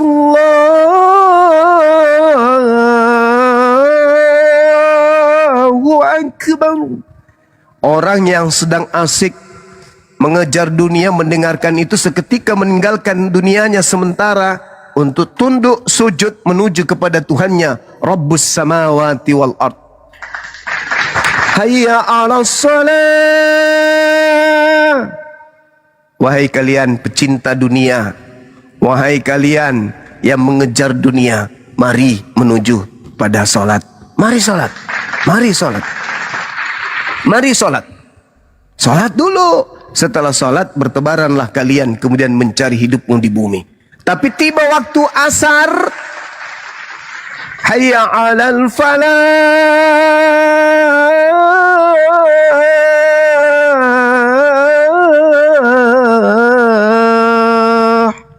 Mari menuju kepada kemenangan. Jangan terikat, jangan tergadai dengan kemenangan semu, kebahagiaan sementara. Tanggalkan itu dulu. Mari menuju kepada Tuhanmu, menuju kepada kemenangan yang hakiki. Allahu Akbar, Allahu Akbar. La ilaha illallah. Tidak ada yang besar di bumi ini yang kau kejar. Harta sifatnya sementara, wanita sementara. Yang besar itu Allah. Yuk, mari sholat. Sujud, sujud kepada penciptamu. Itu di Islam. Itu di Islam. Jadi penggenapan nubuatan Yesaya 66 nomor 23. Sabat berganti sabat, bulan berganti bulan, akan tetapi seluruh manusia akan datang sujud beribadah beribadah kepada aku. Sujud, bukan jingkrak, bukan salto. Sujud. Dan hanya dipraktikkan oleh dinul Islam. Mulai dari Saban sampai Merauke, dari timur sampai barat, selatan, utara, semuanya sujud menyembah kepada pencipta langit dan bumi. Yesaya 66 nomor 23. Yesaya 66 bab yang sama nomor 17 nomor 8. Aku Tuhan akan datang membakar seluruh manusia yang memakan babi dan juga makan balau tikus. Jadi dua tergenapi. Orang Kristen makan babi, ancamannya dibakar api neraka. Orang Islam sujud beribadah, tunduk kepada Tuhannya, diganjar dengan jannah surga. Dua tergenapi di situ. Yang makan babi Kristen, yang sujud menyembah Islam. Siapa yang diselamatkan dan siapa yang dibakar api? Jelas, yang diselamatkan yang sujud, dan yang dibakar api adalah pemakan babi. Sekarang saya mau tanya kepada saudara, apakah Anda masuk dalam golongan pemakan babi atau golongan sujud? Makan babi. Siap-siap bulu anusmu dibakar oleh Allah. Insyaallah. Saya kira begitu teman, saya ibadah dulu.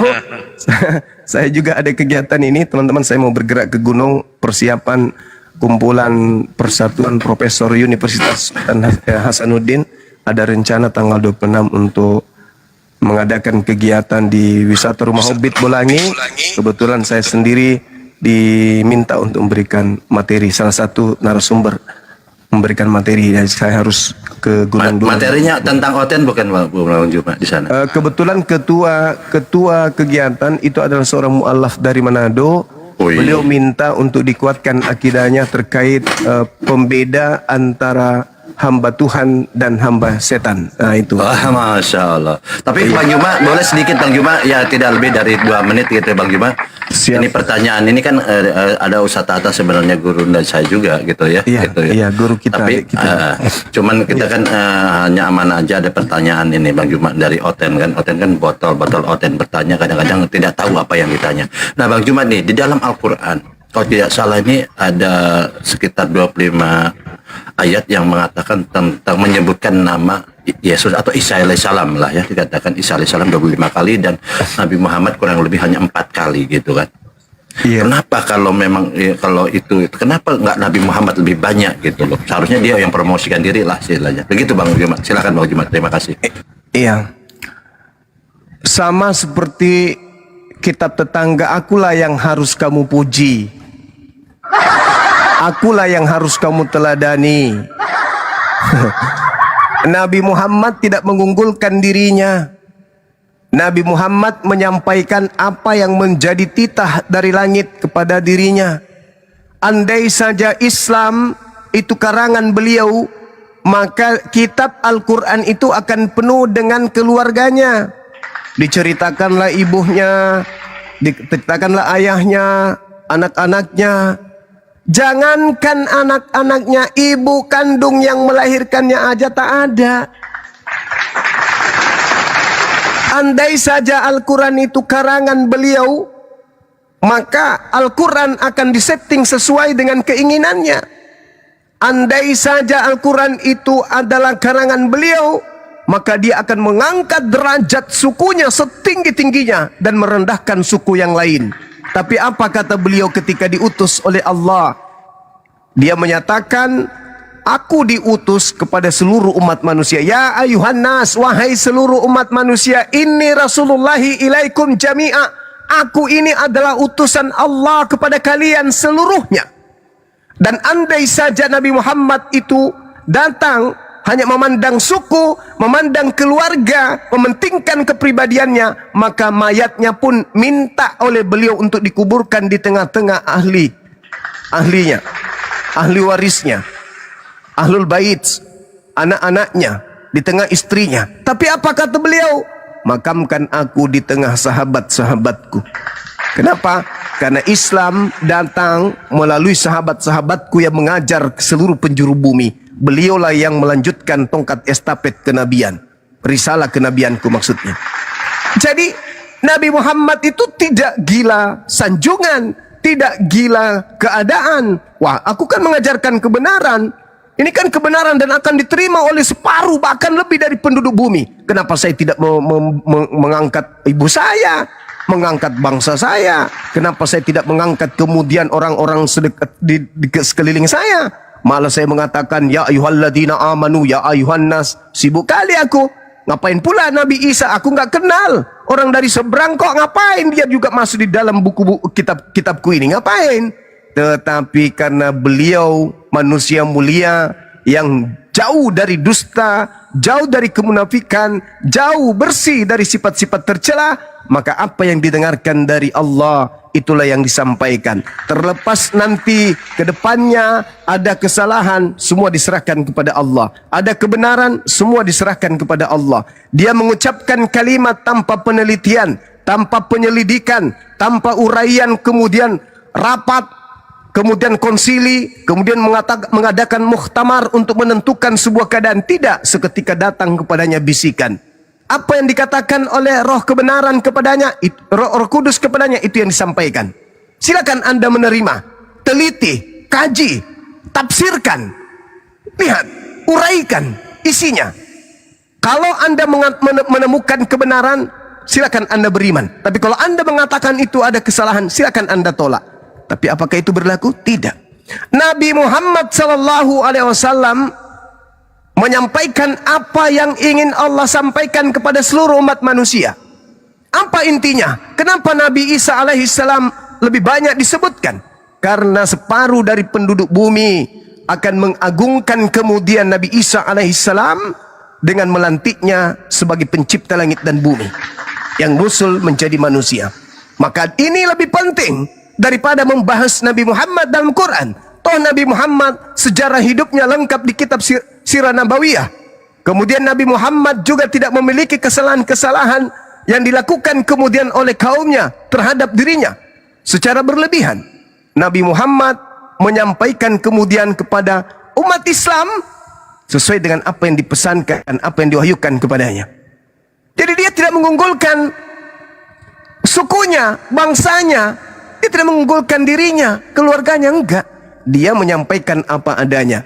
Karena Islam itu diwahyukan untuk seluruh umat manusia,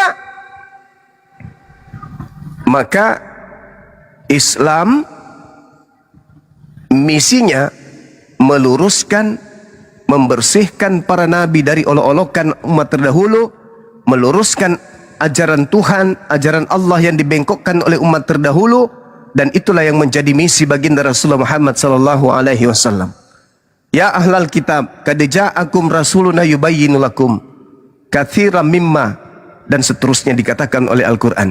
Wahai ahli kitab, yang dulu kamu adalah bangsa pilihanku, yang dulu aku bersama dengan kalian, yang dulu aku jadikan kalian mulia di zamannya, yang dulu aku utus para nabi pada zamannya, yang aku utus wahyu kepada kalian pada zamannya. Sekarang telah datang kepada kalian Rasulku, baginda Rasulullah Muhammad SAW. Ikutlah kepada beliau jikalau kalian ingin selamat. Titik.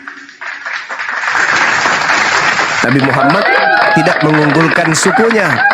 Nabi Muhammad tidak mengkultuskan kemudian keluarganya. Tidak.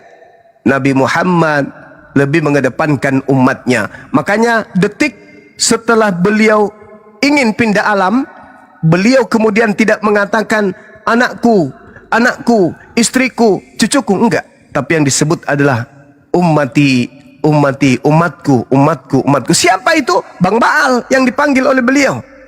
Yang dipanggil adalah Bang Dalbo. Yang dipanggil adalah Mahadewa. Yang dipanggil adalah Bunda Mila, Dinda Tahta, Bang Suma yang dipanggil. Padahal beliau tidak mengenal kita. Tapi beliau sejenak dia, ya Rab, umatku, umatku ya Rab, umatku ya Rab, selamatkan umatku ya Rab, selamatkan umatku ya Rab. Sementara di sebelah katanya Tuhan, Tuhan, Tuhanku, mengapa kau meninggalkan aku? Pret, langsung mati. Maka matilah dia. Engkau ada Tuhan berteriak demi untuk kepentingan pribadinya. Dia tidak pikirkan orang banyak yang dia datang untuk itu. Nabi Muhammad mementingkan orang banyak yang dia diutus untuk itu. Seorang nabi mengingat misinya adalah menyelamatkan manusia, maka sejenak dia sebelum terangkat ke langit, beliau kemudian minta kepada Allah untuk supaya umatnya diperhatikan. Ummati, ummati, ummati, ummati, ummati. Tapi yang satu beda, katanya Tuhan. Tuhanku, Tuhanku, mengapa kau meninggalkan aku? Tuhan kau minta, kenapa Tuhan meninggalkan dirinya? Bukannya memperhatikan manusia-manusia yang untuk dia diutus, malah memperhatikan dirinya sendiri. Nabi Muhammad, dari dia jadi nabi sampai kiamat, umatnya semuanya diperhatikan. Makanya dikatakan, jangan kau merubah Al-Quran. Kenapa? Karena setelah kamu masih ada umatku yang akan datang kemudian, dan Al-Quran ini harus menjadi senjata baginya. Begitu saudaraku. Jadi perbedaannya, Nabi Muhammad itu diutus oleh Allah untuk seluruh umat manusia. Bukan untuk keluarganya doang, bukan untuk sukunya doang, bukan untuk bangsanya doang, sehingga dia mengunggulkan sukunya, bangsanya, keluarganya enggak. Beliau diutus untuk seluruh umat manusia. Karena yang satu ini sebelum beliau dipelintir ajarannya, diajarkan sebagai dewa yang turun ke bumi, maka dia yang harus fokus untuk dibersihkan namanya. Karena ini sangat merusak. Nabi Muhammad tak ada kemudian yang menuhankan dia, tak ada. Yang penting ini, yang satu ini dituhankan oleh umat manusia dan didukung oleh makhluk-makhluk gaib untuk agar menggiring keturunan Adam menyembah kepada Nabi tersebut. Maka Nabi Muhammad fokusnya ke situ. Lebih banyak menyebutkan nama beliau daripada nama beliau sendiri. Saya kira begitu sahabat Bal. Mudah-mudahan apa yang saya sampaikan ini ada kebenarannya. Dan jika ada kesalahan itu berasal dari saya sendiri sebagai manusia biasa. Dan kebenaran itu datangnya dari Allah. Semoga kita semua mendapatkan hidayah berkah dalam hidup. Subhanakallahumma bihamdi. Asyhadu an la ilaha illa anta astaghfiruka wa atubu ilaik. Salam tauhid, salam satu Tuhan. Jayalah Islam kita, jayalah Indonesia kita. Selamat menjelang hari mu'alaf sedunia. Demikian. Masya Allah. Ya itu Masya Allah ya Gurunda kita nih ya, yang sangat besar sekali ya Gurunda ya, sangat amat besar ini. Merinding ketika saya mendengar gitu ya, bahwa Kami dulu. Assalamualaikum Gurunda semuanya. Saya akan lanjut Bang. Waalaikumsalam warahmatullahi wabarakatuh ya Dinda. Saya siap-siap asar sini ya. Lanjut. Masya Allah ya Gurunda ini begitu tegas, lugas, sederhana sekali penyampaiannya. Kenapa banyak yang mualaf? Karena memang dalam menyampaikan sesuatu ini tidak bertele-tele, tidak muter-muter. Kalau ya teman-teman Oten kan pelongo muter sana, muter sini gitu kan ya. Kembali ke Yohanes 1 pada mulanya lama-lama tersesat di Roma kan begitu. Nah, dari apa yang saya tanyakan tadi ini kan ada pertanyaan, memang dari Oten bertanya, kenapa katanya Nabi Muhammad cuma sedikit dalam Al-Quran, cuma 4 ayat, kurang lebih seperti itu, 25 ayat itu adalah Isa alaihissalam. Itu pertama yang saya dapat dari Gurunda yang sangat besar ini, mengatakan bahwa Al-Quran memang itu membuktikan bahwa Al-Quran ini wahyu Allah gitu ya, datang dari Allah. Kalau memang itu adalah karangan manusia atau karangan Nabi Muhammad sendiri, ya tentunya dia akan mempromosikan dirinya gitu kan. Nah, seperti itu. Karena selain itu yang saya dapat bahwa itulah bentuk kasih sayang Allah kepada Nabi Muhammad ya, kepada umat Nabi Muhammad gitu ya, melalui Nabi Muhammad, bahwa di kemudian hari itu memang banyak orang-orang yang di dunia ini yang mengagukan Yesus ini sehingga dijadikan Tuhan ya itu ya. Kemudian selain itu Nabi Muhammad ini ketika akan meninggal waktu itu wafatnya itu selalu pada saat itu memanggil umati, artinya memikirkan peduli kepada umat manusia gitu kan, lain dengan yang di sebelah mengatakan malah manggil Eli gitu kan ya, memikirkan diri sendiri. Nah, ada pertanyaan lagi, saya tidak tahu nih Bang Juma atau Ustaz Tata mungkin ya, kalau Bang Juma nggak bisa jawab pasti ya, Bang Juma ini Ustaz Tata nih, izin Ustaz Tata. Jadi di dalam Al-Quran ini ada satu sosok wanita gitu kan. Nabi Muhammad katanya istrinya banyak. Seharusnya Nabi Muhammad kalau istrinya banyak, kalau memang betul ya Nabi Muhammad istrinya banyak. Tetapi di dalam Al-Quran kenapa tidak dimasukkan istrinya, mungkin salah satu istri dimasukkan yang mulia atau yang bagaimanapun. Tetapi ternyata bahwa di Al-Quran ini adalah seperti kalau di Al-Imran 42 dikatakan, ingatlah ketika malaikat Jibril berkata kepada berkata, wahai Maryam, sesungguhnya Allah telah memilih dan mensucikan kamu dan melebihkan kamu di atas seluruh perempuan di semesta alam ini. Kenapa Bunda Maryam ini yang diunggulkan atau disucikan, dilebihkan dari perempuan-perempuan lain? Kenapa tidak salah satu istri dari baginda Rasulullah gitu loh? Malah Maryam ini ibunya Yesus atau ibunya Isa alaihissalam. Silahkan. Nggak bisa jawab, pasti macet. Ustaz Tata lanjut, Ustaz Tata, maaf Ustaz Tata ya. Oten pasti panas, silahkan Ustaz. Pintar ini kalau mancing-mancing. Oke, jadi pertama, Al-Quran itu kitab suci. Isinya perintah, larangan, akidah, syariat, akhlak. Sehingga bukan menceritakan diri Nabi sendiri, enggak. Kalau menceritakan Nabi, sirah nabawiyah, bukan kitab suci nanti. Kayak Taurat, ada perintah, larangan, akidah, syariat. Kalau ingin tahu tentang Nabi Muhammad, ya sirah nabawiyah. Beliau lahir ketika hari Senin tanggal 12 Rabiul Awal gitu, tahun gajah. Itu di sirah, jangan di Quran. Quran bukan kitab sejarah. Gitu. Yang kedua, kenapa tidak menceritakan istri kayak gitu tuh? Karena ya untuk apa diceritakan, bukan sejarah. Jadi Al-Quran menceritakan sesuatu yang difitnah. Misalnya Nabi Isa banyak diceritakan karena dia difitnah. Dia utusan Nabi, dilantik jadi Tuhan. Maka dijelaskan oleh Al-Quran, banyak nama disebut. Kalau Siti Maryam, kenapa kok dia yang ada nama di Al-Quran? Karena dia juga difitnah.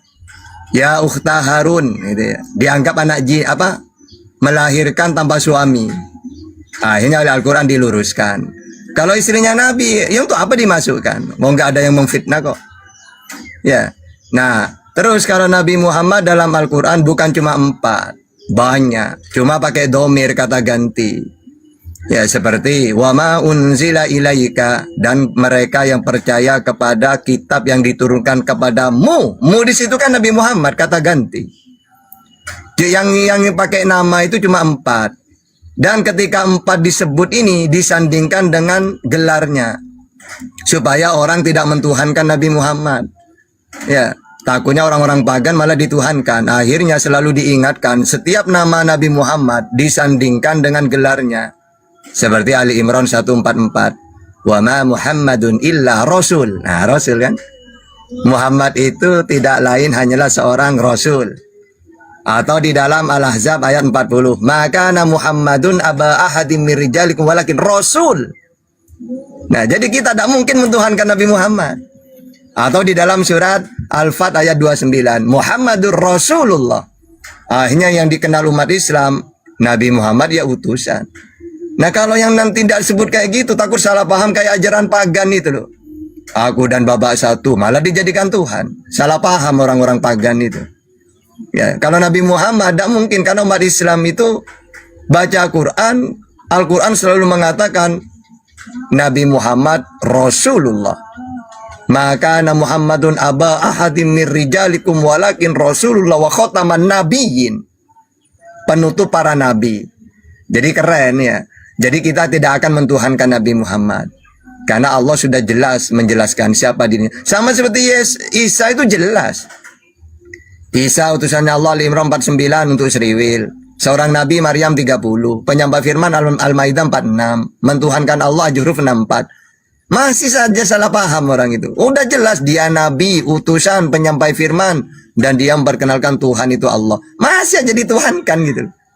Ya, jadi apa yang diceritakan oleh Al-Quran itu supaya kita ngerti. Ya, jadi fitnah-fitnah itu diluruskan. Surat Maryam, kenapa Maryam itu wanita yang suci? Karena dia difitnah. Ini Maryam itu orang soleha kok melahirkan tanpa suami. Pejina dia itu. Akhirnya oleh Al-Quran diluruskan. Karena orang Seriwil menuduh dia gitu. Sama dengan gini. Tahta kenapa kok Nabi Isa yang diturunkan kembali, kok bukan Nabi yang lain? No, karena Nabi-Nabi yang lain sukses sudah. Musa dengan Tauratnya disampaikan sukses. Nabi Muhammad Al-Qur'annya semuanya disampaikan sampai mengatakan dalam Al-Quran Al-yauma akmaltu lakum dinakum wa atmamtu alaikum ni'mati wa raditu lakumul Islam madina.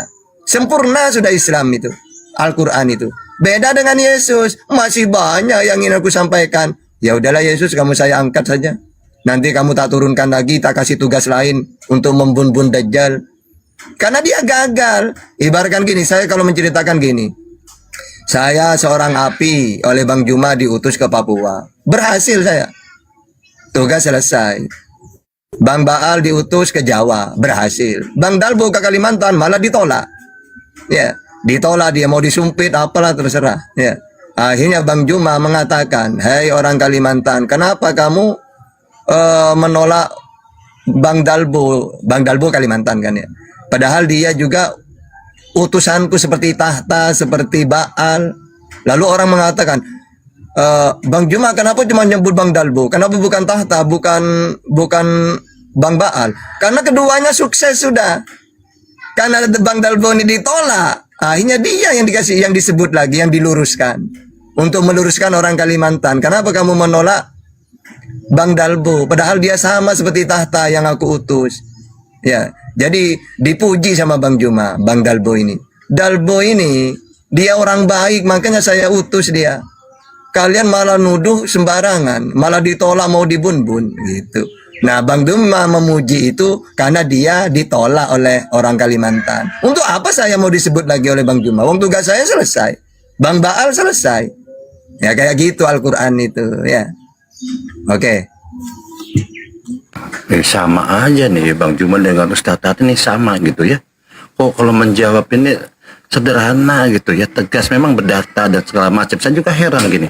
Yang jadi heran gini ya, ketika Bang Juma tadi penuturannya jelas juga seperti datang lagi ini sosok seorang ini ya, nggak tahu roh kebenaran dari mana nih, namanya Ustadz Tata, kan saya tidak tahu nih ya, maaf saya juga tidak kenal, maaf saya tidak ada settingan di sini. Pertama saya tidak kenal dan tidak pernah melihat juga gitu kan, tetapi dari apa yang disampaikan begitu lugas juga.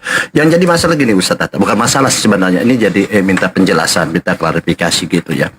Kalau teman-teman Kristen membuka komal, ya komal, mereka buka komal. Nah, di sana sudah disiapkan pertanyaan-pertanyaan kepada apa yang akan masuk, seperti saya Muslim. Nah, 8 orang bikin pertanyaan, ngeroyok saya kan begitu ya, ngeroyok gitu. Tetapi saya heran gitu ya, Ustadz Tata ini saya salah satu debatan Muslim yang saya memang kadang-kadang tidak suka gitu dengan gayanya. Dia sombong, menurut saya ya, maaf ya, sombong gitu. Karena kalau membuka koma seperti begini, Ustadz Tata selalu mengatakan, kamu tidak usah kalau tidak perlu debat lah. Tidak perlu diskusi. Kamu seumur hidup kamu bertanya terus. Sombong saya bilang. Nah ini bilang, wah sombong sekali gitu loh. Yang jadi masalah buat saya sih, kenapa umat Islam seperti ya Ustadz Alif, Ustadz Tata, Bang Juma dan lain-lain ini begitu percaya diri dengan Islam, terutama dengan Islam, sehingga mau ditanya. Kenapa Bang? Lain dengan yang sebelah ini, jangankan ditanya, mereka buat pertanyaan aja pelongo. Contoh dia kalau membuat pertanyaan, siapa nama Allah Tuhanmu katanya. Betul dia bilang. Ya Allah itu nama. Nah, itu buat pertanyaannya aja salah. Ustaz Tata gitu aja. Silakan Ustaz Tata, kenapa gitu ya? Kenapa seperti Ustaz Tata ini begitu percaya diri mau ditanya gitu. Silakan Ustaz Tata. Surat Al-Fat 28. Bismillahirrahmanirrahim. Huwallazi arsala rasulahu bil huda wa dinil haq liyudhhirahu 'ala dini kulli wa kafa billahi syahida. Dialah yang mengutus rasulnya dengan membawa petunjuk dan agama yang benar agar dimenangkannya terhadap semua agama. Pede kita kan? Dimenangkan kita. Ya, makanya kita pede, Bang Juma pede karena yakin benar agamanya.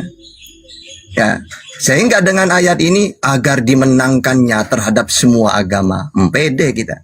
Yang kedua, kita ini ditinggal Rasulullah kan sempurna. Al-yauma akmaltu lakum dinakum wa atmamtu alaikum ni'mati wa raditu lakumul Islam madina. Hari ini telah sempurna agama ini. Wahai umatku, tenang.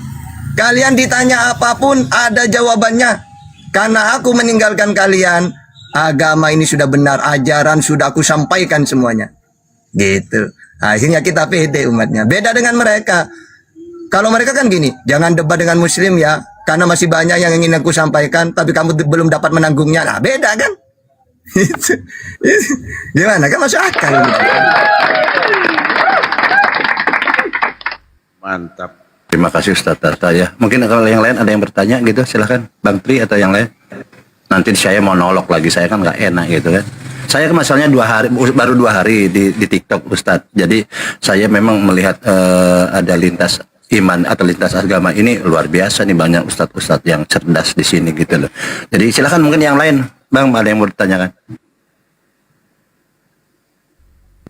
Dewa sih cuma izin pamit aja ya. Mana lu? Anjir, itu hujan besar. Izin pamit Dewa. Dari Dewa begini saja ya. Jangan biasakan dirimu bergantung pada orang lain. Apalagi bergantung di pohon sambil makan pisang. Nah, jangan itu. Takutnya disangka, oh nyet. Ya, alhamdulillah. Nah, kenapa Nabi Isa di dalam Islam itu dia itu diturunkan yang kedua kali? Dewa sempat membaca yang namanya satu hadis dari Nabi Muhammad SAW. Nabi Isa itu ingin dijadikan yang namanya umatnya baginda Nabi Muhammad SAW. Kalau kita berbicara mengenai soal Islam, dari mulai zaman Nabi Adam alaihissalam sampai ke zaman Nabi Isa alaihissalam, semua ingin dijadikan umatnya baginda Nabi Muhammad SAW. Ketika Nabi Musa meminta kepada Allah, memohon kepada Allah untuk bertemu dengan Allah, dia ingin melihat zatnya Allah itu seperti apa. Allah mengatakan kepada Nabi Musa, "Ya Musa, sesungguhnya antara aku dan hamba-hambaku dipisahkan oleh 70.000 hijab. Ada yang dari air, ada yang dari api, ada yang dari cahaya, dan lain sebagainya. Akan tetapi, kata Allah, 70.000 hijab ini kelak akan aku buka untuk siapa? Untuk umatnya baginda Nabi Muhammad SAW. Maka dari itulah Nabi Musa alaihissalam berdoa kepada Allah ingin dijadikan umatnya baginda Nabi Muhammad SAW. Tetapi tidak Allah kabulkan. Nabi Adam ingin dijadikan umatnya baginda Nabi Muhammad, tidak Allah kabulkan. Nabi Ibrahim ingin dijadikan umatnya baginda Nabi Muhammad, tidak Allah kabulkan. Hanya satu yang Allah kabulkan, yaitu Nabi Isa alaihissalam. Mungkin itu aja dari Dewa. Terima kasih banyak kepada semuanya, Pak Tata, Bang Juma, atas ilmunya. Dewa izin pamit. Kalau ada kebenaran, itu datang dari Allah. Kalau ada kesalahan, salahkan Bang Tata, salahkan Pak Baal, jangan salahkan Dewa. Terima kasih banyak semuanya. Assalamualaikum warahmatullahi wabarakatuh. Aduh, aing mah framing si Baal di bawah, Ustaz Tata di bawah, dianya kabur coba. Oke, ada Bang Kisar. Bang Kisar, selamat sore Bang Kisar. Open mic-nya Bang Kisar. Selamat sore, Izin Bang Kisar, izin saya dari Muslim atau dari Kristen? Bang Kisar, monitor dari. Kalau dibilang kalau dari Muslim atau dari Kristen, saya bisa bilang Muslim, Bang. Tapi kalau kamu bilang dari Islam atau Kristen, sorry, iya salah. Dari Islam Bang atau dari Kristen? Saya dari Kristen, Bang. Oh, Kristen, baik. Ya, jadi tahan sedikit Bang Kisar, boleh ya? Dulu ya. Nah, tapi noise Bang Kisar. Bang Kisar noise itu, tapi dari posisinya cari yang aman Bang Kisar. Cari yang agak sedikit ini tidak noise, karena ini kan komal yang edukasi disiarkan live ke mancanegara sampai ke matahari pun ini live, ini ke bulan live juga ini. Jadi memang karena kenapa live dan mereka memutar ini komal, karena di sini ada Ustadz Tata yang pintar, cerdas, dan ada guru yang sangat besar sekali, yaitu Bang Juma ya, sudah terkenal sampai luar negeri atau di luar bumi ini, udah terkenal pokoknya gitu. Nah, sebelum ke Bang Kisar, silakan Anda diskusi dengan Bang Ustadz Tata ya. Tapi sebelumnya saya ke Ustadz Tata, saya bertanya dulu Ustadz Tata. Nah, di dalam Islam ini jelas gitu ya, yang tadi kan katakan udah sempurna. Jadi tidak ada perdebatan apapun ya istilahnya. Cuman yang heran di mereka di Kristen ini, dia selalu mengagung-agungkan Yesus Tuhan, Tuhan Yesus, Yesus Tuhan, Tuhan Yesus, di baik di mana, di gereja, di YouTube, dimanapun kita tahu ya. Tetapi kalau masuk di komal diskusi begini, kita tanya siapa Tuhanmu? Nah pasti dia pasti dia bilang pelanga plongo gitu kan, cengar cengir. Kenapa mereka kalau di komal begini di lintas agama diskusi ini dia pelanga pelongo, Ustadz? Gitu aja Ustadz dari pertanyaan saya, mungkin nanti dilanjut dengan Bang Kicar ya Ustadz. Ya, lanjut Bang Kicar. Ustadz Ada, silakan Ustadz Ada ditanggapi dulu.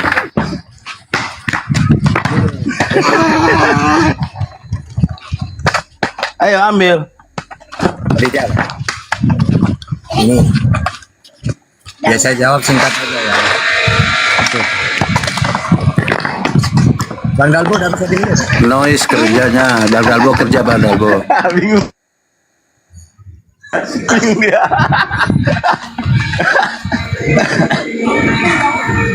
Bang Dalbo. Bos. Baru nggak ada moderator lagi. Gocek dong, masa tenang jauh. Gocek dong.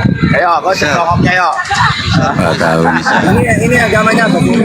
Kristen, tapi bosnya di mute dulu lah. Hostnya kemana nih? Host moderator nggak ada. Biarin, nggak apa-apa. Langsung dialog. Langsung dialog. Ayo, temanya langsung. Tapi dia kelihatannya lagi ngomong dengan di luar ini, bukan dengan di sini, Ustadz. Oke, sudah di mute. Silakan Ustadz Ata ditanggapi, langsung diskusi dengan Kisar ya, silakan. Jadi Al-Quran itu sangat nyata dan benar. Allah berfirman, andaikan Al-Quran ini bukan min goirillah, bukan dari Allah, maka kamu akan menemukan ikhtilafan kasiro. Ada perbedaan-perbedaan yang mana membuat bertengkar nanti. Suaranya Bang Tata kecil suaranya. Tenang. Nah, buktinya umat Islam ini bersatu kan. Saya ketemu Bang Juma, bangga saya. Masya Allah ada Bang Juma, ada Bang Baal, bangga karena bersatu. Kalau kitab ini bukan dari Allah, sudah ada perubahan banyak. Pasti akan terjadi pertentangan denom-denom yang banyak. Wong kitabnya sudah salah, udah keliru dipertahankan. Akhirnya banyak pertentangan. Denom-denom muncul, denom-denom. Nah kalau kita kan enggak, udah dipesan oleh Rasulullah. Ingat ya, jangan ada pertentangan tentang apapun, tentang syariat sudah kusampaikan, tentang tauhid, akidah, semuanya sudah kusampaikan. Kalau ada apa-apa, taraktu fikum amroini lan tadillu ma tamassaktum bihima kitabullah wa sunnah. Aku meninggalkan dua perkara selagi kamu berpegang teguh kepada keduanya, kamu tidak akan tersesat. Makanya umat Islam aman. Tidak akan kita bertengkar, denom-denom, gak ada. Ya, kalau mereka semakin dipertahankan Bible, semakin banyak muncul denom-denom. Dan semuanya mengatakan, kamu bidat kamu yang bidat. Nah, mau dikembalikan mana yang benar ini? Dua-duanya ngaku benar. 10-10-nya ngaku benar. Nah, kalau Islam nggak bisa, misalnya ada pertentangan, kembalikan ke Quran hadis, selesai. Gitu. Jadi, mereka selagi mempertahankan yang mereka yakini kitab, maka semakin cakar-cakaran, maka semakin muncul denom-denom. Dulu saya dengan Bang Juma di FB, masih sedikit, tidak ada pertentangan. Lalu pindah ke WA, aman masih. Lalu di Zoom inilah agak muncul denom-denom saling bermusuhan. Tambah di sekarang TikTok, setiap ada dua otan kumpul, pasti langsung cakar-cakaran. Ya, semakin tahun semakin banyak itu. Makanya cara satu-satunya untuk menghentikan apa? Ya lupakan Bible itu. Semakin dipertahankan, ini semakin banyak denom. Gitu. Kalau Al-Quran semakin dibaca, semakin bersatu. Gitu. Itu bedanya ya. Silakan. Oke, Bang Kicar mau diskusi dengan Ustadz Tata. Luar biasa Ustadz Tata, terima kasih banyak ya. Itulah Ustadz kita cerdas, cermat, bijaksana, bijak sini, bijak situ ya. Tapi kadang-kadang kalau menghadapi oten yang longor, ya dia menggunakan jurus injak sana, injak sini, injak situ. Luar biasa ya. Silakan Bang Kicar, yang Kristen bisa diskusi dengan Ustadz Tata. Ada yang mau ditanyakan atau apa? Silakan, Bang Kicar. Memang luar biasa Bang Tata ini ya. Saking semangatnya ya kan, dibilang Al-Quran itu sempurna. Benar nggak Bang Tata? Benar. Lanjutkan. Nah, kalau memang dibilang Al-Quran ini sempurna, saya satu aja pertanyaan saya, boleh nggak? Lanjut bang. Nanti kalau Anda sudah selesai baru silahkan gitu aja bang. Kok ini passwordnya kalau sudah selesai bilang silahkan gitu passwordnya. Kalau Anda belum berarti Ustaz Tata diam. Silahkan Bang Syar. Oke, saya satu pertanyaan di dalam Al-Quran ya, bukan hadis ya. Soalnya saya nggak bisa berbandingkan hadis dengan Al-Quran ya. Al-Quran saya minta ya, karena Al-Quran adalah kitab suci, betul nggak? Nah, satu pertanyaan saya, siapakah istrinya Adam? Al-Baqarah 35 Silakan. terus Al-A'raf ayat 19. Silakan, nama istrinya Adam siapa bang? Al-Baqarah 35. Wa qulna ya Adamuskun anta wa zaujukal jannah. Wa zaujuka di situ Hawa. Coba baca. Hawa bang. Hah? Tahu arti kata Hawa nggak? Hawa itu adalah wanita. Ya, bukan nama. Ya, Hawa itu adalah wanita. Coba. Bukan nama. Coba kamu ulangi lagi pertanyaannya. Siapakah nama istrinya Adam? Hawa. Nama istrinya Adam. Hawa. Al-Baqarah 35, Al-A'raf 19.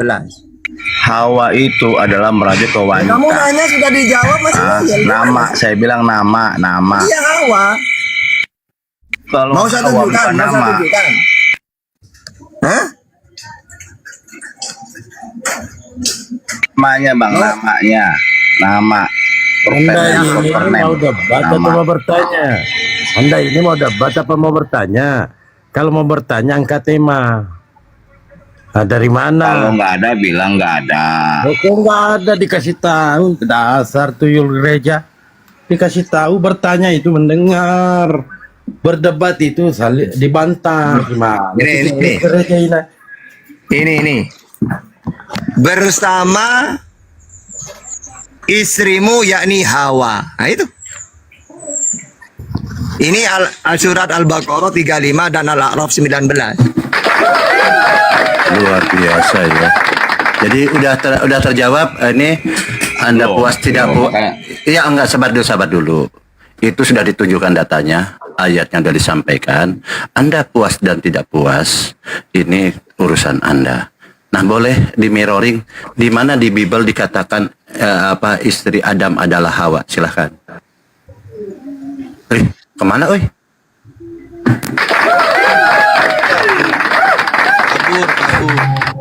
Ya gitu. Jadi Ustaz Tata ini memang menjawab. Ya Ustaz Tata ini kita Ada pendeta Arom itu, Bang Wa'al. ada Ustaz Tata ini adalah Ustadz yang memang luar biasa ya.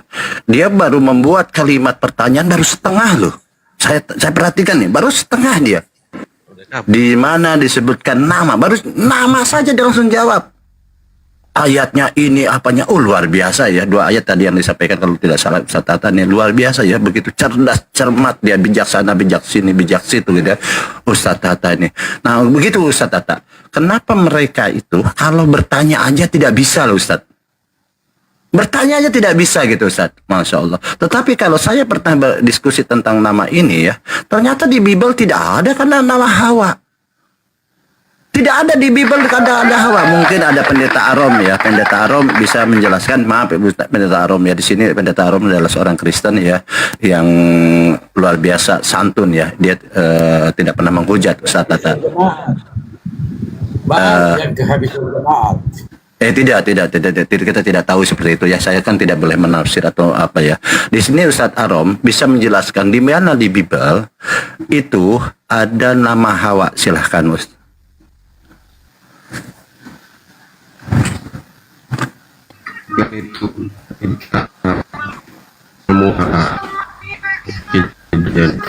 Kecil suaranya Bang Arom. Suaranya kecil. Itu kan dari kejadian Bang. Kita Oke, ya. Jadi itu bicara Adam. Boleh saya ambil kutip Kejadian 3 nomor 20 betul? Silakan.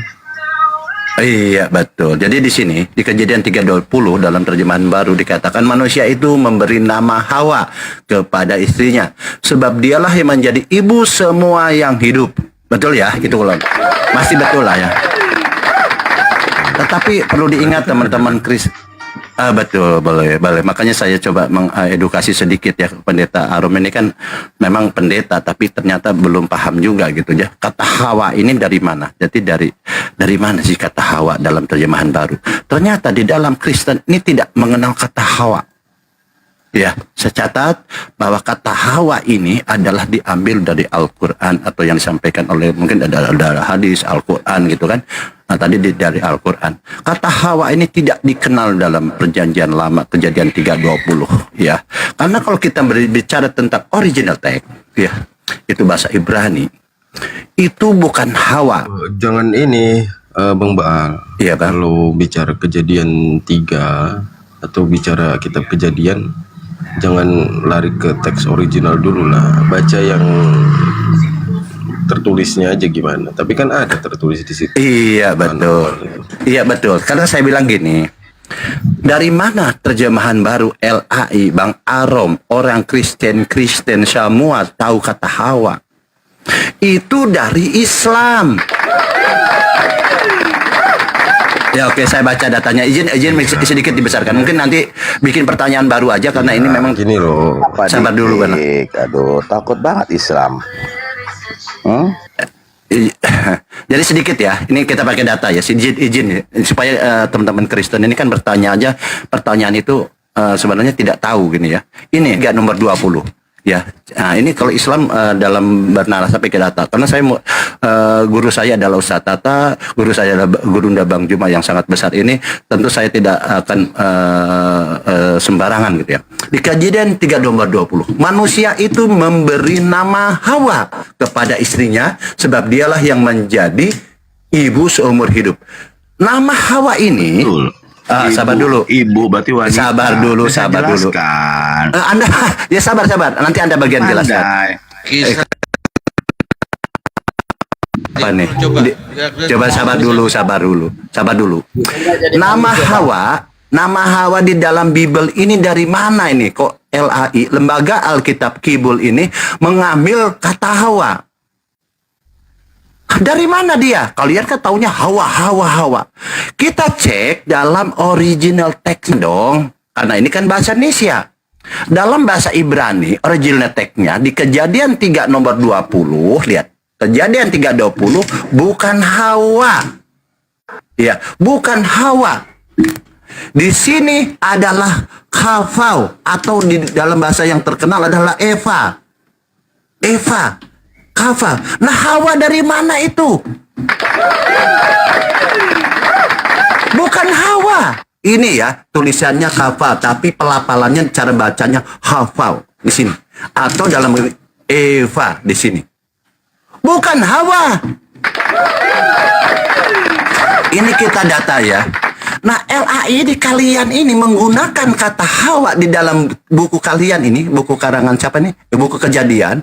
Ini Hawa dari mana? Dari mana kalian nyuri? Macet kalian. Gini, Bang. Jadi teman-teman, ya sedikit lagi. Jadi kata Hawa ini, ya oke Bang Arom sedikit lagi. Kata Hawa ini adalah nyuri dari Islam. Nyolong dari Islam. Lalu diklaim oleh Kristen pemakan babi yang jelek, yang bau. Ini kan ya, izin ya, kita tidak menghujat ya. Jangan menghujat. Di sini diambil kata Hawa. Nanti babi itu bertasbih kau. Sabar dulu Bang. Ini kita berbicara Hawa dulu Bang, jangan ke babi. Islam juga dong, babi itu. Sabar dulu Bang.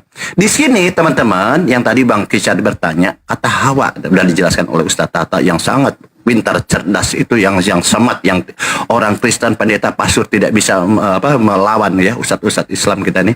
Di sini Hawa ini dari Islam. Catat. Di sini seharusnya Eva. Nah, kalau kita lihat ya, nama tidak mungkin berubah. Di sini, dalam ini, Kejadian 3 nomor 20, dalam King James Version. Lihat. And Adam called his wife, name Eve. Nah, bukan Hawa.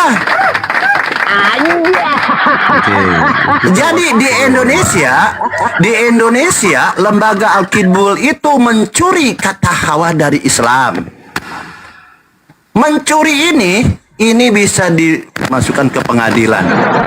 Nah kalian ini jadi oten yang menggunakan kata Hawa ini adalah pengikut-pengikut pencuri. Maaf, kita tidak boleh menghujat. Karena di sini Genesis 3 nomor 20 dalam King James Version, and Adam called his wife name Eve, bukan Hawa.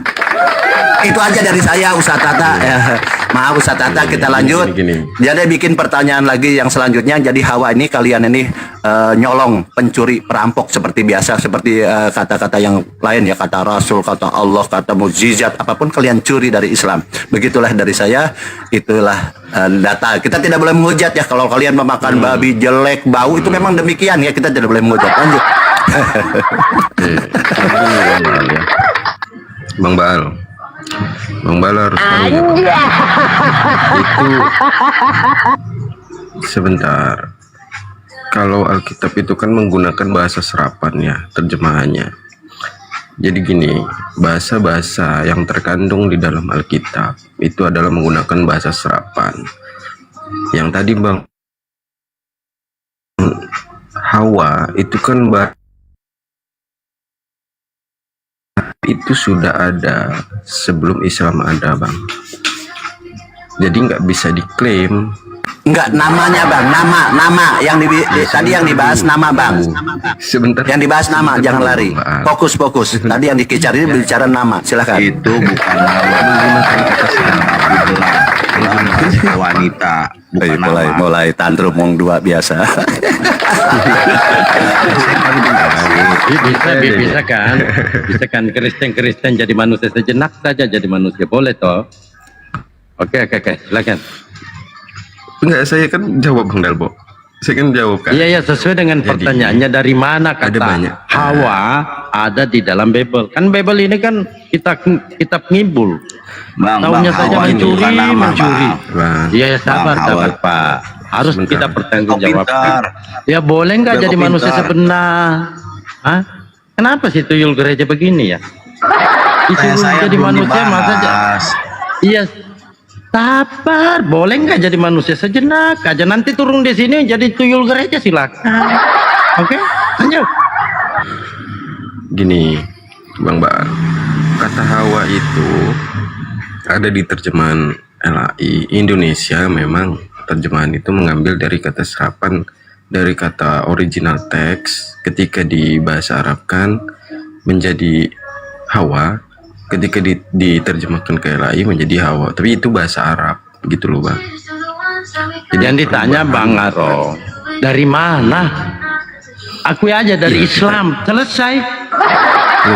Contoh Bang, contoh ada di. Kenapa susah ini? Sebentar, ya.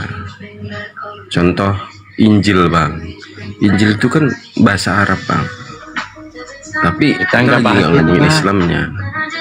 Kita lagi nggak ngomong Islamnya. Iya, kenapa malu-malu Bang mengatakan langsung aja dari Arab? Apa? Jadi gini. Iya, memang itu bahasa Arab Bang. Itu bahasa Arab. Cuma berarti Arab. Ya sudah. Bahasa Arab itu sudah ada sebelum Islam itu ada kan Bang? Betul nggak? Nah lalu kenapa ada di dalam Bible? Jadi gini ya Rom. Sabar. Kenapa ada di dalam Bible? Kata serapan. Jadi gini. Saya tanya, tahun berapa di abad berapa? Ya. Bible LAI diterjemahkan. Gini. Jangan bukan gini-gini lah Bang. Jangan. Tahun berapa? Gini kan. Kok begini? Bahasa Bang kan. Bahasa Bang Baal kan. Saya nggak nanya tahunnya Bang, kan Anda berbicara duluan. Kan enggak, itu aslinya kan bahasa Arab. Bahasa Arab itu. Iya, tahun berapa Bang? Bible Indonesia ini ada terjemahan begitu Bang, tahun berapa? Nanti saya tampilkan kalau Abang malu menjawab. Nanti saya tampilkan. Biar tahu sejarah. Kalau Bible kalian ini dari Salemba di tahun sekian. Enggak, dari mana itu Islam adalah Arab? Tahun berapa coba saya tanya? Bukan itu yang dipertanyakan, tuyul. Ini kita bicara tentang Hawa. Aku bilang dari Arab. Seandainya Arab tidak itu ada adalah Islam, seandainya tidak ada Islam, apa yang kamu bisa curi? Tahun berapa Islam jadi Arab? Bukan berbicara Islamnya. Ini kata Hawa. Oke, Bang Dalbo, kita lanjut dulu Bang Dalbo ke Ustadz Tata mungkin Bang Dalbo. Kasihan Ustadz Tata. Ya, nanti host nggak bisa diskusi Islam ini. Takutnya di mute ya kan. Jadi teman-teman sudah terjawab ya. Jadi kata Hawa di dalam Bible tidak ada. Jadi kata Hawa di dalam bahasa Ibrani ini dipanggil Safah tadi dikatakan. Nah kemudian di dalam agama di dalam Yahudi ini Safah tadi itu kan. Kemudian di dalam agama Kristen itu bukan Safah tetapi Yeva dia bilang kan. Di dalam bahasa Greek itu Yeva. Nah tetapi di dalam terjemahan baru mengambil serapan dari agama Islam atau mengambil istilah Islam, tidak ditulis Eva tapi dikatakan adalah Hawa. Demikian. Bahasa Oke Ustaz Tata dilanjut, mungkin ada pertanyaan baru. bahasa Arab itu Bang. Ya iya, bukan dari Kristen toh. Bahasa Al-Qur'an kan dari bahasa Arab. Gampang kok. Iya, jadi teman-teman kata Hawa apa yang sudah diakui oleh Arom bahwa Hawa ini mengambil dari Al-Qur'an, dari Islam, ya poinnya dari Islam. Jadi tidak ada di dalam Bible ini. Sabar dulu Bang. Sabar dulu Bang. Jadi Bible ini tidak menyebut kata Hawa sama sekali. Jadi tadi pertanyaan yang tadi sangat sakit hati memang ya. Tetapi begitulah Islam itu menjadikan rahmatan lil alamin, itu betul ya. Bagaimana Al-Quran maupun ajaran-ajaran Islam yang dibawa baginda Rasulullah bisa diambil, bisa dinikmati oleh mereka, oleh kata Allah, kata Nabi, kata mukjizat gitu, kata firman, kata Hawa pun diambil oleh mereka gitu kan. Luar biasa Islam ini ya. Begitulah. Ustaz Tata dilanjut Ustaz Tata, selesai mungkin itu ya supaya kita tidak berkepanjangan. Lanjut Ustaz Tata. Kan gini ya, di Arab pun itu nggak semuanya Islam kan, ada yang Kristen juga. Memang semua Muslim nggak boleh pakai bahasa Arab. Kan bahasa. Iya, poinnya itu bukan bahasa Hawa ini bukan dari Bible betul? Gini. Jadi Hawa itu bukan dari Bible betul? Gini, sejarah ya Bang ya. Enggak, Bible ini Hawa dari mana Bang? Bukan dari Bible kan? Gak bisa jawab kan? Di sinilah Bang. Ya itu saya bilang Bang Dalbo. Kita kan berdasarkan data gitu kan. Kalau bahasa Ibrani itu tidak menggunakan kata Hawa, ya kan? Tidak ada kata Hawa. Indonesia nyolong dari mana? Hawa kan begitu. Kristen Indonesia nyolong dari mana gitu kan? Kalau di luar negeri pun di Amerika, di Inggris, di Eropa, dimanapun tidak menggunakan kata Hawa. Kristen Indonesia kan selalu begitu, nyolong-nyolong gitu kan, kata apapun dicolong. Kata Hawa pun bahasa Arab. Ya Al-Quran bahasa apa? Al-Quran bahasa apa? Kan sebelum. Sabar dulu. Al-Quran bahasa apa? Udah ada bahasa Arab kan? Iya betul. Al-Quran bahasa apa? Ya udah. Ya oke. Jadi teman-teman, sekali lagi sudah diakui itu bukan bahasa Yunani, bukan bahasa Kristen lah istilahnya. Poinnya bukan bahasa Kristen. Mereka mencuri ya, kebiasaan mereka kan mencuri ya kata Allah, kata seperti apapun termasuk kata Hawa. Lalu diklaim. Setelah diklaim baru dia bertanya, Hawa ini adalah di mana di Al-Quran gini-gini. Ditunjukkan sama Ustadz Tata seperti itu. Jadi kebiasaan pencuri ini, biasa pencuri ini kalau mencuri motor, kemudian dia mengklaim motornya diri punyanya, dia harus modifikasi dulu. Modifikasi ini itu seperti itu. Tadi pencuri namanya. Ya seperti itu Ustadz Tata. Lanjut. Jadi Hawa ini kalau bahasa Greeknya, bahasa Yunani itu adalah Eva. Kalau bahasa Ibraninya adalah Safah. Dan Hawa ini diambil dari Al-Quran, dari orang Arab. Seperti itu. Gitu ya. Lanjut ya. Ustadz Tata luar biasa. Ustadz Tata ini langsung ya. Silakan. Kitab maling ya. Saya tidak mengatakan kitab maling ya. Itu di bawah banyak kitab maling. Jangan ya. Selama ini kan Baal terus bertanya ke Gurunda, bertanya ke Ustadz Tata. Boleh nggak saya tanya sekali-kali, Baal? Nggak boleh. Ini gilirannya Ustadz Tata. Host nggak boleh banyak bertanya. Ya silakan Ustadz Tata. Lanjut. Sederhana saja pertanyaan saya. Saya mau bertanya gini. Kenapa pemakan babi ini bang sulit untuk jujur? Padahal dia sudah tahu loh. Hawa ini bahasa Arab. Kenapa dia tidak mau mengatakan dari Al-Quran? Kenapa bang? Coba diterangkan kepada saya bang. Saya kurang paham juga sih. Ustaz, ini Bang Dalbo kita berikan Ustaz aja Bang Dalbo. Ya, mereka sudah dari tadi sudah menjawab bahwa ini bukan dari Bible. Bible ini mencuri dari istilah-istilah lain, istilahnya diklaim oleh dirinya, dimasukkan. Itu aja. Oke, Ustaz, kita lanjut. Karena kita tadi berbicara data ya, kita berbicara data. Jadi di luar negeri ya, Bible ini di luar negeri, dimanapun di luar negeri tidak menggunakan kata Hawa, poinnya di sana ya. Di Indonesia seperti kebiasaan, betul ya? Oh, aku pinter kok ya. Jadi kebiasaan Indonesia ini Bible ini mencuri atau maling, makanya dikatakan, saya tidak mengatakan kitab maling ya, karena saya ini mencuri istilah-istilah. Di bawah kan ditulis kitab maling ya, jangan gitulah ya. Biasa mencuri istilah-istilah dalam Islam seperti itu. Ustaz Tata mungkin topiknya ke lain aja karena sudah diakui memang bukan dari Bible sendiri. Ya oke, lanjut Ustaz Tata. Itulah resikonya kalau bertanya ngeyel.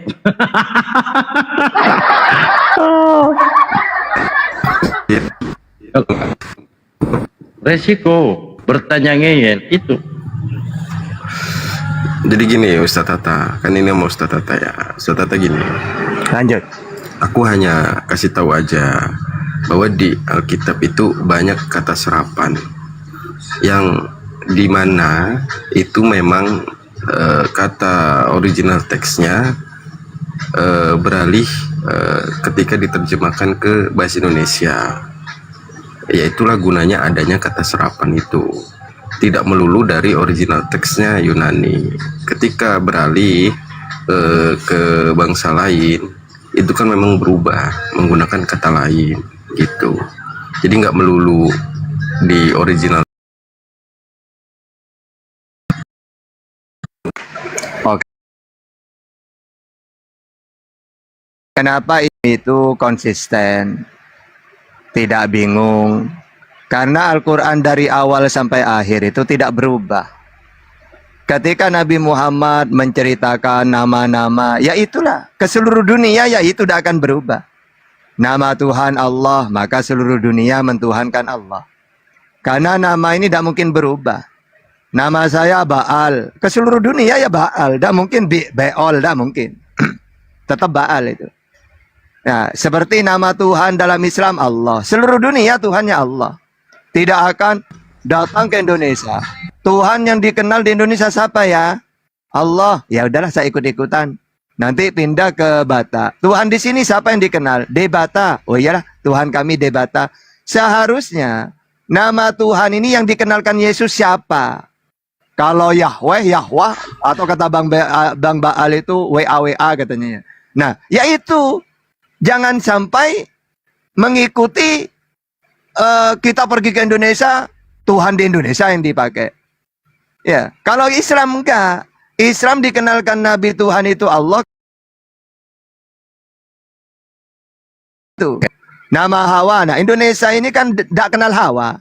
Lalu Islam nyampe ke Indonesia. Maka orang-orang Islam mengenalkan nama itu sesuai yang dikenalkan Nabi Muhammad, Hawa. Nah, kalau seharusnya Kristen begini. Dulu di dalam perjanjian lama, siapa ini nama istrinya Adam ini? Oh, Eva.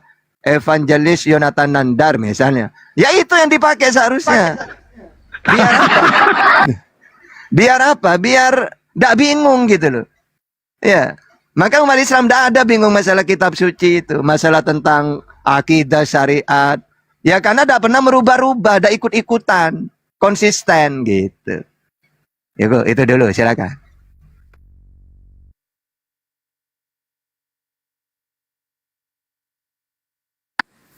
Jadi kalau Baal jadi Bool.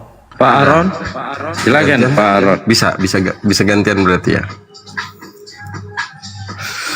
Jadi gini, Ustaz Tata mungkin nggak terlalu mengkaji ya tentang Alkitab ya. Kita sudah mengkaji Alkitab Ustaz Tata. Jadi memang harus berlandaskan sejarah Ustaz Tata. Sejarah itu mengatakan bahwa kata serapan itu memang berfungsi Ustaz Tata. Gitu loh. Jadi kalau nggak menggunakan kata serapan ya gimana mau diterjemahkan ke bahasa Indonesia, karena dulu kan memang masuknya tuh nggak langsung ke Indonesia kan, bertahap kan. Nah, bahasa Arab yang digunakan dalam istilah di Bible itu kan sebelum Islam ada memang sudah ada bahasa Arab. Ya menurut saya nggak ada masalah di situ gitu loh. Kalaupun memang berbeda dari kalian ya nggak ada masalah sih itu menurut saya ya. Cuman kalau kata-kata itu memang kalian paksakan untuk harusnya nggak itu ya kalian yang harus confirm ke LAI aja itu loh. Kalau kita kan memang mengikuti yang sudah ada gitu, dan yang kita pahami ya itu memang dari kata serapan gitu loh. Kalau terjemahan tidak masalah pindah-pindah. Misalnya Lord Kurios apa ganti Tuhan, tidak masalah memang terjemahan. Tapi kalau nama itu loh, terutama nama Tuhan. Ya, seharusnya dulu Yesus ini memperkenalkan Tuhan itu siapa, ya itu dipakai. Ya, masa ke Indonesia siapa Tuhan di sini yang terkenal, yang dikenal Indonesia? Allah. Ya sudahlah. Ya. Dengar siriwil Tuhan Allah kita loh. Seharusnya dulu ayat itu Yesus menyampaikan siapa nama itu. Gitu seharusnya. Biar masa ikut-ikutan. Nanti datang ke Bali. Di Bali manggil Tuhan itu sang penguasa itu siapa? Sang yang widiwasa misalnya. Ya udahlah. Itulah di Bible. Menerjemahkan ganti. Loh gimana coba? Kan seakan-akan tidak pede nama Tuhannya itu siapa gitu loh. Kalau Islam kan enggak. Seluruh dunia kan Allah sudah Tuhannya. Tidak mungkin lainnya. Gitu maksudnya. Tapi kalau cuma terjemahan tidak masalah mengikuti. Oh kalau dulu Kurios itu Tuhan, ya pindah ke sini Tuhan gitu. Karena memang Indonesia ada kenal, Kurios itu gak kenal. Taunya Tuhan, ya pakai Tuhan tidak masalah. Ya, ini kan enggak. Nama yang penting saja dirubah-rubah, berubah-ubah. Ya bukan nama. Ya, misalnya Bata de Bata, ke Bali beda lagi nama Tuhannya.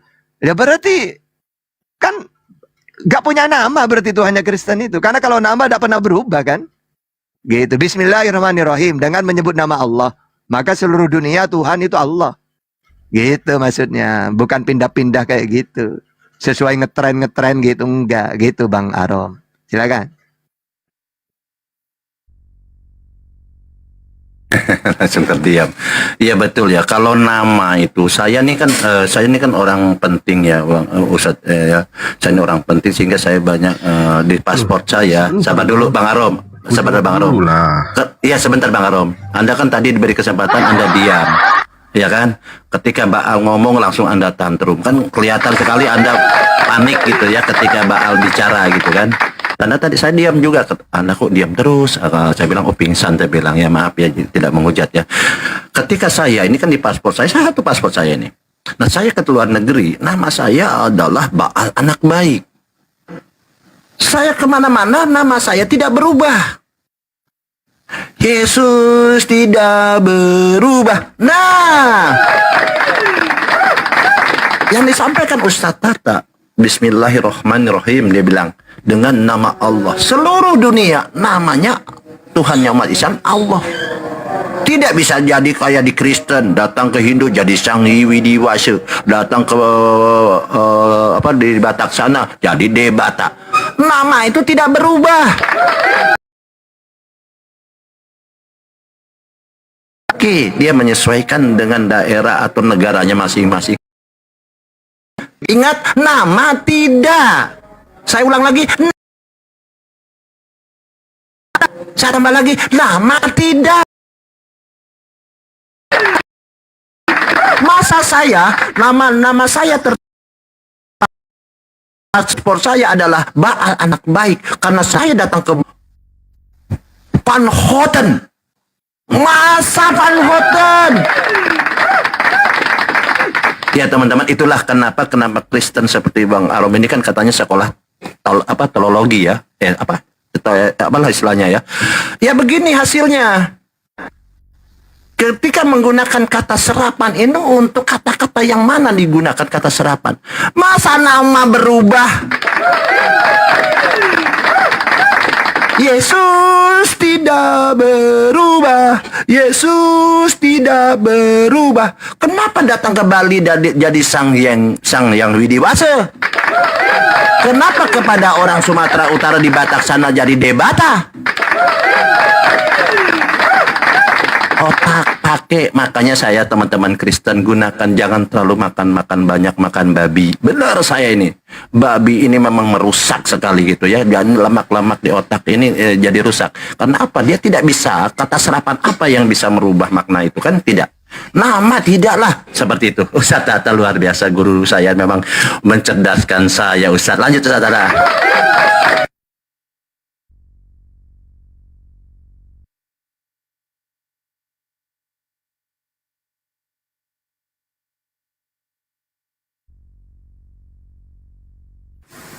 Lanjut Bang Arom.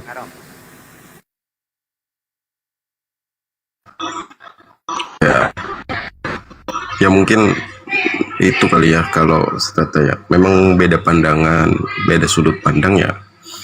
Menurut saya sih itu bukan hal yang terlalu dibesar-besarkan lah ya.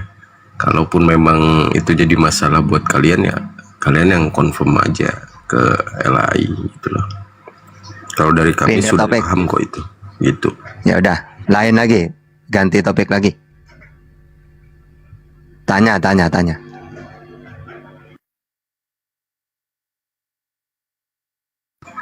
Boleh bertanya? Ya, izin dulu lah sama hostnya ini. Iya, boleh. Gini, Ustaz Tata ya.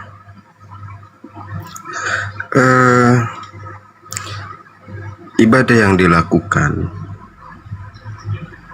itu kemarin itu saya memang sudah dapat jawaban dari Bang Juma, tapi nggak terlalu puas saja dengan jawabannya Ustaz Tata. Gini, kekristenan setiap orang percaya akan diselamatkan. Syaratnya berbuat baik dan mengikuti pengajarannya. Tidak ada mengenal kata pahala, adanya dosa di Kristen. Karena pahala itu tidak berfungsi. Untuk apa mengumpulkan pahala jika tidak percaya? Gitu. Kuncinya percaya. Percaya bahwa kita diselamatkan. Gitu. Nah, di kalian tuh fungsinya apa? Gitu. Ketika mengumpulkan pahala, setelah itu berbuat tidak baik lagi, berdosa lagi, habis itu ngumpulin pahala lagi, padahal sudah percaya, tapi ketika kematian tiba tetap aja ada perhitungannya lagi, ditimbang lagi, dihitung lagi ya. Terus fungsinya bersaksi itu untuk apa gitu? Pertama, masalah percaya.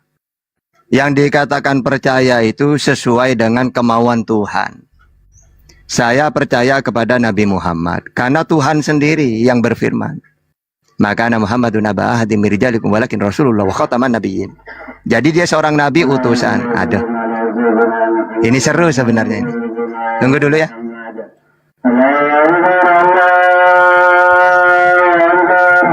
Allah.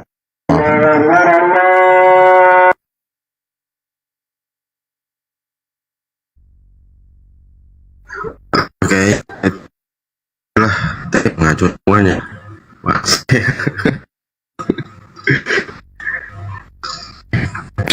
Sinyalmu Arom, putus-putus. Di tempat Ustaz lagi ada ajan. Putus-putus, sinyalmu Arom, geser dikit, geser. Ini Bang Tri, Arom ini putus-putus ya Bang Tri ya? Iya, putus agak kecil. Ya putus-putus Arom. Sinyalnya perbaiki dulu. Typingan Mungkin, typingan di bawah itu ngeri-ngerinya, cuman satu pertanyaan doangnya. Iya, itu ya teman-teman, luar biasa ya Islam ini begitu. Kenapa debater Kristen ini tidak ada yang mampu melawan debater Muslim ya, begitu ya, kita tahu, kita saksikan ya, sampai Bang Juma ini ya, atau Bang Ustaz Tata ini Tunggu. Iya, iya. Mumpung ini habis ini saya langsung sholat. Iya, silakan Ustaz Tata, lanjut. Jadi pahala itu, ibadah itu harus kemauan Allah. Misalnya kita disuruh ibadah, akimi sholah, kan ada dalilnya, surat Hud 114. Terus juga kita diperintah puasa, ya ayyuhalladzina amanu kutiba alaikumusiyam. Baru itu karena kemauan Tuhan menjadi pahala. Beda ada orang melakukan kebaikan-kebaikan, itu punya data nggak? Ada perintah nggak dari Tuhan? Tidak, ya tidak akan menimbulkan pahala itu. Sama dengan ada orang pingin gajian, pabrik, karyawannya 1000. Yang dapat gaji yang orang yang bekerja. Walaupun Anda nyapu-nyapu, tapi Anda tidak daftar. Bapak, saya minta gajian, saya nyapu-nyapu di sini. Kamu kerja di sini? Tidak. Ya percuma. Dia akan menilai pahala. Lalu apa gunanya pahala? Pahala atau dosa sama-sama dicatat. Nanti kita ini akan ditunjukkan nanti di akhirat. Kalau dalam Al-Quran itu surat Al-Kahfi ayat 49. Wa wudhi'al kitab fatarul mujrimina musyfiqina mimma fihi wa yaquluna ya wailatana ma li hadzal kitab la yughadiru saghiratan wala kabiratan illa ahsaha wa wajadu ma amilu hadira wa la yuzlimu rabbuka ahada. Jadi semua perbuatan kita di dunia, baik yang baik atau yang jelek, tercatat. Nanti catatan ini akan diserahkan ke kita. Ini loh tahta amal-amal kamu, baik yang ibadah, pahala atau yang dosa. Sama seperti dalam Bible. Coba baca Wahyu 20 ayat 12. Dan aku melihat orang-orang mati besar dan kecil berdiri di depan tahta itu. Lalu dibuka semua kitab dan dibuka juga sebuah kitab lain, yaitu kitab kehidupan. Dan orang-orang mati dihakimi menurut perbuatannya, berdasarkan apa yang ada tertulis di dalam kitab-kitab itu. Jadi semua ajaran para nabi, Musa, Yesus, Nabi Muhammad, ada perbuatan baik, perintah, ada larangan. Maka kalau kita melakukan yang dilarang, dosa, dicatat. Kalau kita melakukan perintah, kebaikan, dicatat. Nah nanti kalau kita di akhirat, diserahkan catatan itu. Jadi kalau Bang Arom mengatakan untuk apa gunanya? Loh, gunanya itu nanti diserahkan ke kita itu. Ini semua ajaran samawi sama seperti itu. Nah jadi kami percaya sesuai data. Nah kalau Kristen misalnya, oh saya percaya ke Yesus selamat. Loh, kan kalian tidak percaya. Yesus utusan Matius 15:24, kata kalian Tuhan. Yesus Nabi Markus 6 ayat 4, kata kamu Tuhan.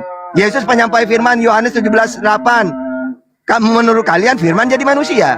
Tuhan yang benar Allah ya yang Esa Markus 12:29. Bahkan kalau kamu ingin kekal di surga, harus mentuhankan Allah dan Yesus sebagai utusan. Yohanes 17:3, Yohanes 5:24, Matius 19:16. Kalian tidak percaya. Jadi percuma kalau orang Kristen mengatakan kami selamat, yang penting percaya. Nyatanya 100% kalian tidak percaya. Gitu. Oke, saya sholat dulu Bang Baal, lanjut dulu karena rame di sini.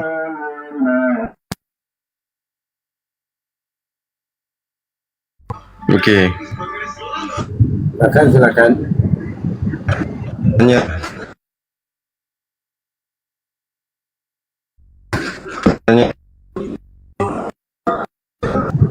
Nah, jaringannya mungkin ini gimana nih? Putus-putus itu Bang Arom. Putus-putus enggak?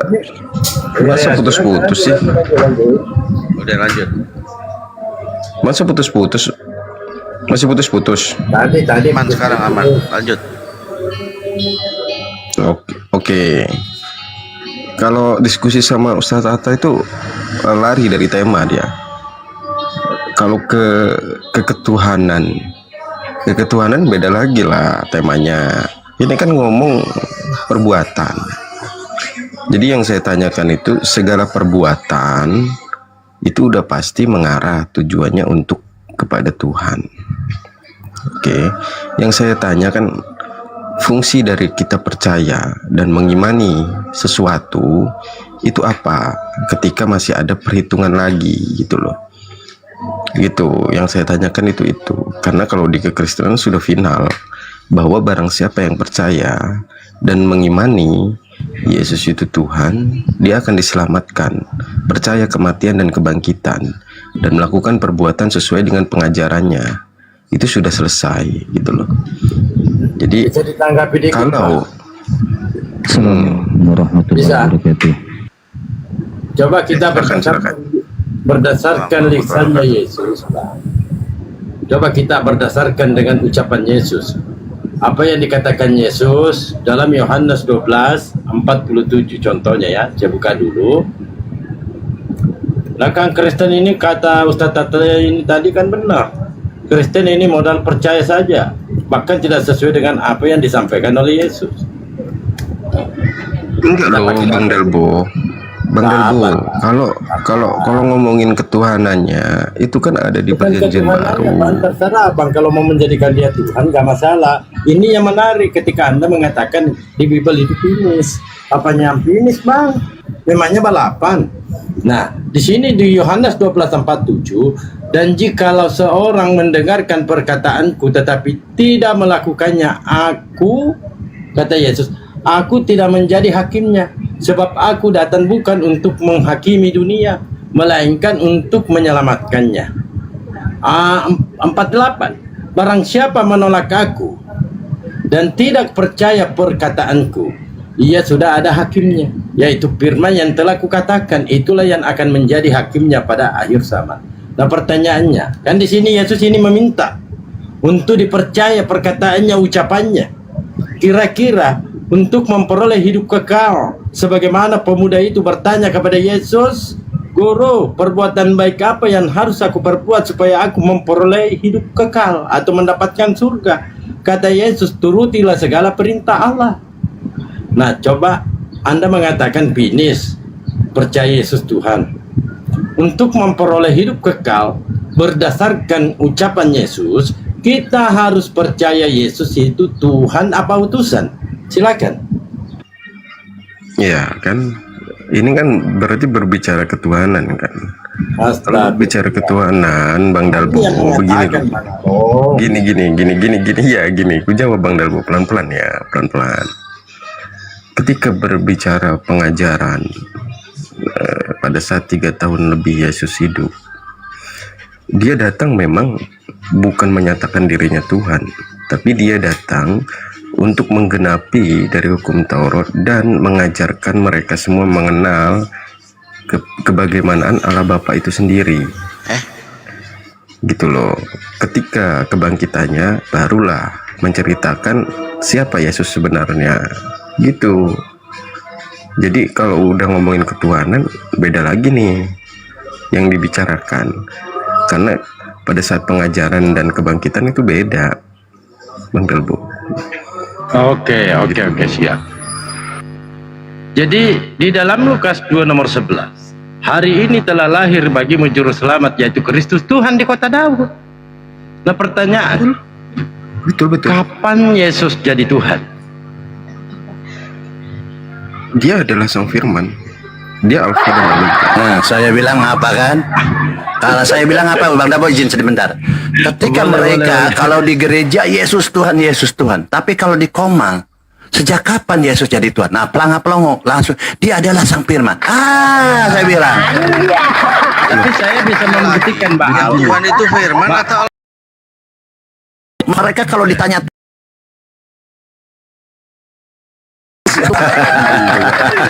ini terbukti ya Allah. Sabar dulu. Saya bisa buktikan kalau Sang Firman itu adalah Paulus. Pakai data kita. Dan Roh Kudus itu adalah Paulus itu sendiri. Gini, Bang Dalbo baca di Kejadian, bisa baca di Kejadian. Bang, kenapa kitabnya orang dipakai? Allah itu menciptakan melalui firman-Nya, Bang. Kita ini berbicara perjanjian baru, Bang. Ayo kita buktikan saja bahwa firman itu adalah Sang Firman itu adalah Paulus. Anda boleh bantah, tapi saya menggunakan Bible Anda. Bukan, ini kan masing-masing perspektif punya pengertiannya sendiri. Bukan pengertian, Bang. Kita berdasarnya apa yang kita gunakan, Bang? Parameter untuk membantah argumen saya, kira-kira Abang menggunakan data tesis apa? Bible kan kita yang kaji, Bang. Kenapa jadi? Iya, apa kira-kira ketika saya mengatakan bahwa Paulus itu adalah Sang Firman berdasarkan Bible?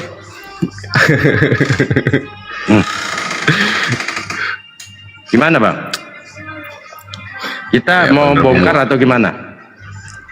Bang Dalbo mau dilarin ke kisah para rasul atau ke wahyu ya silakan. Enggak.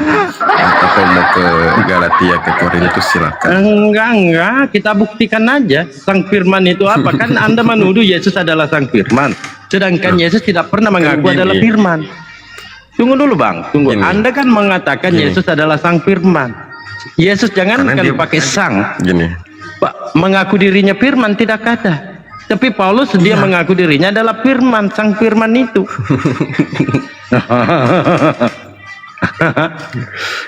gini. Apa? Kalau Dari sama tadi pengajaran gini-gini bagaimana? melulu sih. Iya. Dia nggak pernah. Ayo, kita dia nggak buktikan, pernah Bang. mengaku dirinya sang firman. Dia Oke. Diam. Arom sudah. Silakan Bang Dalbo. Harus dibuktikan. Jangan menghujat Bang Dalbo ya. Ini saya bilang kenapa ada sekolah teologi karena dia tidak pernah mengkaji siapa sang firman ini. Silakan ya. Ini kita tidak boleh menghujat Bang Dalbo ya. Kita pakai data. Barusan kau menghujat itu. Iya, sabar dulu. Menghujat itu kalau tidak pakai data, ya. Tidak boleh Pak. Ini tidak Islam tidak dilarang menafsir, menjelaskan, framing atau menghujat kitab-kitabnya orang, kitab Hindu, Buddha, Konghucu, Yahudi maupun Kristen. Boleh. Oke, jadi di situ siapa sih sang firman ini? Kan begitu. Silakan Bunda Dalbo. Siap. Makasih ya atas waktunya. Mana ketawa-ketawanya saya?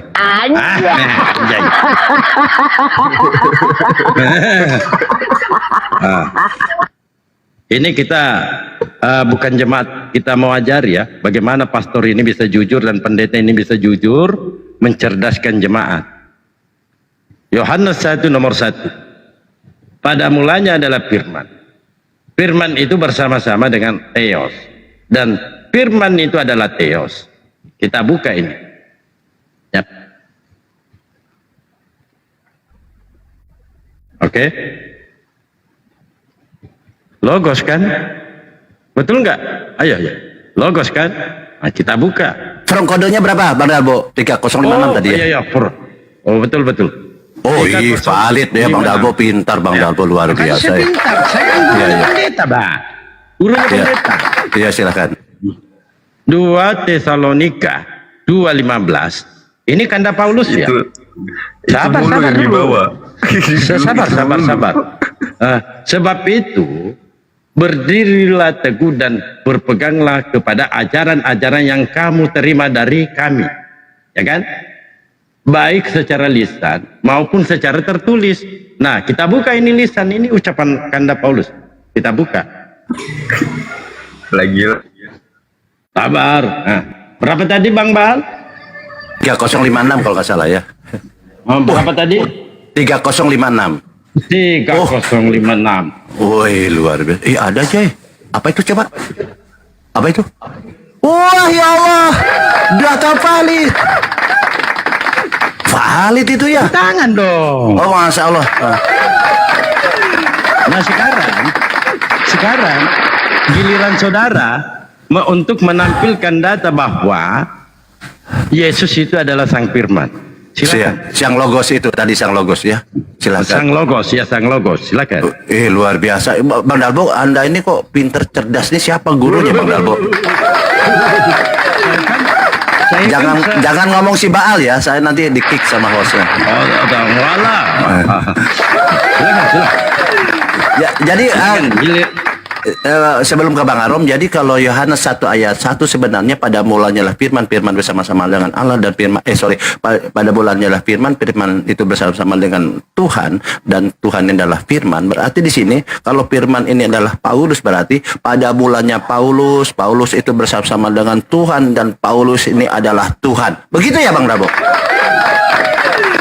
Oh, luar biasa ya. Iya. Sebenarnya seperti itu sebenarnya. Iya, luar nanti biasa. saya buktikan bahwa Paulus ini adalah Roh Kudus itu sendiri dan Paulus ini pemberi mujizat. Oh, data valid juga ya. Aduh, luar biasa Bang Dalbo. Oh iya, pintar Bang Dalbo ini, luar biasa. Silakan Pak Roh. Giliran saudara menunjukkan bahwa Yesus itu adalah sang firman. Oke. Saya nggak ada perangkat lain Bang Dalbo, sorry.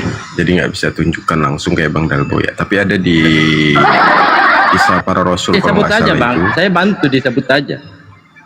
Ya, bahwa dia adalah Alfa dan Omega. Dia adalah sang logos itu sendiri. Kita buktikan. dua Dalilnya di mana bang? Saya bantu buka. kisah para rasul kalau nggak salah tuh. Paulus lagi. Lupa saya. Di Wahyu bang. Aku Alfa dan Omega di Wahyu. Lupa saya, ya. Di Wahyu. Alfa dan Omega. Ya lupa saya. Enggak. Gimana sih pendetanya ini, kita yang ngajari? Bukan kaum penghafal. Masya Allah, nggak tahu Alfa Omega. Allah, sekolah teologi, Masya Allah. Luar biasa ya. Oke, kita bongkar lagi. Dibongkar lagi ya, nggak apa-apa ya Pak Al. Kalau dibongkar apa makna Alfa Omega itu? Bagusnya kita nggak usah Alfa Omega, tadi kan tidak menjawab siapa yang situ kan firman. Dilanjut aja, kalau bagus kita kan harus terukur kalau diskusi ini kan. Jangan loncat sini, loncat sana gitu kan, seperti Oten itu kan begitu. Boleh lah. Itu sekarang Anda Bang Dalbo mengatakan Paulus ini adalah Roh Kudus. Harus dibuktikan Bang, harus dibuktikan. Jangan ngarang-ngarang, silakan. Tadi kan ya Paulus adalah firman itu sendiri, Paulus adalah Tuhan. Silakan Paulus adalah Roh Kudus. Gitu, silakan. Oh baik. Oke, saya buka data-data dulu. Mungkin Bang Aron mau narasi dulu sembarang, narasinya mau tata boga kah apakah, silakan. Saya dengarkan sambil saya buka-buka. Enggak. Karena pada saat pengajaran pun dia bilang dia datang dari sang Allah, bukan dari dunia ini gitu loh.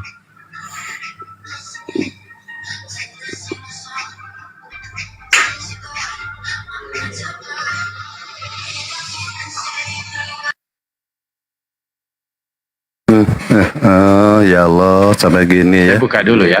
Ngabisin duit aja sekolah tinggi-tinggi istilahnya ya, kalau nggak ada hasilnya. Kasihan orang tuanya ya ke saya nih. Saya kan pakai buku sejarah juga Bang Baal. Kan saya ini orang cerdas. Bukan loh, kan kalian maunya sepemikiran sama kalian gitu loh. Kan aneh. Tidak Bang, dibantah Bang. Namanya diskusi itu Bang, dialog itu Bang, dibantah. Salah kamu Dalbo, ya kan tidak begitu. Ya kan begitu. Kenyataannya Anda tidak mampu bantah loh. Bahkan kau suruh saya di KPR, tercatat itu di Wahyu. Untung Baal jaga-jaga saya, jangan Dalbo, jangan. Saya bongkar itu.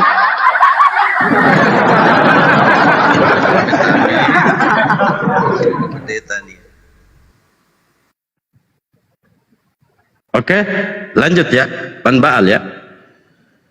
Masalah Roh Kudus ya.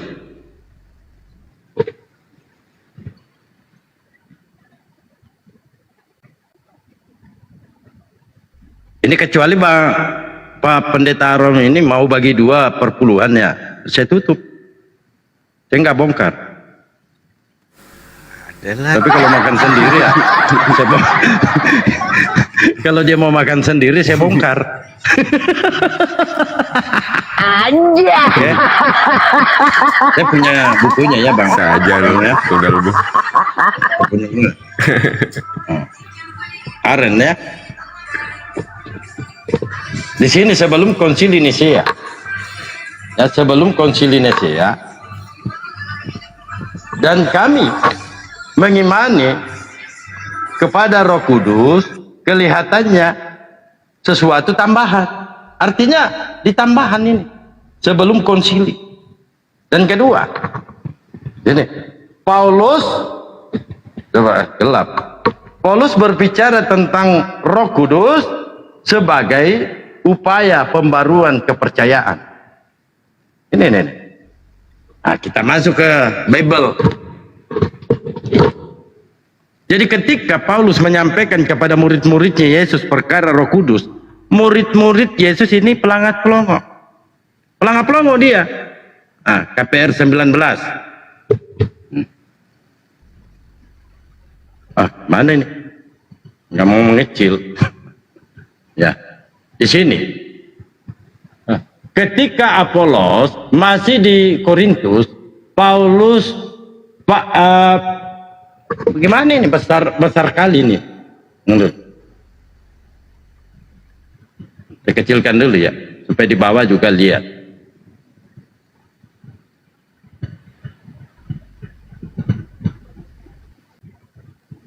Nah, ini kita ini udah orang-orang besar kali.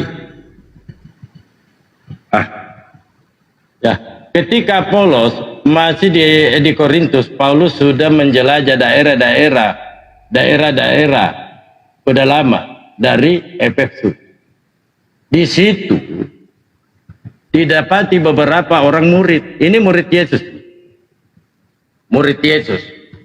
Katanya kepada mereka, sudahkah kamu menerima Roh Kudus? Ketika kamu menjadi percaya, akan tetapi mereka menjawab, iya, belum. Bahkan kami belum pernah mendengarkan bahwa ada Roh Kudus. Jadi murid-murid Yesus ini tidak pernah mendengarkan ada Roh Kudus. KPR 19 nomor 1 sampai nomor 3. Nah, ini harus kita pertanggungjawabkan. 1 Korintus 12 nomor 3. Karena itu aku mau meyakinkan kamu bahwa tidak ada seorang pun yang berkata-kata oleh Roh Allah dapat berkata terkutuklah Yesus. Dan tidak ada seorang pun yang dapat mengaku Yesus adalah Tuhan selain oleh Roh Kudus. Nah, pertanyaannya, sebelum saya katakan ini adalah Roh Kudus Paulus, siapakah yang berkata-kata bahwa Yesus adalah Tuhan selain Roh Kudus? Silakan Bang Aron.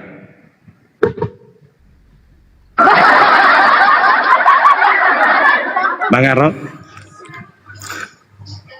Ya udahlah, next time lagi ya. Saya mau pergi soalnya. Next time lah ya. Saya mau pergi soalnya. Sederhana aja. Dijawab aja Bang. Kalau sama Dalbo Bang, biar di karang-karang saya terima loh.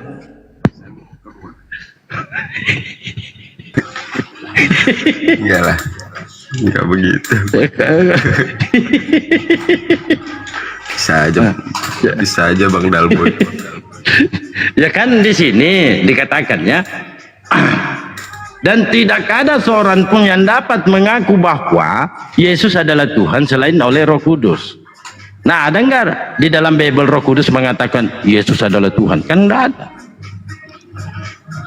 Di Roma 14 nomor 9, 1 Korintus 8 nomor 6, hanya ada satu Tuhan saja, yaitu Yesus.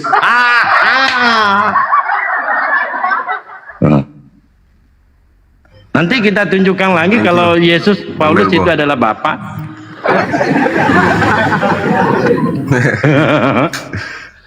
Gimana Bang? Damai ya. Kalau dibagi dua perpuluhan damai aku. Saya mau keluar ini soalnya. Murah cuma rokok 3 bungkus. 1 slop pun dikubelikannya.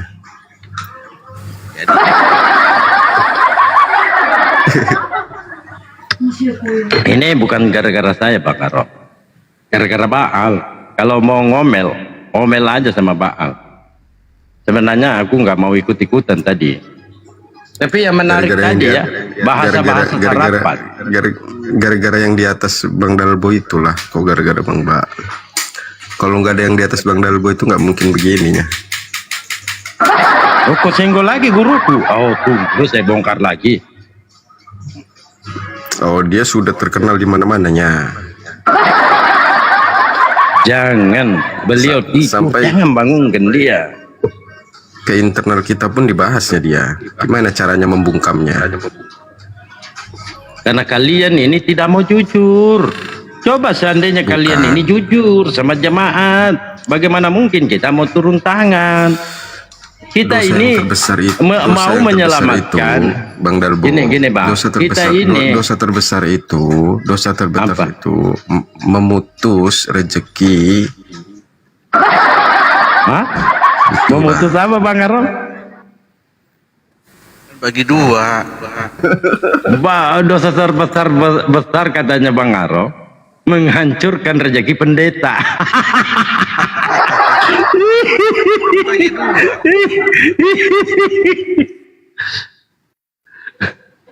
Kok begitu Bang Arom? Ya udahlah. Ya. Ngobrol santai aja lah. Ngobrol santai, damai sejahtera.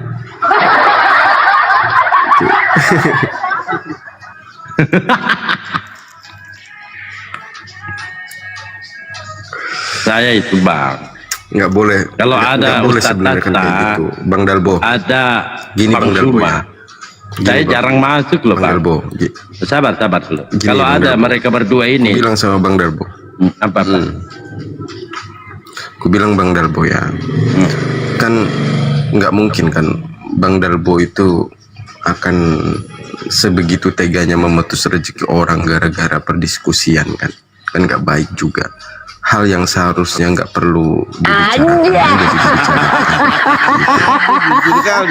itu. Jangan bicara gitu Bang. Saya orangnya itu cepat kali, kasihan sama orang. Jangan gitulah Pak. Ya, semua itu makanya kita kan hidup kemanusiaannya harus begitu, timbul dari hati lah. Jadi jangan terlalu berlebihan gitu loh. Jadi nggak baik kalau terlalu berlebihan kan. Kok jadi curhat Bang? Aku jadi sedih loh. Nggak perlulah kalian bahas-bahas original text yang memang mereka sendiri nggak pernah tahu itu kan. Cukup internal aja lah itu pembahasannya kan gitu. Kalaupun disampaikan ya sesuai yang ada aja gitu kan. Oh iya. Jadi ceritanya ini mau damai. Bukan, agar kita itu sama-sama mendapatkan kebaikan gitu.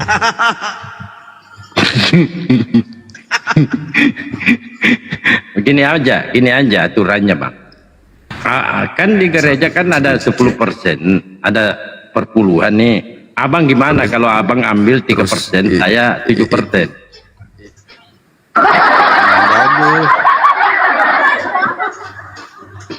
Kok jadi banyak punyamu? Banyakan Bang Dalbo. Daripada kita nggak bongkar-bongkar lagi, gimana? Ya bercanda lah, bercanda lah masing-masing sih Bang Dalbo.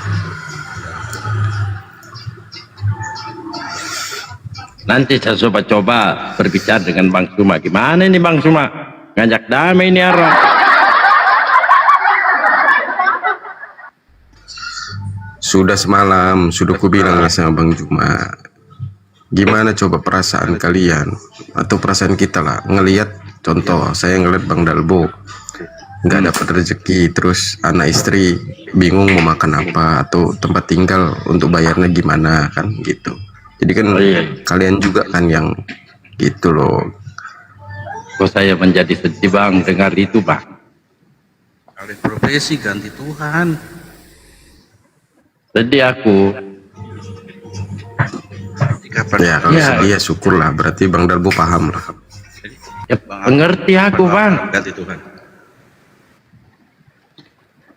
Di bawah jangan inilah. Ini yang ditakuti harum naik di sini. Apalagi ada sniper di bawah itu sniper. Lama-lama saya blokir ini sniper ini. Menghujat aja. Ya itu sniper ini. Lama-lama saya blokir dia itu. Kerjanya di bawah itu menghujat saja. Itu sniper Bang. Tanda itu sniper. Sudah. Bang Dalbo, izin saya mau ini pergi dulu. Next time kita diskusi lagi lah ya. Saya nggak pernah Bang merasa diskusi. Enggak. Saya cuma mengajak kita Abang. santai aja. Iya. Kita ngobrol santai aja. Kan berteman kitanya. Iya oke lah. Damailah kita. Ya. Thank you Bang Dalbo. Selamat sore. Oke. Sore. Sorry ya kalau saya terlalu jujur Bang. Karena Islam itu harus jujur Bang. Bertanya